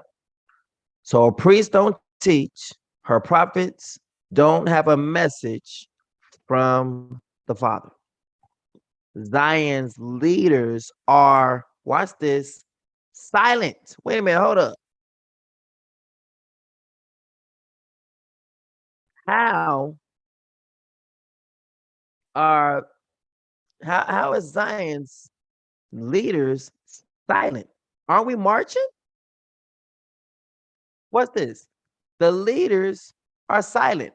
So Jesse Jackson, Barack Obama, all these so-called leaders of Judah and Israel are all silent. What about the ones that's in the land? They're silent too. They just sit on the ground, tossing dirt on their heads,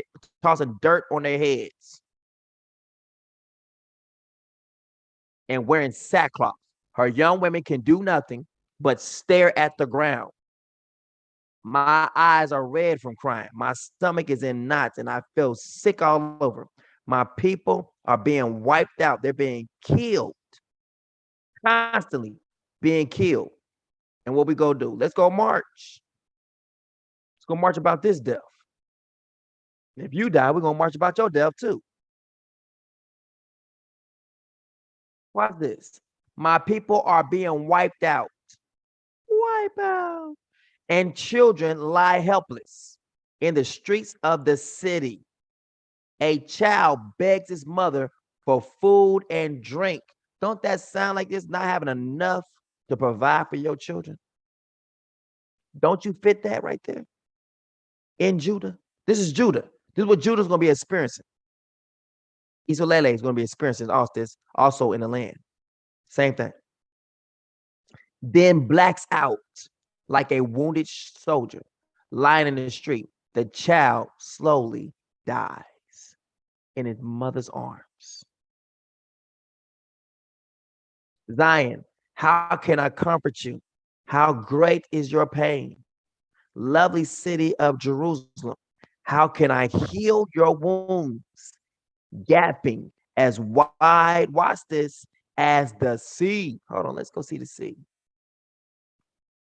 But he said, your wound and pain, it is wide as the sea. Oh, that's huge. Oh, dang. Man, what the?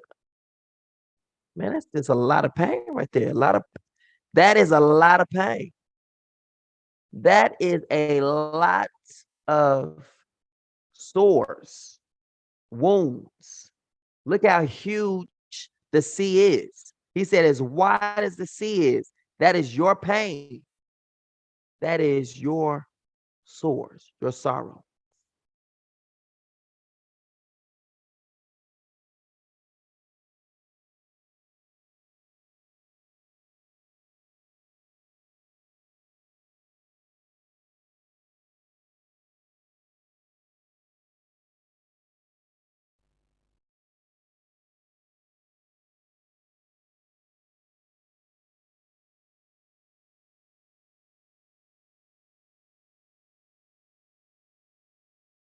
How can I comfort you? How great is your pain? Lovely city of Jerusalem. How can I heal your wounds? Gapping as wide as the sea. Your prophets, watch this, deceived you with false visions.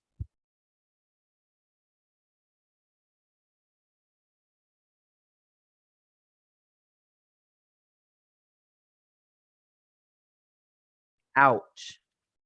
False visions and lying messages. Wait a minute, hold up. He just told you that your prophets, your priests don't teach, and your prophets don't have a message from Yah. Then he tell you again what happened to you because of that. Your prophets deceived you with messages. They should have warned you to leave your sins and be saved from disaster. Those who pass by shake their heads and sneer as they make fun and shout. What a lovely city you were, the happiest on earth. But look at you now. Zion, your enemies curse you and snarl like wild animals while shouting, this is the day we've waited for. At last, we've got you.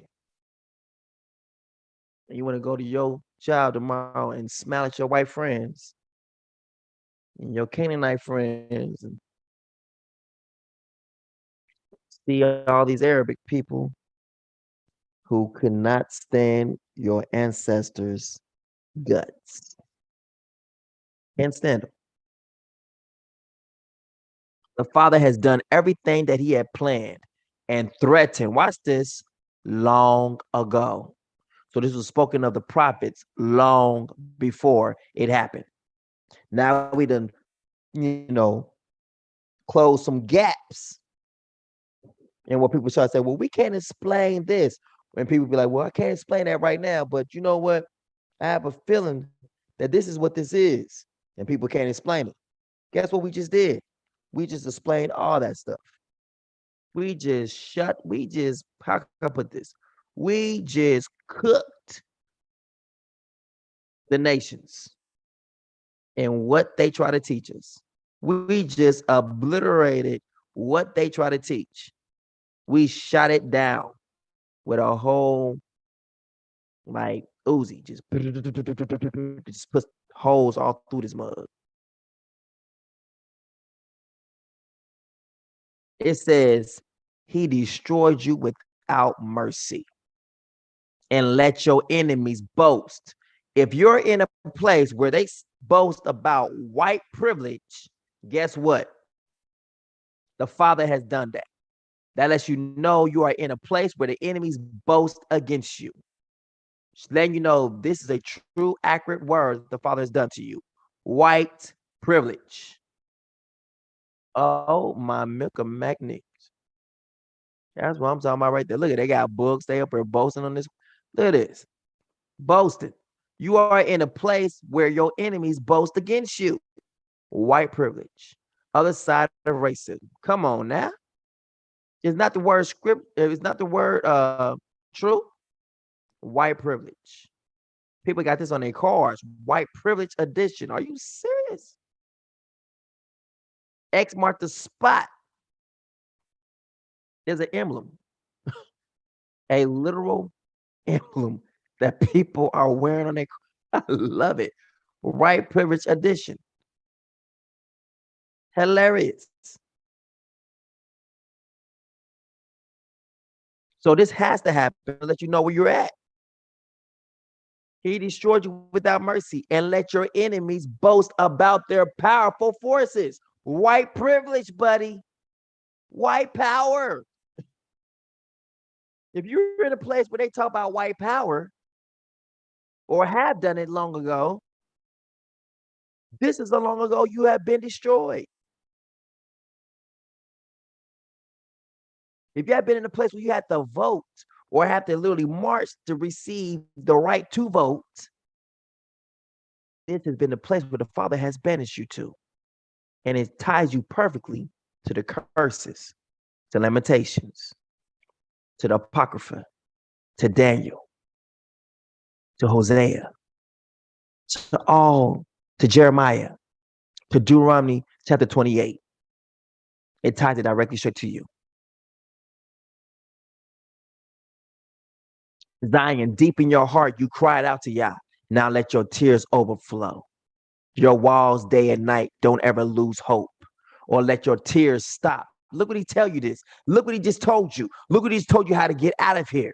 He said you had to become sorrowful about what I've taken from you. When you begin to cry out to me for the thing you lost the most, watch this. Return back to your first love. That's what your first love is.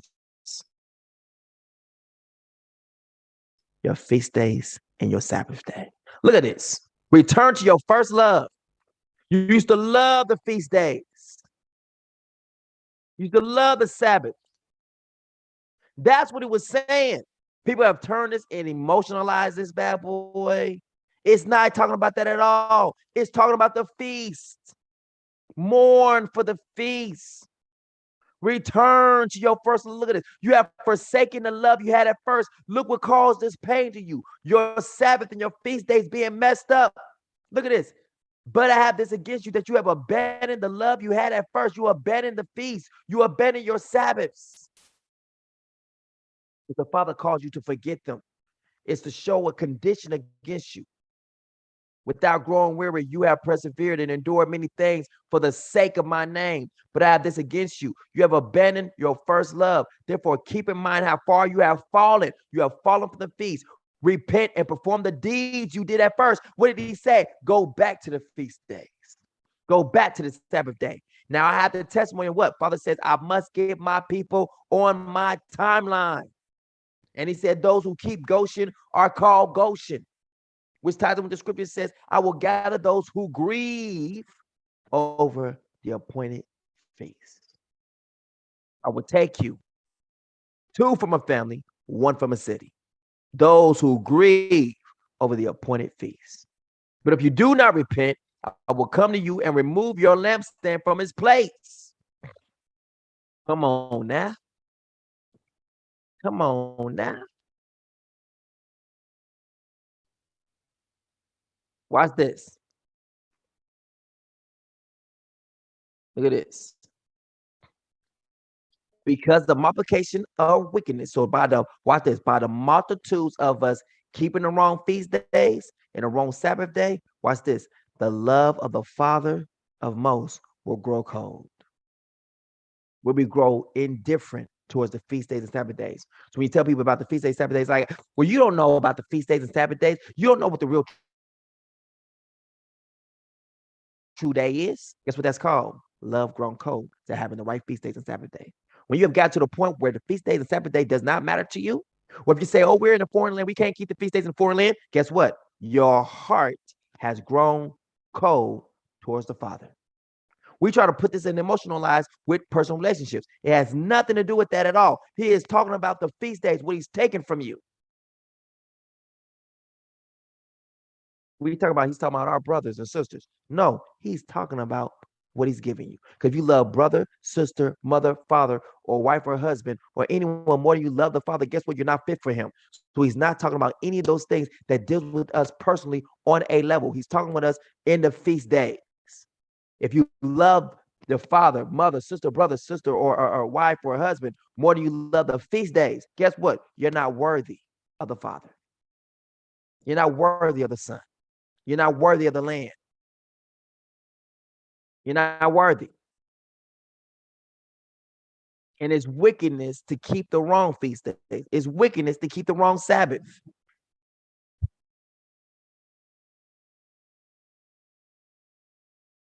We have a few things against thee, because thou hast there them that hold the doctrine of Balaam, who taught Balak to do what? To cast a stumbling block before the children of Israel, to eat things sacrificed unto idols and to commit fornication. Did they not say the same thing about Jezebel? The same thing with Laodiceans, right? Jezebel taught the children to sin against the Father by what? Keeping the wrong feast days, the wrong Sabbath days. You begin to keep what? Holidays.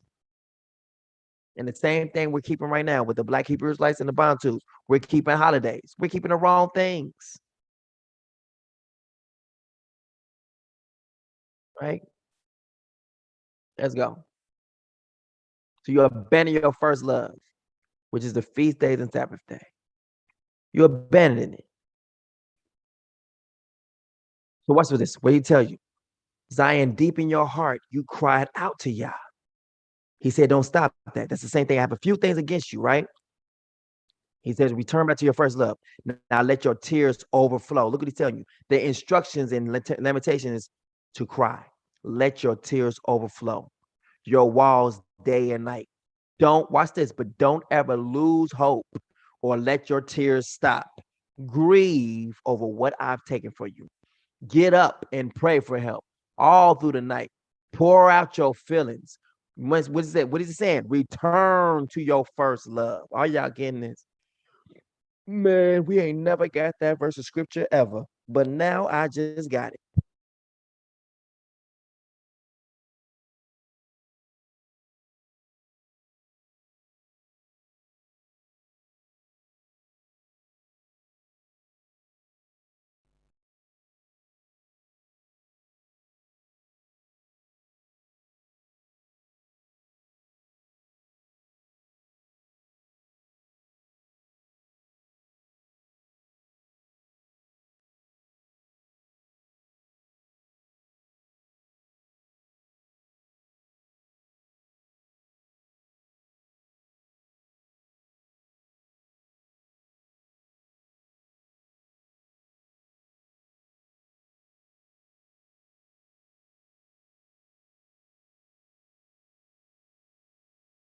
Did that make sense to y'all? Look what it said. Pour out your heart to Yah. Say nothing about pouring out your heart to your brother, to your sister, to your family. It said to Yah, return back to your first love. Keeping the Sabbath days and feast days was a respect and an honor to the Father. You must love the Father with all your heart, your mind, your soul, your strength, everything about you. That's your first love. And the Sabbath and the feast days were kept in respect to having love for the Father. If you love me, you will keep my commandments.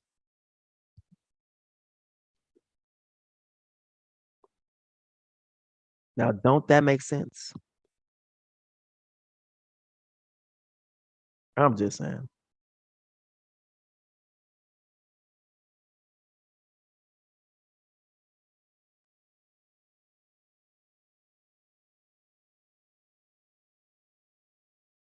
Don't that make sense? Right? Pour out your feelings to Yah as you will pour water out of a jug.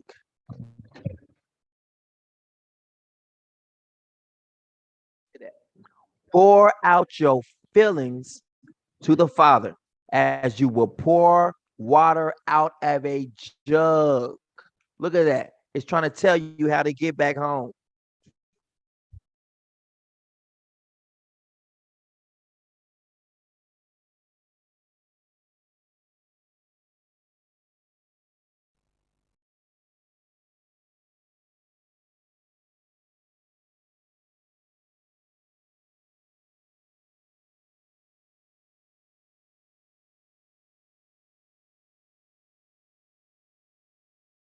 Let's watch this. We had to watch. Let's watch some water being poured out of a jug. Water poured out of a jug. See what that looks like. Ooh, it's a lot right there, isn't it?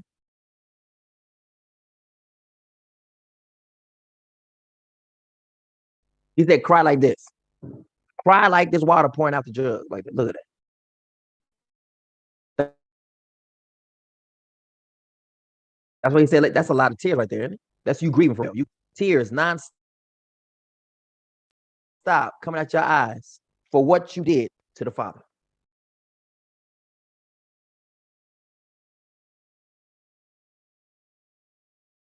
That's powerful. Powerful imagery. Let your tears be like the water that came out that bottle.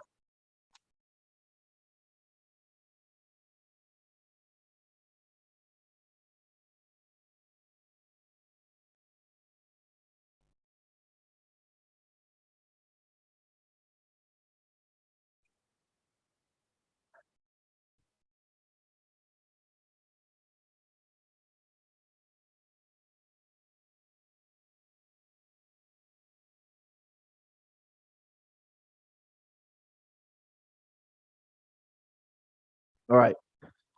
So as you will pour water out of a jug, beg him, watch this, beg him to save your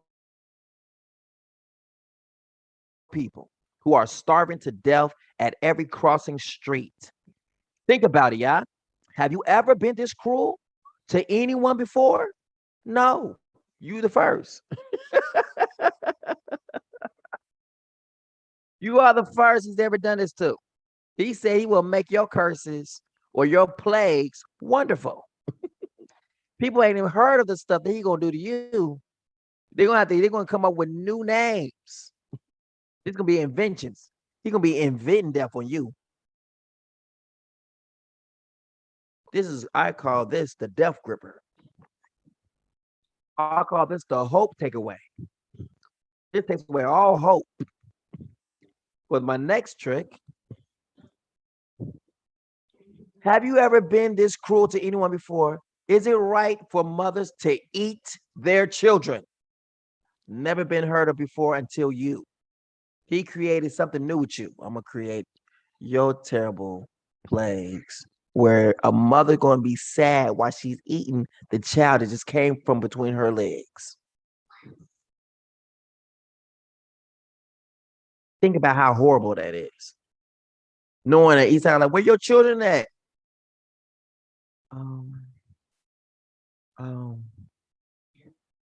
I ate it to keep myself alive. Do you see what I'm saying? See how horrible that is? You have to eat your own kids to stay alive. And the father ain't gonna be no better. Like you know what I'm saying? Like the father of the child he's gonna be trying to take one off too as well. He's gonna be trying to kill somebody, kill one of his own children, and eat them. So they're gonna eat their own young. This is gonna be the curse that's upon you. You being forced to eat your young. Again, what he tell you is nobody has ever done this before. You're gonna be the first.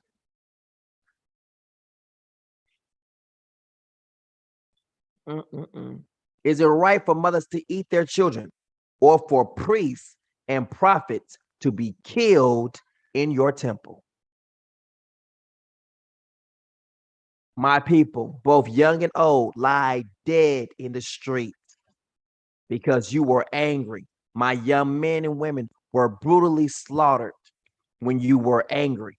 Yeah, you invited my enemies like guests for a party. No one survived that day. Enemies killed my children, my own little ones. Let's go on to Lamentations 3. We're almost done.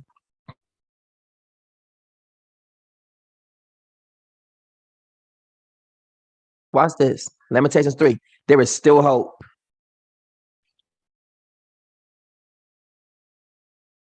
I have suffered much because Yah was angry. He chased me into a dark place. In a dark place, son, they will receive you. I'm sending you, son, to a dark place. And in a dark place, they will receive you. Look what he just said. He said he chased you into a dark place. Then he's going to send light to find you.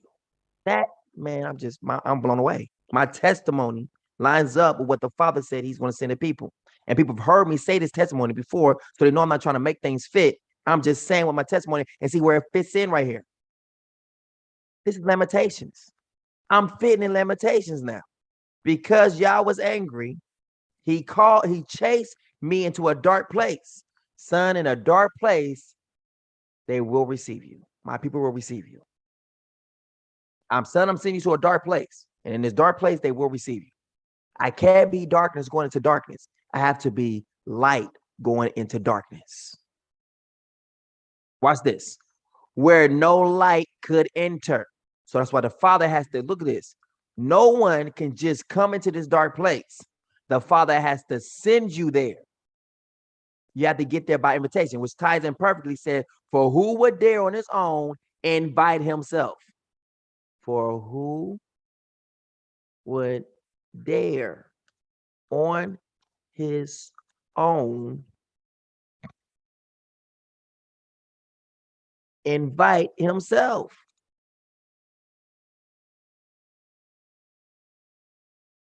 There it is. Restoration. Look at this.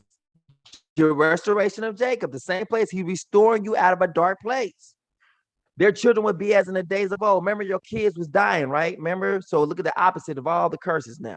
So you eat your children, but now your children are now living in long life. Their children will be as in the days of old, and their congregation will be established before me. And I will punish all their oppressors. Their leader will be one of their own, and their ruler will arise from their midst, and I will bring him near. I will bring him near. He will not come to me by himself. I will bring him near, and he will approach me. For who would dare on his own to approach me, declares Yah.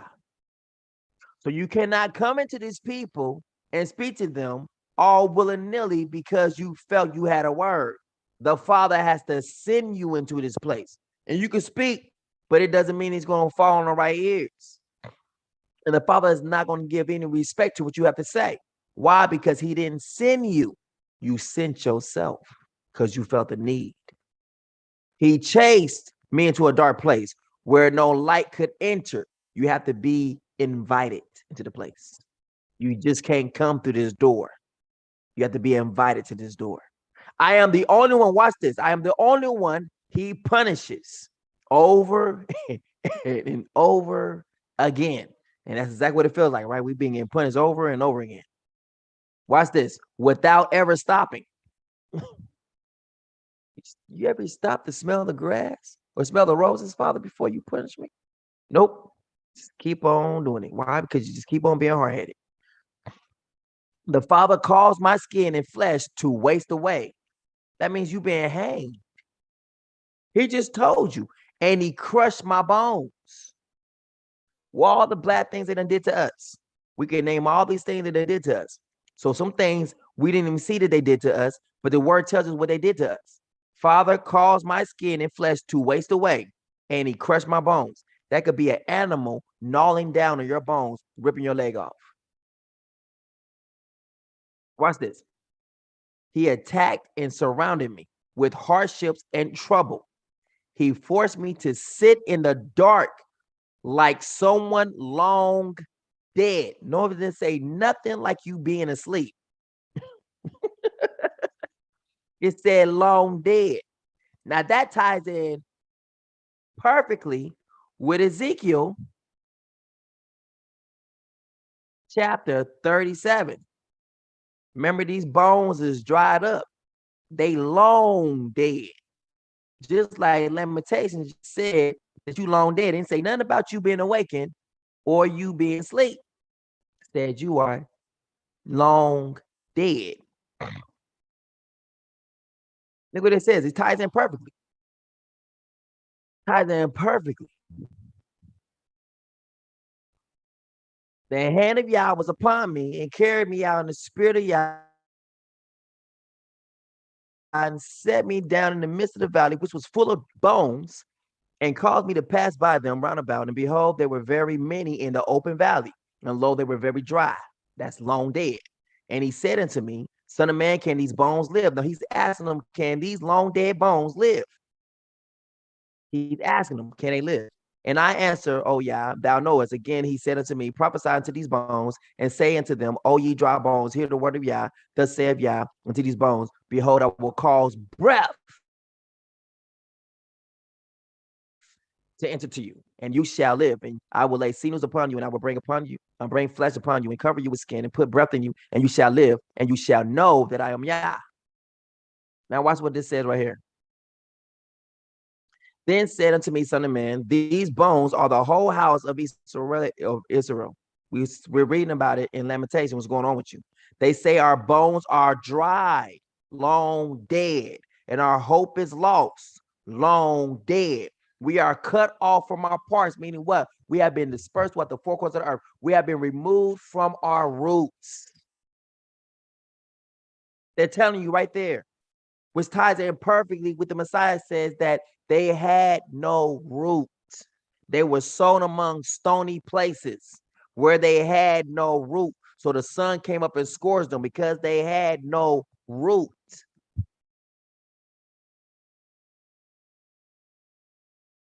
We are cut off of our parts.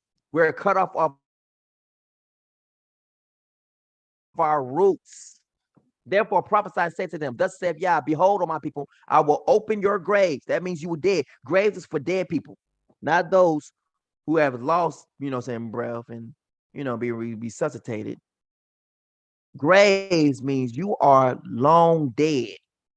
I will open your graves and cause you to come out of your graves, come out of your dead state, and bring you into the land of Israel.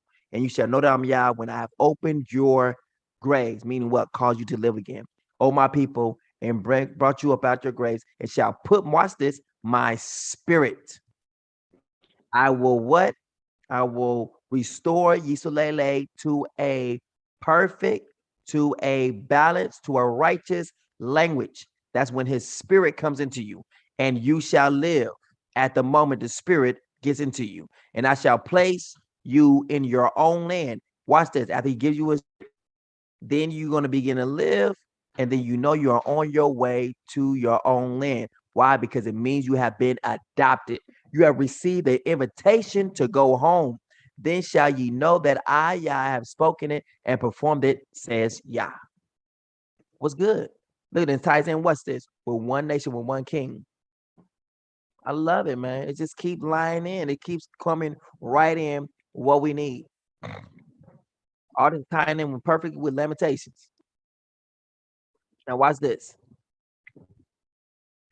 Father built a fence around me that I cannot climb over, and he chained me down.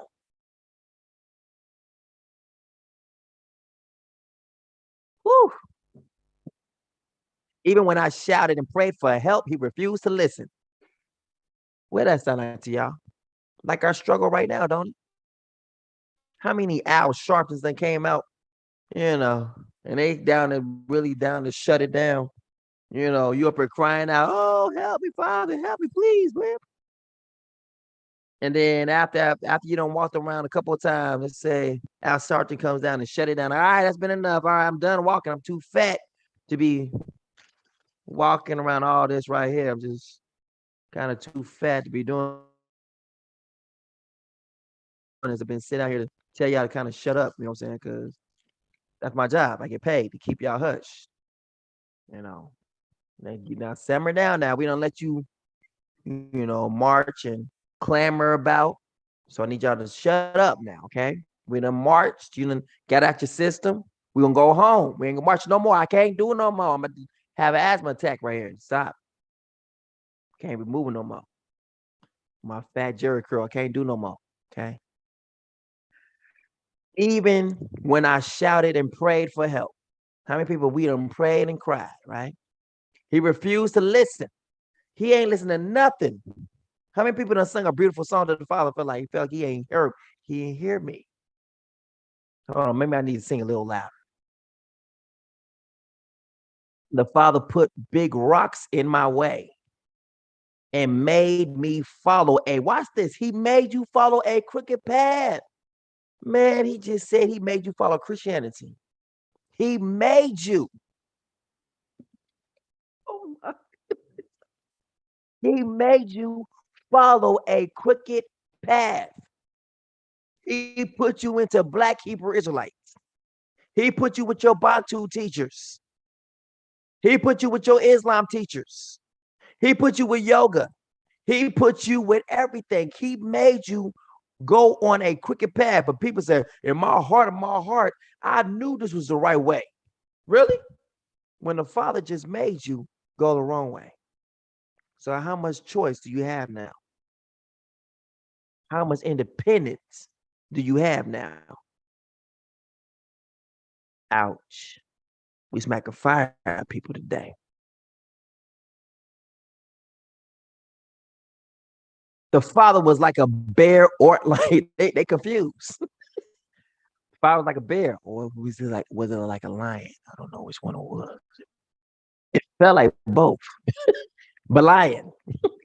The Father was like a bear or a lion, waiting in ambush for me. That's how it felt when the white people and the Black people was attacking you. It felt like you was being attacked by a bear or a lion. And then you find out you was in chains. He was a slave to the nations, or like even the Arabs.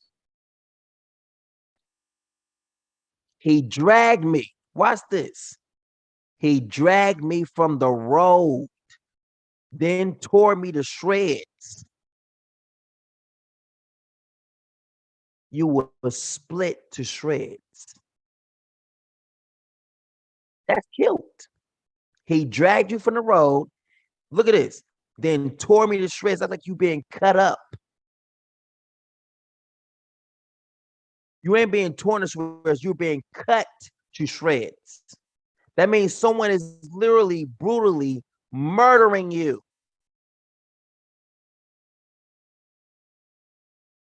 You're being brutally murdered. You're being cut, chopped to shreds. How you going to tear something to shreds? You can chop it to shreds, though. If it's a body, you need like a machete to chop some pieces to shreds.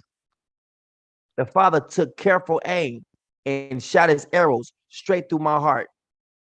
I am a joke to everyone. Can we see that? Is there such thing called blackface? Let me see. Blackface. Not blackface mask, but blackface. How the history of blackface is rooted in racism. Isn't that making fun of you? How the history of blackface is rooted in racism. Blackface became popular in the US after the Civil War, and white performers, shut up, get off my screen. Thank you. Blackface performers popular in the US after the Civil War as white performers played characters that demeaned and dehumanized African Americans. Is that not making fun of you? Well, this seems to fit scripture perfectly. Let's see what it means to me.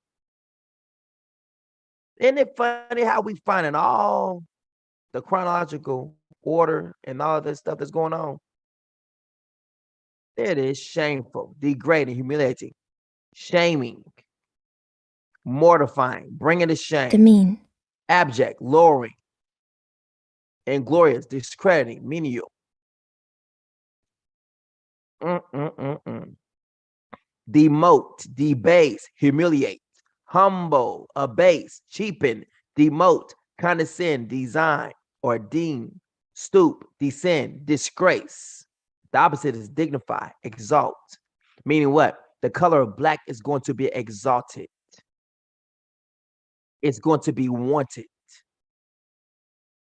How they used to put down something, they're going to begin to lift it up.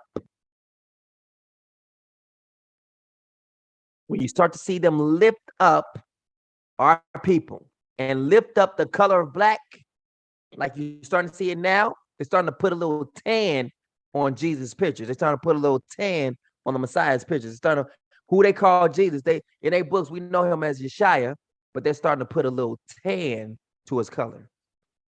Look at the different books. You start seeing a little color on there. What's happening? The Father is turning some things for you. He's going to cause for that color that was despised to be loved by everyone. When you see that happening, know that you're on your way home. I'm talking about all of us, not just some of us, but your people, all of them. I am a joke to everyone. No one ever stops. Watch this. No one ever stops making fun of you. So all the artists, all the musicians, all the actors, all the football players, no one ever stops making fun of me. The cops, whatever respects of life you're in, you're the brunt of the jokes.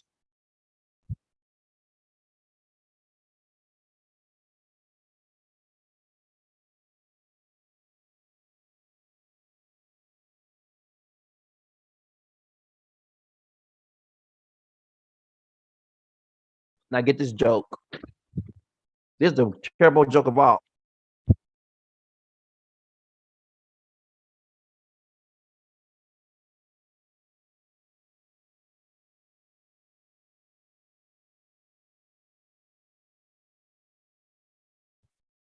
Those who are Freemasons are the biggest joke of all. Those who are black and Freemasons are made the biggest joke of all, because you have to literally cause demise to your own people in order for you to be exalted or to be so-called receive your riches or receive your so-called honor. You are a complete sellout.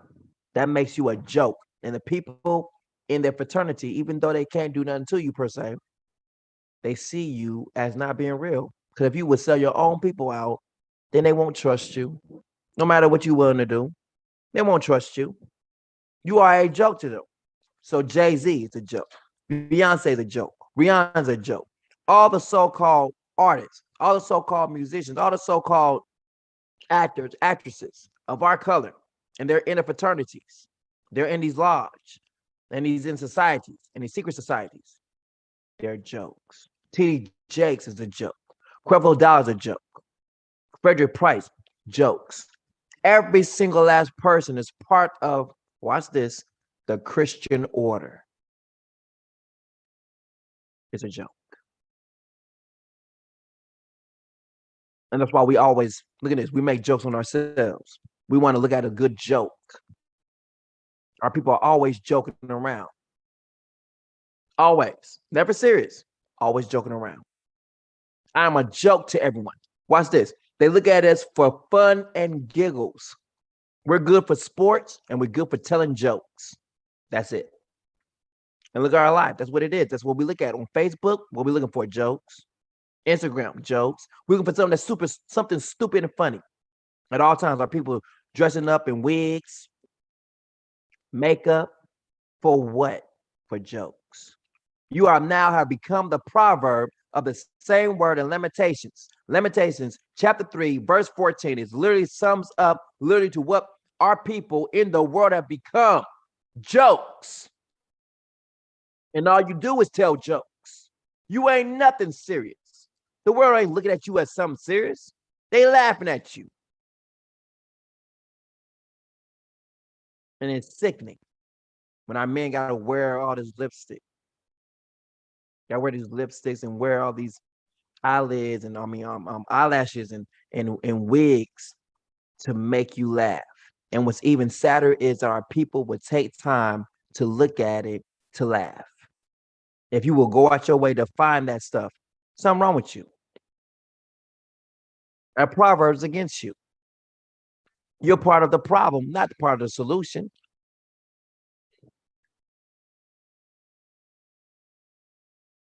Father has turned my life sour.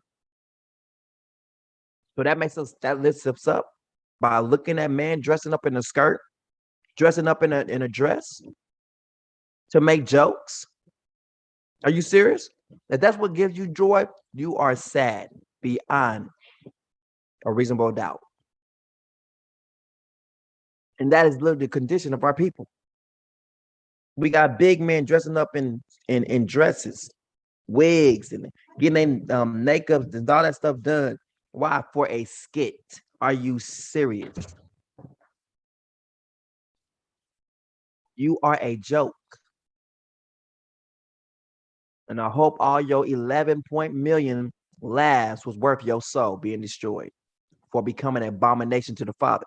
Because the Father said that a man is not supposed to wear anything that pertains to a woman. And you encouraging them by laughing at their videos, literally are a joke with them. Father has turned my life sour. Watch this. He made me eat gravel and rub me in the dirt. I cannot find peace or remember happiness. So you can't remember. Watch this. That's this. Keeping the feast days and Sabbath days brings forth peace. And it brings forth happiness. You can't find your peace or find your happiness or remember it because you ain't keeping the things that bring forth the peace or the happiness, which is your feast days and your Sabbath day. Those who keep their mind stayed upon him, he will keep their minds in perfect peace.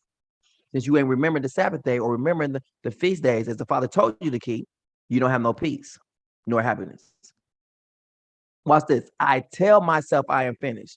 I can't count on Yah to do anything for me. That's what a lot of people are at right now. You know what? A lot of people have literally don't even believe they really believe the word no more. Like, you know what? I used to believe the word, but ever since things been happening to us like this, I just kind of lost my faith. I'm really, you know, saying I'm really weighing things out myself right now.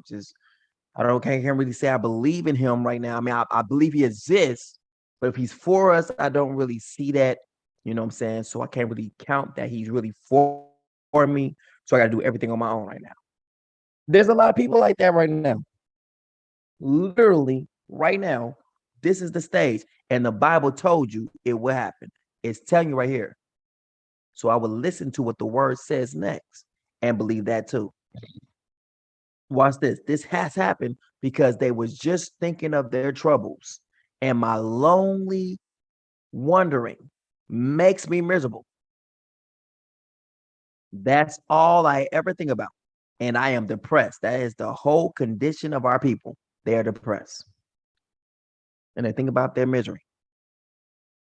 Then I remember something that fills me with hope. The Father's kindness never fails. If he had not been merciful, we would have been destroyed. Meaning what? He did what he did, but he didn't completely destroy us. He didn't put an end to us. He sent the royal family and the kings and all them. He sent them throughout the four corners of the earth. He didn't completely cut them off. He just sent them away. So then people would say in the land, oh, there's no king here to rule. Why? Because the kings will be sent away from off the land. So people say, oh, the kings is dead. No, they're not. They just been sent away. And the Father told you, I dispersed the king, royal family, to a whole nother land. They're foreigners in another land. He banished them. The Father can always be trusted to show mercy each morning. Deep in my heart, I say, Father is all I need. I can depend on him. And the Father is kind to everyone who trusts, watch this, and obeys him. Look what the prerequisite for him to be kind to you. The Father is kind to everyone. The everyone is what? It's the prerequisite to it. The Father is kind to those who trust and obey him. So what if you don't trust and obey him? Is he going to be kind to you?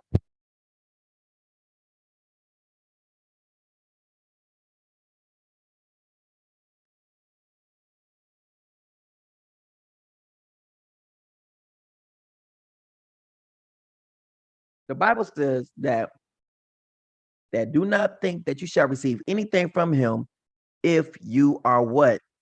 Double-minded. So to those who are double-minded, the ones that, oh, I believe that this is the one who the Father sends to me, then the same breath, you be like, well, I don't know no more. I'm not really sure. Guess what? At that moment,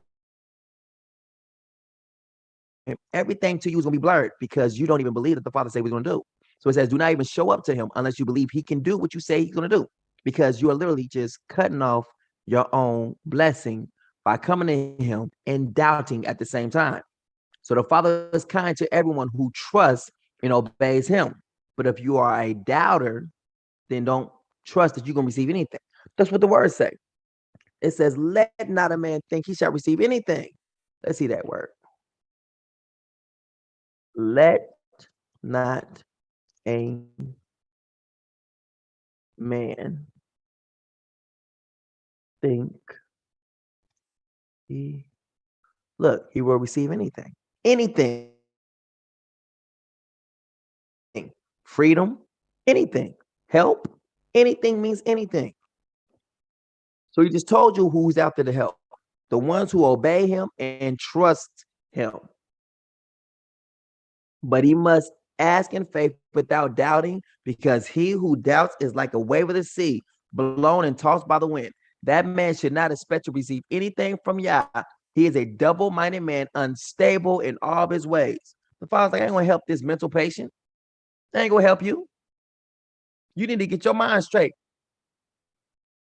before I do anything for you. That's the same thing for you, Soleil. If you are double-minded in what the Father said he's gonna do, like you believe he's gonna send David, but then you believe who's the leader over the people, guess what? You double-minded. If you can't succumb your position, well, you know what? I got this position, but you know what? I need to go ahead and succumb this position to what the Father said he's gonna send. If you're not willing to do that, then guess what? You yourself are double-minded.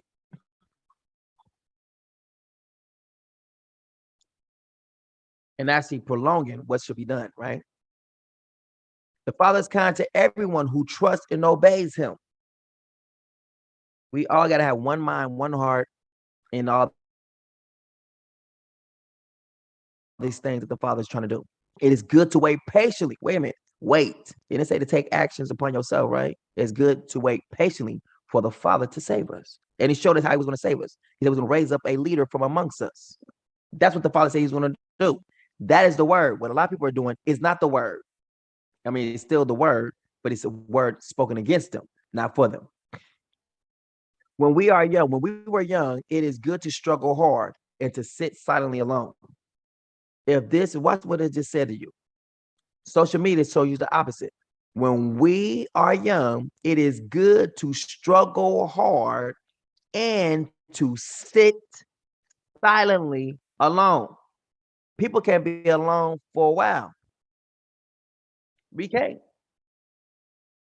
Just someone has to be there. Has to be. And to sit silently alone.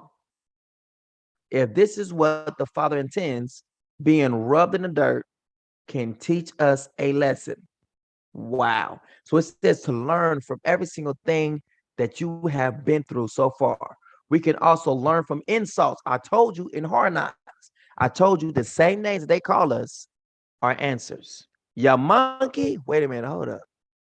That's not only an insult, but it's a location to where we came from. Obviously, we came from a place that have monkeys. Where in the world is a place where they have monkeys at? Oh, Africa. It just showed you exactly where you came from, which is also another thing that ties you perfectly as being the people who was taken from your land and being now strangers in a land that is not yours. Just by the name of them calling you monkey denotes you came from another land. Just saying. See, now their words as insults are really as the testaments of who you really are and where you really come from. Even though they don't tell you in your textbooks, don't tell you, they tell you through an insult. They turned everything that was wonderful, glorious, and turned it into a joke, a insult. So all the jokes that they say about you is going to lead to a location. It's gospel inside of their insult. There, he will use the foolish things of the wise, the foolish things to confound the wise, right? So their insults will be used to confound them out their own mouths. That's powerful. Insults will be foolish, and he's going to use it to confound the wise. Say again what you call me again. Okay, thank you. Okay, so that means that this on the map we can't remember. Thank you for bearing witness of who I am. Wait a minute, what? I just called you nigger. So what? I just called you monkey. So what? You just told me locations. Thank you. You got any more? I don't get it. Didn't even hurt his feelings. It's like I was giving him like a whole roadmap to where he came from. Like I was telling him information. Like, oh my goodness, I have never seen a people like this.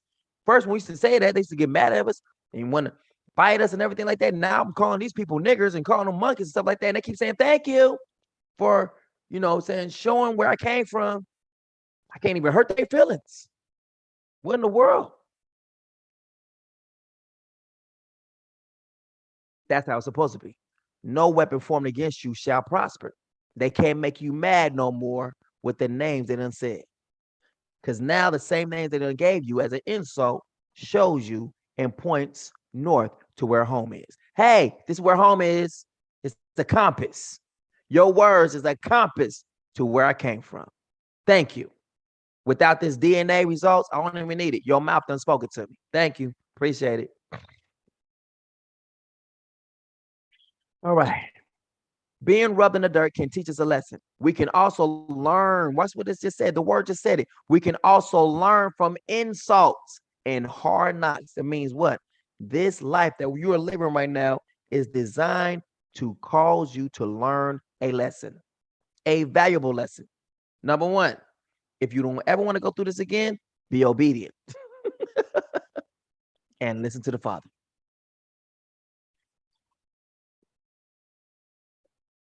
Another one, the Father won't always reject us, meaning our time is coming of change. He causes a lot of suffering, but he also has pity because of his great love. The Father doesn't enjoy sending grief or pain. Watch this. Don't trample prisoners under your feet or cheat anyone out of what is rightfully theirs. The Father, or El Shaddai, sees everything, and he knows when you refuse to give someone a fair trial. No one can do anything without the Father's approval. Let me read that part again.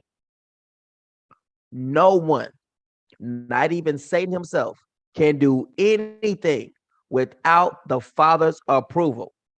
So wait a minute. So you mean Biden, the WHO, and everything that's going on right now is all in the Father's plan.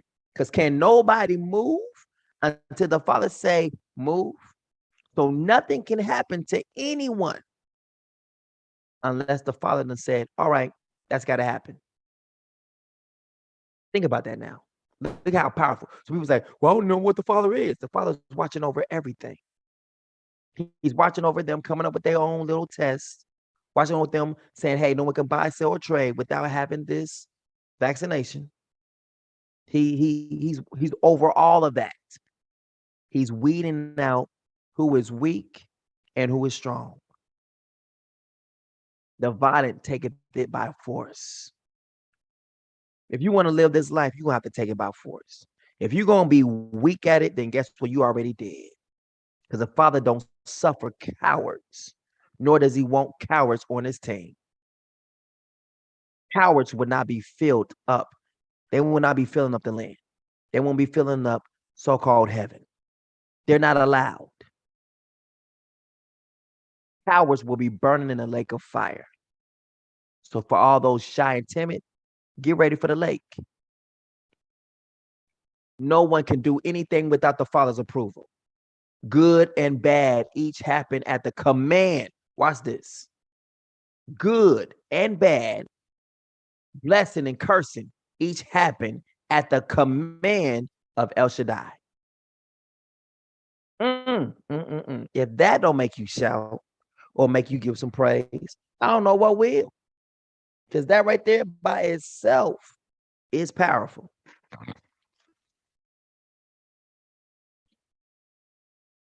We're still alive. We shouldn't complain. Oh, that's powerful right there. Can't tell that to us right now, though, boy. You don't see what I've been going through. The Father just told you we're still alive. So he's saying to be happy that you're still alive.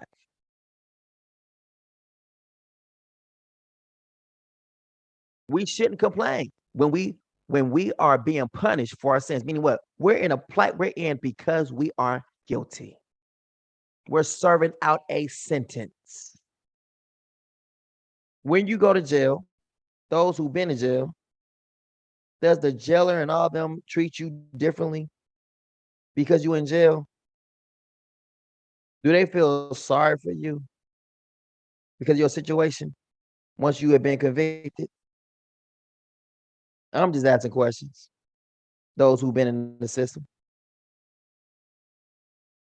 Everyone knows the answer to that. So the Father's the same way.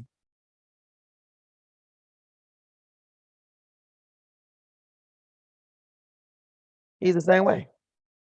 He's like, you guilty. This is your fault. It's not my fault. It's your fault. Instead, watch this. We should think about the way we are living and turn back to Yah. If turning back to Yah is keeping the right feast days and Sabbath days, can I ask you a question? Have we begun to turn back to the Father yet? It gives a whole new meaning that the Father will turn the hearts of the children back to the Father and the Father to the children's, lest he strike the whole earth with a curse. Do you not see a whole curse about to come upon this earth because we're not keeping the right feast days and Sabbath days? We got FEMA. We got them about to exterminate a lot of people. A whole curse. Coronavirus has hit the earth because we're not where we're supposed to be. A whole curse. The word said it. Now it's doing it. He's showing you what he said. Watch this. When we lift our hands, oh, my milk of magnesia. Let me see what that look like.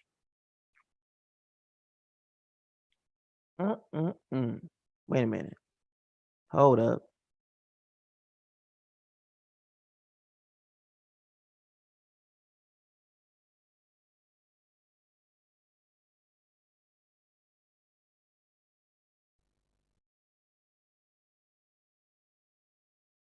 You mean those hands?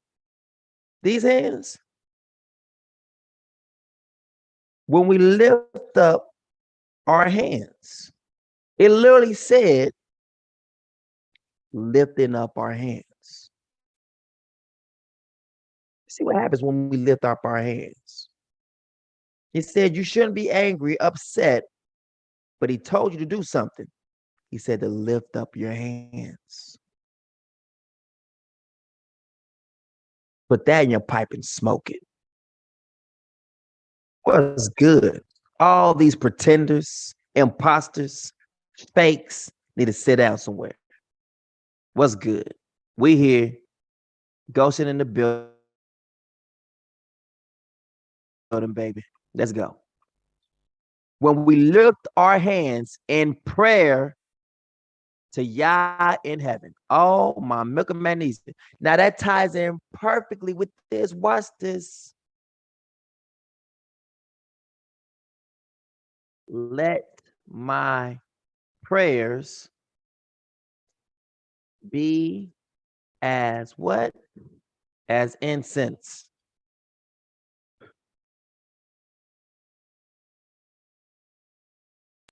And the lifting of my hands as the evening sacrifice. Psalms 141, verse 2.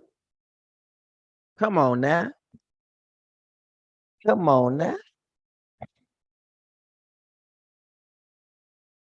This is powerful. May my prayer, he said to pray to the Father, right? May my prayer be set before you like incense. Now, we're going to tie into Revelation when it said they're going to take the prayers of the saints and they're going to take it and throw it down to earth, and it's going to cause an earthquake on the whole entire earth. May my prayer be set before you like incense. May the lifting of my hands be like the evening sacrifice. Oh my goodness. That's powerful. Lamentations, man. I told you. It's a powerful book. When we lift our hands all together, when we lift our hands in prayer to Yah in heaven, that is literally the banner that's being raised up. What? Which is a heart that is broken. A heart that is sorrowful for how we have treated the Father. That's what lifted hands means. It means I surrender. Father, we surrender. Have mercy on us. We want to be owned by you and only owned by you. We're sorry for what we did and made covenants with the nations outside of our covenant. We broke covenant with you to join covenant with them. Lifting up your hands means I surrender. I've had enough. You were right. I was wrong. I know nothing. You know all. It's the same thing as I hear all and I accept. Whatever your will is, so be it. I'm tired of leaning to my own understanding. I'm tired of trying to figure this out on my own. I'm tired of leaning to my own understanding, saying it's got to be this way. It's got to be that way. I'm tired of trying to have my way. Have your way. We say have your way and then go right ahead and do it our way. We are the most hypocritical people on the face of this earth, but claim to be so righteous because we Bantus. We Black Hebrew Israelites. That is the worst thing ever and the most deluded people ever. When the word tells us how to get back and we refuse to do it because we don't feel in our spirit that's the way it's supposed to be done. When the word tells us that's how it's supposed to be done. So wait a minute. So our spirit overrides the word. That's what we're telling people. And then we make excuses and say, oh, the white man wrote the book. But you have no compass for how you're feeling. You have no compass of it in the word. No compass. But you're supposed to be right, though. That's our people right now. That is what's going on right now at this very moment in the Bantu so-called awakening, in the Black Hebrew Israelites. Everyone alike is, I'm being led on my own. They can't find the stuff in the scriptures, but they're going to be led on their own. Everyone is eating from the tree of knowledge of good and evil, but calling it the tree of life. That's the dumbest thing ever. Watch this. We should offer him our hearts and say, I told you that's what the hands raised means. It means surrender. We've sinned. Look what it said. We should offer him our hearts. So the hands raised means what? I give you my heart. have your way. Not my will, but let your will be done. And say, we've sinned. Why? Because we try to get it our own way. And we've been doing this thing our own way, even until now. As a whole, the people have been doing what they want to do. They've been trusting Gentiles still for a shot that's been killing them. But some people are scared just to not be with white people. If the white people ain't doing it, I don't know if I want to do that. Well, the white people told us we got to go get shot, so I'm going to go ahead and get shot. Oh, my goodness, I got herpes in my eyes and what's happened. Could someone please pray for me, please? It's too late, stupid. You made your choice. You showed how much you trusted the Father from the beginning. And you showed you didn't trust him at all. So therefore, if we pray for you, you won't receive it. Why? Because you don't believe anyway. You're an unbeliever, only wrapped up in black skin. You deserve to die. So be it. The Father just said, you are uninvited. We rebelled against you. That's exactly what happened to rebellious people. They get kicked out. And you haven't, watch this, and you haven't forgiven us. Anger is written all over you. It's almost like I said, it's written all over your face. You know what I'm saying? You don't have to say a word. You ain't got to say a word. Look at us being lynched, being shot. Yo shot, yo shot, yo shot, yo shot to me. You know what I'm saying? We can see all of the reoccurrences of this word happening to us over and over and over and over. It's like a record that keeps playing all over time. One of us got shot again. Okay, what we doing? I don't know. Aren't you about tired of this? Yeah, how we get up out of this? I don't know. We just keep on doing what we've been doing. What's that? Keep Friday sundown and Saturday sundown. Keep the 10 commandments. That's one of the most important things for us right now. That's the dumbest advice ever. Because if you keep everything according to your place of captivity, you're going to stay in captivity to the place you've been keeping your feast days to. You stupid, teachers. But call themselves so smart and say they hear from the Father. When the Father says, your people don't hear no message from me. And none of them have a message. None of them can teach you. So all these teachings that go on, they got 33 people or 1,000 people, Friday sundown to Saturday sundown, literally on these lessons and say, man, Shabbat, man. Shabbat Shalom. Yeah, they ain't teaching you nothing. Ain't none of them a teacher. And the word told you that. He says, you ain't learned nothing. Watch this. Anger is written all over you as you pursue and slaughter us. He is chasing you down with a machete, chasing you down with bullets, chasing you down with the dog without showing pity. You are behind a wall of clouds. That means you are concealed in darkness. We can't see who our enemy is. It's like he done formed what? Allow the enemy to form what? The Illuminati, the fraternities, these secret places, these secret fraternities, these secret societies. You are behind a wall of clouds that blocks out our prayers. You allowed, watch this, you allowed nations, watch this, to treat us like garbage. Now, those are some harsh words right there. You allow the nations to treat us like garbage, like we ain't worth nothing. We're being trampled on because we done lost our flavor. A salt, when it has lost its season, is good for nothing but to be trampled. We are terrified.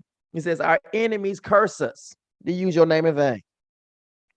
They call you every single name except your name. Our enemies curse us. We are terrified and trapped, caught and crushed. Now watch this. Your enemies is not just white people. Oh no. Your enemies are Chinese too. How they treat you? I feel sorry for your mother.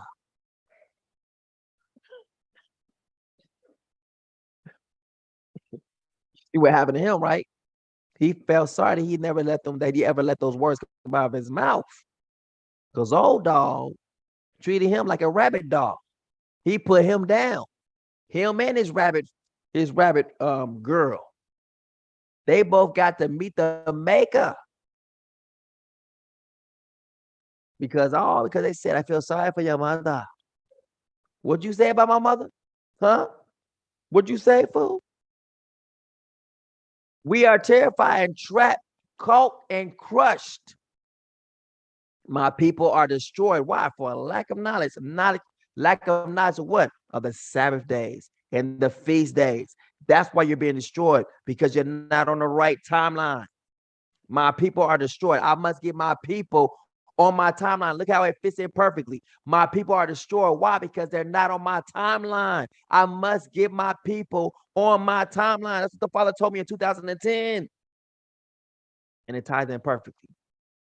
Tears flood my eyes, and they won't stop until the Father looks down from heaven and helps. I am horrified when I see what enemies have done to the young women of our city. No one had reason to hate me, but I was hunted down like a bird. Then they tried to kill me by tossing me into a pit and throwing stones at me. Now watch this. Who in the world throws stones at people? Because now we just moved from Grecians to an Arabic nation. They tossed me into a pit, meaning what? Dug some stuff. They literally dug up a whole hole, put the people in the hole, literally put the dirt back around them and throw stones at them. They stoned them by tossing me into a pit and throwing stones at me. Water covered my head. I thought I was gone.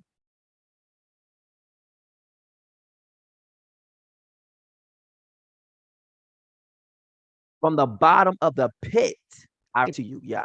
I begged you to listen. Help, I shouted. Save me. You answered my prayer and came when I was in need. You told me, don't worry. You rescued me and saved my life. You saw them abuse me, Father. So make things right.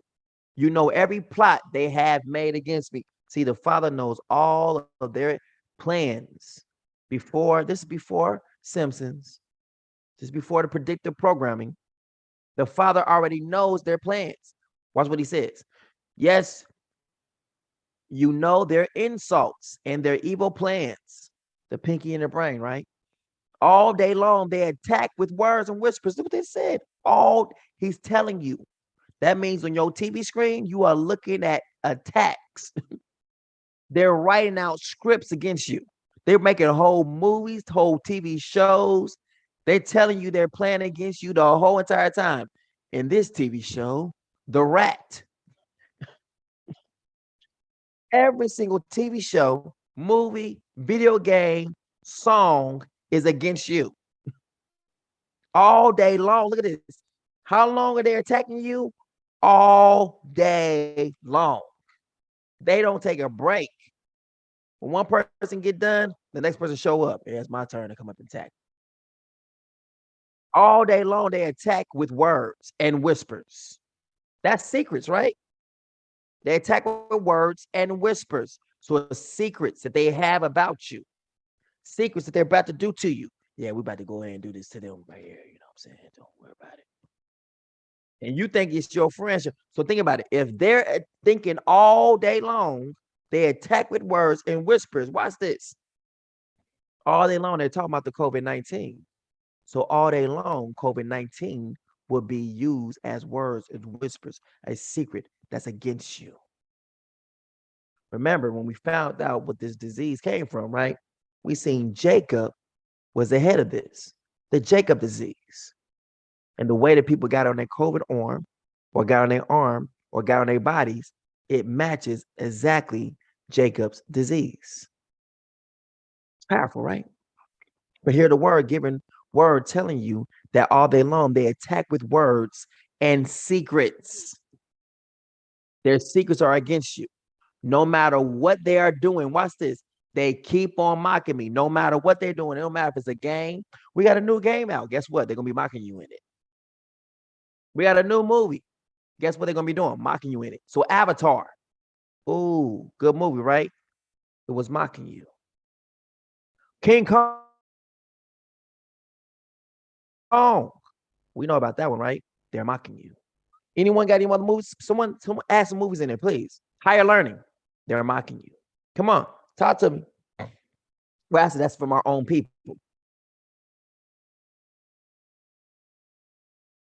But if there are any secret societies, guess what? They're still mocking you. So if the blacks are in secret societies, guess what? They're mocking you. That's why it says they attack you all day long with words and whispers. So those who are of a secret society, even if they're black, they're still attacking you through their movies. Ooh, I love this.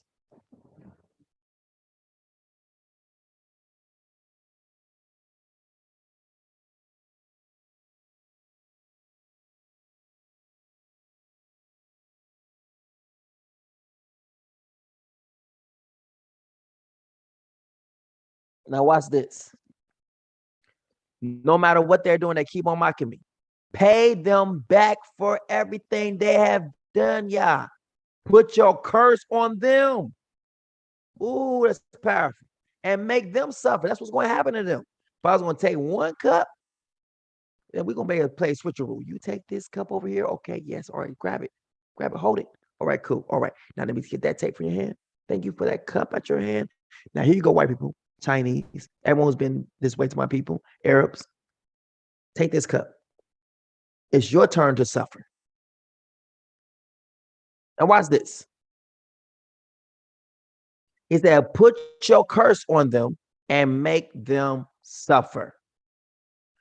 Get angry and go after them. Woo, that's sad. Until no trace is left under the heaven. He said, go after them and make them disappear. That's what the word says. He said he's going to take the nations and ground them up like dust and spread them throughout the four corners of the earth. He said, leave no trace of them.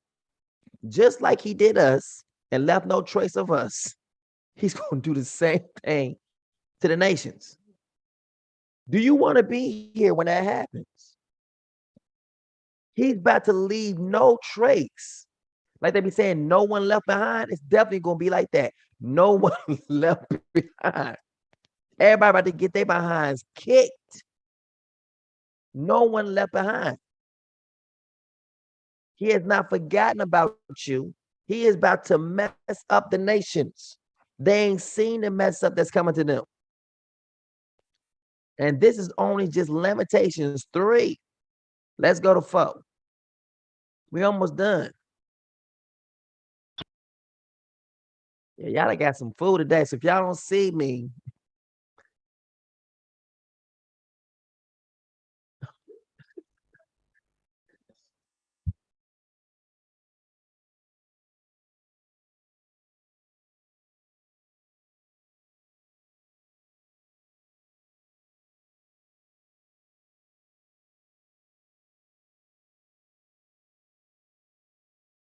the punishment of Jerusalem, the prophet speaks, the purest gold, that's you, is ruined.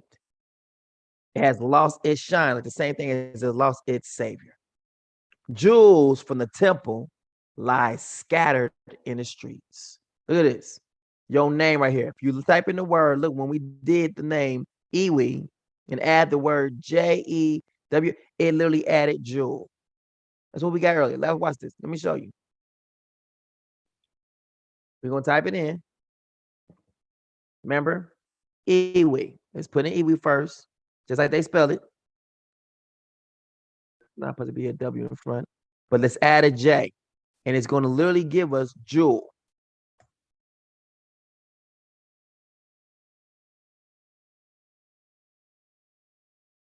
Thing it is. See, it is Desert Jewel Designs.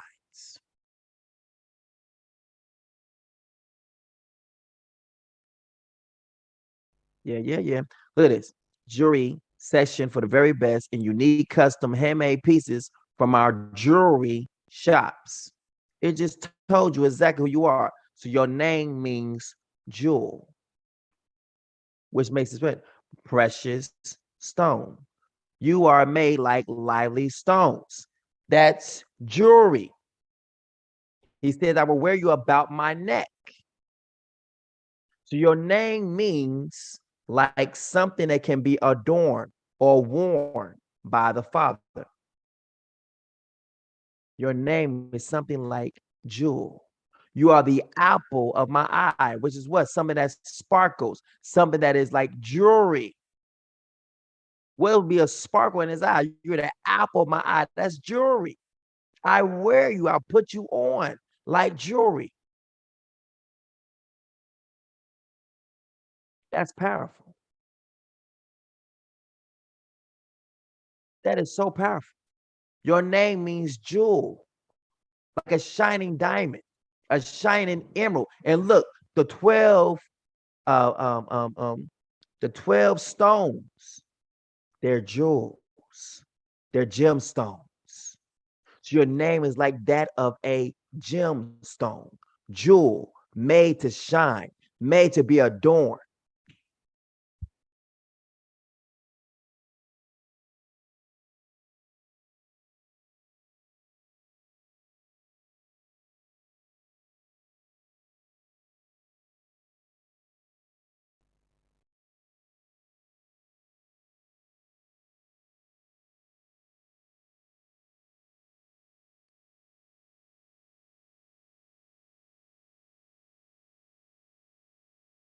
Now watch this. He says you'll be refined in the fire like gold. That's jewelry. Everything is dealing with you is gold, is dealing with jewels. Refined gold, refined silver. And then he told literally the 12 tribes, he literally puts you on the breastplate. He could put you on there as anything, as paper, but he chose perfectly designed jewelry, gemstones, to represent all of the 12 tribes of Yisrael. And all these colorful colors, the same thing that's on the breastplate of the priest, is all represented in the heavens where he resides. Come on now. Then y'all on a page right now that's freaking called Truth Colors, which is like the same colors for the gemstones on the breastplate. You have all the colors here. What's good? I mean, how we doing? Are we doing good?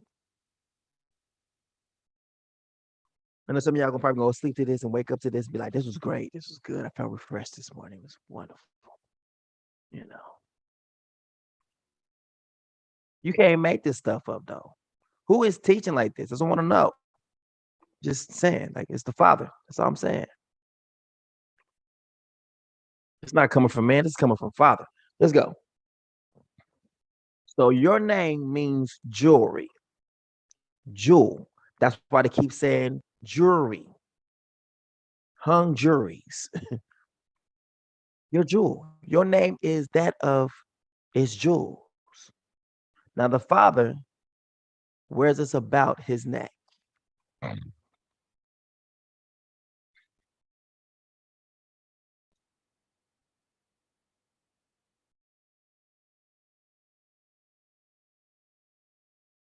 Like jewels.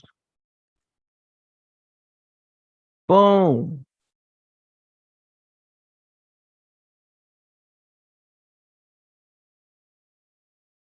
It literally tells you to wear his his commandments. Look at this. I adorned you with jewelry. Look at this. He's telling you about who you are. It says your children will be like jewels. That's us. Adorn about your neck. Look at how many times we got these different things talking about jewelry, jewels. Your name means jewels, the apple of his eye. It shines. Look, I clothe you in embroidery cloth and gave you sandals of fine leather. I wrapped you in fine linen and covered you with silk. I adorned you with jewelry, and I put bracelets on your wrists and a chain around your neck. Everything that shows forth of wealth is dealing with gems, jewelry, gold, silver, sandals, embroidered cloth.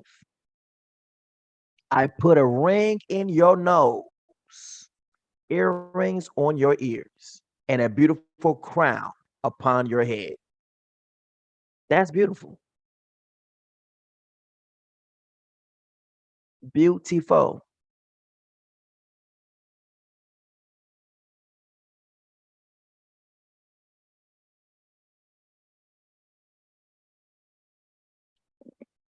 Look at this. This is a declaration from the Father.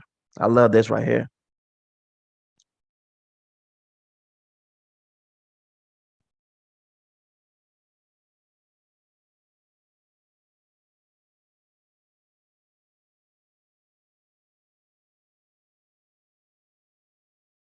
The word says, lift up thine eyes round about, and behold, all these gather themselves together and come to thee. As I live, saith Yah, thou shalt surely clothe thee with them. Look at this. As I live, saith Yah, you shall surely clothe thee with them, all as with an ornament, and bind them on thee as a bride doth. Told you, the nations are going to be bound to you. That means their wealth. You will boast in the wealth of the nations.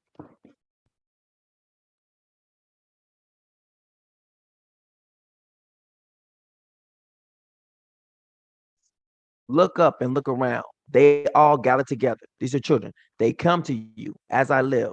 This is the Father's declaration. You will wear all your children as jewelry and put them on as a bride does. The bride is a jewel, a precious ornament. That's powerful.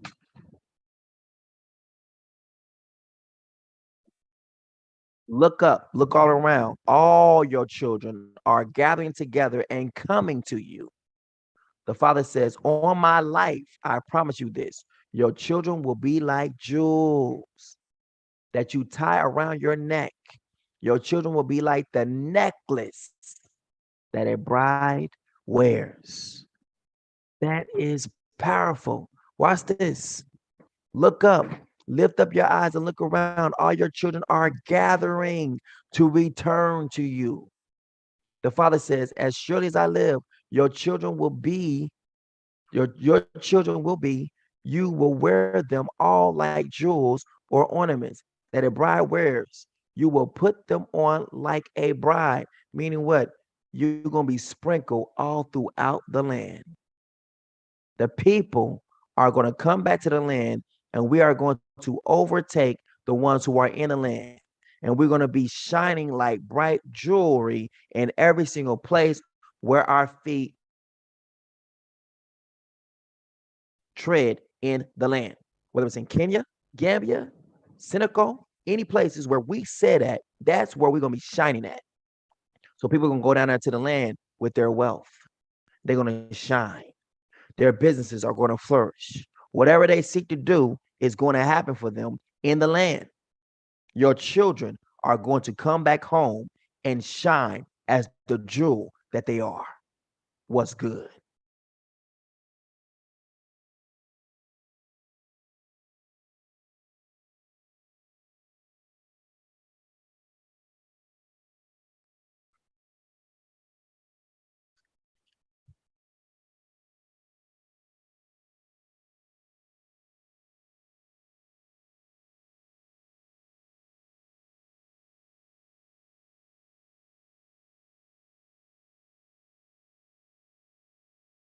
We almost finished.